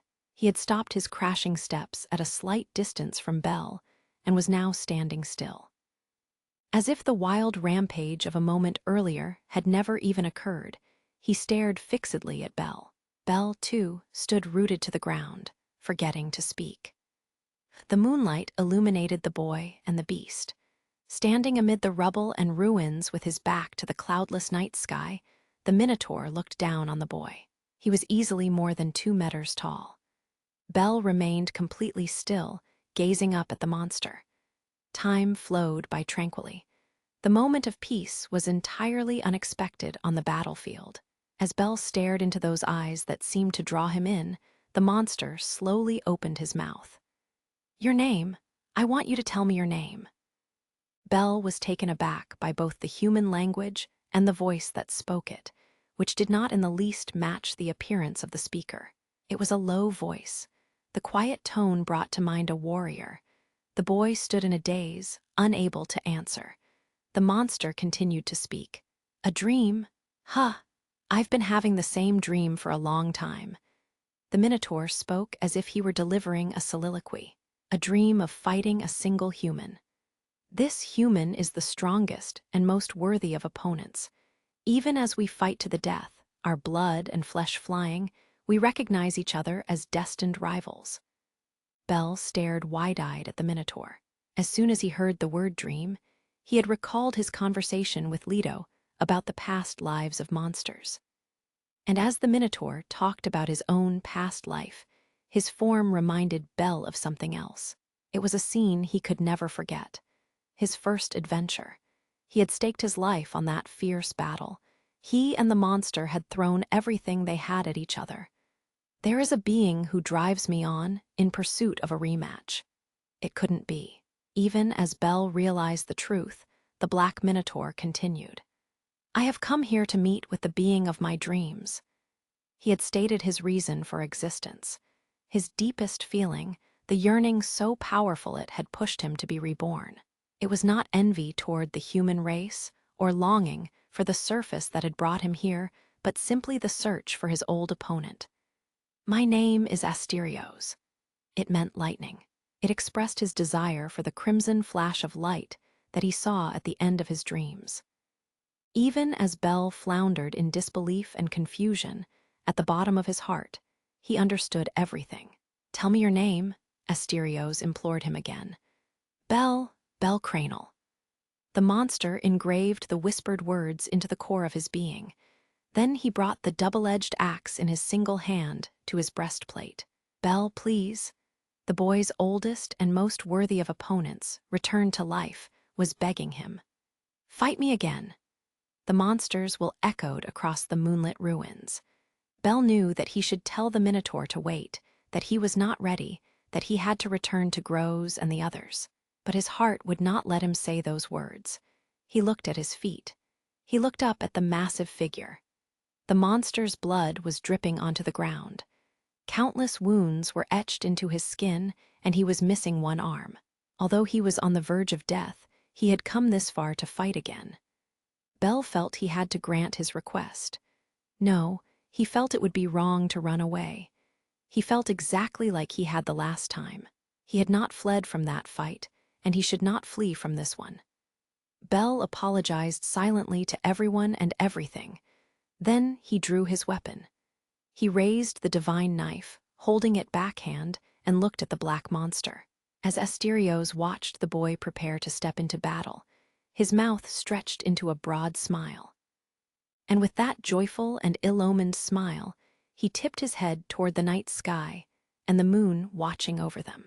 You-oh-oh-oh-oh-oh-oh-oh-oh. His roar shook the heavens. The shot signaling the start of the battle had been fired. That sounded really close. A low-key familia scout gasped at the thundering roar. A number of male and female adventurers were searching for the enemy, their nerves taut. Because the buildings were layered on top of one another so densely, however, they could not see him from the rooftops. They leaped down onto the ground and headed in the direction of the roar. Their companions who were closer to the holes in the walls had probably already glimpsed the enemy, but the warning bells still hadn't rung. An elven girl among the party was thinking how strange and threatening that was when the wall behind her burst open with a loud crash. Fragments of stone flew everywhere.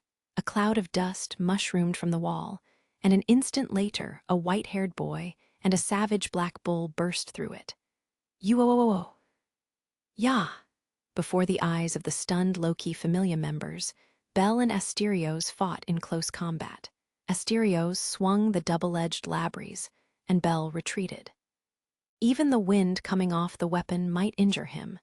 Indeed, several human bystanders were already bloodied from the backdraft, which spoke to the obvious gap between their status and that of the monster. Bell abandoned his pride and aimed relentlessly for the monster's right side, where the sword princess had cut off his arm, rather than the left side where he held the labries. Asterios smiled at the rabbit's swift footwork and sharp knife thrusts, easily intercepting every one of them. He's fighting the Black Minotaur. Bell Cranel, the axe screamed through the air. Fragments of rock flew from the cobblestone as boots kicked fiercely against it. The fight between boy and monster was a battle of speed against strength. The adventurers watching from the periphery squeezed their hands into tight fists, frustrated to be mere spectators to the show. Finn had told them not to get involved under any circumstances. But just standing there, with pale faces, was a disgrace to Loki Familia. How could they sit back and let the very same boy they'd showered with criticism do all the fighting? Roused to action, they followed their captain's orders and surrounded Bell and Asterios. They grasped their bows, arrows, spears, and longswords, and were just about to attack simultaneously from both close and distant range when the monster let out a howl. You-oh-oh-oh! Eek! That single terrifying roar pinned them in place. The howl was incredibly powerful. The monster's menacing voice aroused a primal terror in the adventurers that stopped them in their tracks. The level 2 rearguards sank to their knees, while the level 3 front lines stiffened as if they were about to fall over dead. "You're in my way," the monster seemed to be saying. Asterios had no mercy for those who were unqualified to fight. Gripping the handle of his axe, he swung his clenched fist into the adventurers holding spears and swords, throwing them against the walls of the surrounding houses so hard that blood dripped from their mouths. The elven archers in the rearguard blanched as level 3 adventurers went flying through the air. But the black colossus closed in on them next. Tears welled in their eyes as they stood frozen. Hey, as if to remind the Minotaur where his true opponent lay, Bell slashed his knife toward the Minotaur from the side. Asterios smiled and turned away from Loki Familia, returning Bell's blow with one from the labries. The elves gaped at the little rookie, who, unlike them, was not immobilized by terror. I know that howl. To Bell, it was uncomfortably familiar. He had already gotten past this particular wall on his first adventure. He would not be cowed by it for a second time. He raised his black and crimson knives and rushed the frenzied monster. Hey, where'd the gargoyle and those other monsters go? As the distant roars of the Minotaur echoed across the plaza and the dust finally began to settle, adventurers shouted to one another. It seemed the winged monsters had taken advantage of the chaos to abruptly disappear. In an abandoned corner of the plaza, Welf and the other Hestia Familia members were preoccupied with something else. "What the hell were you doing out there?" Welf shouted. He and Makoto had thrown their veils over Grows and the other Xenos, rendering them invisible and therefore saving them, but Welf's hair was practically standing on end with anger. "Humans, do you think I'm going to forget that you just about killed me?" Lily screamed. "Sir Welf, Lady Lily, please calm down," Makoto said, forcing herself to do the same. "Everyone, this is not the time or place," Haruheim added. All she could do was watch in confusion as the others quarreled. Hestia stood to the side, quickly assessing the situation. Why isn't Loki Familia here in the plaza? Are they trying to get to the Minotaur? Her mind raced as the wind carried to her ears sounds of what could only be Bel's battle with the Black Beast. "Haruheim, you gave Ween an oculus, right?" "Yes, ma'am. When we parted, I gave her mine." "Excellent," Hestia said, clenching her hand into a fist. That meant they'd be able to meet up with the Xenos who had the key. Now was their only chance to get Grows and the other 3 winged monsters to Knossos. Hestia screamed into her oculus. "Bel, keep fighting. What I mean is, just go crazy, okay? Loki Familia members and everyone else in town are all focusing their attention on you. I know it may be dangerous." "I'm sorry." The voice coming through the blue crystal on Bel's gauntlet did not make him anxious. He was already fully focused on the battle at hand. If his mind wandered for an instant, he would be killed. He would fall prey to the Labries. In the space of a second, Hestia's information had faded to monochrome and was stuffed into a corner of his mind. He's strong. Again and again, the Labries threatened his life, but still Bel made his way around to his opponent's right side and aimed his knife above the spot where his missing right arm had been. But the Minotaur saw through his plan. His skill and tactics were far sharper than what Bel remembered from their past encounter. A feeling similar to impatience gnawed at him. As Bel wavered over what to do, the Minotaur hungered for strength and nothing else. Bel pushed away his hesitation, drew close to his opponent's right side, and once again aimed his 2 knives at his opponent's blind spot. Ka! The monster had used his enormous axe as a shield, and now one leg came crashing down. The ground crumbled beneath his foot, destroying Bel's stance. The next instant, Asterios brought down the Labries. Bel dodged, responded with a kick, and leaped backward. White hairs were torn from Bel's head, and droplets of his blood joined the spray of sweat. Every selch of his opponent's body was a lethal weapon. Any one part could kill Bel. As the boy shivered in horror, the Minotaur smiled as if to say Bel had no time for such distractions, then swung his red horns through the air. Bel thrust up his gauntlet to block, but he could not deflect all of the blow's force. As the ear-splitting screech of metal rent the atmosphere and sparks flew, Bel spun through the air onto the roof of a building. But Asterios pursued him, and no sooner had he landed than the monster kicked the boy's body. Bel crossed his arms to guard his body with dual adamantite. The world shook violently as he absorbed the full force of the blow. He heard the sound of the bone in his forearm cracking, and his eyes rolled back in his head. He flew backward toward the plaza once again. The human bullet inscribed a gentle arc across the sky as it flew toward the plaza with incredible speed. As Bel's form approached, the people in the plaza scattered frantically. He landed headfirst and rolled into a corner of the square, sending up clouds of dust. "BB." Hestia stared wide-eyed at Bel's far-too-swift return, but her scream was cut off midway by the shriek of cobblestones crumbling underfoot as Asterios descended from the sky. The loudest screams yet echoed from the plaza. The black monster's reappearance fueled the terror and chaos of the crowd. As the throng of townsfolk stampeded toward Main Street, children could be heard sobbing within the melee. "Wah!" The adventurers, on the other hand, shouted as they ran. They were desperate enough to do anything. Perhaps the sight of the crying townsfolk moved even their hardened hearts, for they felt impelled to protect the women and children. They forgot their terror and closed in on Asterios from all directions. But then the monster bellowed again. Ah! Asterios's power affected every adventurer uniformly. He brought destruction to all in equal measure, sweeping aside dozens at a time. In the space of a few seconds, countless weapons were crushed to dust. Fountains of blood sprayed through the air, and even the strongest of the upper-class adventurers sank to the ground as the monster reduced his attackers' numbers to a mere handful. Auka and Chigusa, who had hung back to protect the townsfolk, stood pale and petrified as they watched the scene unfold. Hestia Familia, who were trying to help Groz and the other Xenos escape, as well as Ina and the other guild employees, were similarly immobilized by fear. So were the children. Lai, Fina, and Rue were among the group of orphans who had not yet escaped the plaza. They could not help watching through the gaps in the crowd. The black monster, its massive one-armed form smeared in blood, was the most ominous and atrocious thing they had ever seen.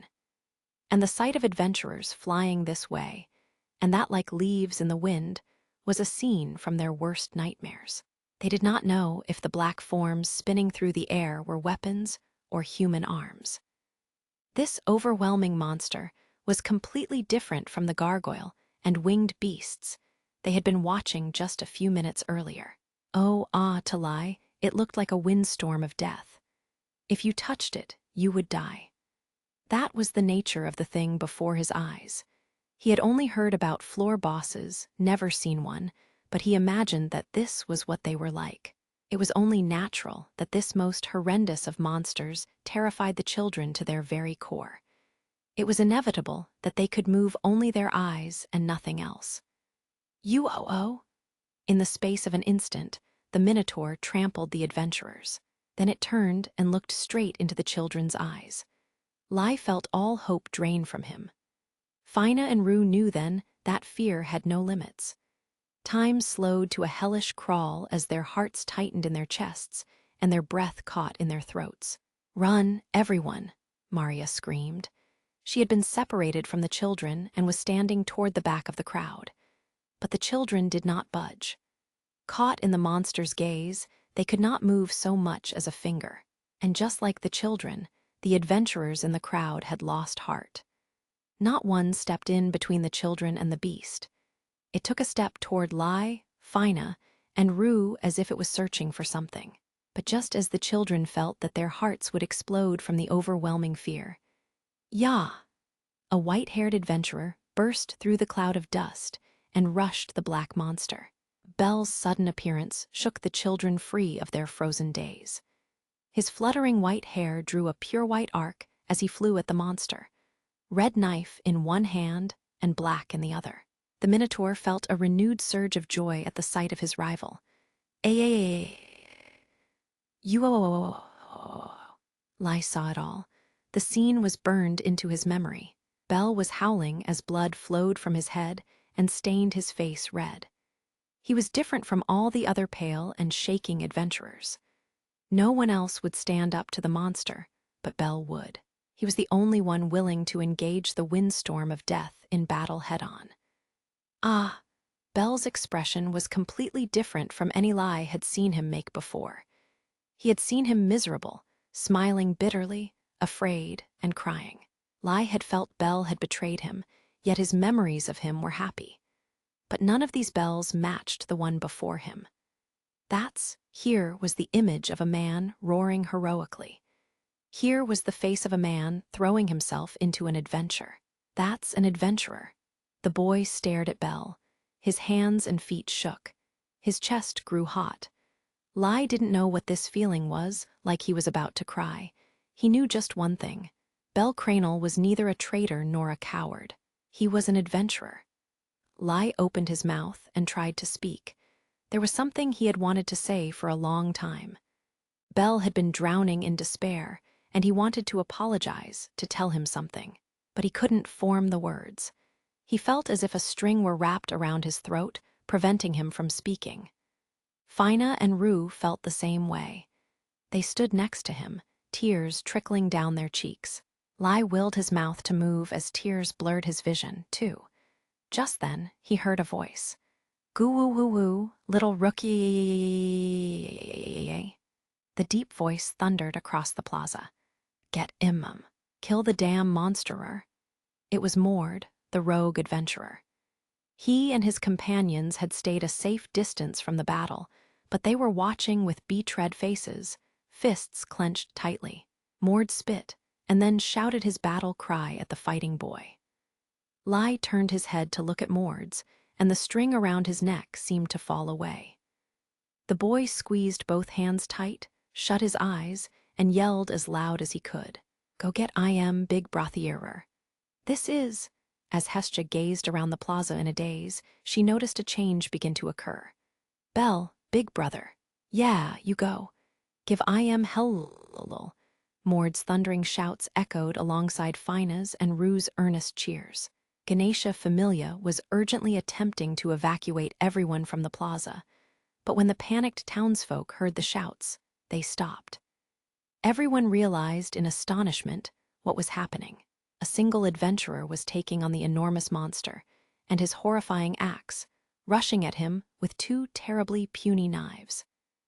The adventurer evaded the earth-splitting swing of the axe by a hairbreadth, then leaped at the monster with knives flashing. The townsfolk blanched at the sight. The guild employees were at a loss for words. The other adventurers clenched their fists. This was a fight. This was a fierce struggle in which human and monster were threatening each other's lives. Belle, Ina could not stop herself from whispering his name. Everyone watching realized the same thing. There was no calculation in this fight and no ambition. It was pure will, pure thirst for victory. No one thought now to slander Belle as an enemy of the people. Criticisms steeped in malice and ridicule, shaded with despair, lost all meaning in the presence of this battle. This was true mortal combat. The sight of the adventurer, bravely facing down this terrifying monster, was worth more than 1,000 explanations or excuses.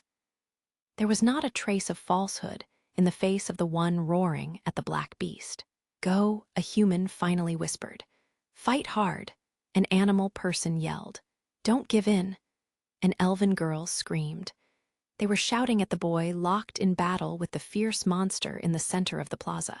A single word cascaded into a gigantic wave of voices. As the lethal struggle unfolded in their midst, the pale townsfolk shouted until they were hoarse. The guild staff turned their lost words into cheers. The adventurers raised their clenched fists to the sky. All were shouting in support of Belle. All saw the image of a hero in the boy's brave fight. An adventure, the shouts of the spectators rang in Belle's ears as he dodged the labries, keenly aware that his movements had sped up, and that his heart had returned to where it began. I want to have an adventure. The voices around him sounded distant. Everything but his opponent disappeared from his field of vision. All traces of hesitation and indecision had vanished from his face. He forgot the Xenos and eyes and the future. He forgot all the things that had been worrying him and focused solely on the fight at hand. He gave himself heart and soul to the smiling opponent before him. He was starving, exactly as his opponent was. Belle realized instinctively that beyond the hunger for victory lay everything connected to his existence. This was a fight to save the Xenos, to reach the same level as his idol, to achieve the future that Ween dreamed of. In other words, a fight for strength. Onward to adventure once again. His crimson knife yielded at last to a powerful blow from the labries. As the people watching screamed, Ushiwakamaru shattered to pieces. I'm sorry. Thank you. I'm going on ahead. Instantly, he shot a firebolt from his empty hands, and then flew at the tottering minotaur, surrounded by a shower of scarlet sparks. Belle roared. Ay! The roars of the boy and the thundering shouts of the crowd echoed through the labyrinth district. Hey, what are you doing? You, Amazon the Slasher. If you move a hair, we will have no mercy. Tiona held her double-edged sword at the ready as she stared at the 4 armed prums before her. She was standing on the edge of the plaza where the battle continued to rage, but she could not move forward. "Get out of my way," Thyone shouted. She, too, was blocked. The first-tier cat-person adventurer Alan Fromel was standing in her way. He parried each slash of her cookery knives with his spear. "What the hell are you doing?" she yelled, outraged that someone had obstructed her pursuit of the Black Minotaur. "It's obvious, isn't it?" He responded with a chilly stare, then glanced back toward the ongoing fight between the boy and the monster. "Can't you see the kid's trying to be a man?" He spit on the ground. "You're a fine one to interfere," Thyone spat back. Meanwhile, a good distance from where Tiona and Thyone were stalled near the western edge of the plaza, the werewolf Bite stood on the edge of a roof on the eastern side and clicked his tongue dramatically. As he looked down on the white-haired boy, his face and its lightning bolt tattoo twisted into a grimace. Eyes stood near him, watching the battle in silence. The two young elven boys guarding her and Bite, one with a white sword and the other, a dark elf with a black sword, stood with their weapons at ease. They, too, were gazing down at the fight. "You've gone and done it now, haven't you, Otter?" Finn stood nearby, facing the bow's warrior Otter. He sighed. The bows was silent. First-tier adventurers from Freya Familia were blocking all low-key Familia leaders from moving. But that was not all. Troops under Captain Otter's command had also pinned in place all the other low-key Familia members. That was why none of them had rushed into the plaza when the Black Minotaur appeared. "I have only done what my goddess ordered." Otter turned and threw his sword off the edge of the roof, his voice melting into the night air. The huge hunk of silver spun as it cut through the wind, landing point down in the center of the plaza at the feet of Belle and Asterios. Both human and monster stared at it. The next instant, Belle leaped toward the weapon, seized the grip, and pulled it from the ground. The mad bull shuddered with pleasure as the final battle of his dreams came to life. "Ya, you Sparks sprayed into the air as the sword clashed with the labrys. As the battle continued with new fury, the onlooking crowd screamed and shouted even louder. "Haha, I wonder how Hermes feels now." Freya was on the top floor of Babel Tower in the city center. Watching from her perch at the highest point in Arario as the furious fight unfolded, the goddess sighed rapturously. Is this the fate laid down by some individual? Or is it simply a miracle? Whatever the answer, I am grateful for it. She was grateful for this turn of fortune's wheel, for the encounter between the boy and the monster. The beautiful goddess flushed and chewed gently on her bent pointer finger. She had left everything to her children so she could watch this scene. Lost in admiration, she gazed passionately at the sparkling pure soul locked in combat with the raging bull. "To think I am able to watch this fight once again." "Hey now, what's going on here?" Hermes muttered. Isfi reversed her invisibility and appeared behind him on the top of the tower where he stood. "Lord Hermes, the situation has spun out of control. In all the chaos, the Xenos got away from me." Hermes did not respond. He simply stared at the plaza, stupefied. The stage he had so carefully prepared was completely destroyed. His scheme had turned to dust. Isfi watched her stunned patron deity silently. Suddenly, a gust of wind blew off his traveling cap. Hermes snarled, roughly pushing back his orange hair. "Everything is ruined." A single monster had crushed the plan he had labored so diligently over. Drowning in a despair he had never experienced before, the god clenched his teeth and glared at the Minotaur with deep hatred. Yet at the same time, there was joy in his eyes as he looked down on the plaza. "Oh, damn, I may as well accept it. I've lost.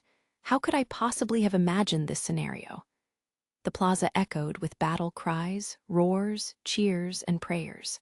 The people in the crowd were completely drawn in by this genuine battle between boy and beast, forgetting even their desire to escape.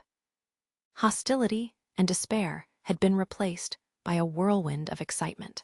Even if everything had played out according to Hermes's plan, it likely wouldn't have gone this well. The god would not have held the people's hearts in the palm of his hand like this.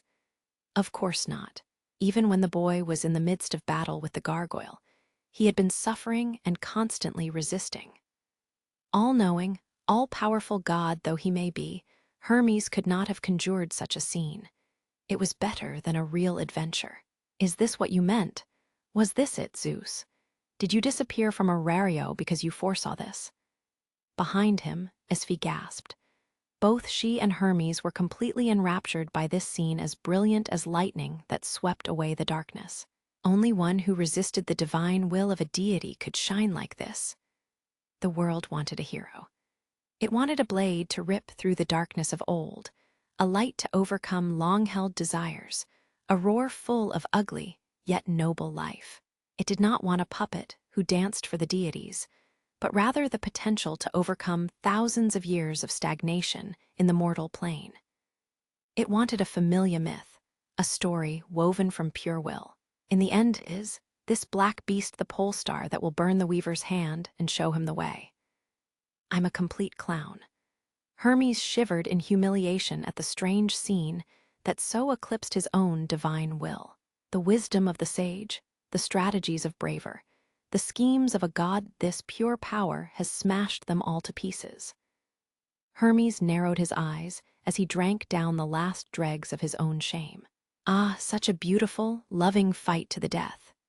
His voice was full of respect for this struggle between the boy and the monster. This scene from a heroic tale that had gripped the hearts of the people and would not let them go. Oh, as the crowd shouted and trembled, Hestia, too, shivered and pressed her hands to her chest. All she could see in the gaps between the wall of waving people was Bel's back as he faced down the black monster. Lady Hestia, Lily shouted. Let's go. We'll leave the Minotaur to Bel. We can't get in his way. Hestia replied.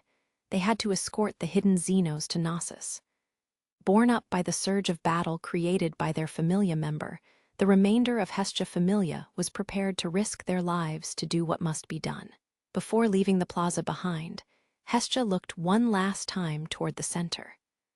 The sight of a new story being written across Bel's body burned itself into her memory. The mortal plane isn't half bad. Somewhere in the world, someone spoke. The innumerable stories playing out on that mortal plane belonged to the children, but still, the deities lurked in the background.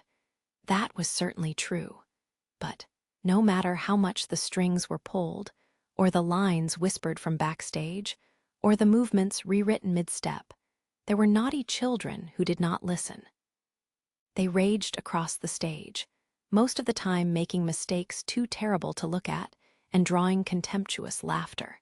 But sometimes they overturned the pre-established harmony entirely. They turned stale operas into hitherto unseen dramas. It's always you children who surprise us and surprise the world. Somewhere, someone smiled. The struggle between Bel and Asterios raged on. There was not a soul in Arario who did not hear the voices rising from the labyrinth district. They were cries of neither terror nor sorrow, but rather a feverish, limitless excitement. Even the townsfolk who had shut themselves inside out of fear now timidly opened their high-up windows or ventured onto roofs. They turned toward the eastern part of the city and pointed wordlessly toward the plaza in the labyrinth district. The fever spread.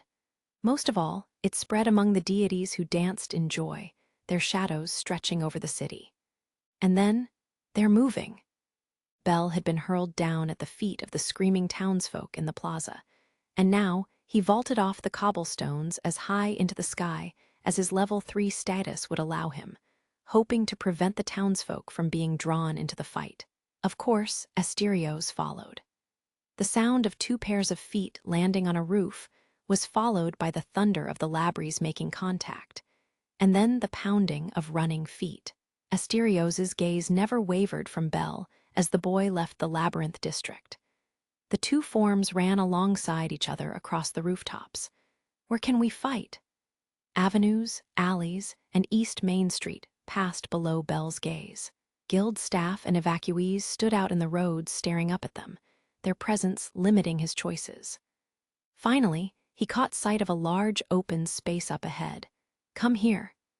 As if drawn by the voice of the beautiful goddess on the top floor of the huge tower, Belle descended into Central Park, in the heart of the city. Huh, the little rookie. And what is that? The huge crowd of adventurers guarding Babel looked on in astonishment as Belle and Asterios once again plunged into combat. Their eyes bulged at the sight of the stunning black minotaur, but when they tried to join in the attack, the monster howled as if to say, "Stay away." The level 1 and 2 adventurers were rendered completely useless. "Keep your hands off. Quick, escape." As the crowd in Central Park rapidly thinned, voices urged the few remaining second-tier adventurers to leave as well. The yells came from smiling deities. In obedience to these pleasure-seeking gods and goddesses, the adventurers fled, dragging their companions with them. "Ganesha, help the unconscious adventurers. Ilta, don't you get involved. Our priority is evacuating any nearby townsfolk." Ganesha Familia members who had been guarding Babel obeyed their patron deity and got to work rescuing people. The red-haired Amazon Ilta expressed some irritation, but nevertheless led the other upper-class adventurers in the rescue operation. The deities were bent on removing any interference they deemed senseless. The eastern side of Central Park was now the battlefield for the final clash between Belle and Asterios. "Yeah, you." The sword and the axe collided again and again. Again and again, the sound of metal on metal rang through the air. As if drawn by the music of the battlefield, adventurers and townsfolk throughout the city fixed their eyes on Central Park. They looked down on the fight from Familia headquarters overlooking the park, from the roof of the theater towering over the pleasure quarter, and from the buildings in the center of the city. Every time blood spurted from one of the monster's wounds, the townsfolk trembled. Every time Belle was thrown into the air, the adventurers gripped the railings and leaned forward. "Kill the monsterer." "Yeah, right there." "Shut up, Mord." The adventurers had converged again after following Belle and Asterios out of the labyrinth district, and had resumed their shouting and screaming. Ina was among the guild employees who had followed along despite the risks. With the help of Auka and Chigusa, she climbed onto the roof of a shop next to the park and was watching Belle. "How about right here?" Auka asked. "Yes, this is great, thank you." Even the animal people who had planned to defy the orders of the deities and shoot at the monster, the elves who had lifted their wands and begun to chant, and the adventurers bent on annihilating the Minotaur, eventually lowered their weapons and simply stared like the residents of the labyrinth district. "Yeah, get IM," they shouted.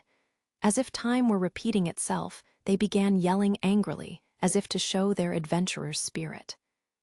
"Mr. Cranel," whispered Liu, who had come running to the park. "Hey, am I seeing things?" said Aisha with a smile. She was standing next to Liu. Nearby, Daphne and Cassandra trembled violently as they watched the boy face the terrifying creature all alone. "What in the world is that kid doing?" Daphne gasped. "Oh geez," Cassandra said.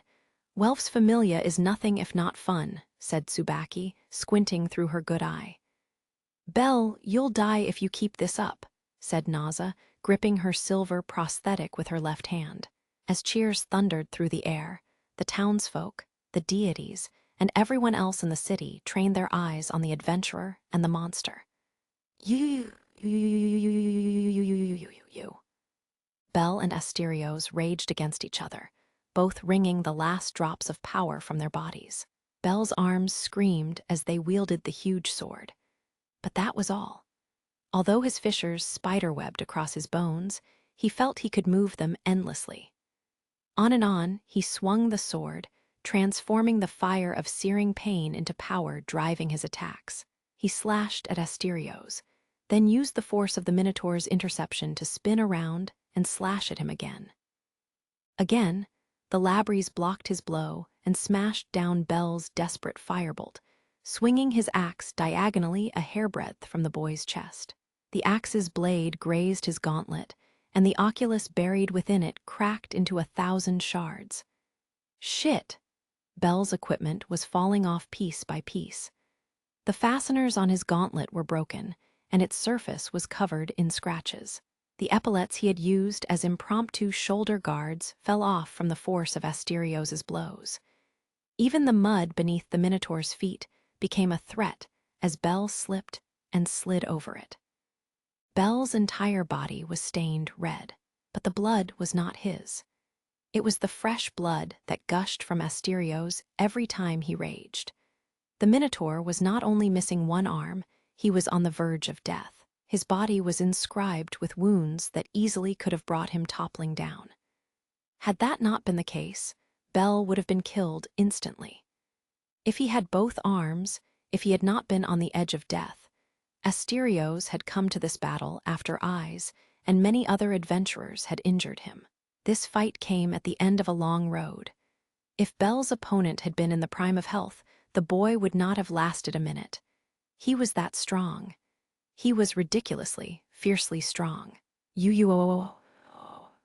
The Labrys and the black fist that held it swooped in on Bell, who was powerless to deflect it fully.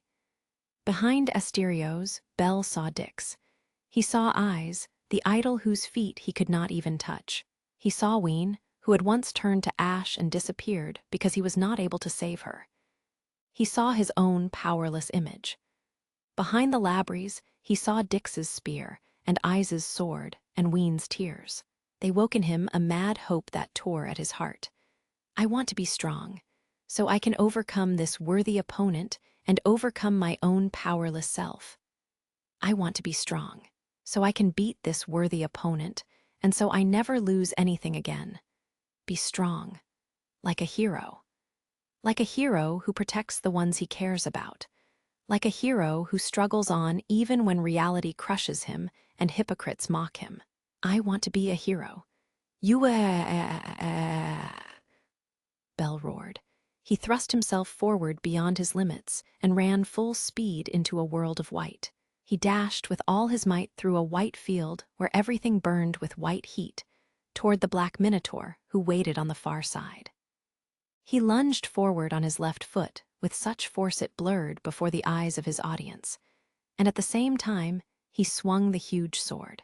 His opponent could not respond in time to this boundary-shattering speed. The sword crashed into his armor, but still Bell did not stop. He unleashed a storm of blows onto the tough, full-plate armor. As if it had reached the limits of its patience, the Labrys flicked Bell's sword high into the air. The spectators screamed, but Bell ignored them and leaped forward at full speed. The upward kick that exploded into his left cheekbone caught Asterios completely off guard. Not to be outdone by his opponent, Bell had turned his body into a weapon and unleashed his rabbit's claws on the Minotaur. Asterios somehow withstood this kick to his face from a first-class adventurer. But the next moment, the Minotaur was plunged into shock. Still hovering in midair with his left foot extended, Bell thrust out his right arm like the barrel of a gun. Firebolt, he released 6 consecutive bolts. Oh! They were fired from such close range that the adventurers watching gasped. The decisive blow crushed one of the Minotaur's eyes. The force of his own blast threw Bell back. The instant he hit the ground, he ran toward Asterios at full speed. In his right hand, he grabbed the sword that had come spinning down from above his head, tottered backward a few steps, then lunged at the monster and slashed with all his might. GUO, diagonal downward slash. UO, horizontal mowing strike. Uppercut. 3 flashes of light all told. This time the Minotaur's full-plate armor split open, and the enormous body gushed a fountain of blood.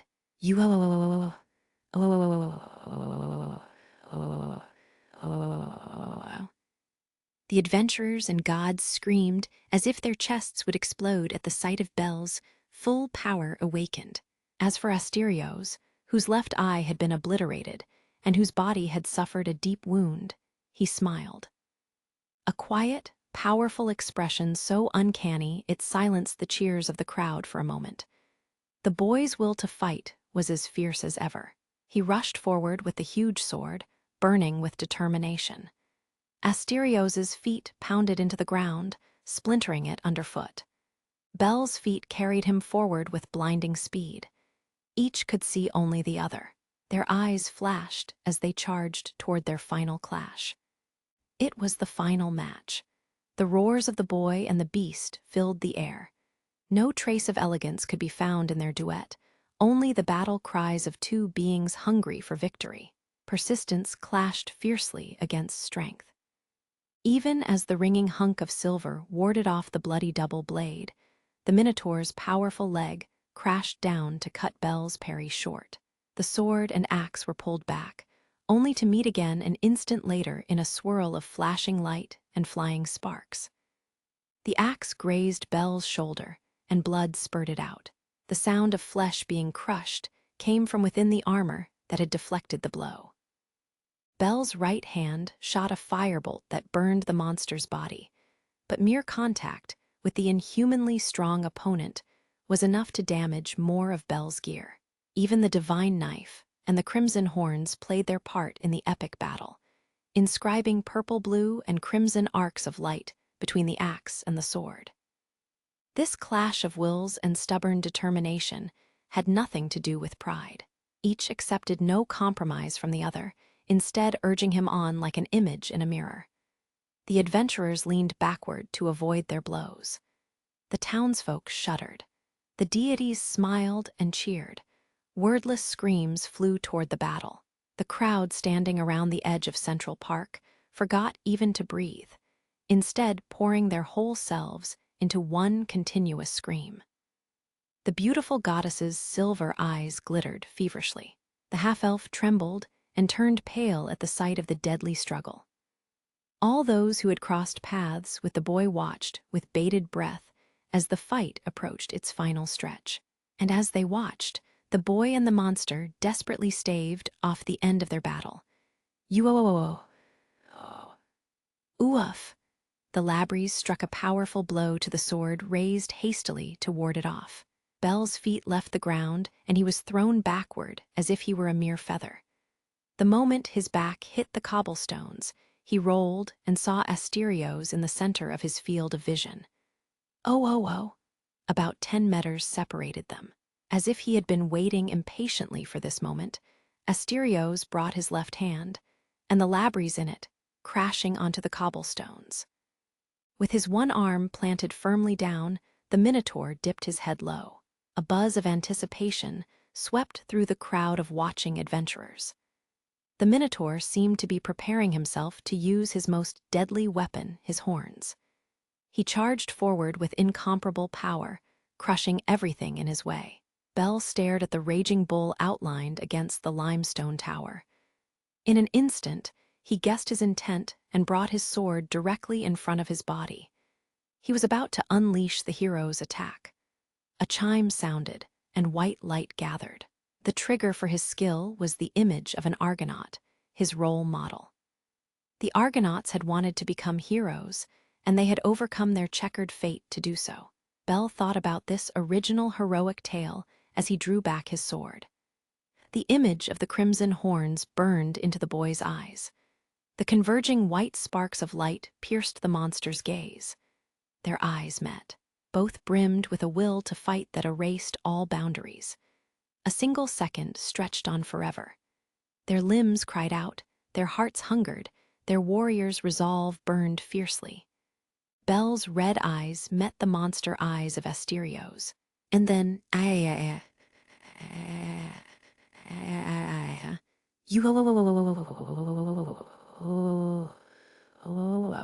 they rushed at each other. Don't lose. For the first time, Ina prayed not that the fight would end, but that Belle would win. The adventurer and the Minotaur turned their bodies into powerful bullets that shattered the cobblestones as they shot forward. The townsfolk, the deities, and the adventurers gasped at the thunderous roars. In an instant, the mad rush reduced the space between the two forms to nothing. Bell had been charging for 20 seconds. He swung his sword down and then up again. Aiming for his opponent's red horns, Bell unleashed a ferocious, slashing attack of white light. 1 instant. That was all it took for Bell to realize the destructive crimson light of his opponent was crushing his pure white radiance. The next instant, he had lost. His hero's attack had been defeated. A mortal shock resonated through him as his body flew high into the air. Complete silence fell over Aurario. Bell's body rose straight up from where he had collided with Asterio's, blood spewing from his mouth. All eyes followed that form into the air. All faces turned white, and all watched as fragments of the shattered silver blade twinkled with white light in all directions. Bell, Ina pressed her hands to her mouth. She felt as if time had stopped. Meanwhile, the monster, having crushed the boy's worst attack, let out a victory roar and circled triumphantly. Then he stopped and reversed direction abruptly enough to crush stone as he headed toward where Bell would fall. He charged forward like a truly wild bull, and the instant the boy hit the ground, set on him again. The outstretched black arm pounded onto Bell, and for a second time he vomited blood. Asterios caught up his body and dashed toward the lofty limestone tower. Take shelter. Run, the handful of Ganesha, familiar upper-class adventurers guarding the door to Babel fled, as fast as they could in the face of that unrivaled, unstoppable rush. A moment later, the Minotaur crashed through the door and walls of the huge tower. Still gripping Bell under his left arm, Asterios charged with overwhelming force into the grand hall on the first story of Babel. He hurled both Bell and the Labries against the floor, which resembled an enormous stained glass flower. The superhuman strength of the blow inflicted equal damage on Bell and the floor, which in the next instant began to cave in. When Bell fell through the destroyed floor, he tumbled straight into the huge hole waiting in the basement, the hole that led to the dungeon. He fell and fell and fell. Spitting blood and wrapped in a peculiar floating sensation, he was pulled to the bottom of the earth along with masses of rubble. The nighttime lights of the surface receded before his blurred vision, and the moment arrived. Bang! Oof! He crashed to the first floor of the dungeon with a deafening thud. An electric shock seemed to run down his back and through the rest of his body. For a few seconds, he lost consciousness. When he came to, he was tormented by a searing pain that would have killed him instantly had he not leveled up earlier that night. He coughed up a clot of blood stuck in his throat and cracked his eyes open. He was lying on his back, and far above, he could see the dim night. It must be moonlight shining through the door of Babel Tower. The inside of the tower was completely dark, perhaps because the collapse had snuffed out the magic stone lamps. Part of the spiral staircase inside the cylindrical hole had been destroyed as well. Bell lay motionless on a bed of rubble. The collapse must have also damaged this underground floor, because the walls were webbed with fissures, and they glowed with only a weak phosphorescence. They reminded him of a cave illuminated by moonbeams. As Bell stared into the blackness above his head, his mind moving sluggishly, a black shadow fell over him. Bell! At the sound, not a monster's roar but a word spoken in human language, Bell summoned the last of his remaining strength and lifted his head. The black Minotaur stood quietly beside him like a triumphant victor. "Now we are even," Asterios said, gazing down on Bell's tattered form. The boy stared back at him. "Next time," the Minotaur warrior said. He had lost an arm, one of his eyes had been crushed, and his entire body was covered in wounds. He raised the Labries to his chest. "Next time, we'll settle this." Asterios smiled broadly and looked up. He roared his monster's victory song and disappeared. Bell saw only empty space before him. The Minotaur had vanished into the dark depths of the dungeon. Like a marionette whose strings had been cut, Bell dropped his head back onto the pile of rubble. Silence settled around him, as if the battle had been no more than a fantasy. Definitely, probably. The repair of the dungeon will take priority, Belle's hazy mind told him. No new monsters will be spawned, and the low-level ones like goblins and kobolds will probably hide far back in the recesses in fear of all this noise and shaking. I'm sure I'll be fine if I just lay here for a while. He felt as if he were floating in a soft, fluffy dream. The battle with the monster seemed somehow unreal. But the horrible pain tormenting his entire body was very real, and it would not let him escape reality. I lost. The whispered words floated up the vertical opening to the surface and rose into the moonlit sky. Belle looked at the hole in the painting of the sky on the ceiling of the first underground floor. I wonder if all the Xenos, if Grows, and the others escaped. The oculus in his gauntlet had been crushed and scattered. He had no way of contacting the goddess, but he was sure she and his other familia members had taken care of it. They must have succeeded by using him and Asterios as decoys, so there was some meaning in his battle after all. Well then, I'm glad it happened this way. Because he had kept on fighting and drawn the whole city into it, Ween and Leto and the others had been able to return to the dungeon. If he had won, Asterios would have died. If he hadn't lost, Asterios wouldn't have been able to return to his brethren in the dungeon. It was best this way. I'm glad I lost. Victory and defeat were secondary. It was all for the best. That's a lie. Belle mumbled the words to himself. All of that is a lie. His quiet voice grew teary. The tip of his nose felt hot and the scene above his head blurred. Tears spilled from his eyes. I'm not happy I lost. He was disappointed. He was so upset he wanted to die. Setting aside the Xenos, his mission, and everything else, he was excruciatingly disheartened.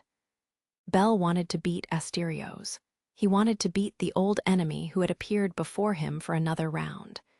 As an adventurer, and as a man, he wanted to beat that worthiest of opponents. Sniff, sniff. He tried desperately to hold back his pitiful wails, but independent of his will, the sobs convulsed from his throat. He thought of Asterios's words. Next time, we'll settle this. The game wasn't over yet.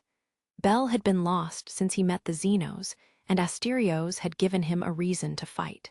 Next time, I'm coming to kill you, so don't falter, become stronger. Asterios had given him a reason to grow. NGH, I promise you. One day, I'll create a place where we can live together. To make that happen from now on, I have to do more. He'd said all those things. He'd promised. He'd been right. From now on, he had to do more. He had to be more. More, much more. If he was going to keep his promise to Ween, and if he was going to settle things with Asterios, he had to become much, much stronger. And so, another goal was set. Belle had found something to aim for other than his idol. Everything he needed now was connected. So that I reach the level of my idol, so that I'm sure no one I care about is ever again killed. So I win next time. I will become stronger. I will become much stronger, so that I never lament my powerlessness again. Now, cry in disgrace. Cry uselessly. Cry now so you can start running again tomorrow. WWA. Belle covered his eyes with his arm, and the wretched sobs began. Belle, Ina was running.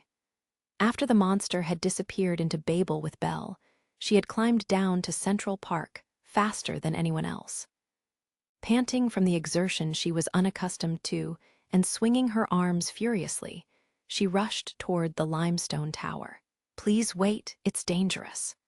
A Ganesha Familia guard shouted, but she ignored the warning and ran through the ruined door to Babel. Waiting on the other side was the enormous hole in the floor leading underground. As she realized the extent of the destruction, the blood drained from her face. He couldn't have been caught up in this, could he? She peered into the hole. Far down at the bottom, beneath the entrance to the dungeon, she glimpsed a white form. As if propelled by some invisible force, she flew to the staircase leading underground. She clattered down flight after flight. For once, she regretted never having received the Falna. If she had, she could have leaped straight down the hole to the boy's side. The magic stone lamps were broken, and Ina stumbled repeatedly in the poor light. But though she faltered, she never stopped. Finally, she arrived at the rubble-filled first underground floor and the spiral staircase leading through the huge hole to the dungeon. Despite the damage, she managed to make her way down. Belle, Belle. She found him lying on top of the rubble covered in blood, but still breathing and crying. Huge tears were streaming down below the arm covering his eyes, and his whole body shook with sobs. He was crying disgracefully, pitifully, and with all his heart. Belle, he was crying. The boy was crying, not the child's whimpers she had seen many times before, but the bitter tears of a man. Real tears that welled up from the depths of his heart. Ina's chest tightened painfully at the sight of this unfamiliar Belle. She didn't know what to say, but she wanted to do something, so she quietly walked up to him and knelt on the ground.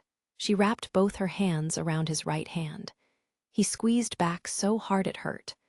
Ina realized something had begun to grow in her heart. A sweet, painful throbbing that she could not turn back from. Illuminated by the faint, moonbeam-like phosphorescence, Ina stayed there by Belle's side all the way until help arrived. Epilogue. And so, I start to run again. Phosphorescence faintly illuminated the darkness. In a large room also lit by magic stone lamps, Fels faced the monsters. "We're so sorry about all this, Fels. We really put you through so much." "Don't say that, Leto. I knew I was taking on a big job when I got involved. To tell the truth, I was reluctant to do it at first." "Damn it, Fels, thank you." The lizardman stretched out his powerful monster's hand, and Fels shook it with gloved bones. The other Xenos standing around them joined in with words and mews and grunts of thanks. They were in one of the dungeon's hidden villages of the Xenos. Several days had passed since that long day of battle in the Labyrinth district, and during that time, Leto and the others had returned safely to this village, where their remaining brethren were waiting.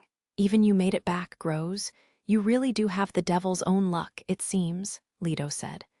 "Yes, I did fail to die," the gargoyle replied. "You shouldn't say that," Ray scolded. "I sure am glad, Groz," Ween said. Fels watched with deep respect as the monsters chatted among themselves. After the battle, Leto, Ween, Groz, and the others had managed to meet up once again. It was Hestia, Lily, and their familia members who had brought the winged monsters to Knossos, and for that they were infinitely grateful. But Hestia Familia insisted that it was all thanks to the fact that Freya Familia had set its sights on immobilizing low-key Familia. Everything had originated in the epic battle between the boy and the Minotaur. If even one thing had gone wrong, the scene before Fels now would not have existed. Not if Belle and Hestia Familia hadn't been there for them. "Thank you for healing us all with your magic. You've done so much for us. By the way, I have a really old magic potion that belonged to an adventurer, if you want it," Leto offered. "That's all right. I'm only bones, so I can't drink it. But Leto, what about him?"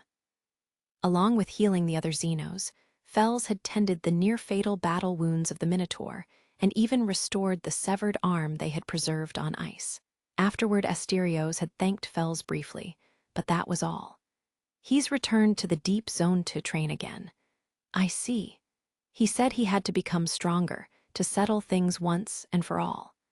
Fels's black robes shook as Leto talked about the Minotaur warrior who had found his dream. The mage was thinking of Belle, who seemed to be the favored child of fate in both good and bad ways. He truly was a hapless creature. "Well then, Leto, I'm off. Aranos is waiting with more work."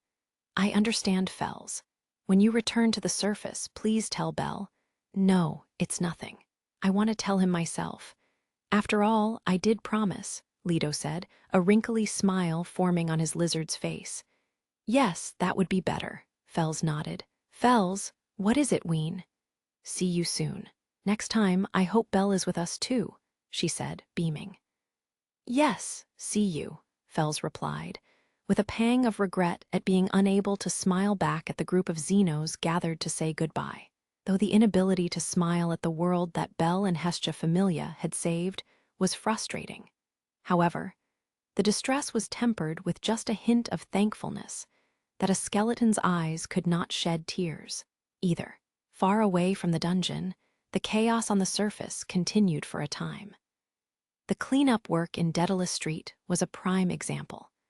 Slum though it was, repair work was carried out with the utmost urgency so that the evacuees could return home.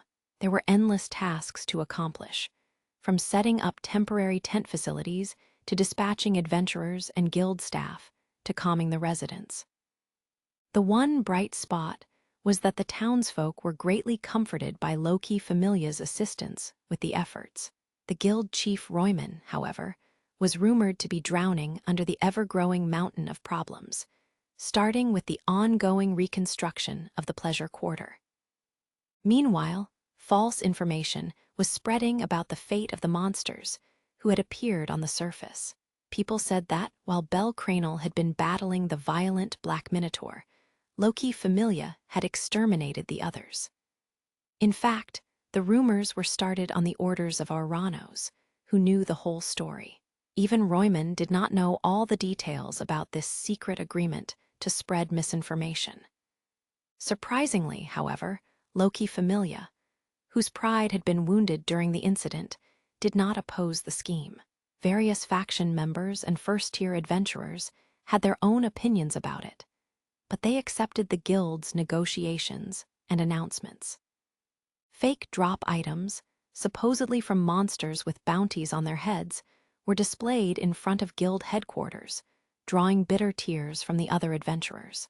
The deities pretended to grieve deeply, and the townsfolk were relieved. As for the boy who was at the center of all this, it's not as if everything is back to normal, but I do feel Belle has salvaged his reputation among the children. It was just like the war game at the end there. Is that so? The aged god said. Hermes was sitting before Aranos giving a report on the recent events. Once again, Hermes was carving chunks of wood as he sat on the altar illuminated by 4 torches. Even though Belle let the Minotaur get away, many people are praising him. That fight seems to have had an enormous impact. Hermes shrugged as he mentioned the boy's adventure, which of course was very familiar to him. At the very least, no one was disparaging Belle anymore. The young children would probably even look up to their little hero. The other adventurers most likely regarded him with awe and respect, and had finally accepted him as one of them. That was how intense the battle with the Minotaur had been. Asterios had no ulterior motives. He knew nothing of Belle's reputation. All he sought was a rematch with his old opponent. The end result of his actions, however, was that the adventurers and townsfolk had witnessed with their own eyes his iron-strong will to fight and kill. It was, without question, the real thing. Hermes set the finished carving of Asterios and his double-edged sword on the chessboard next to the rabbit. I was outwitted this time. I was taken in. If Freya was the one who had me in the palm of her hand, then she probably feels satisfied. But Hermes glanced at the carved Minotaur and smiled with irritation. Then he stood, brushed his hands together, and turned toward Aranos on his throne. Well, my report is done. Did you have any questions? Can I count on your help next time? If you can promise me that Belle won't get wrapped up with the Xenos again, then I will continue to help you for the time being. Now that the existence of Knossos has become public, there's no use in us quarreling. But let me ask you, do you feel okay about everything? With Zeus and Hera gone, the military forces at my command are limited. I don't have much choice, Aranos replied in a businesslike manner. He was playing the role of a pillar of stability and public peace. I understand, Hermes said, raising both hands. Hestia and Belle may well dislike me after all that's happened. For now, I'll keep my head down and act in good faith. All the same, this hasn't changed my plans. He intended to keep acting in the interest of his hero. He donned his traveling cap, which he had been holding between his hands. The look in his yellow-orange eyes seemed to be telling Aranos that they may well butt heads again in the future. Please excuse me. If I stay any longer, I fear I will provoke your antipathy once again." With that, Hermes exited the chamber of prayers and climbed the stairs to the surface. A short time later, a sound issued from the hidden door to the other, secret passage leading to the chamber. Fels emerged from the shadows. "I'm back, Aranos. Was someone here?" the mage said, looking at the chessboard set before the altar. Hermes came by. Although Fels had no face to show emotion, the sullen pause that followed was revealing enough. After a moment, the black hood trembled as if Fels was sighing. "I accompanied the Xenos safely back to their village. No lives were lost during the disturbance on the surface." "Is that so?" Fels looked up into the god's eyes, as blue as the sky. "Of course, we were not able to demonstrate the value of the Xenos' existence. The problems between them and the surface dwellers have in no way been resolved. The road remains long and rough," Arano said. "With the recent events, their dream may have become even less realistic," the black-clad mage replied frankly. "But there were definite benefits as well." Fels nodded at the words of the aged god. "God Hermes seems unlikely to accept the Xenos, but I choose the same path as him, Aranos." Many different emotions flickered in the voice, echoing through the chamber. The immortal fool, flesh and skin long since gone, spoke to the flickering flames of the torches. "I, too, will bet everything on the boy.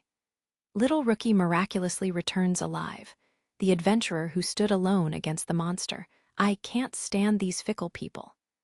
Welf gazed down at the unfurled scrolls and sighed as if he'd had all he could take. "Isn't it a good thing, Sir Welf?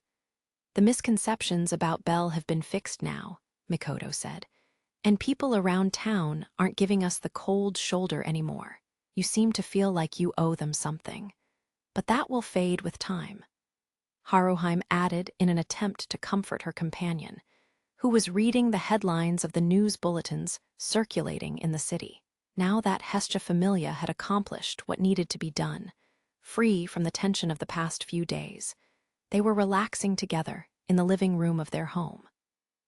"The adventurers who were watching Mr. Bell and me have completely disappeared since everything ended, too," Lily said, gazing out the window of the large room.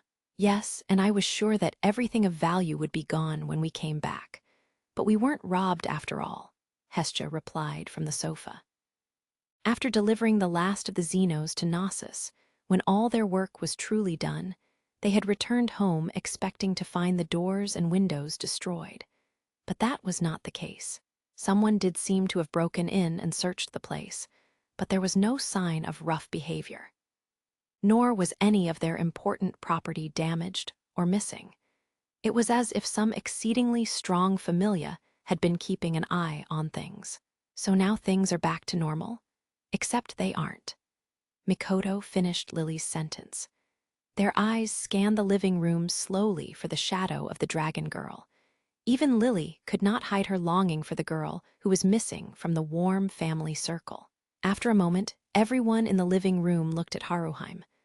"Are you okay, Haruheim?" Hestia asked. "Yes, we'll meet again," she answered with a bright smile. "We promised each other." Mikoto watched the Renart girl hug her pinky quietly to her chest.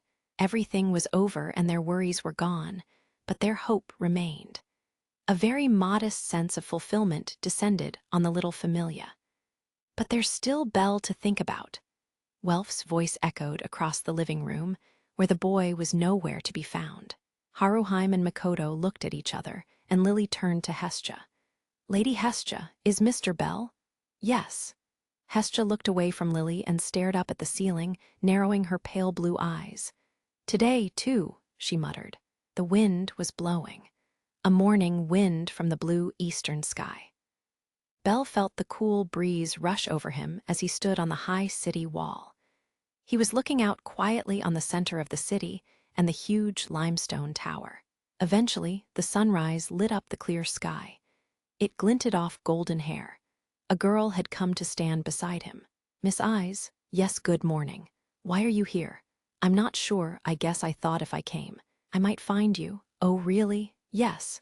Miss Eyes, will you teach me how to fight again, even after what happened? Yes. You're a sly one. I'm sorry. All right. Really? Yes, you have the same eyes. The ones I always see in the mirror. Yes, but they're different. They're not strange like mine. They're more beautiful. Ha ha. Why are you laughing? I am sorry. I have some things to take care of, so I'm not sure when I can do it. That's okay, thank you. Not at all. Miss Eyes, what? I want to become stronger. Really? Yes. I'm going now. See you. Okay. His golden idol disappeared beyond the sunrise. For once, he did not watch her back as she left. Instead, he was looking far into the distance. He was focused on the limestone tower that touched the heavens and the underground maze sleeping below it, at the dungeon where his promises and his final battle waited. He squeezed his throbbing pinky and thought about the lingering pain of his wounds. He repeated his vow to the sunrise, then turned his back on the appointed place. And so the boy starts running once again.